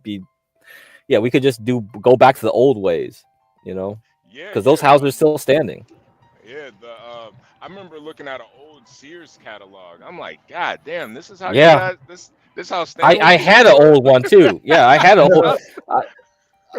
I found an old one because it was like on the Goodwill. Like, you go to Goodwill, they have books, and somebody like donated a Sears catalog. I just got it. I wish I still had it. Fuck, I probably threw it away, but damn, it was interesting. You just look through it, you're just like, oh, I could buy a pocket watch, I could buy a house, I could buy a gun, I could buy this and that off the catalog. I'm like, what the fuck? From Sears? Oh, hell yeah. So let me ask you this, get cracked, because you might actually be the guy I need to ask about this. Okay. So my idea is to save, because I was talking about buying real estate next year, right? And my idea is to just stack up money as much as I can, because I feel like at this point right now, cash is kind of king right now. Is there a time where that will change, where cash won't be king like it previously? Yeah. Well, like probably later on, when like we'll watch gold and silver like in the coming 2 years. If that thing outperforms bonds, that's when I know the dollar is gonna die. Right. Okay. So if I see people not buying U.S. bonds, then they don't want dollars no more. That's when you gotta worry. Like, oh shit. is the regime changing? Yeah, that's when Right. But for now, you're okay because cash is always going to be king because it's you can't buy a house with Bitcoin. You can't buy a house with bars of gold. Nobody's going to take that Mhm. shit. It's just Yeah. not feasible. Yeah, the liquidity is Now, not there. But later, when maybe, you say bonds, is that long-term bonds, short-term bonds, or just bonds? Period. long-term bonds. Okay, Yeah. gotcha. Yeah. 30. Because right now that's kind of like why Yellen didn't want because okay, when COVID happened, I thought like Yellen and a lot of people thought this like okay, the bonds are going to be zero, like near 0%. They were the lowest ever in Mhm. history. Like why didn't we issue a lot of 30-year bonds at near zero and finance our debt? Because we could have like solved all our debt problems during COVID at that time. You could have released a whole bunch of 30-year bonds and people had to eat it. They had to suffer. Like, okay, I gotta get 30-year bonds at near 0%. But Saudi Arabia, Japan, China, I think Yellen probably knew they weren't gonna buy it. That's why she didn't do it. Right. Yeah, and I think that's it. We're near the end of that kind of period where people would just take all our debt just because they wanted dollars. You know what I mean? Even though it's not like if you're not getting much interest, you still want dollars. But she probably already knew like they don't want to buy our dollars anymore. They're looking at gold, they're looking at silver, and who knows, maybe even Bitcoin, right? And that's kind of like that's how it's happening. It's changing. Yeah, something is changing underneath. It's probably that Bitcoin, honestly. Oh my god! Oh man, if Rashu came back up here, he'd be like, "Oh, yep, it's all Bitcoin." This is. I've been hearing rumors about Bitcoin. People are saying that a lot of these decentralized cryptocurrencies are eventually going to be the downfall of the dollar due to the overall shift in the fiat aspect of the American dollar. Do you Yeah. think that would be true? So the funny thing is when John started the show and I came on here, I kind of said like Bitcoin is a proxy for the dollar actually, and there was this military master's thesis. I don't know if it was the Navy or the Army, but there was some dude that said like Bitcoin was a form of soft power, and it got banned. It got censored. I have it. I have it downloaded.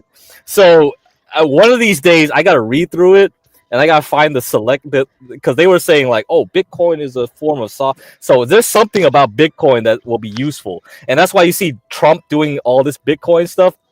Maybe somebody out there. They read this and said like, "Oh, this is useful. We gotta take control of Bitcoin." Yeah. So and see, I'm in a position to where I'm ready to unload a portion of my Bitcoin of my crypto because the government has eyes on crypto. Because whatever the government touches basically turns to shit. They have a good track record of it. Yeah. So I wouldn't want I wouldn't want my I got a 70%, like 7% of my financial portfolio is crypto. I would like to bring that down to like 4%. Just because I just you know what I'm saying? Like I just can't. I know they track record, bro. Like so when I hear the president say crypto, it's like, all right, let me count it down because I know the war on poverty, the war on all that stuff. Y'all fucked it all up. So you finna fuck up crypto. I just know it. So question is how. Especially when they were so against it at first, man. It is. I think so around May to June, I think will they be the last top until the next because crypto is so predictable. It's every 4 or 5 years that you see it because they actually the way they time the halving for the Bitcoin is coincides with like the election cycle, which is coincidental, I guess. Maybe not, right? So it's like, wow, it follows that 4 years and it's like so predictable. Okay, you buy it here like 2 years ago and then you jump up now and you're like, okay, do it again. So I think May will be the last big point. Like I hope it can get to like 200K, but it might not. Yeah. That's a stretch. No, that's real. That's real. Yeah, but it could, depending on what's happening because you got the CFTC is changing. You got the SEC. It's gonna change. We're gonna see what's gonna happen, and they're gonna release a lot of ETFs and things for all the other little cryptos too.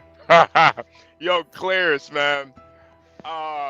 That Yo, I gotta get gematria into shit, man. gematria, man. Yo, it's Oh, honestly gematria. Yeah, Oh.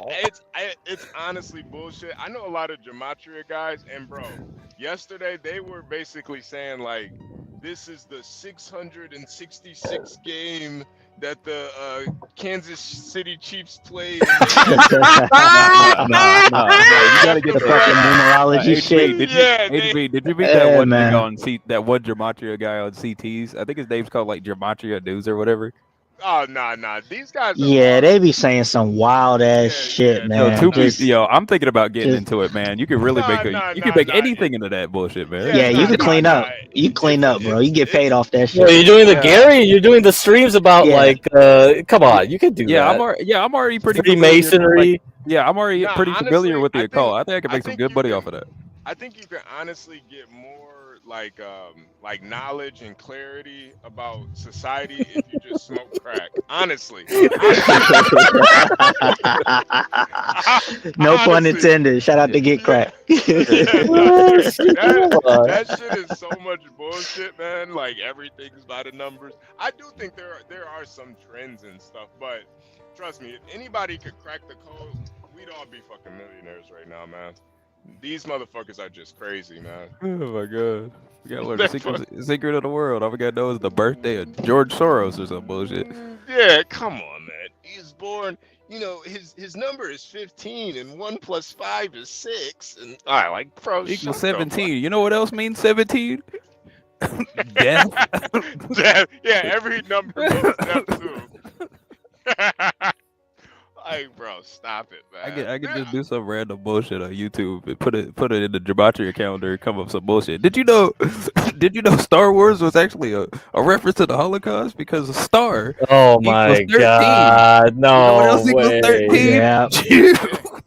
That's all it takes, bro. That's all it takes. I'm really thinking about it. I've been thinking about this for a while now. Ever since I saw that guy on CTs, I was like, I think I can make a whole channel dedicated to this bullshit, man. No, and Gary, if you make sure you don't show what you look like, bro, you could fool a bunch of people too, man. They think you're like some white guy talking about it. Yeah, I know. Yeah, that's true. Yeah, you're right. Yeah. You can't show you're black. You can't show you're black. Yeah. If they see You're marketing. Yeah, you're ruining. Yeah, no. I was actually thinking about using not an AI voice because people really don't like AI voices specifically in YouTube videos, but I can definitely use my own. Yeah, you sound great as is, man. Don't worry about it. You sound white enough. You're white passing. You're white passing, bro. Don't worry. Just I would take you serious, man. I'd be like, is this motherfucker for real? Gary, I just need to work on some PowerPoints, get some good editing done, get some charts lined up. Hell yeah. Nah, yeah, I've heard some wild shit people say to like make the numbers fit. They'll add up all the numbers and it'll be like 663, right? And then they'll say add 3 for the death, burial, and resurrection of Christ. It's like, whoa, where the fuck did that come from? We're talking about sports. How did you get like Jesus? 666. It's like, come on, bro. Like you're doing too much, man. Why are you doing this? I've been seeing stuff like that for like school shootings as well, where they somehow tie that shit back to they love to do that. Yeah. Hey, but I will say this: these motherfuckers that are looking for all these deep symbols in the halftime show, they'll eat that gematria shit up, bro. Yeah, they'll eat it up. They will. They'll eat it all up. That shit I actually believe in. That they do put symbols in. Yeah, Stanley. He's Serena Crip Walk. Crip Walk has 4 letters, right? Walk has another 4 letters. That's 8. What does 8 mean? 8 is the number of days in the week. Add a 1. What you get? It's like no, man. No, you get that turning sideways. You know what that means? Infinity. You know what infinity represents? Shut represents the infinite power of God. Yeah, that's easy. That's easy. Yeah, I'm telling you, man, this is easy money. That's easy money. If you want to do that, I mean, I don't even know how they even got popular in the first place. How do you like do a following? Like, come on. I mean, it's easy. There's got to be so many people that do this. Like public access, like TV. There's so many people that do horoscopes, tarot, and all. Come on. The thing is, I looked it up. There's like 2 major channels that go over gematria. The rest are just little documentaries. No one's doing this. No one is fucking doing it. No one's doing this, but see, this is why I'm old fashioned. I just like, come on, how does C-Walk even matter? It's like, come on, this was a big thing in the 90s. Like, what the fuck? Yeah, bro. There's like one Negro who uses gematria in order to read the stock market, and that one guy on CTs, and that's it. Everybody else is just like a documentary here, a couple shorts there. Okay. Outside of those 2. Yeah, start one, Gary. Yeah, we got to start one. Yeah, I think about found a market here out of nowhere. Yeah, I think. No, you got to read the Zohar, man. You got to read that Zohar. Then you'll figure it out. Yeah. The library had like a whole bunch of thick ass books. I was trying to read it, but I was like, "Oh my god, I'm going insane." To be fair, I have read some of the gematria readings on Wikipedia. That shit is boring. God, it's gonna be a slog in order to get this down, but I think I might have got something here. You gotta do it in the Hebrew though. That's the only one that counts. Yeah, don't do gematria in English. That's BS. Did you know there's 4 different versions of this shit, man? There's the Hebrew. Yeah, dude. No, you gotta do the Hebrew. You gotta do the Hebrew. Oh man, HB's gone. HB dropped out. Yeah, he's gone. They yoinked him out of here. Oh man. What is yoink? 4 letters? Yeah, yoink. I guess it's 4. Yeah. Yeah. Shit. No, I don't even know what's going on with like. Oh, okay. I think John has to figure out who's deleting all the YouTube videos or whatever the heck's going on. Oh, did his video? I thought the only videos that got deleted were those 2 where he had the. The one with the like just me calling in, like that got deleted. So I don't know why. By YouTube. It could be because one time Stanley, my own stream, like stocks, like there was nothing on it. Come on, there was nothing controversial. It got randomly deleted. I asked Portia, hey, like I saved it, thank God, and I'll re-upload it. And she was like, she contacted YouTube after a couple days, was like, yeah, they deleted it. Wow. Why? But there was no reason. So it wasn't copyright. It wasn't. That's why I feel like our channel is like really, like we are kind of like in the microscope. I have no clue. Yeah, like YouTube, if they want it gone, they want it gone. But then they don't even tell you why. Then it's like, oh come on. Yeah, that is kind of bullshit. And you're right. Yeah. The stream. I recognize the thumbnail. The stream's gone. It's completely gone. Yeah, it's completely gone. Yeah, and I'm like, what was controversial there except like maybe the South African like racial chants? That could be like, yeah, it's like, oh yeah, kill the whitey. I guess that got cut because of that. Yeah, but like I don't know, but was there something else? I think that's bullshit though, because the original is still up there. It's still on YouTube. Yeah, so I don't know. Anyway, but it seems like it's like a lot of his like solo streams got like yoinked off. So then I'm kind of like wondering, hey, you got to pay attention. You got to pay attention. Something's up. I don't know. Maybe John said the N word or something. Oh, he always got. He's like. But like, you said that tongue in cheek, right? Maybe, but Sally, you covered it. You covered it anyway. So I think you got the most of the part, like because I said that dude was like he was living the American dream, right? I forgot about that. Yeah, I said that. I said like, yeah, come on, he got Playboy model. He ripped off the IRS. So what? Whatever. That's great. Good for him. I think that was fine. To be honest, now I don't approve of any of that, but you know what? What's your money for? Right, yeah. I think overall, yeah, that's what a lot of people would aspire to be. That's American culture, I think in general. It's like, yeah, that is kind of like the American dream, right? It's like, come on. They are not like us. Yeah, I mean that's why the Canadian motherfucker comes here and wants to be a rapper. right? It's Yeah. like that you are trying to live that American dream. Like, you are not gonna get big in Toronto and Vancouver. Like, get real. Calgary, like, come on, Prince Edward Island, He's gonna be Newfoundland, Montreal. performing at the Stampede. Right. Yeah. So I mean, yeah, that's the whole thing. It's just kind of like, come on. So Canada was really prevalent in the rap game is when those 3 niggas tried to jump Rick Ross and failed. That shit was kind of really, funny. oh, I forgot about that. Yeah, it was like sometime last year. Ain't nobody talk about Canada since. At least in Damn, I the didn't even, streets, anyway. damn, I didn't even know. Yeah, oh shit, I forgot about that. Yeah, it's weird. That is weird. I was gonna say, Crack, you were there. We were making all types of jokes about how. Oh, really? I was there. Yeah, you were there. It was John, me, HB, you, and another person, and we were making all these jokes like, bro, if Rick Ross had a bunch of black women over there, he wouldn't have put his ass beat, man. I don't know. Man, we do so many 24-hour streams here, man. I barely remember anything I said. You know, a lot of times I'm like, what? I said that? Oh, maybe I did. I don't know. Shit. That's terrible. That's why we got archive everything. We got archive everything, man. Oh, man. John got a call from a homicide detective. What? Oh, what? Yeah, there's like a 3-minute thing here. Let me. Oh, yeah. Did you see it? Yeah. No. Oh, okay, no. Let me pull it up right quick because he didn't. I'm surprised he didn't mention it. Yeah, it's in a video section. It's like the last thing he uploaded.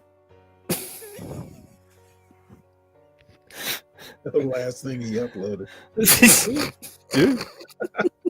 Yeah, it is. This channel needs to back up everything now. Everything. It's like, dude, bro, I don't even know what's half the time. What's going on? Be Brave said this. Oh, somebody died. Wait, what? What?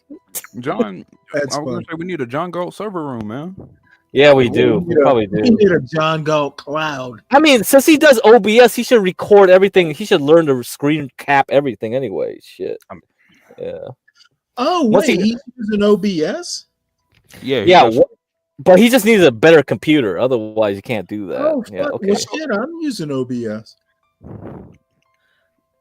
Dude, you guys can like figure this shit out. Yeah, that'll be great. Yeah, well, John could just strip down his computer to the bare essentials. Now, He can get all them that shit window he's apps. got up, I don't know how to do all the stuff he's doing, but I can probably figure it out. Yeah. I mean, hey, I've actually uploaded like 4 videos to my channel using OBS, so I'm getting better at it.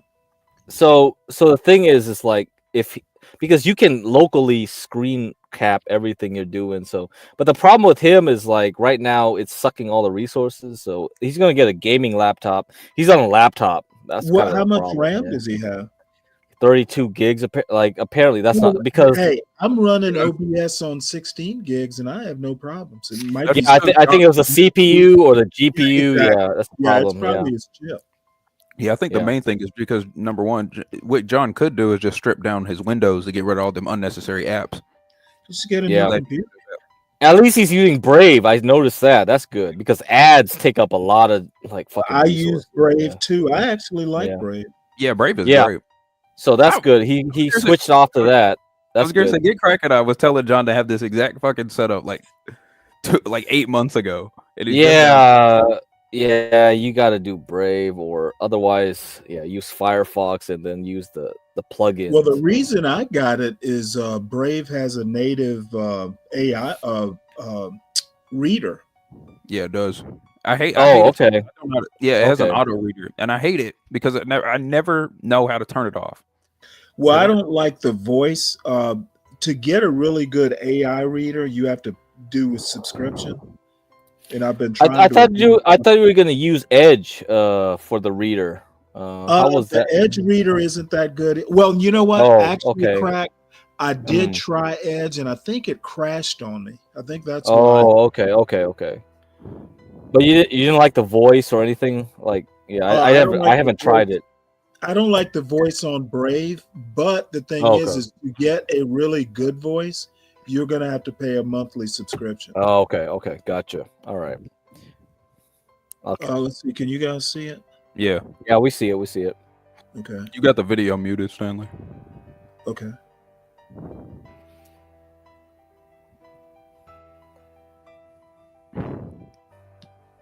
Damn, he's got all kinds of little bells and whistles.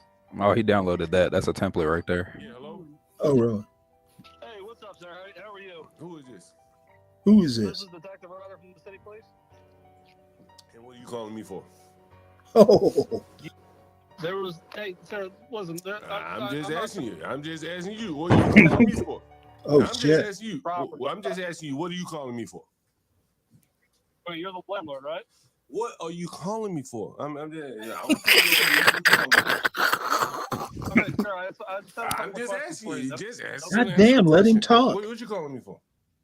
I just told you, somebody. Sir, there's no need for that. Okay, Yeah, sir, my name's that's Sean. what I'm asking you a question. What you calling me for? All right, put myself completely. Okay. All right. You're gonna listen. I'm just You're gonna talk. Yeah. Go Okay. ahead. All right. My name's Sean. I'm a detective from the city police from the homicide unit. Because my understanding is that you own Homicide. 160. Oh God, John, you gonna wind up in jail. My understanding is that you own 160. These niggas always protest the police. Found deceased in the basement. What? A dead brother? A dead brother? Okay. All right. And the nigga, the black man? It was, sir. Is that who was running? It was an African American gentleman with what looks like an amputated foot. Yeah. Does that sound like it was the basement? Yeah. You said nigga foot was amputated. Damn. Oh my God. Yeah. Yeah. That sounds Oh. like nigga. Yeah. Yeah. Okay. What sir? Say what? I have to ask this question. And John is worried about how black people look to white people?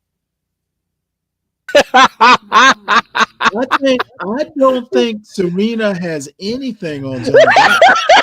No, Stanley, I am on Like, agree with God you. Stanley, damn, I am in agree with you on this. This sounds suspicious as shit on John's end.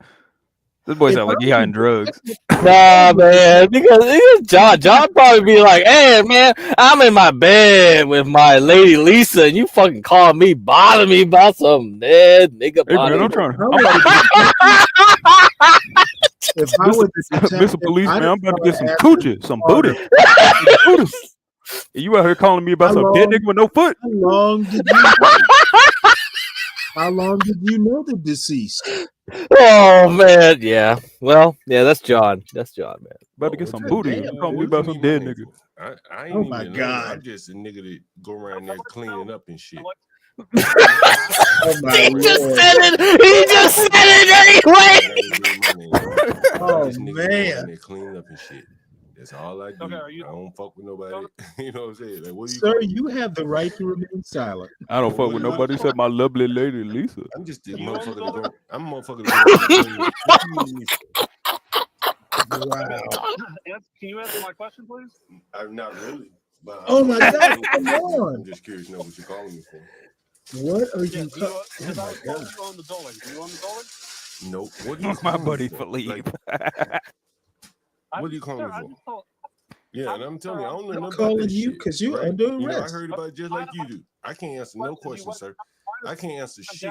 I don't know shit. damn. I don't know shit. I ain't see shit. Right? All I know, nigga was sick, and the nigga apparently he dead. Right? That what you say. I ain't fuck with him. I don't know nothing about nothing. Right? Oh my God. Stanley, got to play this back. This is hilarious. Oh wow, yeah. All right.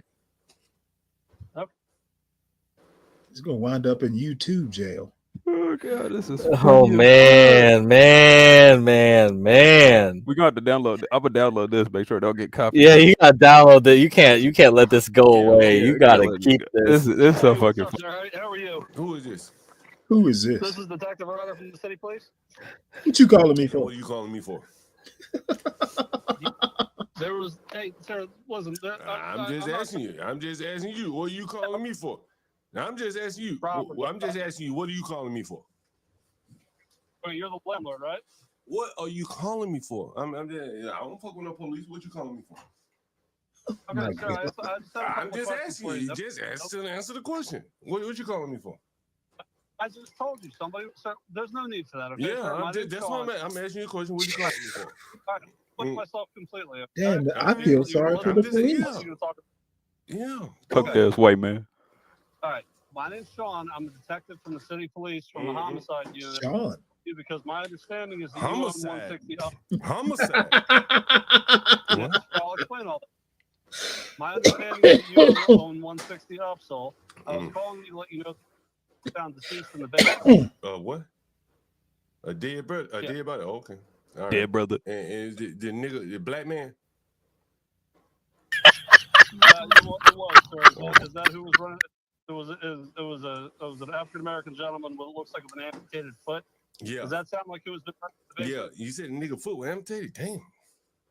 Yeah. That sounds like a nigga. Yeah. Okay. This is so bad. This is bad. This is What's your name? What you need my name for? I ain't even the landlord. I'm just. He doing too much talking. What he say? He's not even the landlord. Yeah, that's what he said. That's what he said. Yeah, we're on there a little bit. We're on there about like 10 seconds. Oh shit! This is bad. This is bad, bro. What you need my name for? I ain't even the landlord. I'm just a nigga. See? Yeah. There we go. Yeah, why'd he say the word landlord? He didn't need to say all that. Oh man. All right. Is this like Peter? Is this like Peter saying he doesn't know Jesus? Yep. That's right. John's talking way Same too shit, much. yeah. Man. That's the Way same too shit. much. Wow. Still though, wait, hold on. Play that end bit. That end bit was the funniest part. You mean at the end of the video? Yeah. No, like near the end where he says, "I don't know shit. I ain't seen shit. I ain't spelled shit." Huh? I just go around there and clean up and shit. Like that's. I don't know why they gave my name. He's just the cleaning I'm just guy. nigga to go around there clean up and shit. That's all I do. Okay, I don't fuck with nobody. You know what I'm saying? Like, what are you calling me for? Well, I was told you. I'm just the Do you own the motherfucker to building? go. I'm a motherfucker to go around there and clean up. What do you need me for? Okay. Can you answer my question, please? I'm not really, but I don't want to take it. I'm just curious what you're calling me for. Yeah. Do you? Because I was told you own the building. Do you own the building? Nope. What are you calling me for? Oh, like, wow. what are you calling me I for? just told. Yeah, and I'm telling you, I don't know nothing about that shit, right? You know, I heard about it just like you do. I can't answer no questions, sir. I can't answer shit. I don't know shit. Don't know shit. Oh, about this what is happened to nobody, cringe. right? All I know, nigga was sick, and the nigga apparently he dead, right? That what you say. I ain't fuck with him. I don't know nothing about nothing, right? I'm not saying you. I know you went down there earlier. I was calling you because I thought They you were the dusted for landlord. If you're not, then fingerprints. Have a nice night. All right. Okay.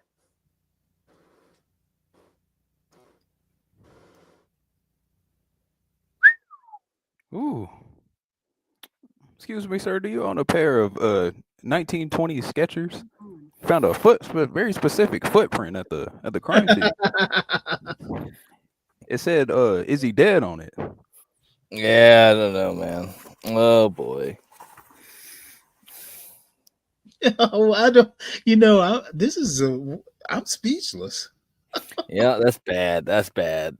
Yeah, that's real bad. That's bad. Wow. Okay. Well, I don't quite know how to follow that up.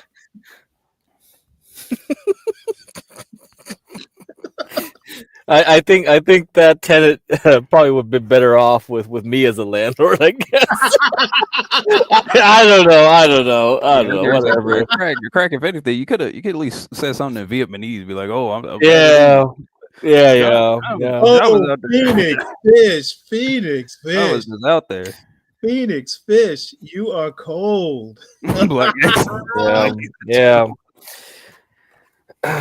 Well, I don't know. He is that nigga was that. He is that nigga. Ugh. Oh, emphasis on the N word. Yeah, that was funny, man. That's something out of a daggone Friday movie. I actually. Yeah, it would have been. Yeah, that's like Be brave would be. Fuck. Oh man, I don't know. All right. Yep. Well, clip that. Yeah, clip that. I got you. I'm definitely clipping this. Hold on. I'm just trying to figure out. I mean, you know, you're not in any trouble.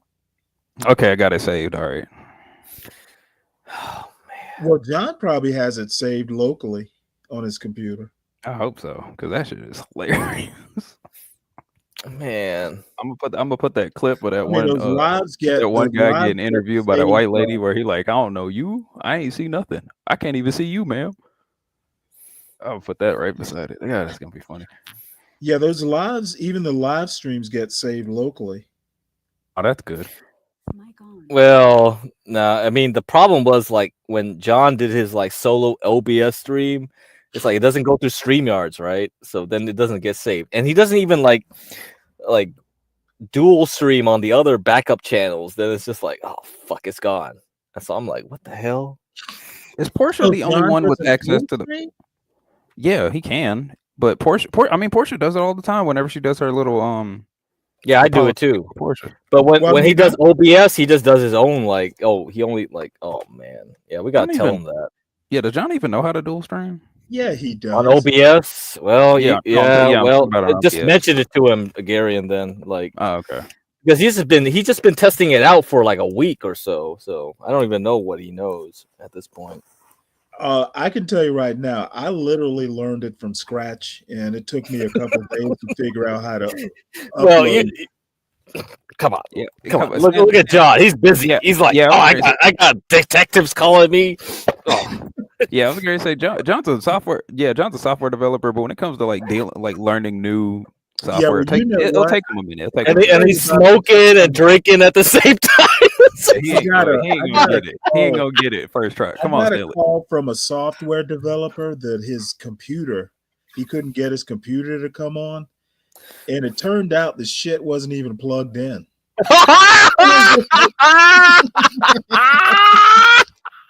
I didn't even say anything. Oh my god! I mean, I, heck, I'm like, if mother. John's really having computer, I was gonna say if John's really having computer problems, all he gotta do is back up his data That's and like a reinstall Windows. classic. Like the That- first thing you check is the computer on plugged in. The thing with John is like he likes to try new things, but then he doesn't like. Man, what the? Fuck?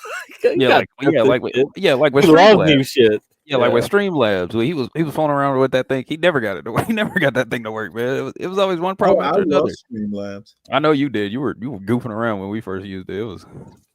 I thought it was kind of Yeah. mediocre, to be fair. It's not bad, but the problem was like we couldn't get permissions to do things. Like I couldn't do my that own and stuff. HB, Yeah. HB couldn't use it. Yeah, that's true. And- Yeah, he uses from his phone. yeah, he's using from a phone. There's no way. Yeah, because Streamlabs makes it a lot easier. If I mean, we could I mean, always just use StreamYards. both. I mean, yeah. Yeah, I was gonna say we can always just use both. Yeah, yeah. This is a good point. Yeah, What's funny, the DC There is no way I could be a detective after that conversation, and I'm not thinking to myself, something's not right here. Mm-hmm. To be fair, the DC cops are kind of incompetent. They'll probably just squash Oh, it if anything. I didn't see incompetence on the cops' part. I know that. Not true. That's true. That's true. Sir. I do Was there know. a dead body in your I place don't know or nothing, man. not? I don't know nothing, man. All I did was clean up, man. All I did was clean up. So you were there when you Oh, killed somebody. No, really? that's not what I mean. nigga. That's not what I mean.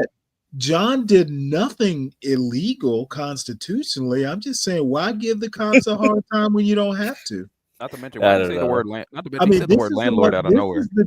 This is the dude that doesn't want people in traffic stops, to put up any resistance or anything like that. You know, John is like infamous in DC, probably. Probably. He doesn't want like his name like getting through like the fucking precinct or some shit. Oh, this is funny. He's saying maybe John's computer problems are because many police agencies have spyware on his computer. Yeah, well, I don't know about all that. Yeah, it's either that or all them tabs he be having open on Chrome. That boy had About 80 of them. Yeah, 80 tabs. I do that too, but I only do that on Brave or something like that. But Because Brave doesn't. regulates. Yeah, It regulates does the memory on management Mac. way better. Yeah, You couldn't do Chrome that on would just- Chrome. Yeah, Chrome would sucks. just suck everything. Yeah. So it's a good thing he's on Brave right now, but it still didn't help his OBS this morning though. His frame still froze and shit. Probably because he has too much. He probably has a lot of bloatware on his computer. To be fair, well, like when's the last time he actually did a cleanup? Oh man. Like yeah, Well, like I'm when gonna have to I wonder try when's the alive. last time I haven't tried one tried what? alive. Oh, you can try one. Oh, I mean, no I do OBS? it. Yeah, I've done it in order to like whenever I record clips on here, I usually try to record the stream live on OBS and then I clip Right. that because I can it's easier to edit Oh than yeah, just I getting see it from what you're Yeah. YouTube. Yep. That's right. Yeah, that's a So good did idea. so Not to Garen, mention, did you get any of that stuff on Sunday when I called in or anything? no, I didn't. Fuck, I it's wasn't. gone. Yeah, God damn I it. wasn't recording that day. I'm sorry. I was at work. Yeah, I should have downloaded it right after. I knew that stream was gonna be trouble because he was like saying all kinds of wild shit and you're just like, oh my god. Now And then, it wasn't actually. I mean, the time I was I do in still have the stream where chat, he when John was piping off and Portia, Portia's politicking with Portia. I still have that. I think that's still up. I think that's Well, fine. No, that thing's gone. He took it off because John showed the Oh, he body. did? Yeah, he showed the body Oh twice. my god. Portia literally no. You know what's funny though? There's a part. Oh There's my part like god. right showed like, what? really late. Yeah, it was really later in the stream. But I specifically remember seeing. Oh, it that was Portia late in literally the stream? Yeah, it was late in the stream, but Portia literally said, "Hey, like John, if you show that clip again, I'm gonna have to take the stream down."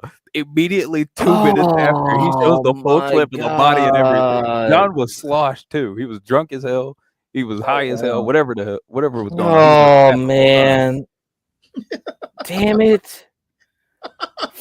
Hey, come on now. You got different people deal with stress different ways. That was fucking funny though.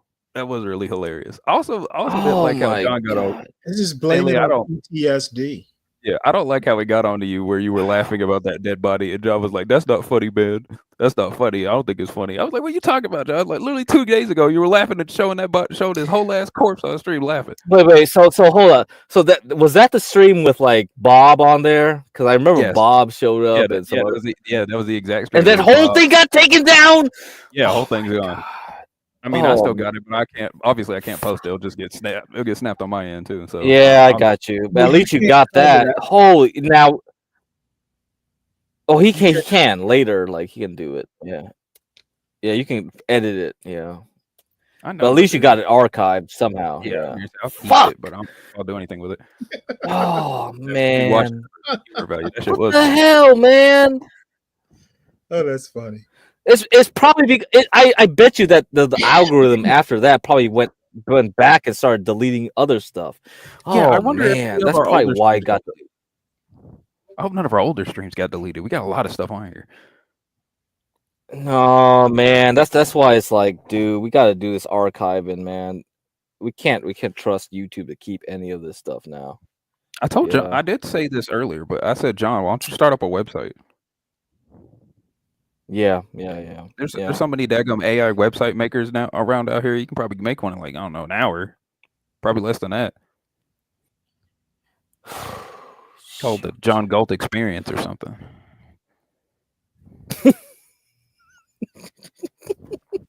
I don't know. I'm kind of pissed because I actually said some useful things during that Sunday stream. It's like, oh man, he's just living his American experience. Come on, that's the American dream. Like, yeah, I forgot about that completely. Well, at least Stanley went over it. Oh, that's great. Good, Yeah, that was good. pretty At least you kept that I got part. it to an extent.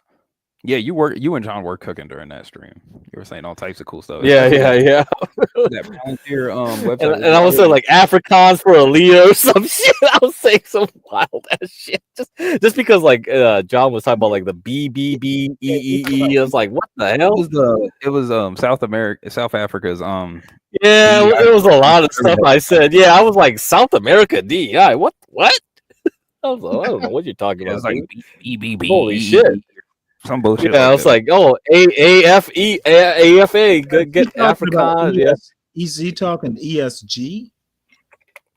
No. There was South African. Like there was a lot of stuff he said. That's why I was like, whoa, is that why it's gone now?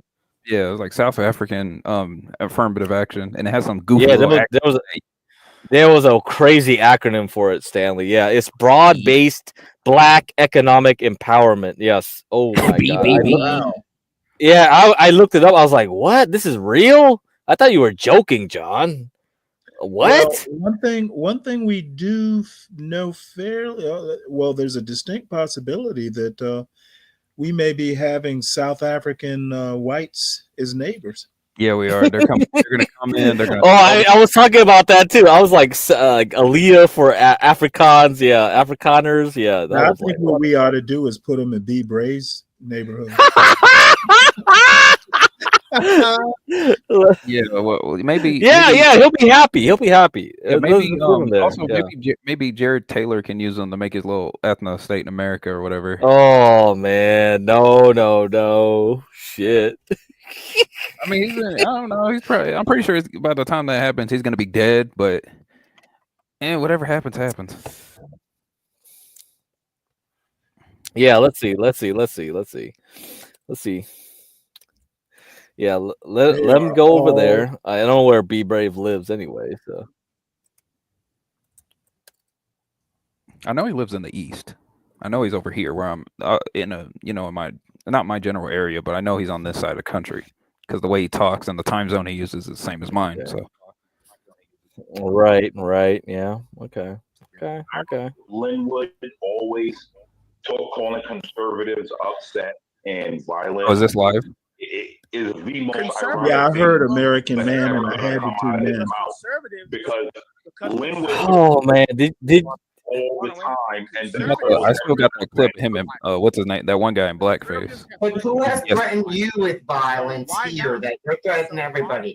I think it's Thorpe's turn to get threatened. By the way, just I've you're up threatened in him. the No, hold on. Bumpkin turn. I've threatened him because he's besides Bumpkin. Besides And Bumpkin. it doesn't count. Bumpkin's a correction officer. His no one likes him. Shut the fuck up. I'm just saying, like that dude already starts every You're sentence. right. Violence is like Part of his and life. I mean, part of like, my it's a life. Yeah. fair thing. So. I'm just saying. Look, I don't have a problem with guys like Linwood. Everybody has a place in life, whatever. But Linwood comes here every single time, angry, mad, and his justification is that we don't agree with him politically. I mean, I don't agree with half the people here. I'm not going to start threatening you with violence just because of that. I mean, we might threaten each other with violence. Nanette, are you saying Be Brave is Art Bell? On that, I want to first have a conversation before we try and kill each other. Yeah, I don't. Ready to kill everybody. Unless y'all are interested in this, I was just curious. The American Man was talking. I just wanted to see what he had to say. Okay. Yeah, it's not imperative that we listen to it. They're asking why. You know what? I didn't even see Ben Thorpe was up there. Yeah, Ben's been going over to CTs a lot lately. Guess he ain't really got much going on in his own channel. No, they've been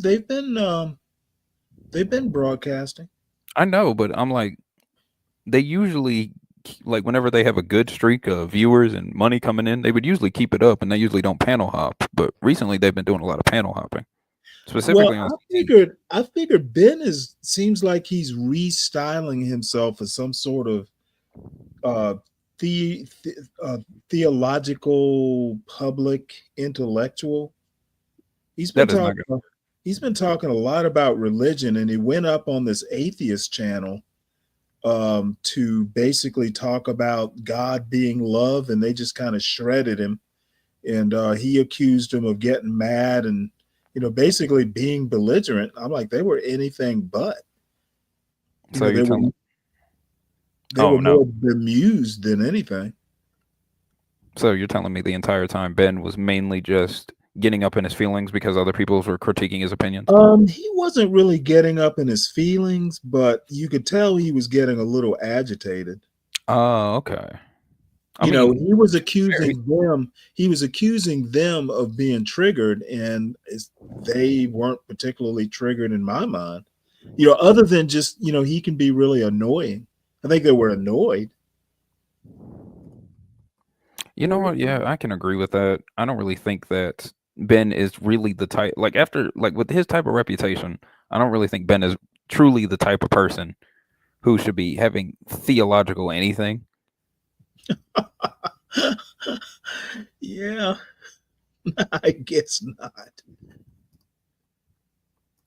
Ben is, if you're calling it from the web browser. Here, hold on one sec. Let me show this to you because I actually showed it before. Damn it. Hold on one sec here. I got to bring it over from Discord. When was this, by the way? Was this a couple days This ago? was a couple weeks ago. Oh, okay. Maybe even up to 3 Sundays ago. Trump said Ben was fired from the Catholic Church. You know, He was. Oh, you mean from the school? yeah. Oh shit! I wonder why. I wonder if he said. I honestly don't have a clue, and I don't care that much. I mean, I have an idea, but I don't really. I also don't Well, really care. I was listening to Ben on this particular point that he's doing. I wasn't impressed.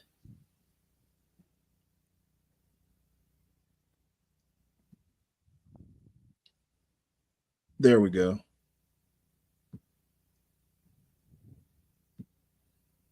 Let me see. What's up with the fair use sticker? Portia put it up. Oh, okay. Hold on one sec. I'd actually like to know where she got it from. It looks like you might be able. It might be an asset that you can just download. I don't know. Yeah, I think so. I have one. I just haven't been using it because I haven't really been needing it. I mean, you could just have it up just in case. All right. Here, I got it. Let's share it. Oops.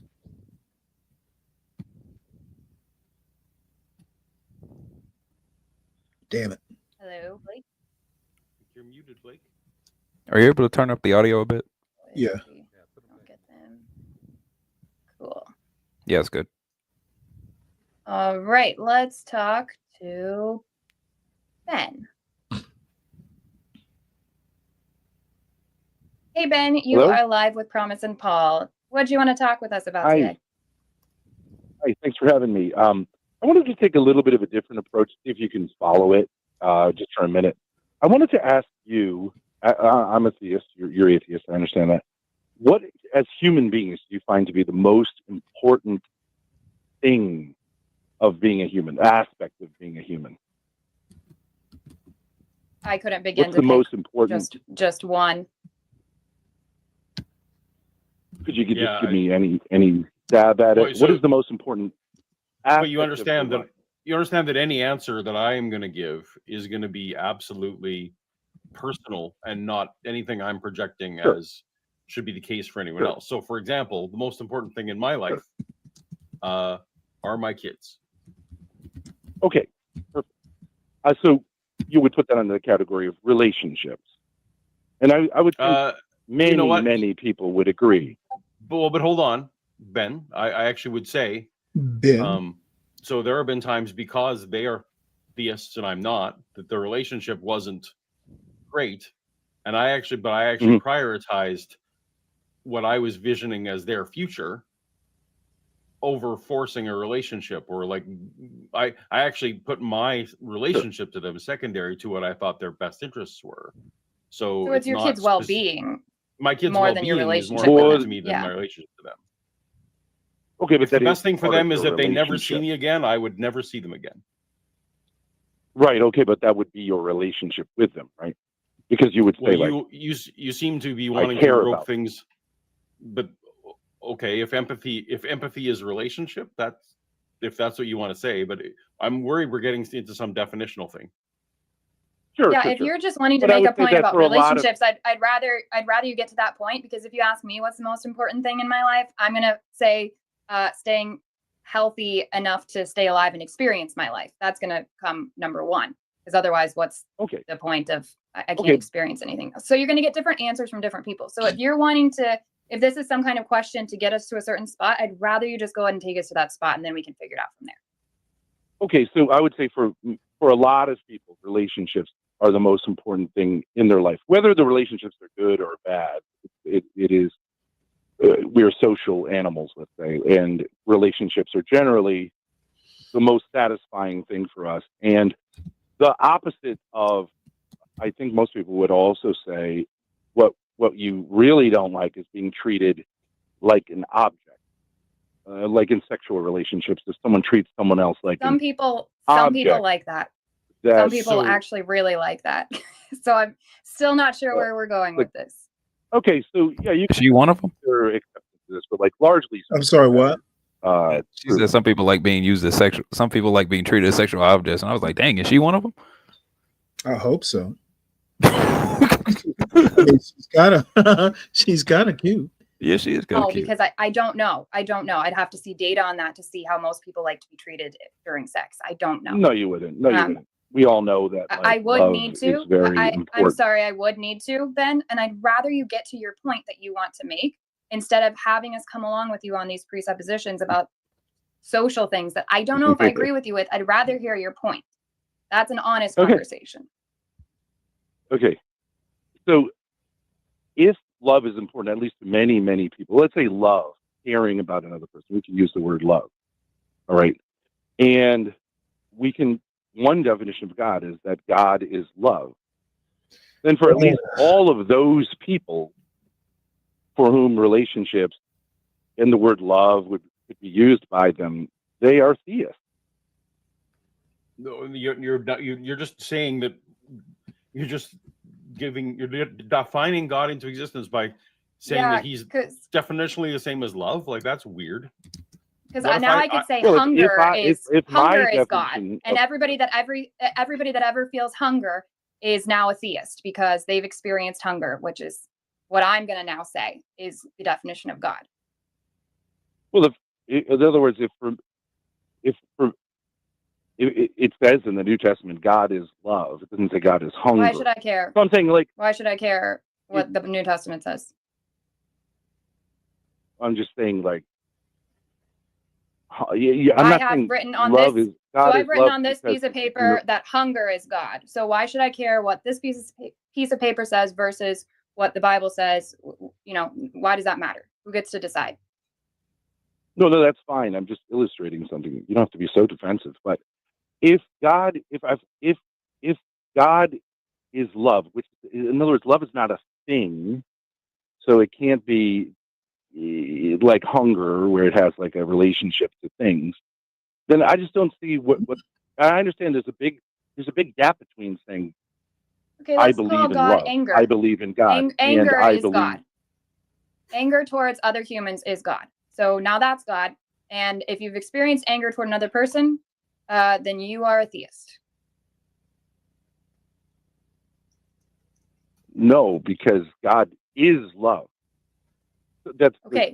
There's your claim. Cool. So God. Your claim is that God is love. What is your proof or your evidence that God is love and God isn't anger?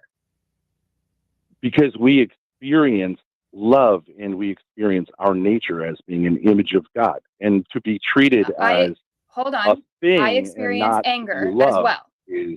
I experience anger as well. Why is that not God? Why is love God?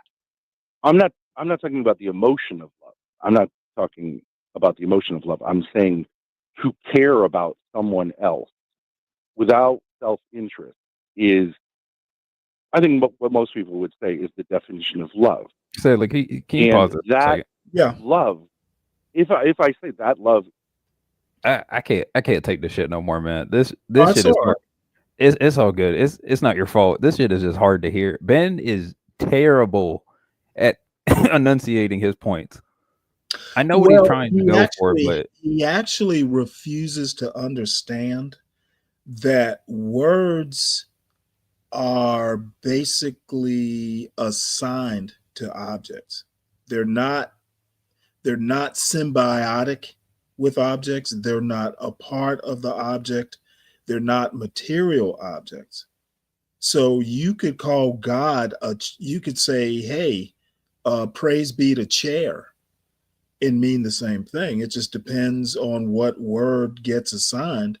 And she made the point either before or shortly she will, that with the whole anger there are point. different words for God in different languages. So, love.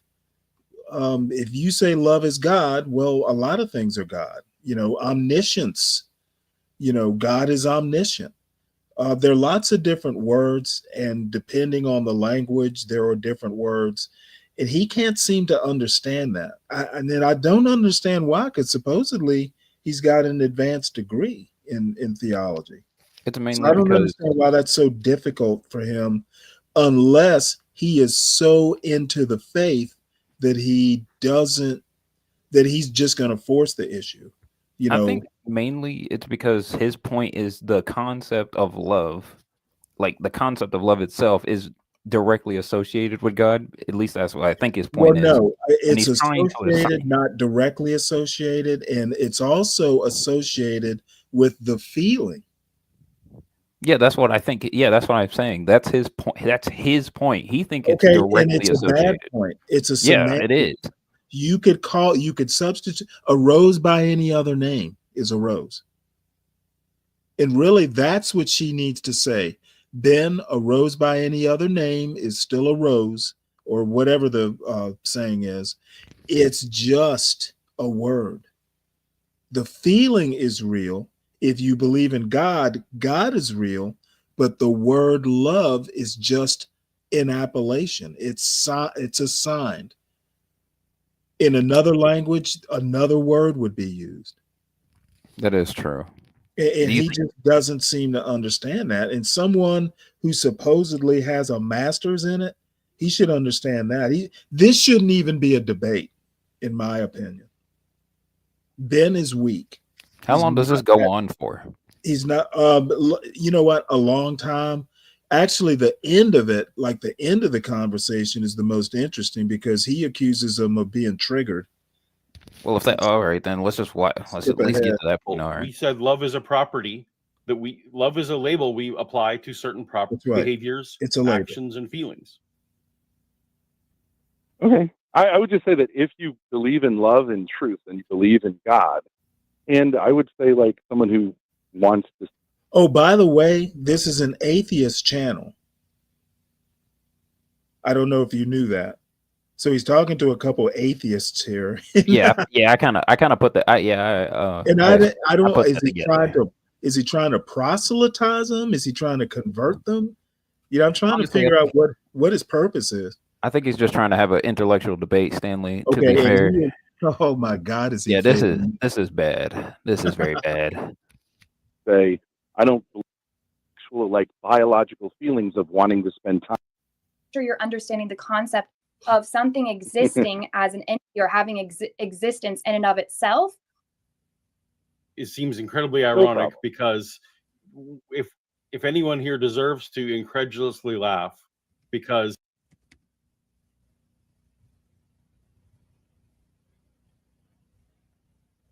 oh my goodness, you shouldn't be buffering like that. Well, yeah. So the we don't need to discuss anymore. Basically, you are resorting to incredulous laughter, which from this side of the call seems incredibly ironic because if anyone here deserves to incredulously laugh, it would be the people on screen. I will leave it at that. I think you're angry Ben, at I'm sorry about getting your angry name wrong there for a minute. There's no anger. And maybe we're so angry you still didn't provide You're just anything lying for us. You're just lying. You're angry. All right, take care. Don't be angry. Try love.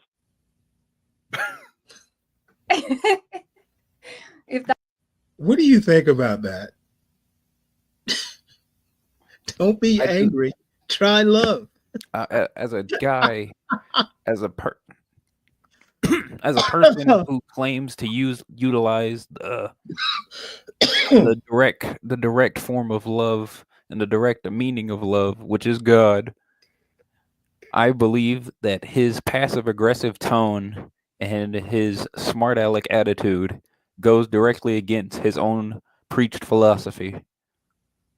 Oh, the Ben spin. Textbook hypocrisy. The trash Ben spin. Yeah, I just brought this up. Now, just so you know, Not the next morning, but the morning after that, they did a live basically saying that Ben, what was the word they used? That basically Ben claims that he trashed them. And I meant to go on that live and troll, but Wait, hold on. Ben did a response to them? yes. Okay. Let me see, can I find it? His live basically said that he had triggered these atheists. Wasn't really much of a debate. It's kind of just Ben saying stuff and then getting caught up in his own words. And then Yeah, well, you know, I have to admit, he was a little self-important on this. yeah. It's like that with everything though. He's literally a narcissist. Now, I have to tell you, this clip was sent to me by EAE. Okay.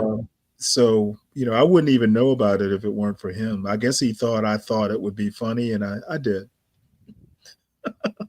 He knows you well, Stanley.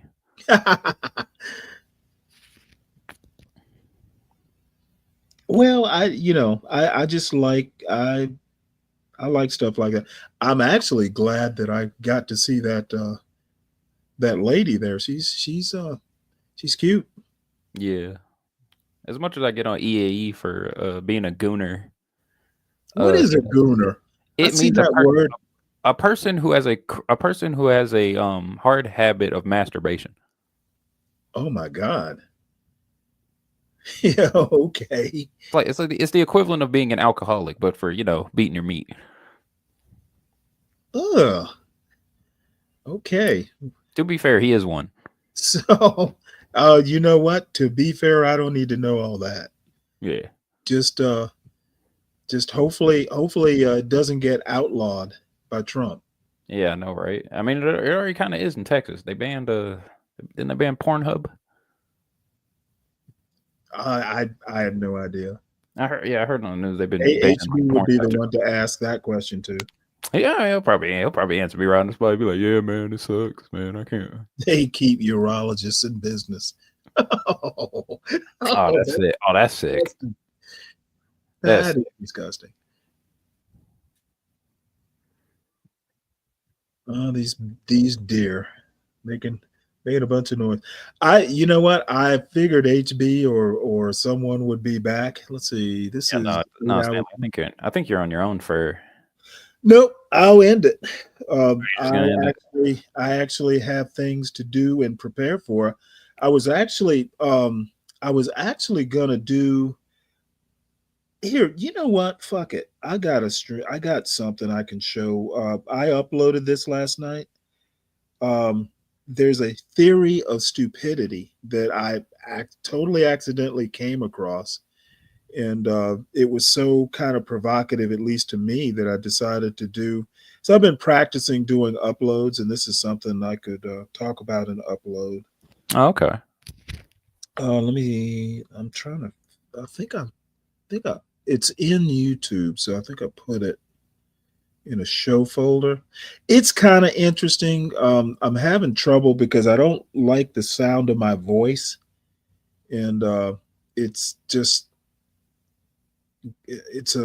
But unfortunately I have to listen to it to review these videos. It's called The Theory of Stupidity, which I found just totally fascinating. I had no idea there was a theory of it.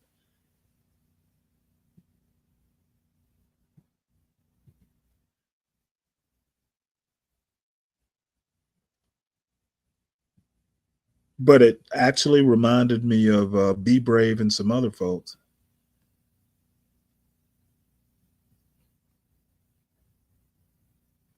Let's see.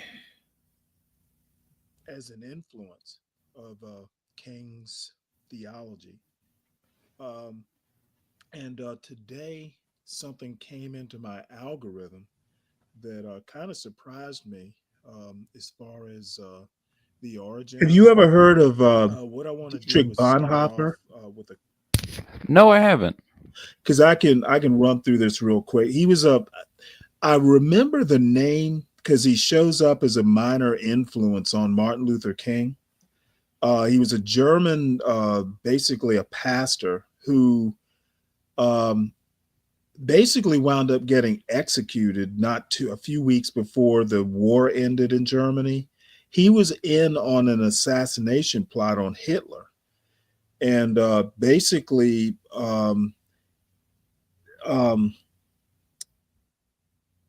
let's see, installed a new government.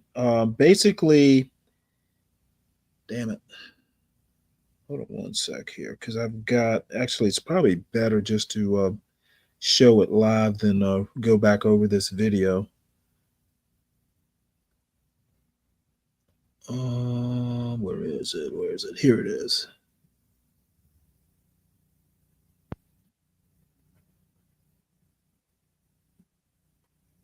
I'll put it in the.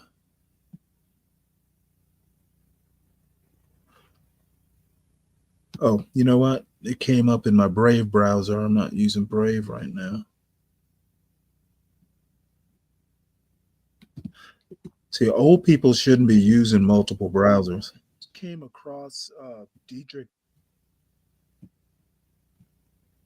Oh no. I thought that was the actual paper. Anyway, basically, he came up with a theory of stupidity. I think that's what he actually called it. Oh, okay.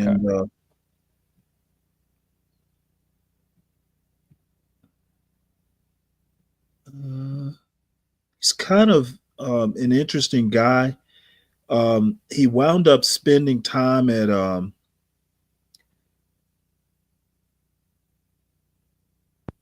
he wound up actually coming to America to Union Theological Seminary for a year. And in that time, he wound up being friends with people like Reinhold Niebuhr, who's a Calvinist theologian. And then he also spent a lot of time in Harlem, believe that or not, at this Abyssinian Baptist church. So, you know, he basically he actually taught Sunday school at a Black Baptist church for a time while he was in America.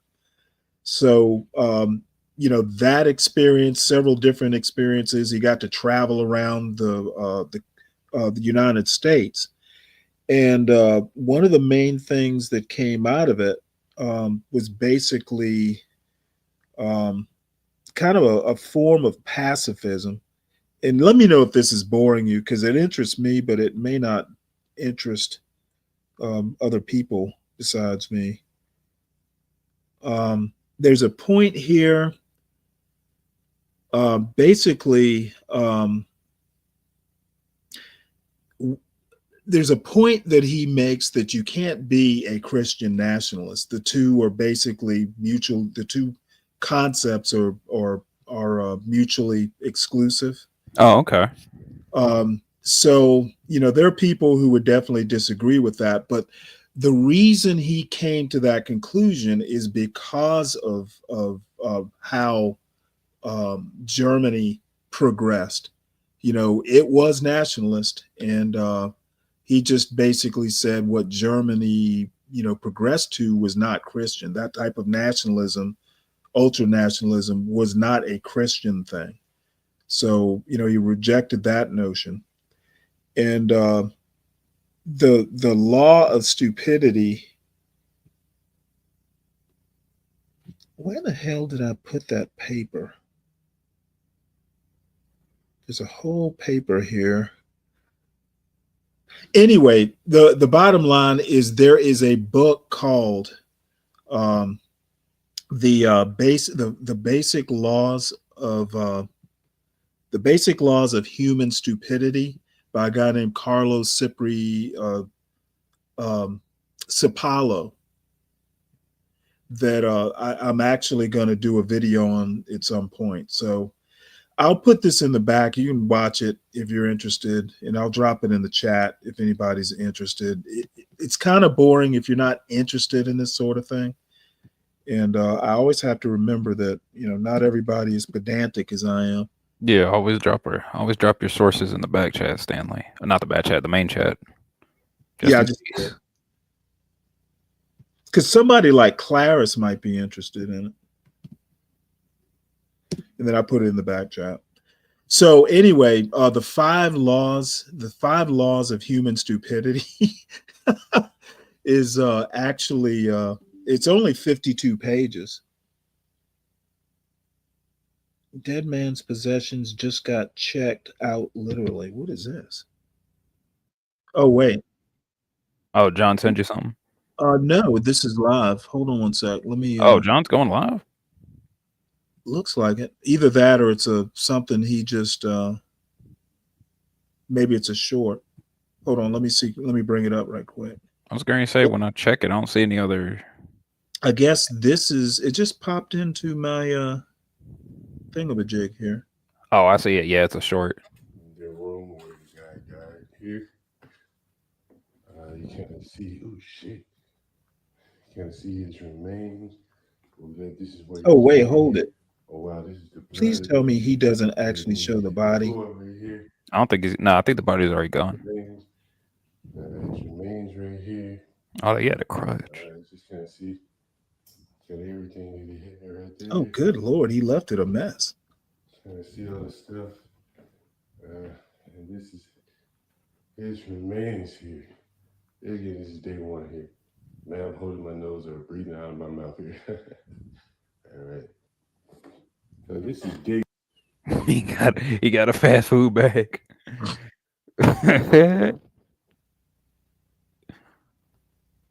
Yeah, innate it is.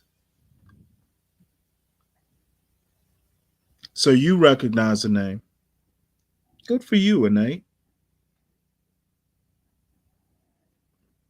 I don't think this is tropes. I don't think this is the same guy who was talking about shitting on the bed. I do think this is. I think this is John. I mean, the floor looks the same, so I'm presuming it's the dead guy. Innate, I've got another thing for you right quick. Let me see, can I find it? I'll drop this link as well. Yeah, I'm pretty sure. I'm 100% sure this is a dead guy now. I think about it because that weird stain. You're 100% what?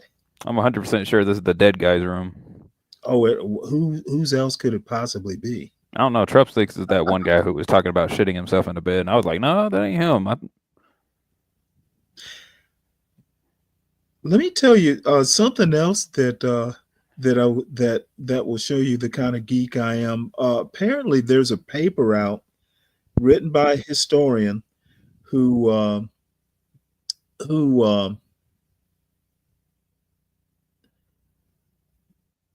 has written a paper basically saying that she is proving that Alexander Hamilton was actually a slave owner. I know that excites you. That must excite the hell out of people. Uh-oh.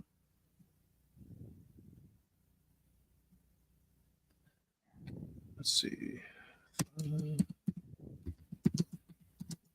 So Stanley, when you went up there, you and John were arguing with each other. Did you really say that you weren't living around the chaos? If I did say something like that, it was basically that I wouldn't be living in the hood. Oh, all right. I mean, now here's the deal. What John can't seem to fathom is I grew up in an all-black neighborhood that wasn't the hood. Cloverdale, right in Savannah, Georgia. Most of the people were either middle class or maybe lower middle class. There were some upper middle class, but it was an all-black neighborhood.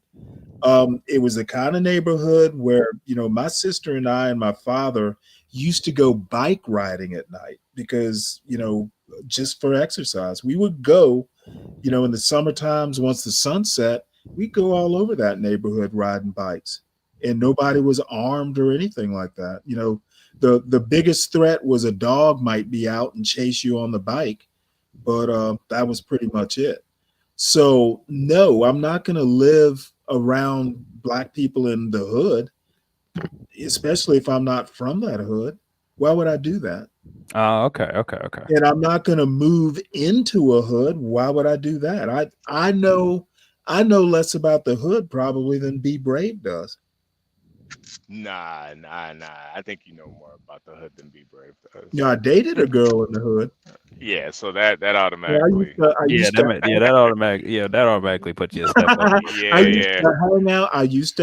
I told y'all this story. One day I go into like Kentucky Fried Chicken or something. So I pull up in front of her building. Oh, you went to a And the chicken spot in the hood? Oh yeah, god. cops come screaming in behind me.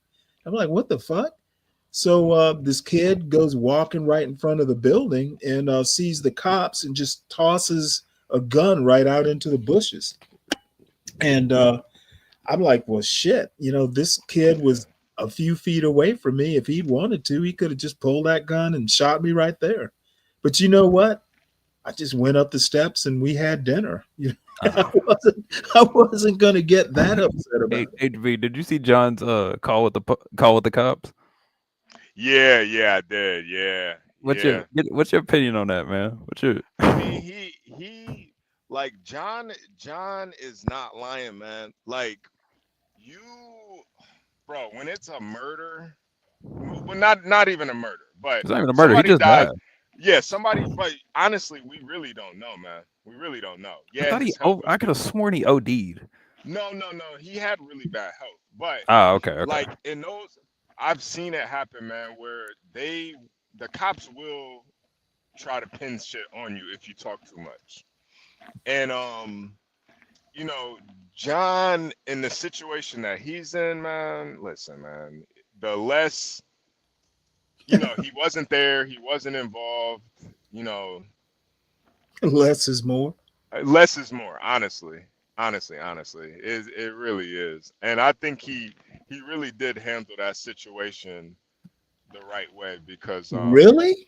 yeah, you don't, because honestly, like, listen, if the police have a warrant, if they have probable cause, they can get you to talk if they really need you to talk, and then in I that mean, what point, probable cause would they possibly have? if they think that there's foul play at but Okay.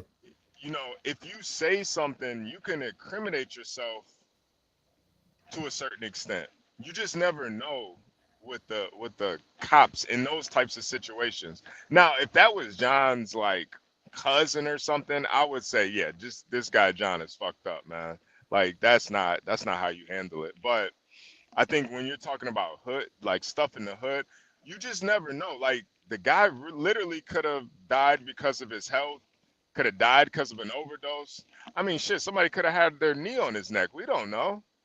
I know that's kind of fucked up, but Okay, well, I'm gonna be honest with you. You know what? I don't agree that he handled it. He could have at least been polite. yeah. Because the way he handled it, to be honest, if I were a detective, Yeah, I it would sounded be real like, sketchy as "What the- hell. Yeah, what the fuck? Why Yeah, is this guy so jumpy?" yeah. And I definitely get that too. But you see how the detective was like, well, I know you were there. That's already basically trying to put it on John, like, No. It didn't happen quite that way. I don't think he meant he was there at the time of the death. right. I don't think that's what the guy meant. I don't think so either, but he basically was trying to get John to put himself at the scene of the because this is the thing, I don't think it was that deep. we don't know what it was. Like let's say you see a crime and you don't let's say it was a crime and John didn't report it. That's a crime in itself. Well, John did report it though, right? Eventually, well, I don't think he reported it. Somebody else reported it. The kid that was there reported it. And then once it happened, the guy basically, his helper guy was like, yeah, the owner is John Galt. He's on YouTube. He does a show with Stanley Cross. And that's the issue. There's this guy, they have this African guy, Gary, and there's a truck driver, HB2N. Yeah. So now we're all incriminated in some guy's death. I don't even know how he You know what? died. I fear not. I hope so. I hope so, Stanley. They might put this on you, man. I don't Yeah, know. okay. Let him. You know, it'll give me something to do. You run pretty fast. You run pretty fast for a 50-year-old man. How you get over that fence? You know what? Got a piece of your John, fence on the fence. when they call me, I'm gonna go John who? Right. That's what you're supposed to do. But the kid Is that his panicked. real name? The kid panicked. He basically gave up all the info. So Yeah, that kid panicked. He was like, "Hey man, call this nigga. Call this nigga." yeah. Well, he didn't say anything that wasn't true. No, he didn't. But I'm just a nigga that cleaned up, man. I personally don't think John has anything to worry about. Yeah, I don't think so either. Shit, he was probably online at the time. No, he was. No, he does.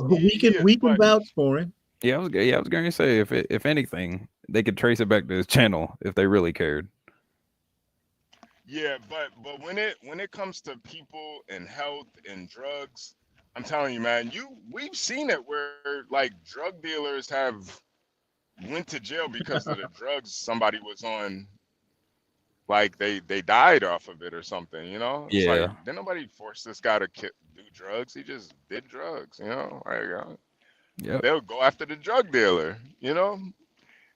But it's just, there's just all different types of shit, man. Like, especially when you're Oh my God, when you're a landlord too in a city like DC, man, they'll try to put anything on you. Let's say, what if he did have some like long lost relatives and they're just like, you know what, now we want to charge the landlord? Yes, you could Well, charge yeah, they'll be like, we got to bust somebody. You the closest one. Yeah, I think y'all have been watching one too many. This isn't The Wire, folks. But this isn't a movie. This isn't a movie, Stanley. They've been trying to make stuff like this actually legal for years now with the whole charge the parent movement.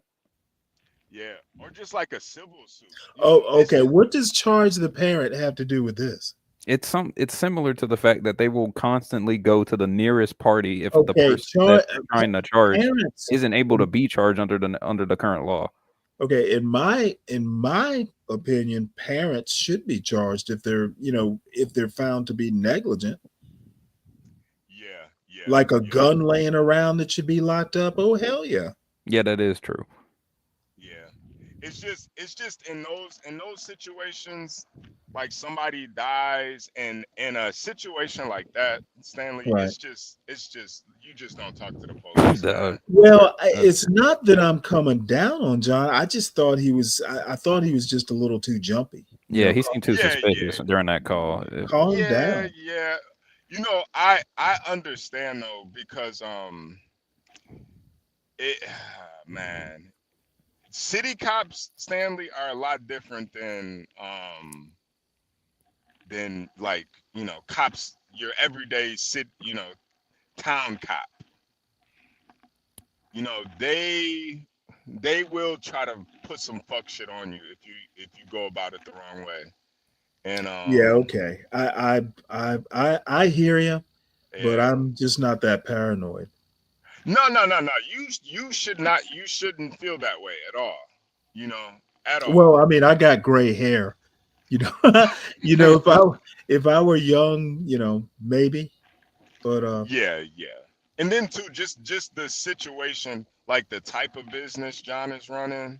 Like, bro, people can just come up with lawsuits out of thin air, man. Like, yeah, I get that point. I got you now.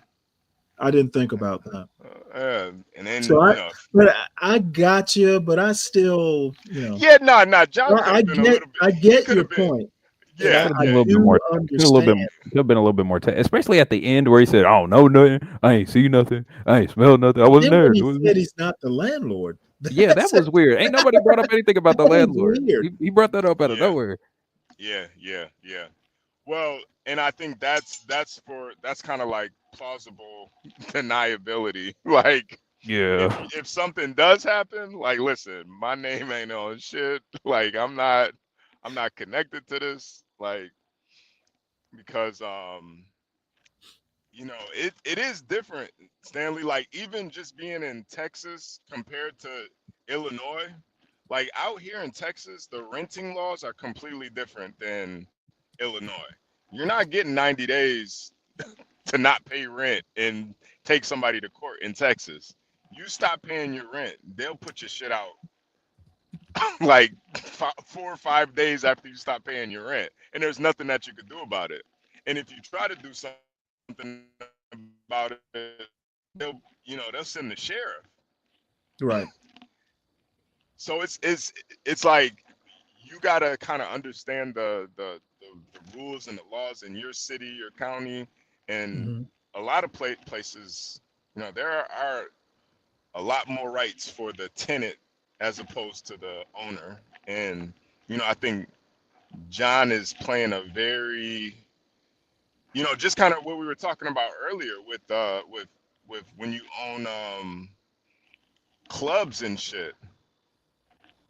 When you're playing those types of games, that's like, one wrong move, you're out of there. Right. But yeah, I get it. I think it was more just mad at the kid more than anything. Like, bro, why the fuck did you say anything? Yeah. This is just pissed at the cops. Let me just take it Nigga out out here on this. making nigga out here making all these rookie moves and shit. Right. Like, God damn, you can't trust this. I Oh, don't know this about is you. interesting. Hey, did I tell you? John just sent me a thing about 3 doctors who opened the first ever Black-owned urgent care facility in Southside Chicago. I'm surprised John sent you that. I think it was John. Wait, what kind of doctor's office? It said urgent It's care. an urgent care in Southside Chicago. Well, shit, they need it over there. Yeah, that shit was. But here's the deal. I actually know of. I've met her once. There's a young black female doctor who has an urgent care over in Douglasville, Georgia. Yeah, that is. So yeah, I love seeing that shit. That's if you're a doc and I think she's just a general practitioner, she's gonna make a shitload of money. Yeah. And honestly too, that was kind of the point we were talking about with that the construction shit.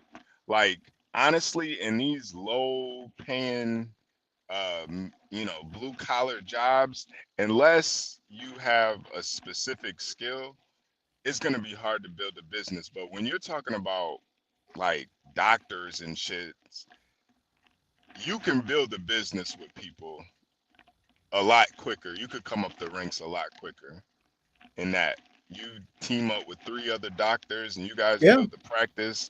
Like, bro, the sky's the limits with that. But see, I knew now this kid was white, but I knew a kid, MD, just general practitioner, joined the practice of like maybe 5 doctors.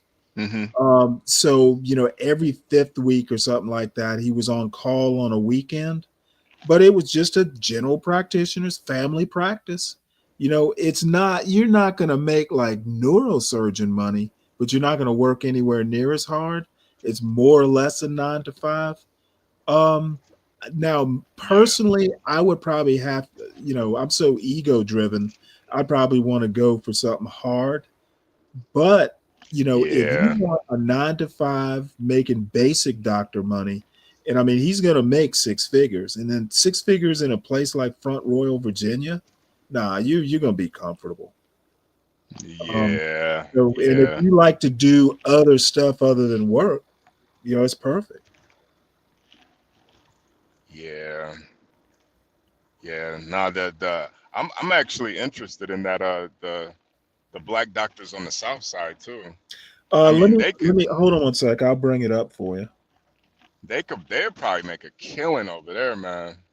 Well, John's he's in the chat. He says he sees both sides. I'm not exactly sure. I mean, it's a business. I mean, to me, um, I love it. No pun intended on the south side of Chicago. My bad, Joe. I'll make a killing off of those killings. Hey yo, man. You know, I didn't even think about it. Yeah, I forgot.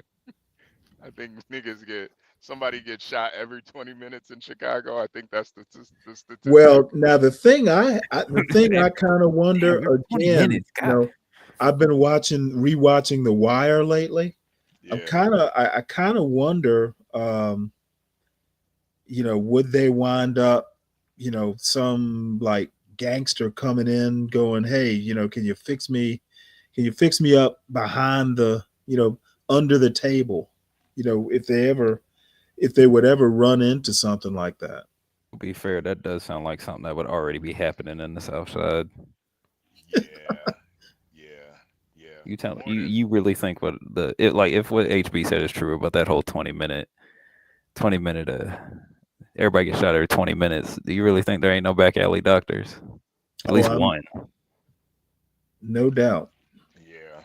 But these guys, these guys don't look like the underworld type. Yeah. Can you see it? Meet the three doctors who opened the first ever Black-owned urgent care facility in Southside Chicago. Look like John's competition for best black landlord of DC. Yeah, the guy on the right kind of looks like John a little bit. Say nigga. Shut up, nigga. Let me get this bullet out your ass. This nigga got a bullet in his ass. Look at I him. got a bullet in his ass. How the hell you got a bullet in your ass, boy? Stanley, who shot this gun, Stanley? It wasn't no white man, Stanley. It wasn't no white man. I am that nigga John Galt, PhD. Yo, John Galt, PhD. I am that Dr. Galt. I am that nigga. I be taking bullets out niggas' ass, brave. I had to pull a bullet out of nigga asshole. That nigga. Well, John says something about bedside manner. I agree. Yeah, you know, Stanley, that's one of the things another thing that I think black people really, you know, we always see the bad shit when it comes to black people, and you know, we see the ratchet ass fucking, you know, nurses and shit. Yeah, them twerking nurses. But you know, the majority of black people really are good when it comes to that type of stuff. You know, a lot of times it's those foreigners that don't really understand that aspect of it. Like really making That's kind of funny you say that. Why you say that? When I first got into the VA system, my primary healthcare provider was a Pakistani general practitioner. Oh, how was that?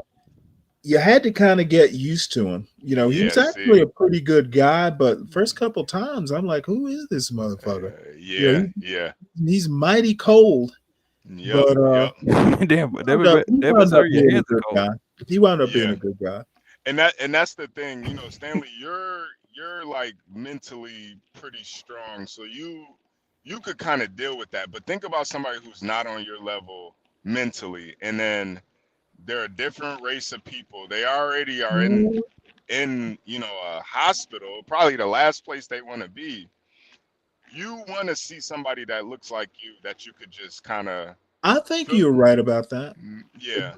However, I know in the when I was in the hospital a couple times about 5 years ago at the VA Medical Center right down in Atlanta, and most of my doctors were actually white, and about half of them were females. So Yeah, there's a lot of it's white doctors now, like not white doctors, well, I mean, white they were female all doctors nowadays. now the medical center in Atlanta. It's connected to Emory, so Emory. Not a lot of black doctors. However, I did run into two who were actually like residents or were they interns? They weren't like, they were learning, they were doing rotations. And my surgeon was actually Indian. Um, so, it was a pretty, diverse team. But I get what you mean. But the thing is, it's kind of weird in the VA. When you're in the military, you learn, to work with all races because you are. So it didn't freak me out. Yeah.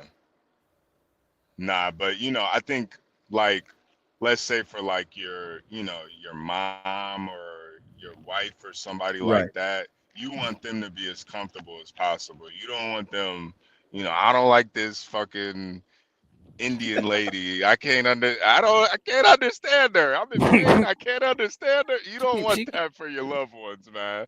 Like we'll deal Yeah, with it, the Pakistani guy. He's every time he leaves the office, he keeps praying on this weird ass rug, man. Yeah, but what about What he doing? what about those old people who would probably now be in their 80s who go, "Hey, I don't even want a black doctor." Yeah. I don't know. Maybe somebody scarred him or something. I don't know. I've mostly seen that on TV, but I know it's not outside the realm of possibility. I wonder if I could see it. I could see it. Yeah, I could definitely see it. I could see it. I never had a black doctor, but I did have a black dentist. My wife's surgeon was a black surgeon. Highly competent. He just looked like he was competent. So, to be honest, I was in such, shock that I didn't even think about it that much. But Was he it's cool. bald? No, he was a young guy. He was probably mid 30s, early 30s. Okay, because I noticed a lot of black like physicians or in any type of medical field, they're always bald. No, this guy had a full head of hair. But I mean, I talked to him, like at length because my wife was really in extremis. And just talking to him, I could feel the confidence. He was confident. As a matter of fact, the nurses that interacted with him treated him with reverence. So, he must have been good if the nurses were like deferring to him, like he was some. He was like Black American too. Yeah, he's Black American. Yeah, I was going to say there's a lot of my folk up in there as well. A lot of black doctors. A lot of black doctors are Nigerian. No, he was American. Okay. You could usually tell, but it's just, man, I get it. Like when you're in those stressful situations, you want any and everything to make you feel comfortable. And if it's just somebody that looks like you, that I don't know, has your same, or just has the same culture as you. It's just I don't know, man. I don't know. It depends. I mean, like the intensive care care doctor was Indian, I think, for my wife. Virgo said, "No one wants a dread left in their incision." Yeah. I pulled the dread out of this nigga's ass. Pulled a dread out of nigga ass, man. Look at this nigga. Look at this nigga. I was operating on this nigga's heart, and I was like, "Damn, what the fuck is that? What the fuck that's one of my dreads." John was he was a doctor in the operating room. I opened this nigga up. There was a piss bottle inside of him. Look at this nigga. He had a piss bottle. Wow.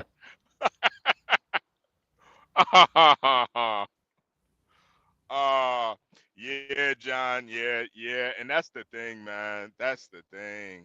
It's my mom, she had to have some major surgery, and I was pretty much there for the whole time. And I had to switch a nurse for her because she couldn't stand it. She couldn't like verbalize what it was, but I knew what it was. She just couldn't say it. you know, my mom's like super liberal, so she just couldn't say it, and she was just like, I just can't. I just not sure what this lady is saying. I'm not sure. And I was just like, yo, can we I get just don't know how to call her a raghead. yeah, that's exactly. She just didn't know how to say it. I'm like, listen, man, my mom is in, you know, she's having some real surgery here. Can you just get somebody else in here? Preferably American, please. Shit, you know, my mom worked for the government, so you know, her insurance is, yeah, we'll get you whatever the fuck you want. What you need, man? Need another blanket too? What you need, man? You need some extra sheets. Right. You need No, another extra cup of Jello. Yeah, right. What else you need, man? Get somebody in there. Change your bedpan. Don't worry, man. We got you. Yeah, seriously. That to me that matters. Like I don't know, man. You just, especially with loved ones, you don't want them to be questioning nothing, because you just never know, you know? Like the type of surgery my mom was getting, it was a high possibility she didn't even make it. So even with me, I was trying to make sure, you know, Well, I whatever don't she know, wanted. John. I don't know that I really want a bunch of medical staff that are into the Super Bowl. They need to be into get me well. Yeah. But I don't give a fuck about her crip walking. What's my diagnosis?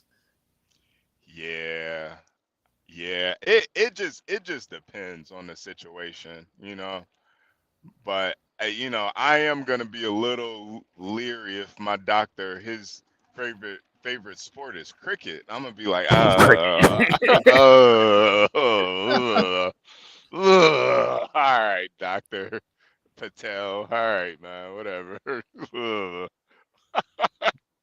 uh, yeah, leave my just don't leave any poop in there, man. I know how y'all get down. Oh man, wow. Get down with the brown. Yeah.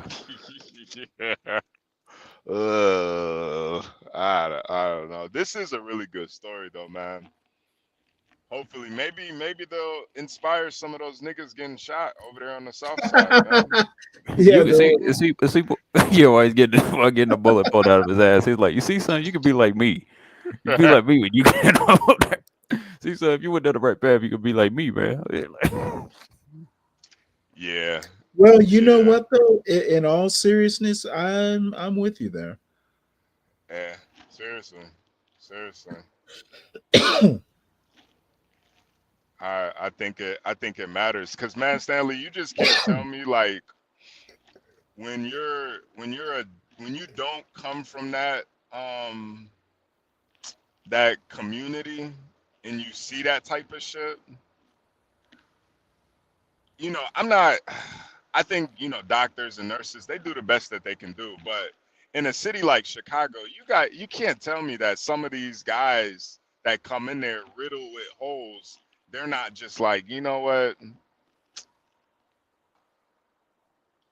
I'm just gonna take a lunch right now. Fuck this. You know, like there's probably some guys that possibly could have been saved, but they're like, shit, he's a gang member, he got shot 18 times. You know, I'm gonna. What was the name of well, what was the he's name of not their gonna make club? it. He's not gonna make it. Oh well. I'm not about I'll to. take a tuna on rye. Let me take a Yo, quick imagine, smoke break real quick. I know, but imagine the stories in the lunchroom though. They got to be insane.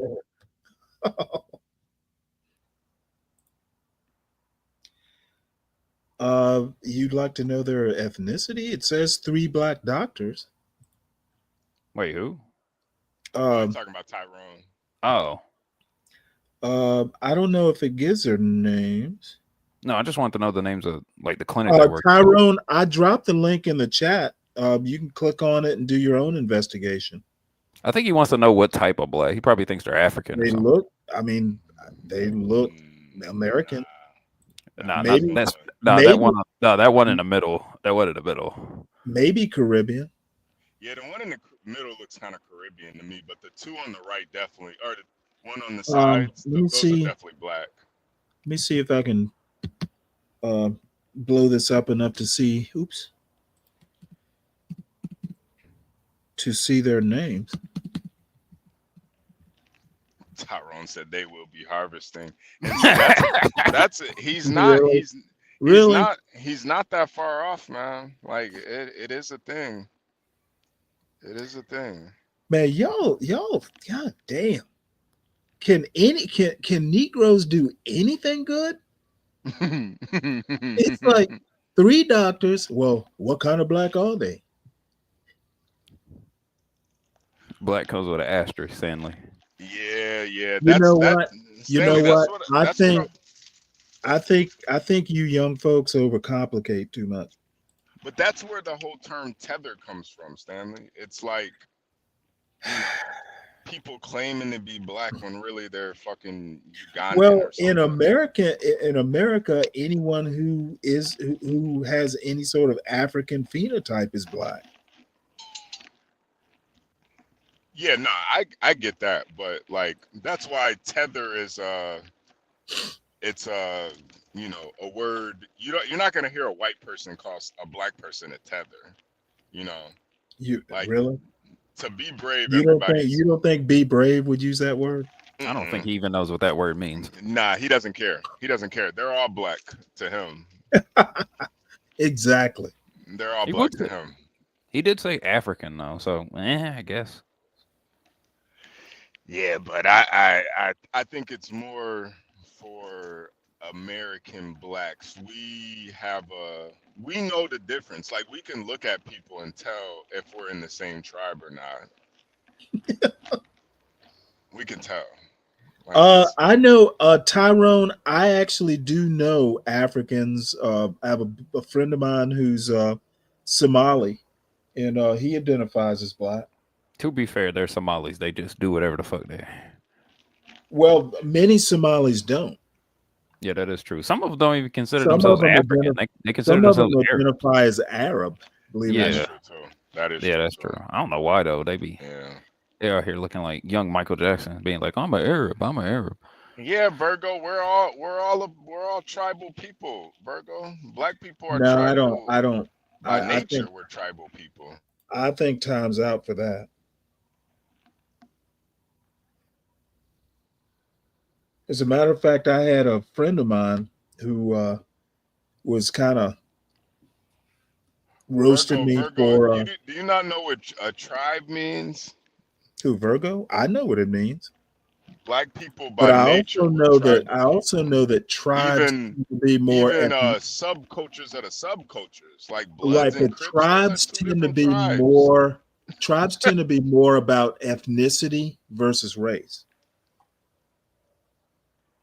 Tribes aren't a racial thing; they're an ethnicity thing. It's tribal warfare, you know. It's main again stage. tribes Bloods are and more Crips. ethnic a term than race. HB, I didn't know you were Zulu. And I know Nah. I just I think- happen to know this because I've had these sorts of discussions before HB's the great with experts. great By the way. ancestor is Shaka. You know that nigga ate people. Yeah, I do. Yeah. Yeah, that nigga was munching on niggas like it was daggone Popeyes or something. No, I didn't see that, CK. Let's see, Stan, did you see Kenya president telling his people they don't need to worry about a handout from America? Probably because they'll get it from Russia or China. Yeah, or they'll have another coup. Did you know they had a coup? Kenya? It was literally last year. A bunch of young niggas went up to the government, said, "Hey, we're tired of this inflation." They fought them to a standstill for about 3 days.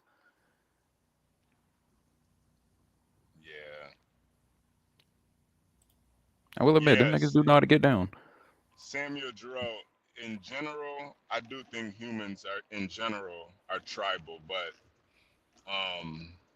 yeah. That is true. In general, humans are pretty tribal.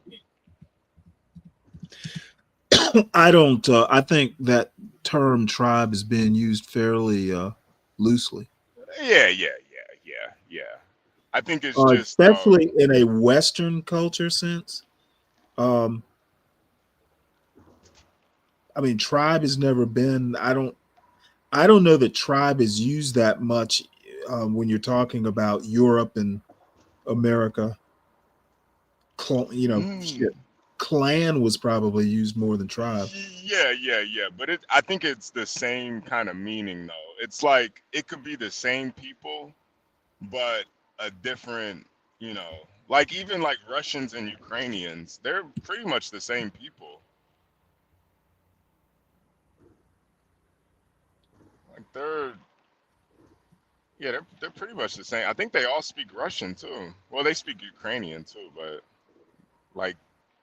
Well, I think the ones like in the eastern Ukraine are more ethnic Russians. In Crimea, I think there was a ethnic Russians, but I mean Crimea has changed hands over the centuries. Because Crimea actually, I think it's changed hands when the Ottoman Empire was around. It was actually part of the Ottoman Empire, I believe, at one point in time.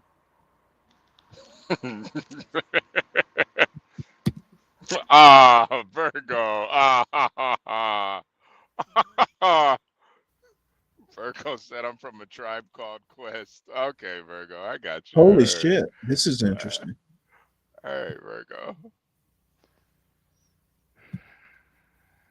All right.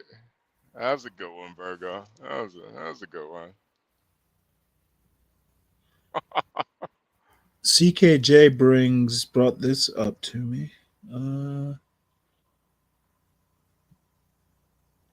me turn off the volume here. Trump has removed money.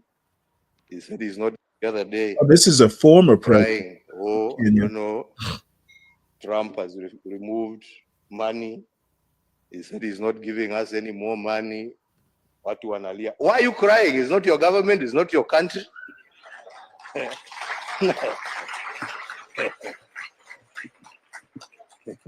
He has no reason to give you anything. I mean, you don't pay taxes in America. He is appealing to his people. Shauri yenu bwana. This is a wake-up call for you to say, okay, what are we going to do to help ourselves? Instead of crying, tujiulize, what are we going to do? Haya ametoa hiyo pesa, sasa tutafanya namna gani jameni? What are we going to do? Yeah? To support ourselves. Because nobody is going to continue holding out a hand there to give you. It is time for us to use our resources for the right things. We are the ones who are using them for the wrong things. Ooh, look at her. So what'd y'all think of that? I mean, it sounds good. I think I'm kind of with you. He's probably just getting some funds from somewhere else. Probably China, Russia. Well, China's got a fairly big presence in Africa. Yeah, very, very, very big. And look at Diwali saying he is right. Yeah, Diwali would say that. What is Diwali gonna say? Where are you in Africa? Yeah, what is Diwali? What else is Diwali gonna say? He's saying he is right from the beer garden. Yeah, Diwali will never, and this I actually respect this about Diwali, but he will never criticize anybody in Africa ever. He will never. Nah. He milks white cows in Germany. He ain't. Yeah, he'll never say how now brown cow. It's got to be white cow. Hey, that's a pure white cow. That cow came from a long. He only drinks the whitest milk from the whitest cow. That cow was a direct descendant from the Nazi party, man. That cow is straight. I only like the sweet milk from Nazi cows milked by milkmaids. You remember those milkmaid dresses?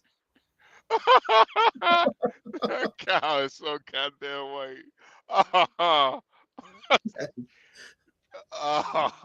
Diwali, he's right. Diwali, you don't even know what he's talking about, man. Shut up.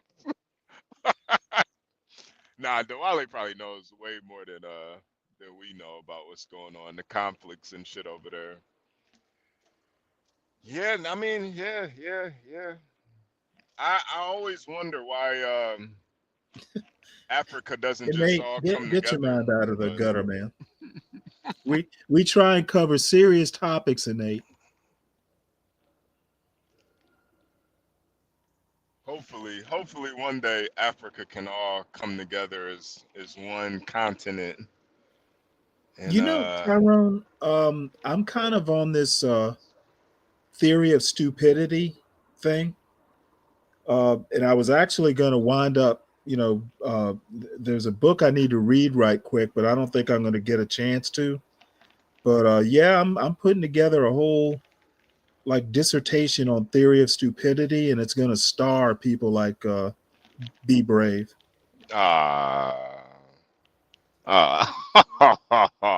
No, and I'm actually dead serious. I mean, there's some things, and it's totally by accident that I ran across this.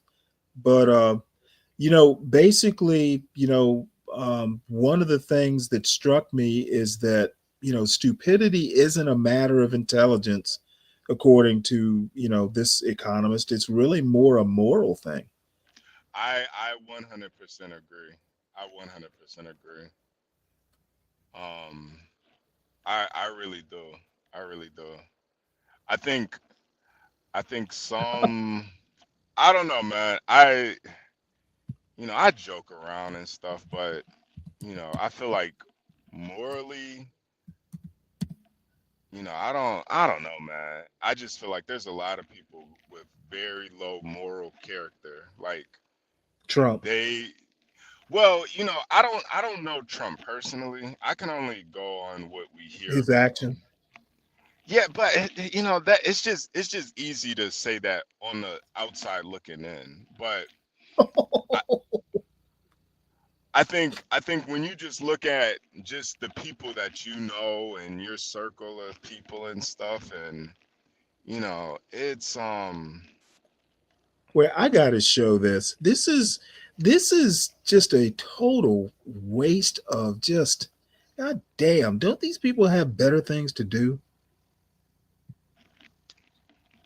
what are they doing? Putting a baby in there? Coke and Mentos went with her inside. So he's going to tape it up and pour Coke and Mentos. Yeah. Is that a baby too in there? No, I think it's just her. Should I be okay? No, you look great. Sitting like this? Okay, watch your neck. Okay, here it comes. Yeah. Is it cold or warm? It feels great. Yeah. It's fizzy. It's weird. Yeah. Jesus Okay. Christ. Yeah, get the Mentos. It's fizzy. Okay. Yeah. Yeah. What You is want this, the some Mentos weird down there? Mr. Wizard experiment? Wow. I'll try to squirt it in so it's not like. I've never had like a Coke. Like this is like a Coca-Cola. It's a Coca-Cola bath. Yeah, that's what Oh, it is. Great. God. Yeah, let's get them a few all. You know more what than we're done. Coca-Cola will do to battery leads? Okay. Yeah, right there. Okay. Great. Okay. Just Perfect. let that one hang while you get the other one. Oh yeah, that's what I can do. Here, I can yeah, use yeah. my neck. Yeah. Perfect. Dump it in. Got it. Is that good? Good. Excellent. Right there. Now And just then- let them sit. Yeah, let them sit, and then Like get the that? other Like one. that. Go. Here, I got Go. it. Go. Is Go. this good? Got it. Yeah, that's good. I'm trying to help. Let me blow this up. Great. Next. I don't know if my neck can hold that one too. No, it doesn't need to. Okay, great. Oh, I'll just switch it around okay. like that. Good. Good. You think Ryan does this on construction Look at how much sites? Coke is I filling hope up in the not. bottle. Oh, great. Yeah, this feels good. I'm pretty much covered now. Yeah. Well, it's There. Diet Coke, so there's not as much sugar Yeah. in it, right? Great. It'd be worse if it was the regular Coca-Cola. This is just the dumbest shit I've seen in a while. Better with Diet Coke? Yeah. But Yeah, I I think gotta so. see it. Sometimes you gotta admire the I know, it's terrible, wastefulness right? of white people that they just have all this shit just to waste on a fucking Just YouTube enough to put in the video. Mentos You know, now? somebody in Yeah, their let's do it. somebody in their chat made that comment basically. Yeah, you might as well do You know, Yeah.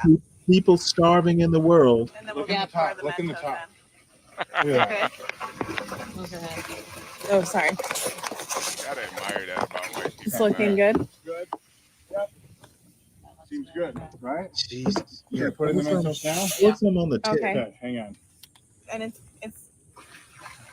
gonna make Just keep it there. Just Oh, let just it leave sit it like there. that? Okay, fine. Because we want to get them hurry up. Well, I'm trying to hurry. I think it's good. I think Why didn't they this pre-fill should it? be way enough because it's gonna Why do explode they out have the to top. put it this way? Probably don't Like, want I don't know. Maybe you can have your head in. Uh-oh. like Did we go in? no. Okay. Okay. No more. We're good. We're done. Are We you gotta sure? put in the You can Mentos. do now. one more. Okay. No, Yeah, let's don't put get in the any more Mentos. though. Okay. Don't. No, Anna, no more. We Okay, gotta just okay, do it. We okay. gotta just do it. We're putting the Mentos in. Yeah. We're gonna put the Mentos in. Okay. You So got here it? we go. See them? Yep. Right here. Okay. Yeah. Look at how many. It's we're- all entertainment. Huge jar. It's You know probably how like a few hundred. This is $50 worth of Mentos. Oh my God. Wow. 50 Is that crazy? bucks? $50. Yeah. You spent $50 on Mentos. I know. All right, ready? Yeah. Okay, there's that. Okay, just we'll put it right Here, there. $50. God damn. What are you doing? I'm moving your This is better My than hair? nuclear energy. hair out of the way. Okay, so everybody knows what Mentos do in Diet Coke. Like it really freaks out and stuff. So we're going to It do it really in this. Look freaks at how much out. Coke there is. Okay. Really Okay. freaks out and stuff. So all of that should She's fizz got up. her It should fill- genitals and Yeah. fucking That's fizzy that's Coke. her side of her thigh. Ham hock. Her I hope this doesn't affect her ability to have children. Is it humid? pH is gonna be all off. You might get an Oh, UTI sorry, from sorry, this this one exploded. It gets ready really, for that. really warm. I was It not gets ready for really that. warm. It does get really warm. Yeah. Okay, all right, you ready? Yeah.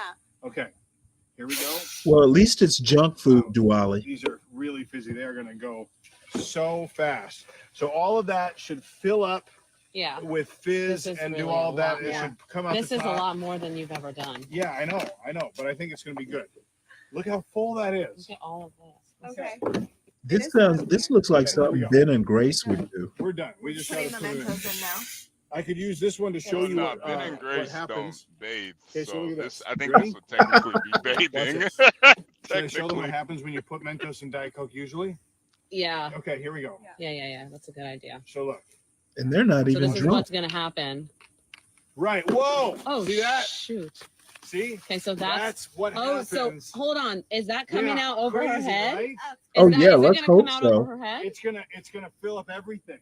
Yeast infection It's coming coming up. out over Yeah, her you're head? probably right. Yes, it's gonna like Probably right explode there, out. Ron. All right, hurry up. You're good with Let's that, right? do it. You didn't. Yeah, no, this is great. Yeah, this is great. All right. Well, that was the last one I used just as an example. So This I'll put is one in. crazy though. Like honestly, I've never seen you put this much Diet Coke in. Right. Well, we did double the amount this time because we really want to make sure it goes. This time it's at like, yeah, this hasn't, This time we're serious.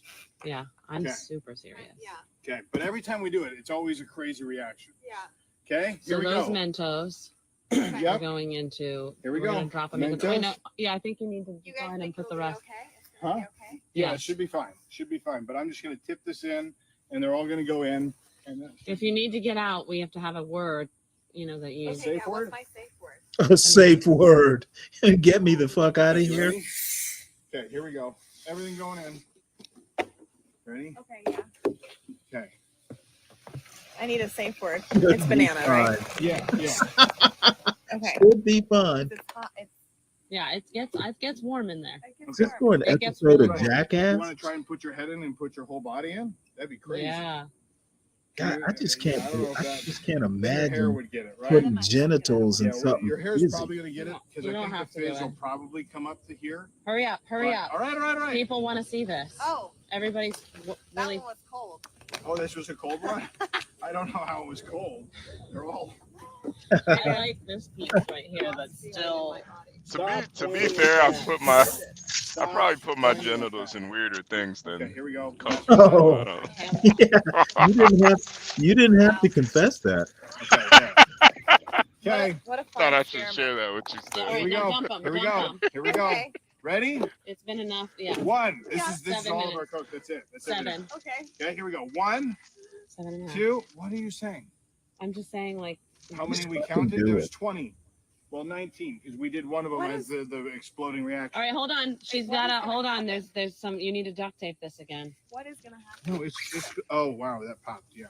Okay. No. We're gonna do it right now. Okay. Big duct tape so she can't get out. So it's Yeah, just gonna tropes. That's what happened to Yeah, HB. should be good. Like it should bust, like it did with the Diet Coke. They need It'll more all come like Coca-Cola. bursting out. Oh, Yes. Right. You're gonna be fine. Right. now they got to I don't think reinforce anyone's it. ever gotten like hurt with this. I don't think don't- you should be good. Oh, Stacey, that one time. Oh my God, this is gonna be funny if they have to take that top off. Don't bring that up. Okay, here we go. No, it's all good. Look, She got caught in don't there you and worry. couldn't get This out. might be like the What do you- faces of this. Hurry up. Stanley, this Put might the be like a Mentos in. faces of death Okay, here we video, go. man. See This this? might be your Exactly. left. So I'm gonna instead of just What do you like think the dumping them in like detectives that, are I'm gonna gonna put my say hand when over they it like call? this, Okay. and I'll like remove my hand, and then they'll all go in. Or maybe I put my hand like in Don't the call box. John. He don't know What if I- nothing. Oh, You can know. it fit? Why No. would you call it? Are you really scared? Just fucking You're do really it, dude. scared. It's okay. Why are you so scared? It's gonna be fine. Look at how much Coke there is. All right, here we go. Ready? Ready? Does it really matter whether she's ready? It's gonna be great. Okay. Emily, in there it's now. okay. Yeah. She's really scared. She's the monkey in Okay, here we Faces go. of Death. Should I do them up here? Mhm. Right? Wow. Like right there. Right here? Crack. Yeah, just Okay, here we go. Roasted Okay, here we Karen. go. Okay. You're gonna have to your legs. Karen Flambe. Open your Just leg. touch them all. Open your You got to leg. be able to see down to Yeah, Coca-Cola. move your I head. did it. Yeah, there's. Hang Try on. doesn't There's taste too Coke. bad. Okay, go. Okay. You got to do it before all the carbonation leaves. No, the carbonation stays in because of the duct tape. Oh, right. Okay, ready? Okay, here we go. Let me see. What, the It'd be Mentos? funny No, if let it- me if see it you put produces the a Mentos in. poison gas. Okay, well, no, these are the Mentos. Anytime Okay, you in here this we go. in. sequence Here we go. with because duct Ready? tape, it's usually something bad is about to One. happen. But let's hope. This is, I just move my hand and they all go in, or should I do half to see what happens? Oh, motherfucker, just do it. No, I think all of them. Okay. All of them. Oh Everything. my God, all of them. This bitch does Maybe not no, like there's her. Mentos right there. Okay. 20 Cokes. 1, 2, Yep. 3, and I'll move my hand, Go. and they'll all go in. Do I'm it. seeing it bubbling. I'm doing it. Yeah, she won. Yeah. Does it feel weird? 2, 3. I'm doing it slowly. Oh, Moving my motherfucker, hand just away. put them in quick. It's hard because they're all getting caught. Ready? Yeah. Look, Oh look, my look, look, gosh. look. Yeah, Uh-oh. Wait for it. that's a little Wait for the fizzing. anticlimactic. Whoa! Here comes the fizzing, and get ready for the explosion. Okay, watch out. There's an You explosion. ready? What? It's gonna fizz up and overflow. Look Hang on, made that one. Hang on, is it Oh, doing it? Jesus. Did it?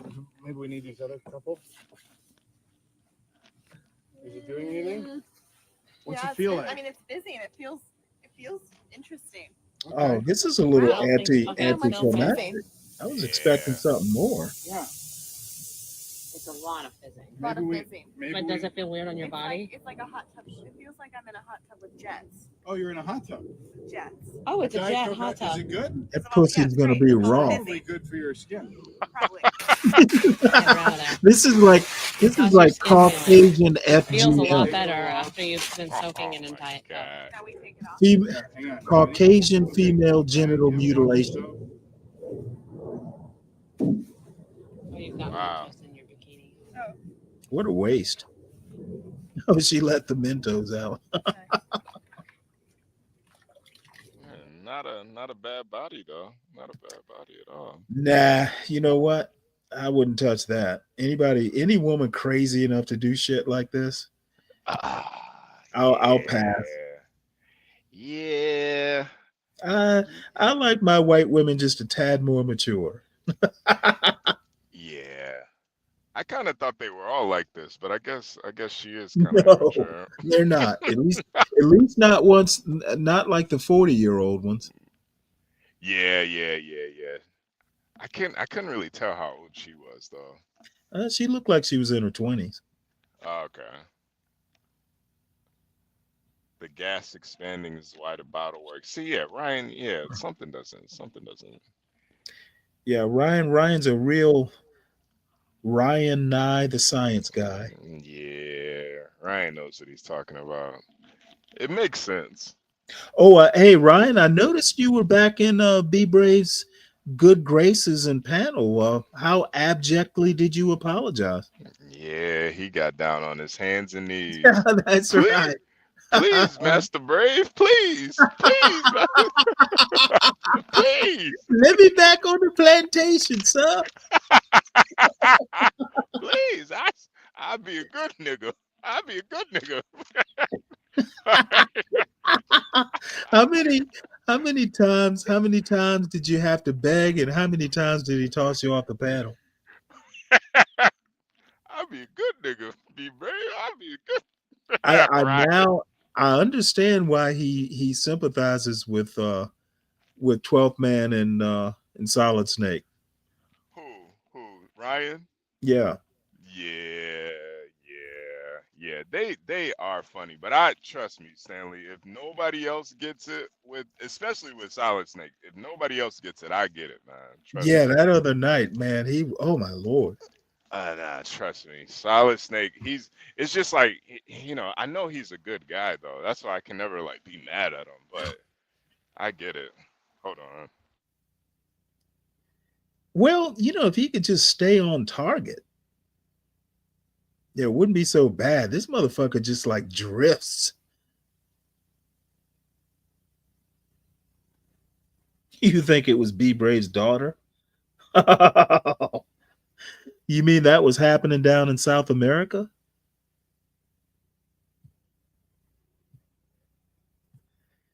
Well, let's see what other silliness.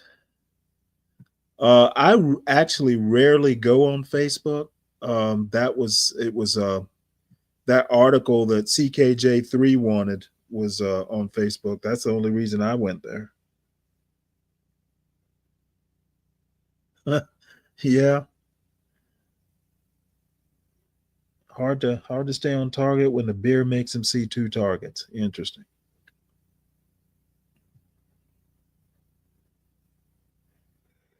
And for the folks who don't know, this is up in Maine, some project where they feed the deer throughout the winter, so they survive it.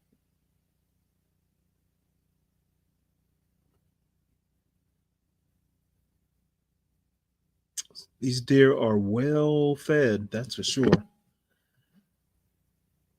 And let's see what else. Shout out to Maine. Oh, that's right. You're up in Vermont.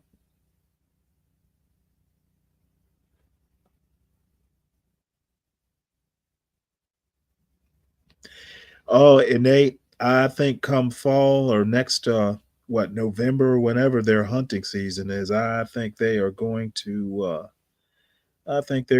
make mighty fine venison.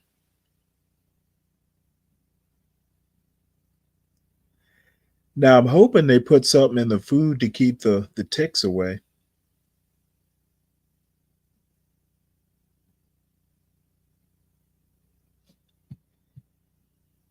Oh, let's see. Guess I could see what's happening in the news.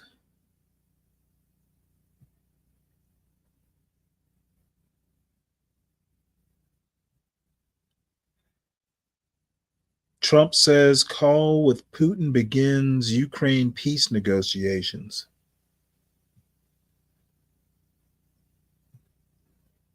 Defense Secretary focuses on perceived enemies at home.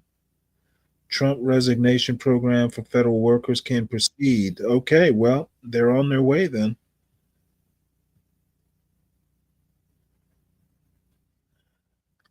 What's up, CKJ? What's up, y'all? Oh, nothing much. Just Oh, CKJ, we back with it. I'm back. No, wait. Oh, the plaintiffs lacked standing. Ooh, interesting. This picture. So what did you think? What did you think of that picture with Drake? Like, what's? You said, what do I think of the picture? Yeah. What picture? He just has he has a identity crisis, man. You know, Stanley, this is an actual picture of Drake before he became Drake. Oh, that's Drake? Yeah, that's Drake. Well, that's not Drake. Really? That's me. Yeah. That's an actual What picture the of fuck him. was he thinking? Yeah. You know what? I had no idea who that was. Let's That's put that back up.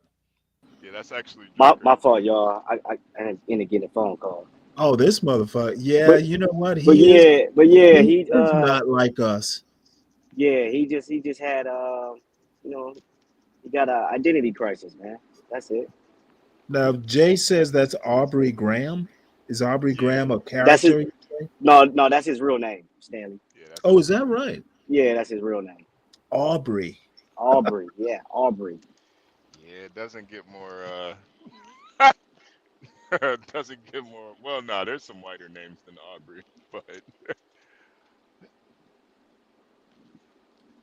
Had a smart South African up on Braves channel today. We talked stats for hours. Sadly, Braves shut us down to talk about city shootings. Sadly, how can you be sad when that's expected? Hey, HB, you had me dying laughing at work earlier, man. What you talking about? What part? You and Be Brave, man. That was classic to me, man. Oh yeah. That was classic, man. That was classic, man. That was You know, classic. I get it, but you know, I understand where Braves you know, his proclivity with the black community comes from. I get it, man. I get it. But HB, I told you, I think a black man stole his ex-wife and she moved to South America with him. An Afro-Brazilian. I'm telling you. I don't even want to go that far. I don't think it's that deep. But I think his daughter is married to a black man. Come on, man. I mean, she's 50, and he has mixed grandchildren. I'm telling you, that's what it is. That he's never Think about seen. it. Exactly, Stanley. He don't want to see him. I don't know, man. I don't think Be Brave is. Oh, I don't think he's that type That's a of good racist. point. I think there's differences, you know, like You know what? I ought to just fucking go to law school for the fun of it. I don't know. I think with Be Brave, it's just more of a I don't know what it is. I don't know what it HB, do is. you wake up every morning thinking about the white man? No, absolutely not. But I That's think insane. That's yeah, and insane. that's why I don't think it's like steeped in direct racism. I think it's like more of a racism of not really understanding how America really works. And mind you, he is the son of an immigrant, so a lot of times people don't really understand America, even though they live here for years. They don't really understand the dynamics. HB. I'm gonna tell you something. Be Brave is the same age as my father, right? 70 years old, right? And my father,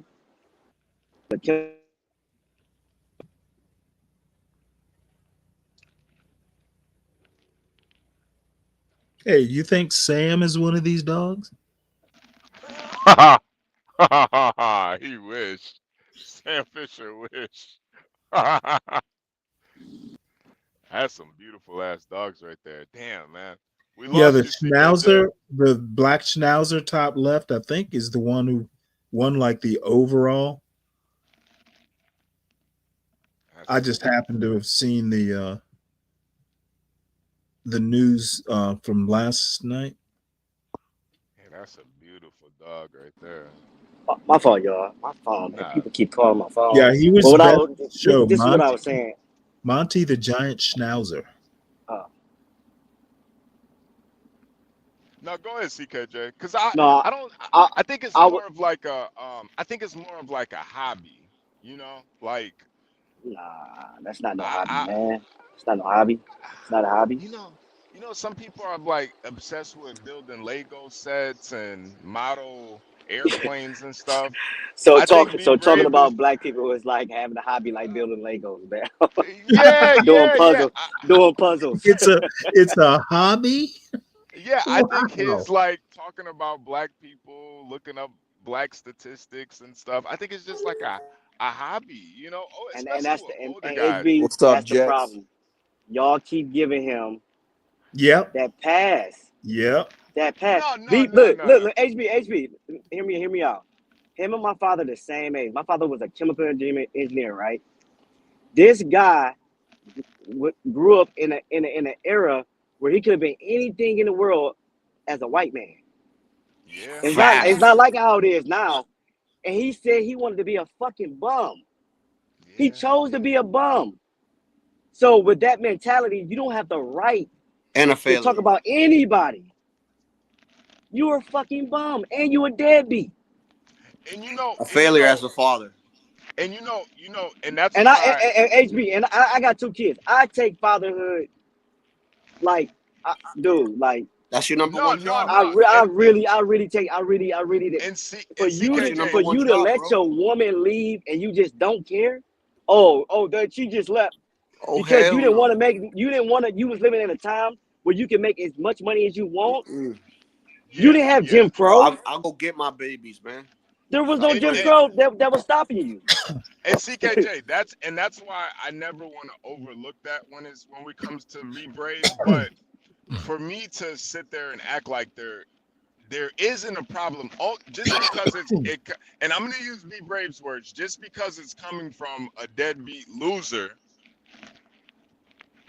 I don't wanna act like that there isn't issues in the black community. Like there is. What did that have to do with him about taking care of his family and him making money and Oh, him being a bum? absolutely Nothing. nothing. Nothing. It Absolutely didn't nothing. stop you. You And I think stopped that's yourself. and that's why I bring that up, because I think that's where that's where, because I don't think it's a concern. I think it's more of an obsession, and I think that's where the obsession comes from. And honestly, if you know anything, well, obviously you know it, but America has always been set up that way, where any race of people, they can come here to this Americas, and no matter how much of a piece of shit they are, they can always feel like they're better than the black community. That's ingrained in American culture. But you know why HB? Because y'all give him a pass. No, no, no, no, no, no, Listen, no. listen, listen, listen. You It's have been you like listen. that. It's Listen, been listen, like listen. that way Listen. before. It's been You like that have way before I was born. you have a black man who was a software engineer on all this real estate, letting a guy that's a bum get away with the shit. But the thing about it though, That's comedy, man. That's comedy. and I think that's part of it too. And mind you, I'm not gonna do that. I'm not gonna subject myself to that. But I think people are different, and it's like I don't know. I can't really.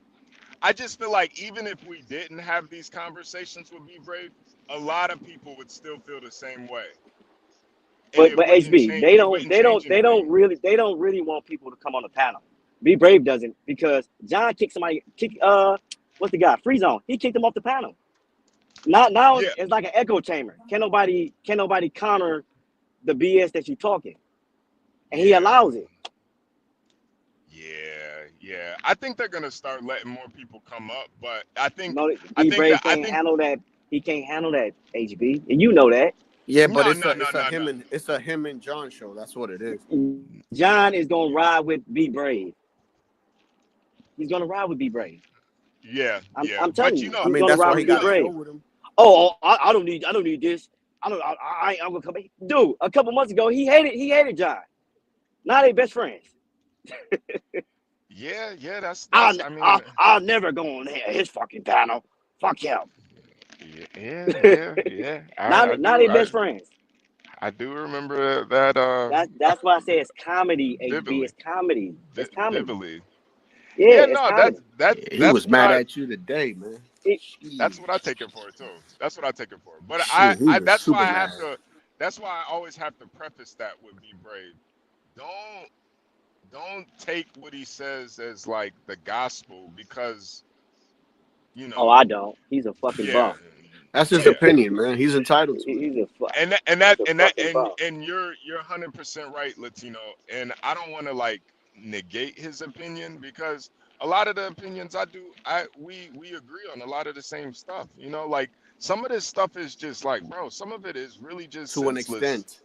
Yeah, some of it really is just senseless, man, and it honestly really is sad, man. Like, and I think what's even more sad is like so many people just look the other way. They won't say anything about it. It's almost like they like it to happen. I'm starting to think, like, was this Central American like shit. Stanley, what was your ex from New Bedford? What was she from again? Oh, she was from Fairfax, Virginia. No. You said that she was from somewhere in Central America, and she was saying that she Oh, was in like an old girlfriend? yeah, from New Bedford. Nicaragua. From Nicaragua. But she Imagine lived actually she lived in on Cape Cod. Oh, in the Cape. Okay.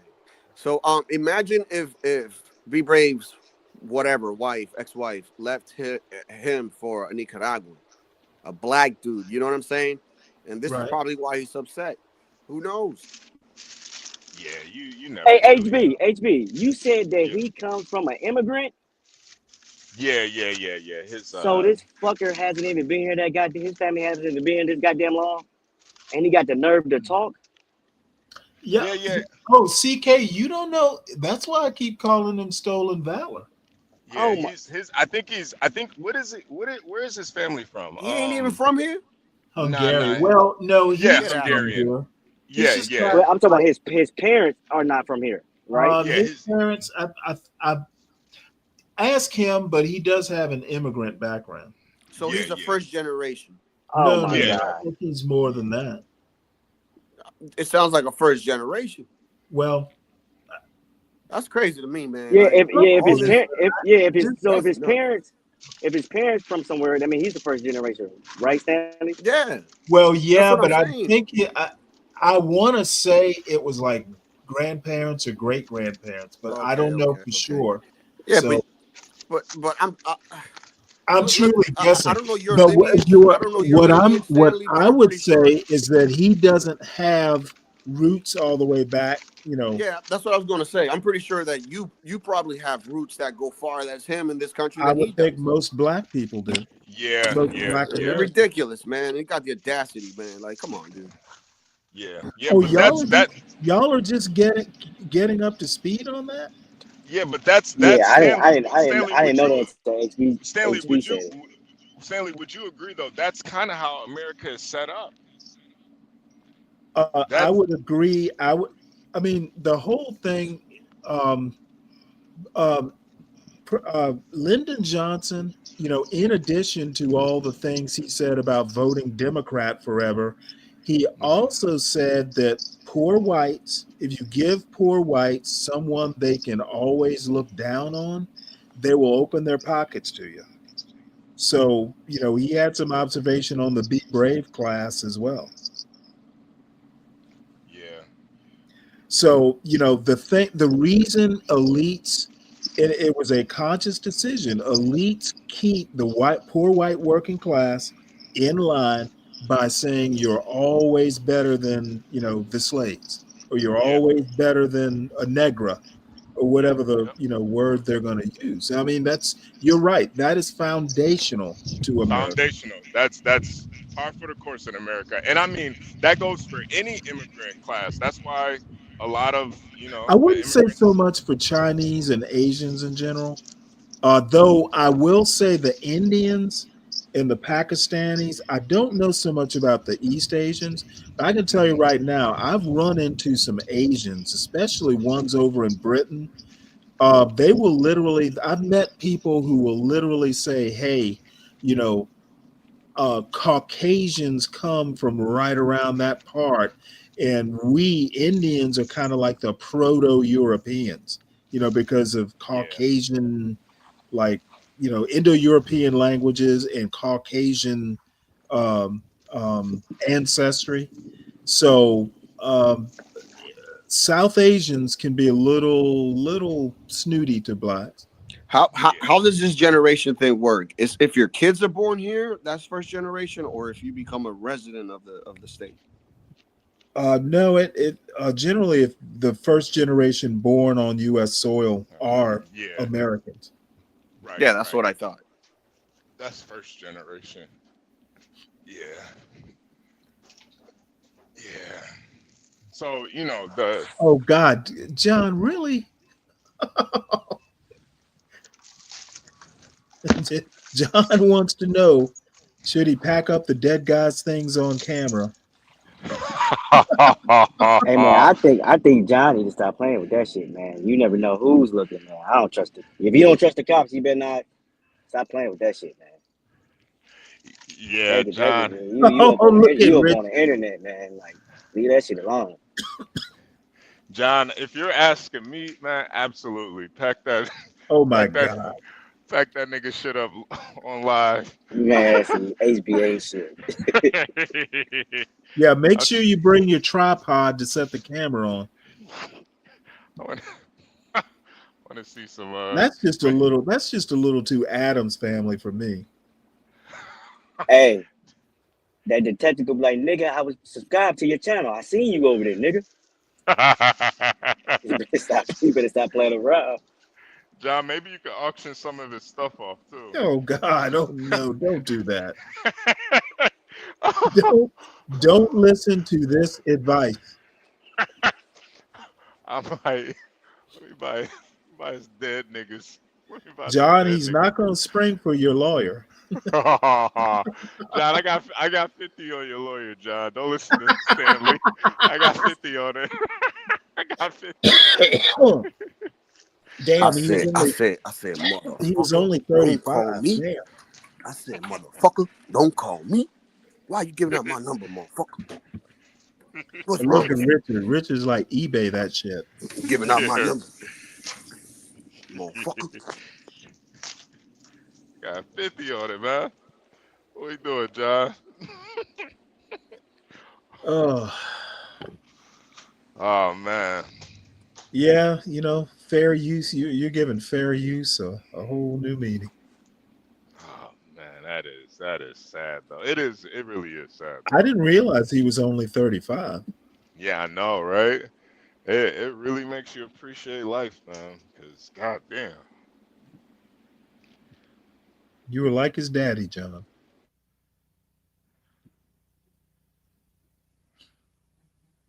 The father he never had. I'm gonna call ICE. I'm gonna call ICE on my Yard wife. sale, Virgo, really? the dead man's hand pants. Dead man's pants. Man, y'all are a piece of work. Yeah. I sent you guys the Asian version of They're Not Like Us. Oh, Jesus Christ. Jesus. They got an Asian version. Man, I swear, it's like those Asians, they Do are they just crip walk? they can't it's like they can't create anything on their own. All they do is steal American shit, man. Copyright infringement. I fucking can't stand Asians, man. Hey, HB, maybe that's how Kenji got all those views. Nah, Asians was watching. Nah, I actually do. I think Aubrey did kind of take it too far with that. But I do think You're gonna start calling him Aubrey now. Yeah, he's Aubrey now. I don't think he can go by Drake anymore. Aubrey But, Drake. But I do think there is something to it though. The issue though that I have, CKJ, is the same things he's complaining about. Kendrick, he benefited from the same things. Like, if the machine wasn't pushing Drake, we wouldn't give a fuck about Drake, man. Yeah, he might be a fine actor. I mean, he wasn't even the best actor on Degrassi. For I real. watched it. I used to watch Degrassi when I was younger, man. It was a really good show before he Yeah, was he got even. didn't he get shot? He was paralyzed or something, right? Yeah, Yeah, yeah, yeah, He was in a yeah, yeah, yeah, wheelchair. yeah. He, Yep, he, yep. the way he fell was so hilarious. Honestly, Degrassi was a Wasn't really even good show. believable. I thought it was Was a it really a good show. comedy? No, Nah, it was like Hey, it was like it a, was a wild. It was like they was like some freaks too. yeah, They be it doing was like some like a like a high crazy school stuff. show. It's a high it school was show, but yeah, it was like a high school drama kind It of was like show. yeah, 90210. Yeah, yeah, yeah, yeah, yeah, yeah, yeah, yeah, yeah. yeah. Oh wow. Except like Canadian. Yeah, the So Canadian Yeah, they version. were always apologizing and saying thank you. no, they didn't do that. But yeah, no, it was like Canadian, so it was a lot different. Hold on 1 second. Uh, Yeah, that deer is but yeah, looking mighty worried. I actually really liked the show though, and it was kind of funny. Like he was like a wheelchair rapper on the show too. Oh my God, really? Yeah, yeah. After he got shot by The the kid. Mounties? No, no, no. He got shot by some kid that like lost his mind and Oh my went God. crazy. The kid was like getting bullied and stuff, and so he came to school with a gun. Wasn't there an episode where he was gonna kiss a guy or some shit? No, I don't know if that Who was had it? him. Yeah, Drake or Yeah, whatever. yeah. I don't think that was Drake. I think that was somebody else. Duali, is this deer making you hungry? Habibi. That deer would kick the shit out of Duali. Yeah, I don't think I don't think the Wally can eat deer. I think that's Sure he can. Yeah, it's not. they're hooved. I think their hooves are cloven. Oh, Oh okay. wait, no, it can't be cloven. So I think you can eat venison. That shit talk. That shit lip movement look like Destiny's, bro. Every time Destiny's talking, that's the way Destiny talk right there, like that. The YouTuber? Yeah, yeah, yeah. Every time he talks, He dude, talks like he's chewing grain. yeah, dude. I'm just like, what the fuck is up with his mouth? he talks like a ruminant.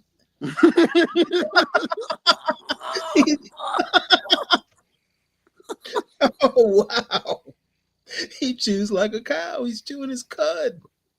It's like he's chewing his words, man. I'm like, shit. Get to the Wipe like, your trying to mouth, get to Destiny. the point, but he's chewing the words. Hey, Destiny, wipe your mouth, man.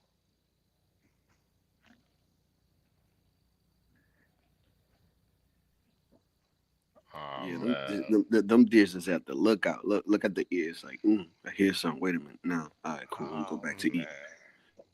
Yeah, they're constant. They're real skittish. Yeah, dude. Just like my dog. Well, they have reason to be. Some wolf out there is scoping them out. Wolf pack will come out there, and it's crazy because the wolf, right? They'll have, let's say, a group of 9. They'll send the one guy in the front, and then they'll have like 7 remaining in the middle, and then 1 in the back. Apparently, deers are halal. Coordinated, dude. Deers are halal. Okay, that makes sense. Yeah, I think the deers have like multiple stomachs too. Yeah, they're ruminant. Yeah. 4 stomachs, if I remember correctly. Okay, yeah, that makes sense.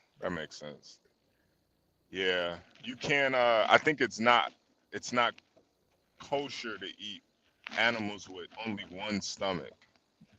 Is that right? Whoa, wait, hold it. Is that right? Yeah. Like pigs and dogs and cats, they all have 1 stomach. What about fish? I think fish is different for some reason. No, I know kosher rules. They have to have scales. Yeah, yeah, yeah, yeah, yeah. That is true. That is true. No, So no. maybe seafood is kind of a different category. Right, right. No bottom But feeders. chickens only have one stomach. But Do they? they must mean like uh, animals with hooves. Yeah, yeah, yeah, yeah, yeah. Like because I mean the chicken Oh, still. okay. Sorry about that, Richard. 4 chambers, one stomach with 4 chambers. Yeah, yeah. That's Yeah. probably what I meant. Yeah, Richard's probably gutting a. Well, Richard's an outdoorsman. He knows. Yeah, he's probably gutting a deer right now. Shit, I'm looking. he's munching on peacock bass for dinner. I'm looking at it right now. He's in his garage I'm cutting butchering one a open. deer as we speak. I I don't got know how blood on he's. my keyboard. Yeah, I don't know how he's typing, but salute to Richard. Google. Yeah, right, Richard. You ain't using no goddamn Google. Yeah, that motherfucker's got a deer head on his wall. He's got like an 8-point buck.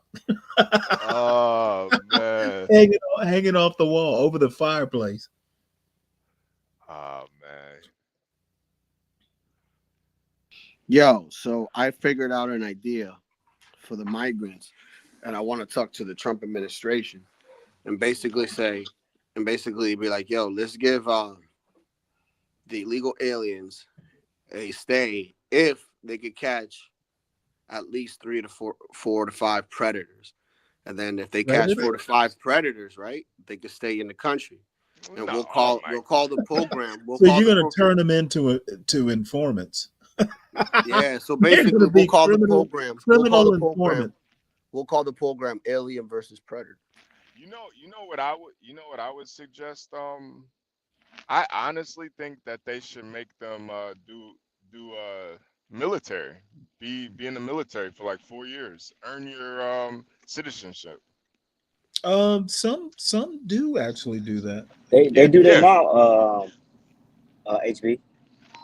It was a couple of guys when I went to boot camp. They was from but they were staying in like Texas, but it was from like Nigeria, I think. Yeah, yeah, So, yeah. I think that would be because I mean it's like killing 2 birds with 1 stone too. You train them, you make them American citizens, make them learn English. You know they ain't doing no fucking DEI in the military. treat them like janissaries.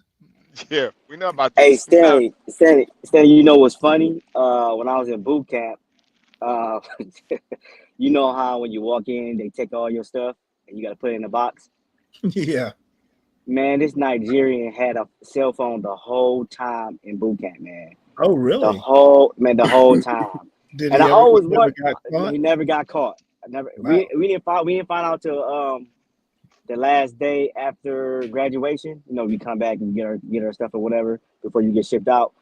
Man, he had a cell phone the whole time, man. Bet he wound up being a quartermaster, didn't he? I don't know. I forgot where he was. Oh, I'm sorry. You know what? I'm thinking Army. He wound up being an SK. Oh. It sounds like he's good at logistics.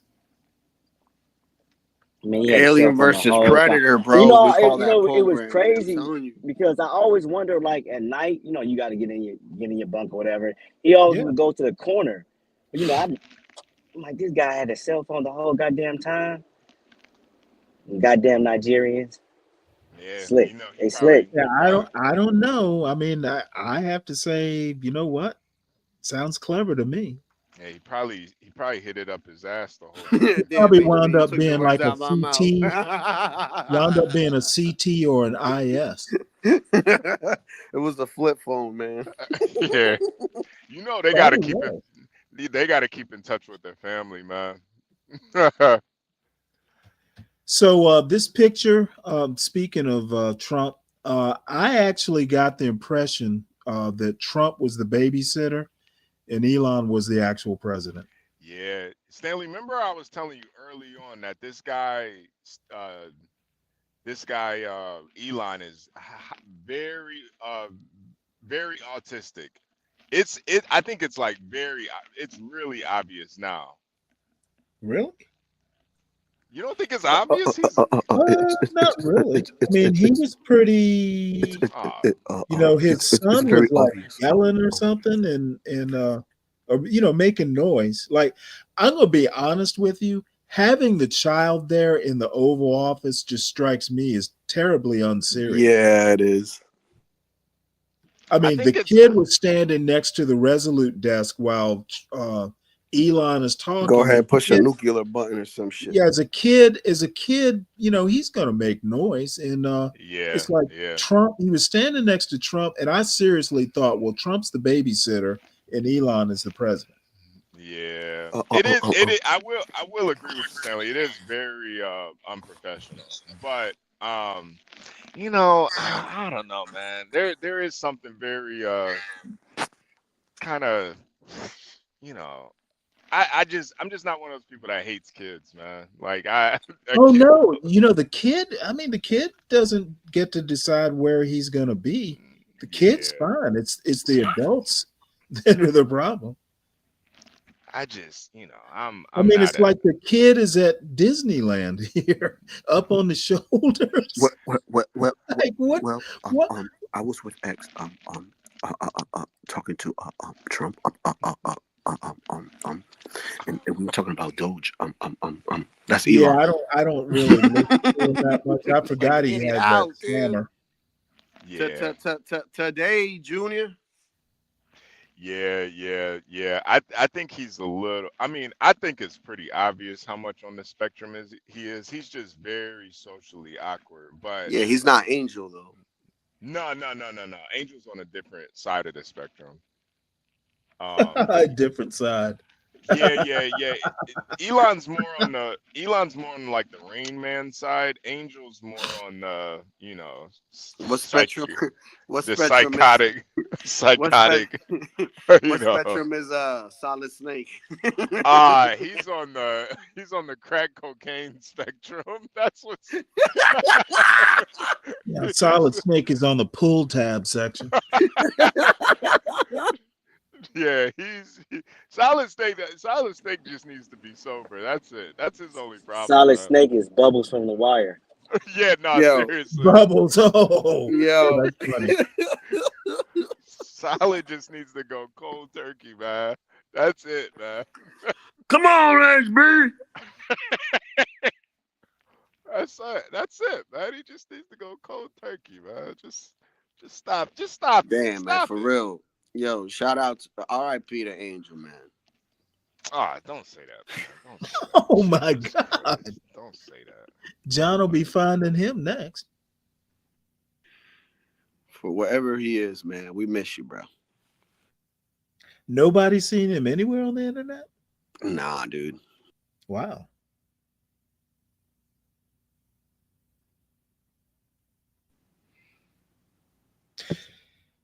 He's gone. Yes, sir. Yeah, he's probably listening to us right now. He's probably trying to get his life together, man. Well, that's a good thing to do. Yeah, it is. You know who I haven't seen? What's her name? His girlfriend. What's her name? From New York City. I'll think of it in a minute.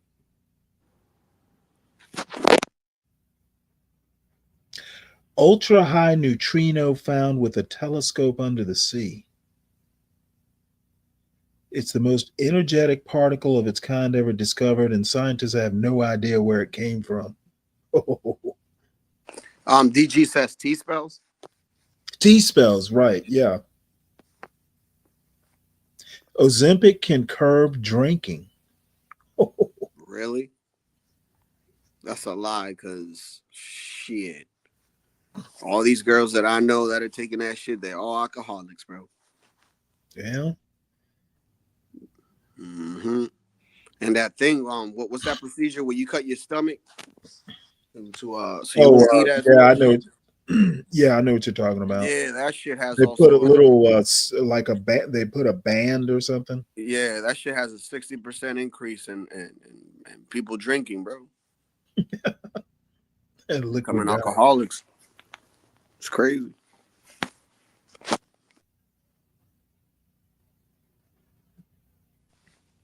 Vance is laying the groundwork for what? For AI in Europe, trying to change Paris's mind.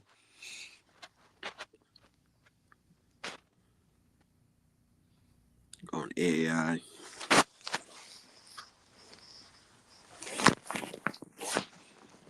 He turned heads with his forceful argument that we need to move beyond looking at AI as a threat to be managed towards seeing it as an engine of opportunity. That's, yeah, okay.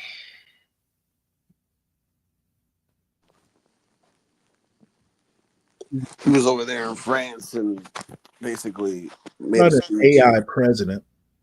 Made a speech and he was basically telling France to like stop censoring people. And I'm just And like, as far as making them speak French instead of English? nah, like censoring people online for free speech.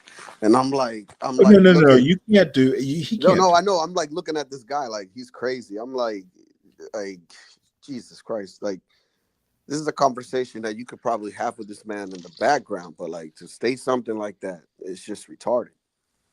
Because you can't control somebody else's country. And if you want something like that to be done, you should talk in private. Wait, what are you guys talking about? JD Vance and when he met with what's his face with the Prime Minister of France. Is it Macron still? Yeah, Macron. Yeah, well, the thing is he needs to tell England the same thing. Yeah, I know. That's what I'm saying. But he specified all of Europe, but at the same time, he's there with Macron. But I'm like, bro, like that's crazy to me, man. Like that's like you going to somebody's house and telling them what to do. Like you can't. Like, you know what I mean? Oh no, I agree with you. I'm like, dude, you're stupid, bro. If this is something that you really want, then you have a private conversation, and I don't know, try to use a leverage a tactic or something, but that's not the way to go about it. Well, I think he's autistic. Who, JD Vance? Yeah. I think Stanley, I'm glad you said that because I do think we are kind of moving into an era where the nerds are kind of in control now. Oh, you think HB? Yeah. Yeah. Have you heard of a thing called analytics? Yeah, I mean, that's what has ruined sports. Oh yeah. Okay, so there you go. The nerds that have never played a day in their life, and these are the people that are dictating how our sports move. Yeah.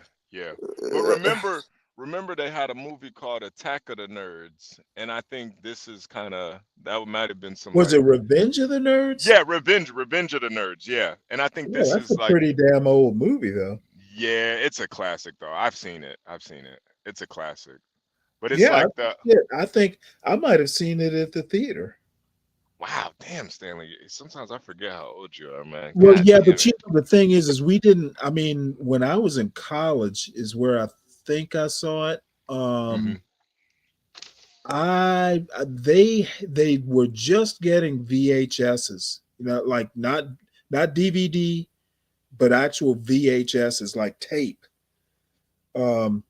But the thing is Georgia had you could see movies for like $2, and a lot of times they would premiere movies or they would pre-screen movies for the students, just for audience reaction.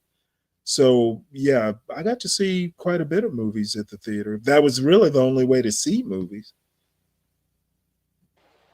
Y'all remember Blockbuster?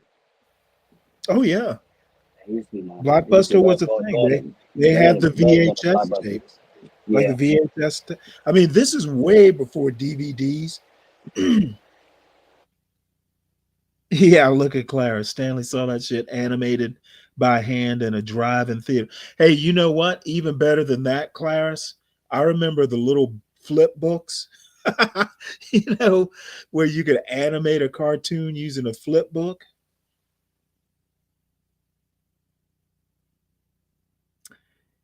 You young motherfuckers. you need you need to learn how to treat your elders.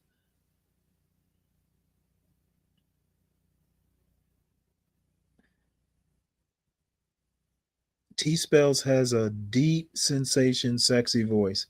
You know what? Uh, that doesn't sound like very that doesn't sound like very devout to me there, Dwali. Yeah, she does not have a sexy voice. She sounds like any average girl from the Bronx, man. What are you talking about? She sounds like she'll rob you. What are you talking about, Dwale? Really? Well, you know, Dwali's one of those new American types. Yeah, he doesn't. He doesn't. He thinks, you know, she has that New York accent, so he thinks it's sexy. Dwali's like a Somali version of damn it. Man, I'm having trouble recalling names. What's the dude, the guy who played Ali G, Borat? He's like, Oh yeah, yeah, yeah, Wali's gonna yeah, come over here and act like a Borat. yeah. He might find his second wife over here. Oh yeah, I watched Birth of the Nation on the first release. Well, I'll Yeah. have you know that back in those days, I would have had to have sat it up in the balcony. Yeah, yeah, It was yeah, segregated. yeah. They would have. Yeah, you definitely would have been back there, Stanley. Yeah. Oh man, I couldn't imagine that, man. I don't even think I'd want to go to the movies. Fuck that. I wouldn't either. Gotta. They did not treat us right. Stanley, you ever watch Boardwalk Empire? I did. Did you like it? As a matter of fact, when I get done, because the guy who played Omar, Michael K. Smith, is that his name? Yeah, yeah. He was Chalky White. Yeah, that was actually a pretty good series too. Yeah, yeah. I like it. I like the show. Yeah, it really was. Yeah. I do like The Wire though. You know, one of the things in The Wire that really stuck out to me, and it's kind of stood the test of times, is I can't remember who said it, but it was, I know who said it, but I forgot who he was talking to. But it was what's the real tall guy with the braids name? The dark skinned guy? Um Slim. Slim. Yeah, yeah. He basically said like the streets never change, they just get more fierce. Oh, he was actually talking to the guy Brody. who had just got out of jail. You was talking to Brody. Oh, I thought you was talking to Brody. No, that was a different scene. That was a different scene. Yeah, You said something else to Brody before he got killed. He was talking to the guy that just got out of jail and ran The boxing coach. Yeah, the boxing coach. And he told him the streets don't change, they just get more fierce. And I think that's that quote kind of stood the test of times, man, because I think that's the same thing that's happening now. Like, you know, Stanley kind of made me realize that like some of the shit that I got into as a kid, I think nowadays, if I would have gotten into the same shit, it probably would have led to gunplay. Like seriously, like Damn. What were you into?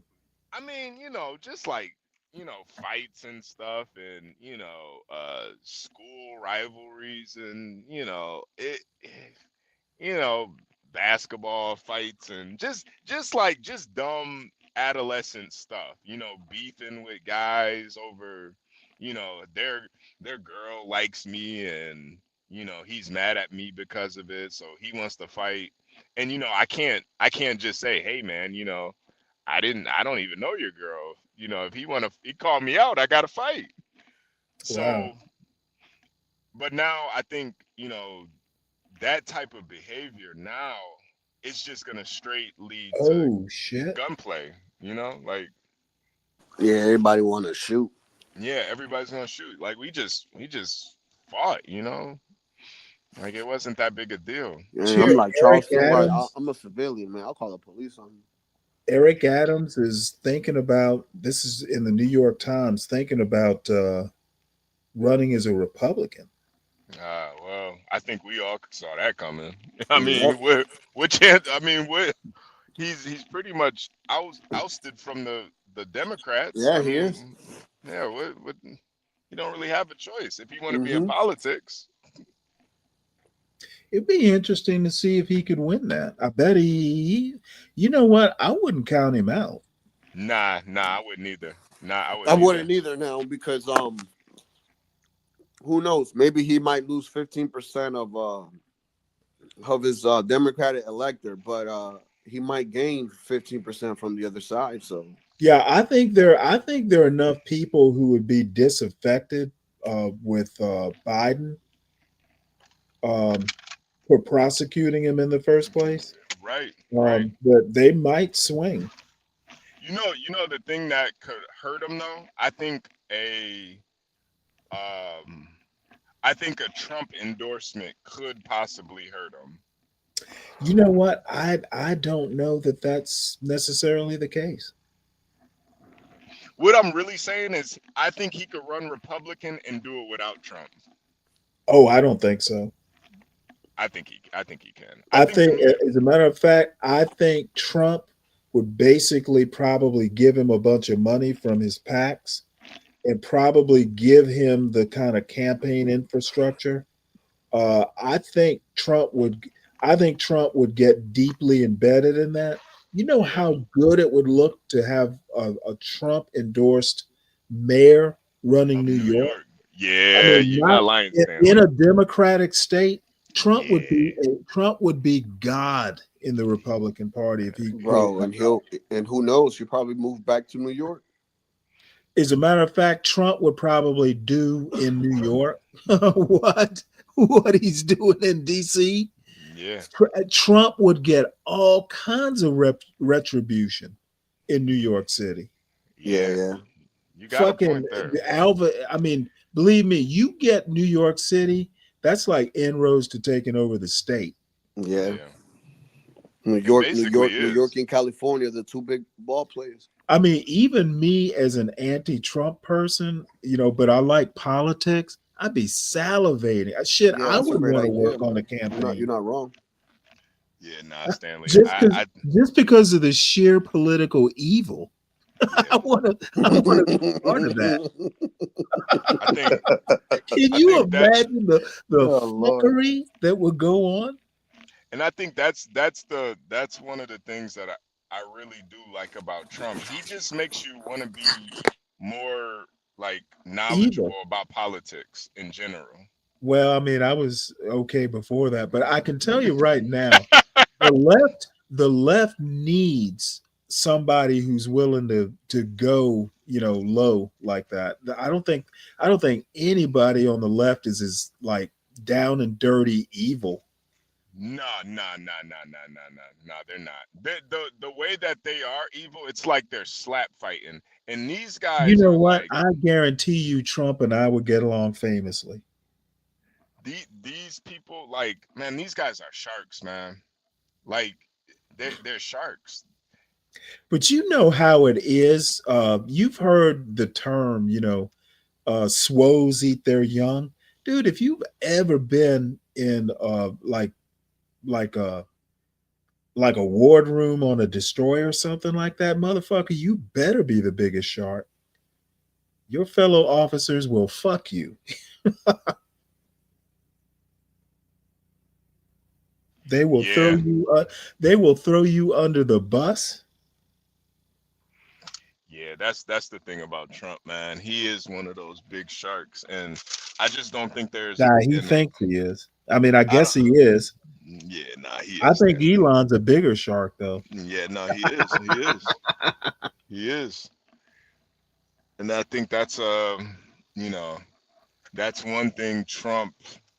He's either gonna be the shark tamer or he's gonna lose a limb. One of the two. Yeah, the only As a matter of fact, I just saw a story that I'm saving for tonight, where uh, Elon had a couple companies under investigation. The people that are investigating have been fired. So those investigations have been derailed. I don't know. I don't know. I think they're playing with fire on this. Big time. I'm telling you, if remember, if Elon ends up getting into some legal troubles, I Stanley, don't think he'll get in legal trouble don't though. say I Trump didn't won't let warn you, that dog. happen. Don't I say I think didn't what'll warn you. happen is the public turns against him. I don't know, man. I think he's got the public pretty much wrapped up Yeah, right don't now. count Steve Bannon out. I don't know, man. You know, you're the one that really made me kind of look at this stuff a lot differently with these the oligarchs. Man, we Oh, pretty much absolutely. America worships these people, you know? Yep. And when people have a lot of money, you think that they're a lot smarter than what they really are. You think they're a lot more noble than they really are. You think they're a lot more wise than they really are. Well, I mean, now you don't get to be a billionaire like building it from scratch without, some you got to be good at something, but the other thing is you got to be ruthless. That is a Y'all part of ever it. y'all ever watch the show Billions? I have, yeah. Yeah, it's a Back in great the show. first few seasons. Yeah, I like the last season. They brought my boy back. Oh, really? They Yeah, brought they it. brought him back. Brought him back. They had to. They had to What bring was him the back. They storyline? in the Where, season. I mean, did he go somewhere in the Yeah, storyline? remember he had that. What's the guy name? It's Damien The something or AG. another. Yeah, but he remember he was about to get caught up, and so he ended up I fleeing. only watched like maybe the first 3 Yeah, seasons. yeah. So he ended up fleeing the country, and the Oh, guy that took really? over, the guy Mike Pence, which is supposed to be like a Trump character, Uh-huh. took over, bought his company, and Oh, he was about to run for president. So pretty wow. much like everybody went against him, so he wouldn't be president because they was like, man, we don't want this guy to have like the codes. Like this guy, he'll be like too powerful. Damn. So they had to get Yeah, I gotta Axe check back. that show out. Yeah, they had to get Axe back to take him down. Oh, wow. Yeah, I it was definitely gotta check that out. yeah. I love But Billions. yeah, It's about the stock market you too. do have to have HB. a certain level of callousness to really be. You know, that's why, Stanley, I know you criticize John a lot, but I'm telling you, man, John wouldn't be successful at what he does if he didn't have that cold-bloodedness. Okay, yeah. Let me tell you something right now, HB. I don't think John's Yeah. that tough. No, He's I'm not not. saying he's He's not motherfucking Navy tough. He no, he no, has no, no, not. no, He no. has not swum with the sharks on a close to national level. John But I is think tough. Hood business. tough. Hood tough is not Navy tough. That's a No, different animal. But I think there's like a business tough too. And you know what, You have to Stanley, be. to your point, Imagine what I happens seen when you that shit on can't a pick up carrier. Imagine what happens when you can't pick up a gun to solve it. You actually have to use cunning. Stanley, if John ever had Okay, to pick up a dude. gun, HB, I won't even hear of it. John is tough in his own way. I've seen way smarter. I've seen way tougher. okay, Stan, I got No, you. I got dude, you. I'm not even being mean. I think John is smart. He's just not like politics smart. No. I'm just talking about business wise, just business side. I don't know enough about business, but John is good in his own little niche. Yeah. But I think that's you kind But of, I suffice it to say, I'm not that impressed, and I'm not as impressed as you are. But you're young and impressionable. You're young and impressionable. Stanley. It's just one of those things where, like, when it comes to business, you do have to have that kind of shark mentality where some people, they'll glorify Trump for being a shrewd businessman, but when John shows the same type of Okay, elements, they'll call him. I don't think John. I don't think there's a comparison.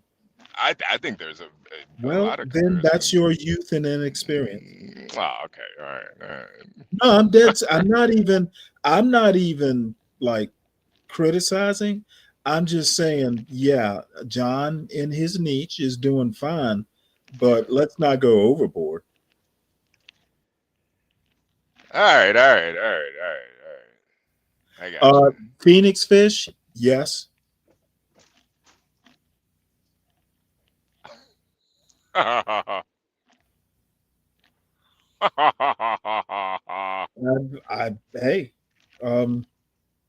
now I'm swimming in a small pond here.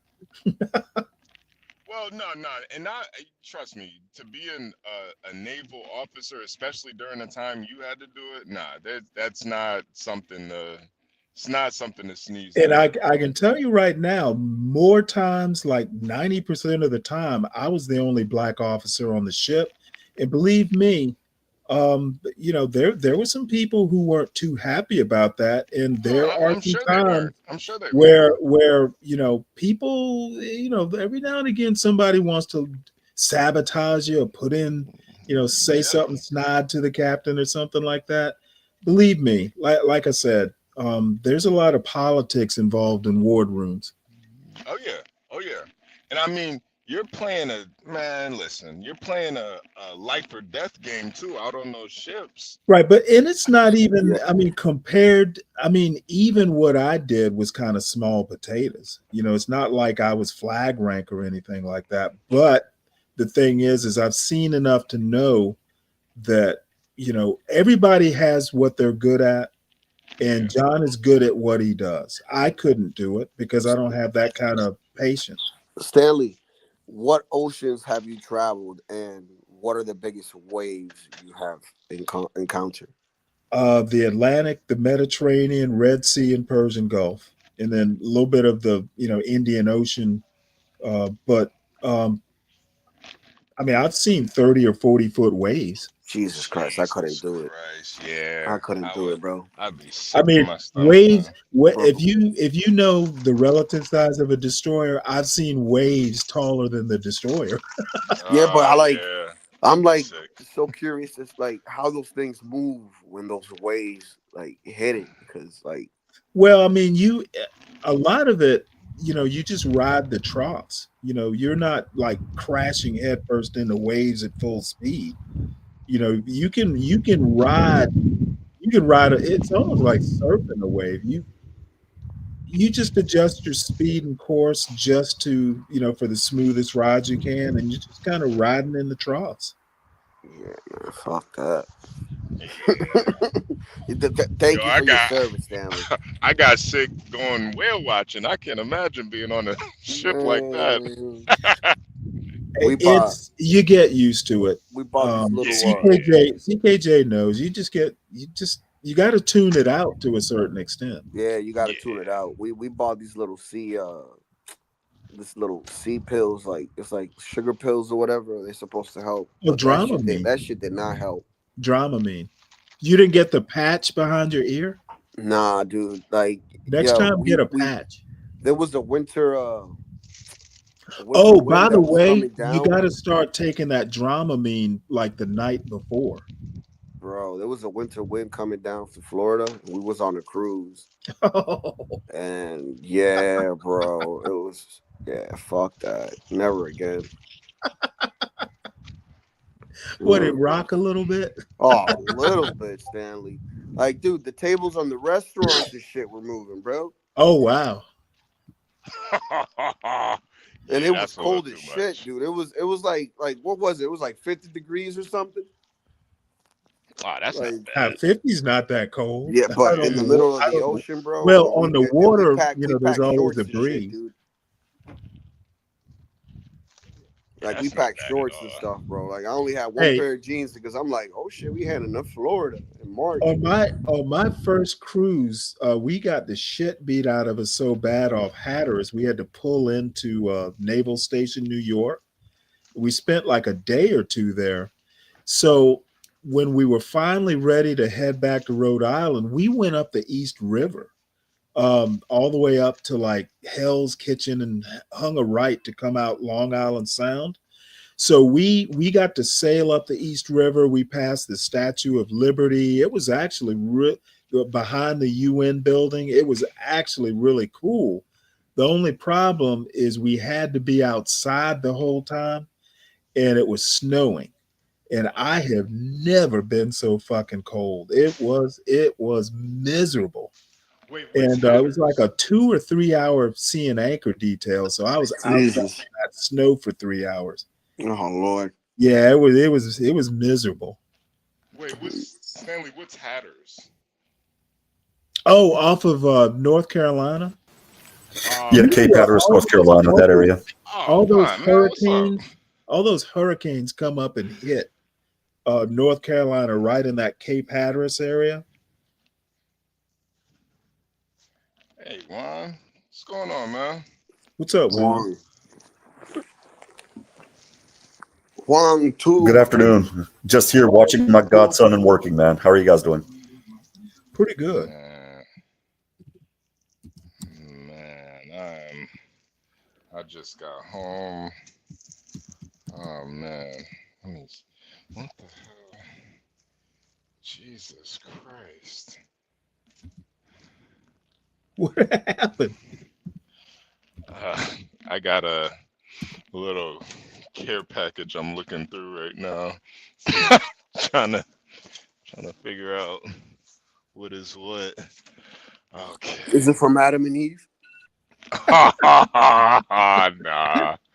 just from Eve, not Adam. Not Adam.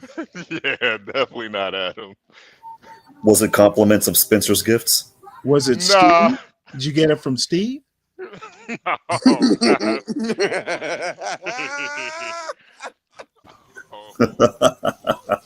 Adam and Steve. Adam and just Eve. Oh boy. Oh. Does it come with a complimentary cigar that you need to save after about 9 months for now? Nah. Oh. Nah. You thought it was a thermometer. Damn, Stanley. All right, gentlemen. I'm gonna go eat and All right. Well, I'm gonna end this. Okay. Yeah. If you're heading out, because I think I originally had a show scheduled for like 12. So I need to go get ready for it and eat. I haven't even eaten dinner. I need to make dinner too. Oh yeah. Stanley, get some rest and yeah. I'll see you fellas, man. All right, man. Yeah, I might come on earlier, but I think I originally had it scheduled for like midnight, so probably going to stick to that schedule. Okay. Damn, Juan, did you want to say anything before I get? Oh out of yeah, here, man? Juan. I mean, yeah, if you got something, Juan, I can stay on. Well, not really. I just wanted to. The thing that I wanted to talk to you about, Stanley, but we can do this No, go at ahead. another time. I'm open for it. I was noticing, this is going to sound weird, and this is going to sound antithetical to my vote and my politics, but I've noticed that literally everything that happened at the Democratic level, the arrests and the charges, I'm seeing literally the exact inverse happen today. So, for example, Pat Bondi today filed charges against Hochul and Letitia James regarding the sanctuary cities, I guess, but she's pursuing criminal charges. And now I'm beginning to get concerned that whether Republican or Democrat, we're falling into this game of tit for tat, the Pee Wee Herman syndrome, I call it, the I know you are, but what am I type stuff. And I wanted to get your thoughts on that. But again, that's something that we can talk about I later. haven't seen that story. I don't think criminal charges are going to stick. I don't think they're designed to stick. Okay, well, I mean, if she's doing it for the theater, it's politics. Yeah. Well, yeah, that's politics, but my concern, and again, it's something that we can talk about later. My concern about that you is, mean like when the Democrats come back, it's just going to be back and forth like that? Well, part of it I don't. that I don't think the Democrats that have those sort of stones. well, no, that's in part, and you might be right. They might be tired from now, but my concern is there are going to be a lot of people that don't know how to look at this a little bit, further from the outside, and it's going to be almost like medieval times. You're on the green team. You want the red and black team to I disappear. think we're, Okay, you're on the I think black we're team. You want the red already and green there. team to disappear, and I I think don't we're think that. already there. Well, You don't think so? I don't know. That's the thing. That's what I wanted I your thoughts on. honestly think we're already there. Now, can it escalate? Yeah. Now, Pam Bondi, for some reason or another, she just strikes me as a little bit more even tempered than that. But maybe she's not. I mean, she's probably the only nominee that I can think of off the top of my head that I didn't have a problem with for Attorney General. I mean, she's had experience as Florida's Attorney General. She seems pretty qualified to me. Yeah, I don't think it's that big a deal. Now, I could be wrong, but I mean, what is a state attorney general and a governor? I just think it's just, she's got to do something. Trump, I'm sure, wants it. I'd be interested to see what criminal charges she's going to try and charge. I mean, if they're following state law, I mean, I don't think I don't. There's nothing that a governor is bound to do federally that I know of, and I'm not a lawyer, but I would like to see what criminal charges are being filed. But I think she's U.S. Attorney General, right? And yeah, where'd you read it? Because I literally just looked in the New York Times. It's on the War Room. I have it posted on my X account at Hablo_Pacheco.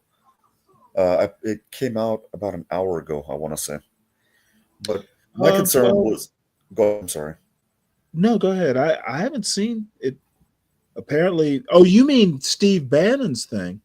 Yeah, Steve Bannon's thing. Well, my concern wasn't necessarily the charges.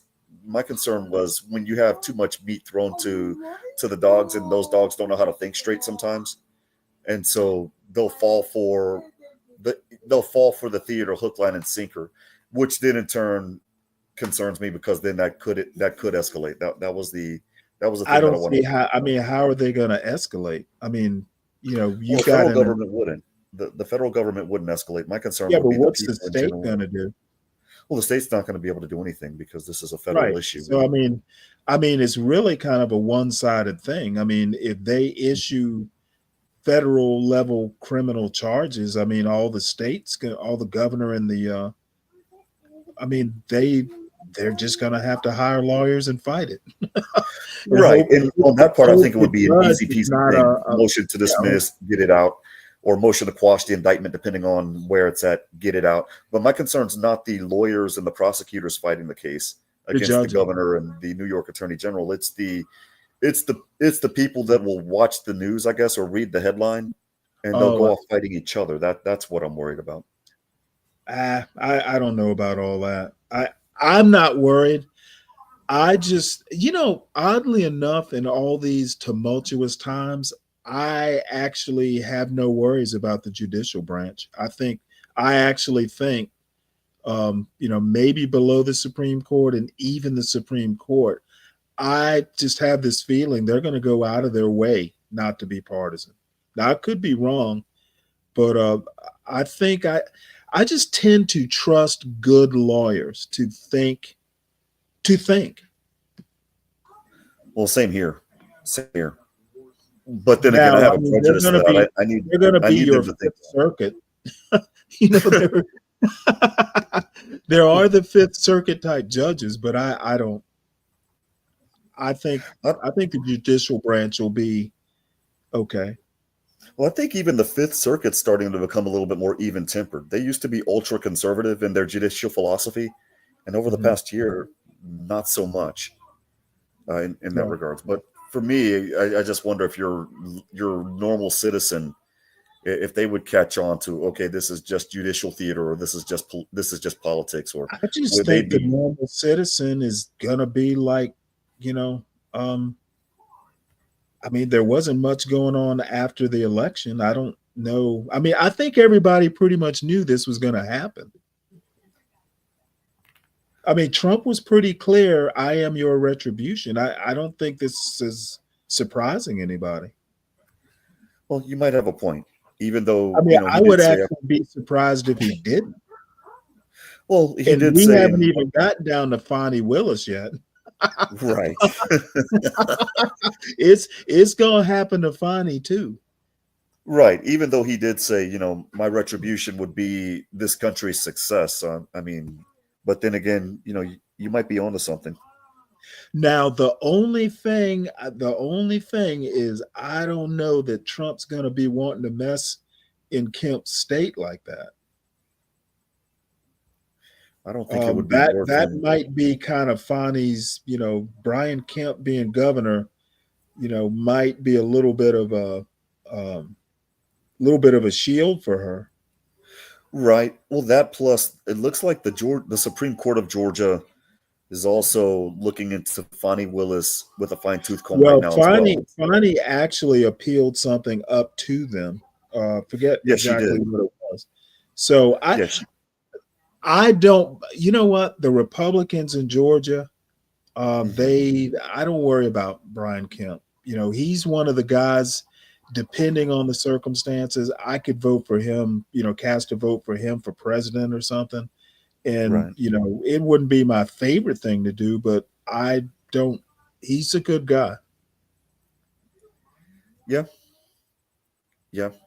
That he is, you know.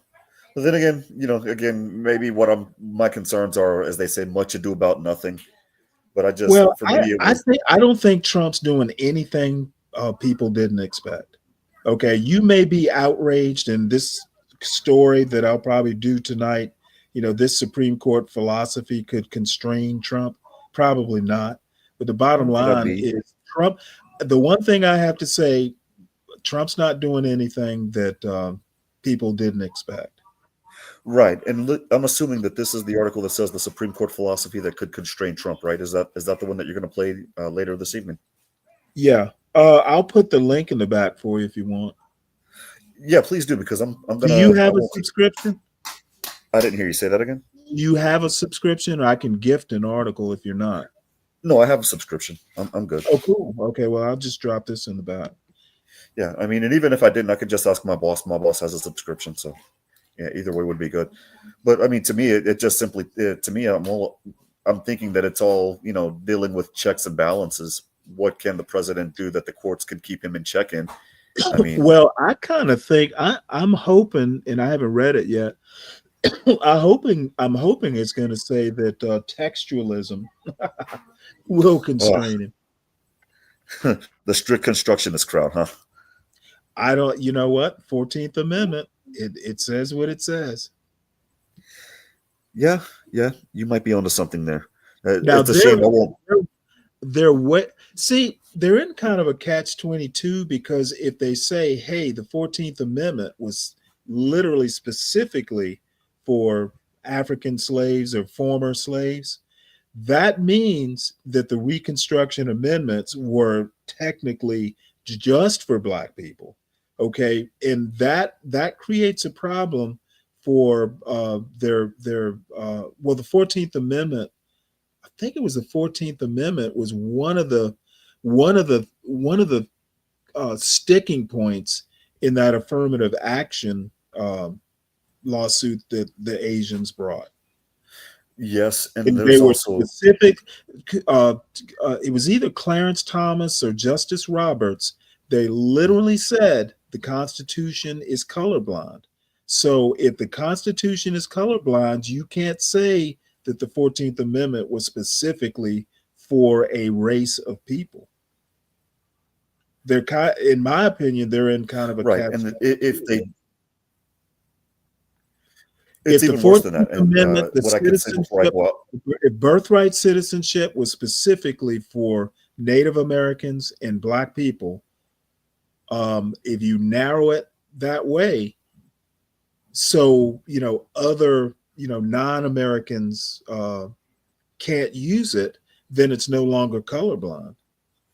No, it's not, and that's the huge issue. Furthermore, that would cause a question. For starters, it would overrule the Wong Kim Ark case, and that's huge in the immigration circles. But the other thing is due process wouldn't be colorblind.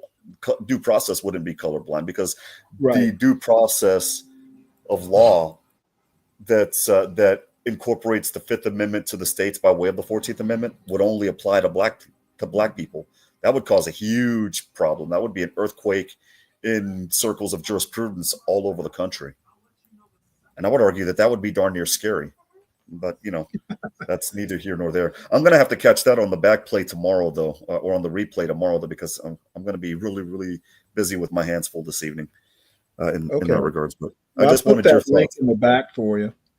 Yeah, I just copied it. Thank you very much, buddy. You guys stay safe. Stay blessed. All right. Folks, make sure you hit the like if you haven't on your way out.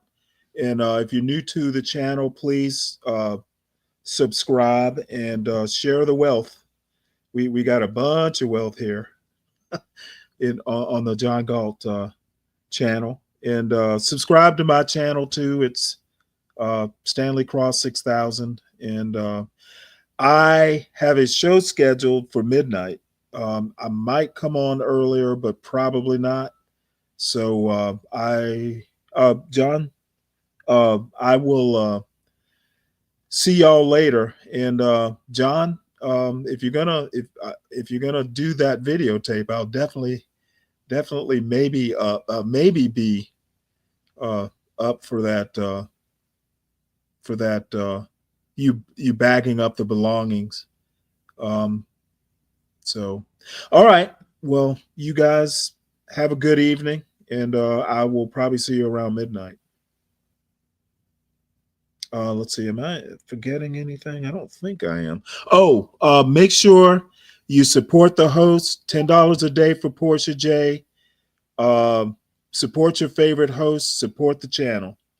And I will see y'all tonight. Oh, wait. Hold on here. We're supposed to do that.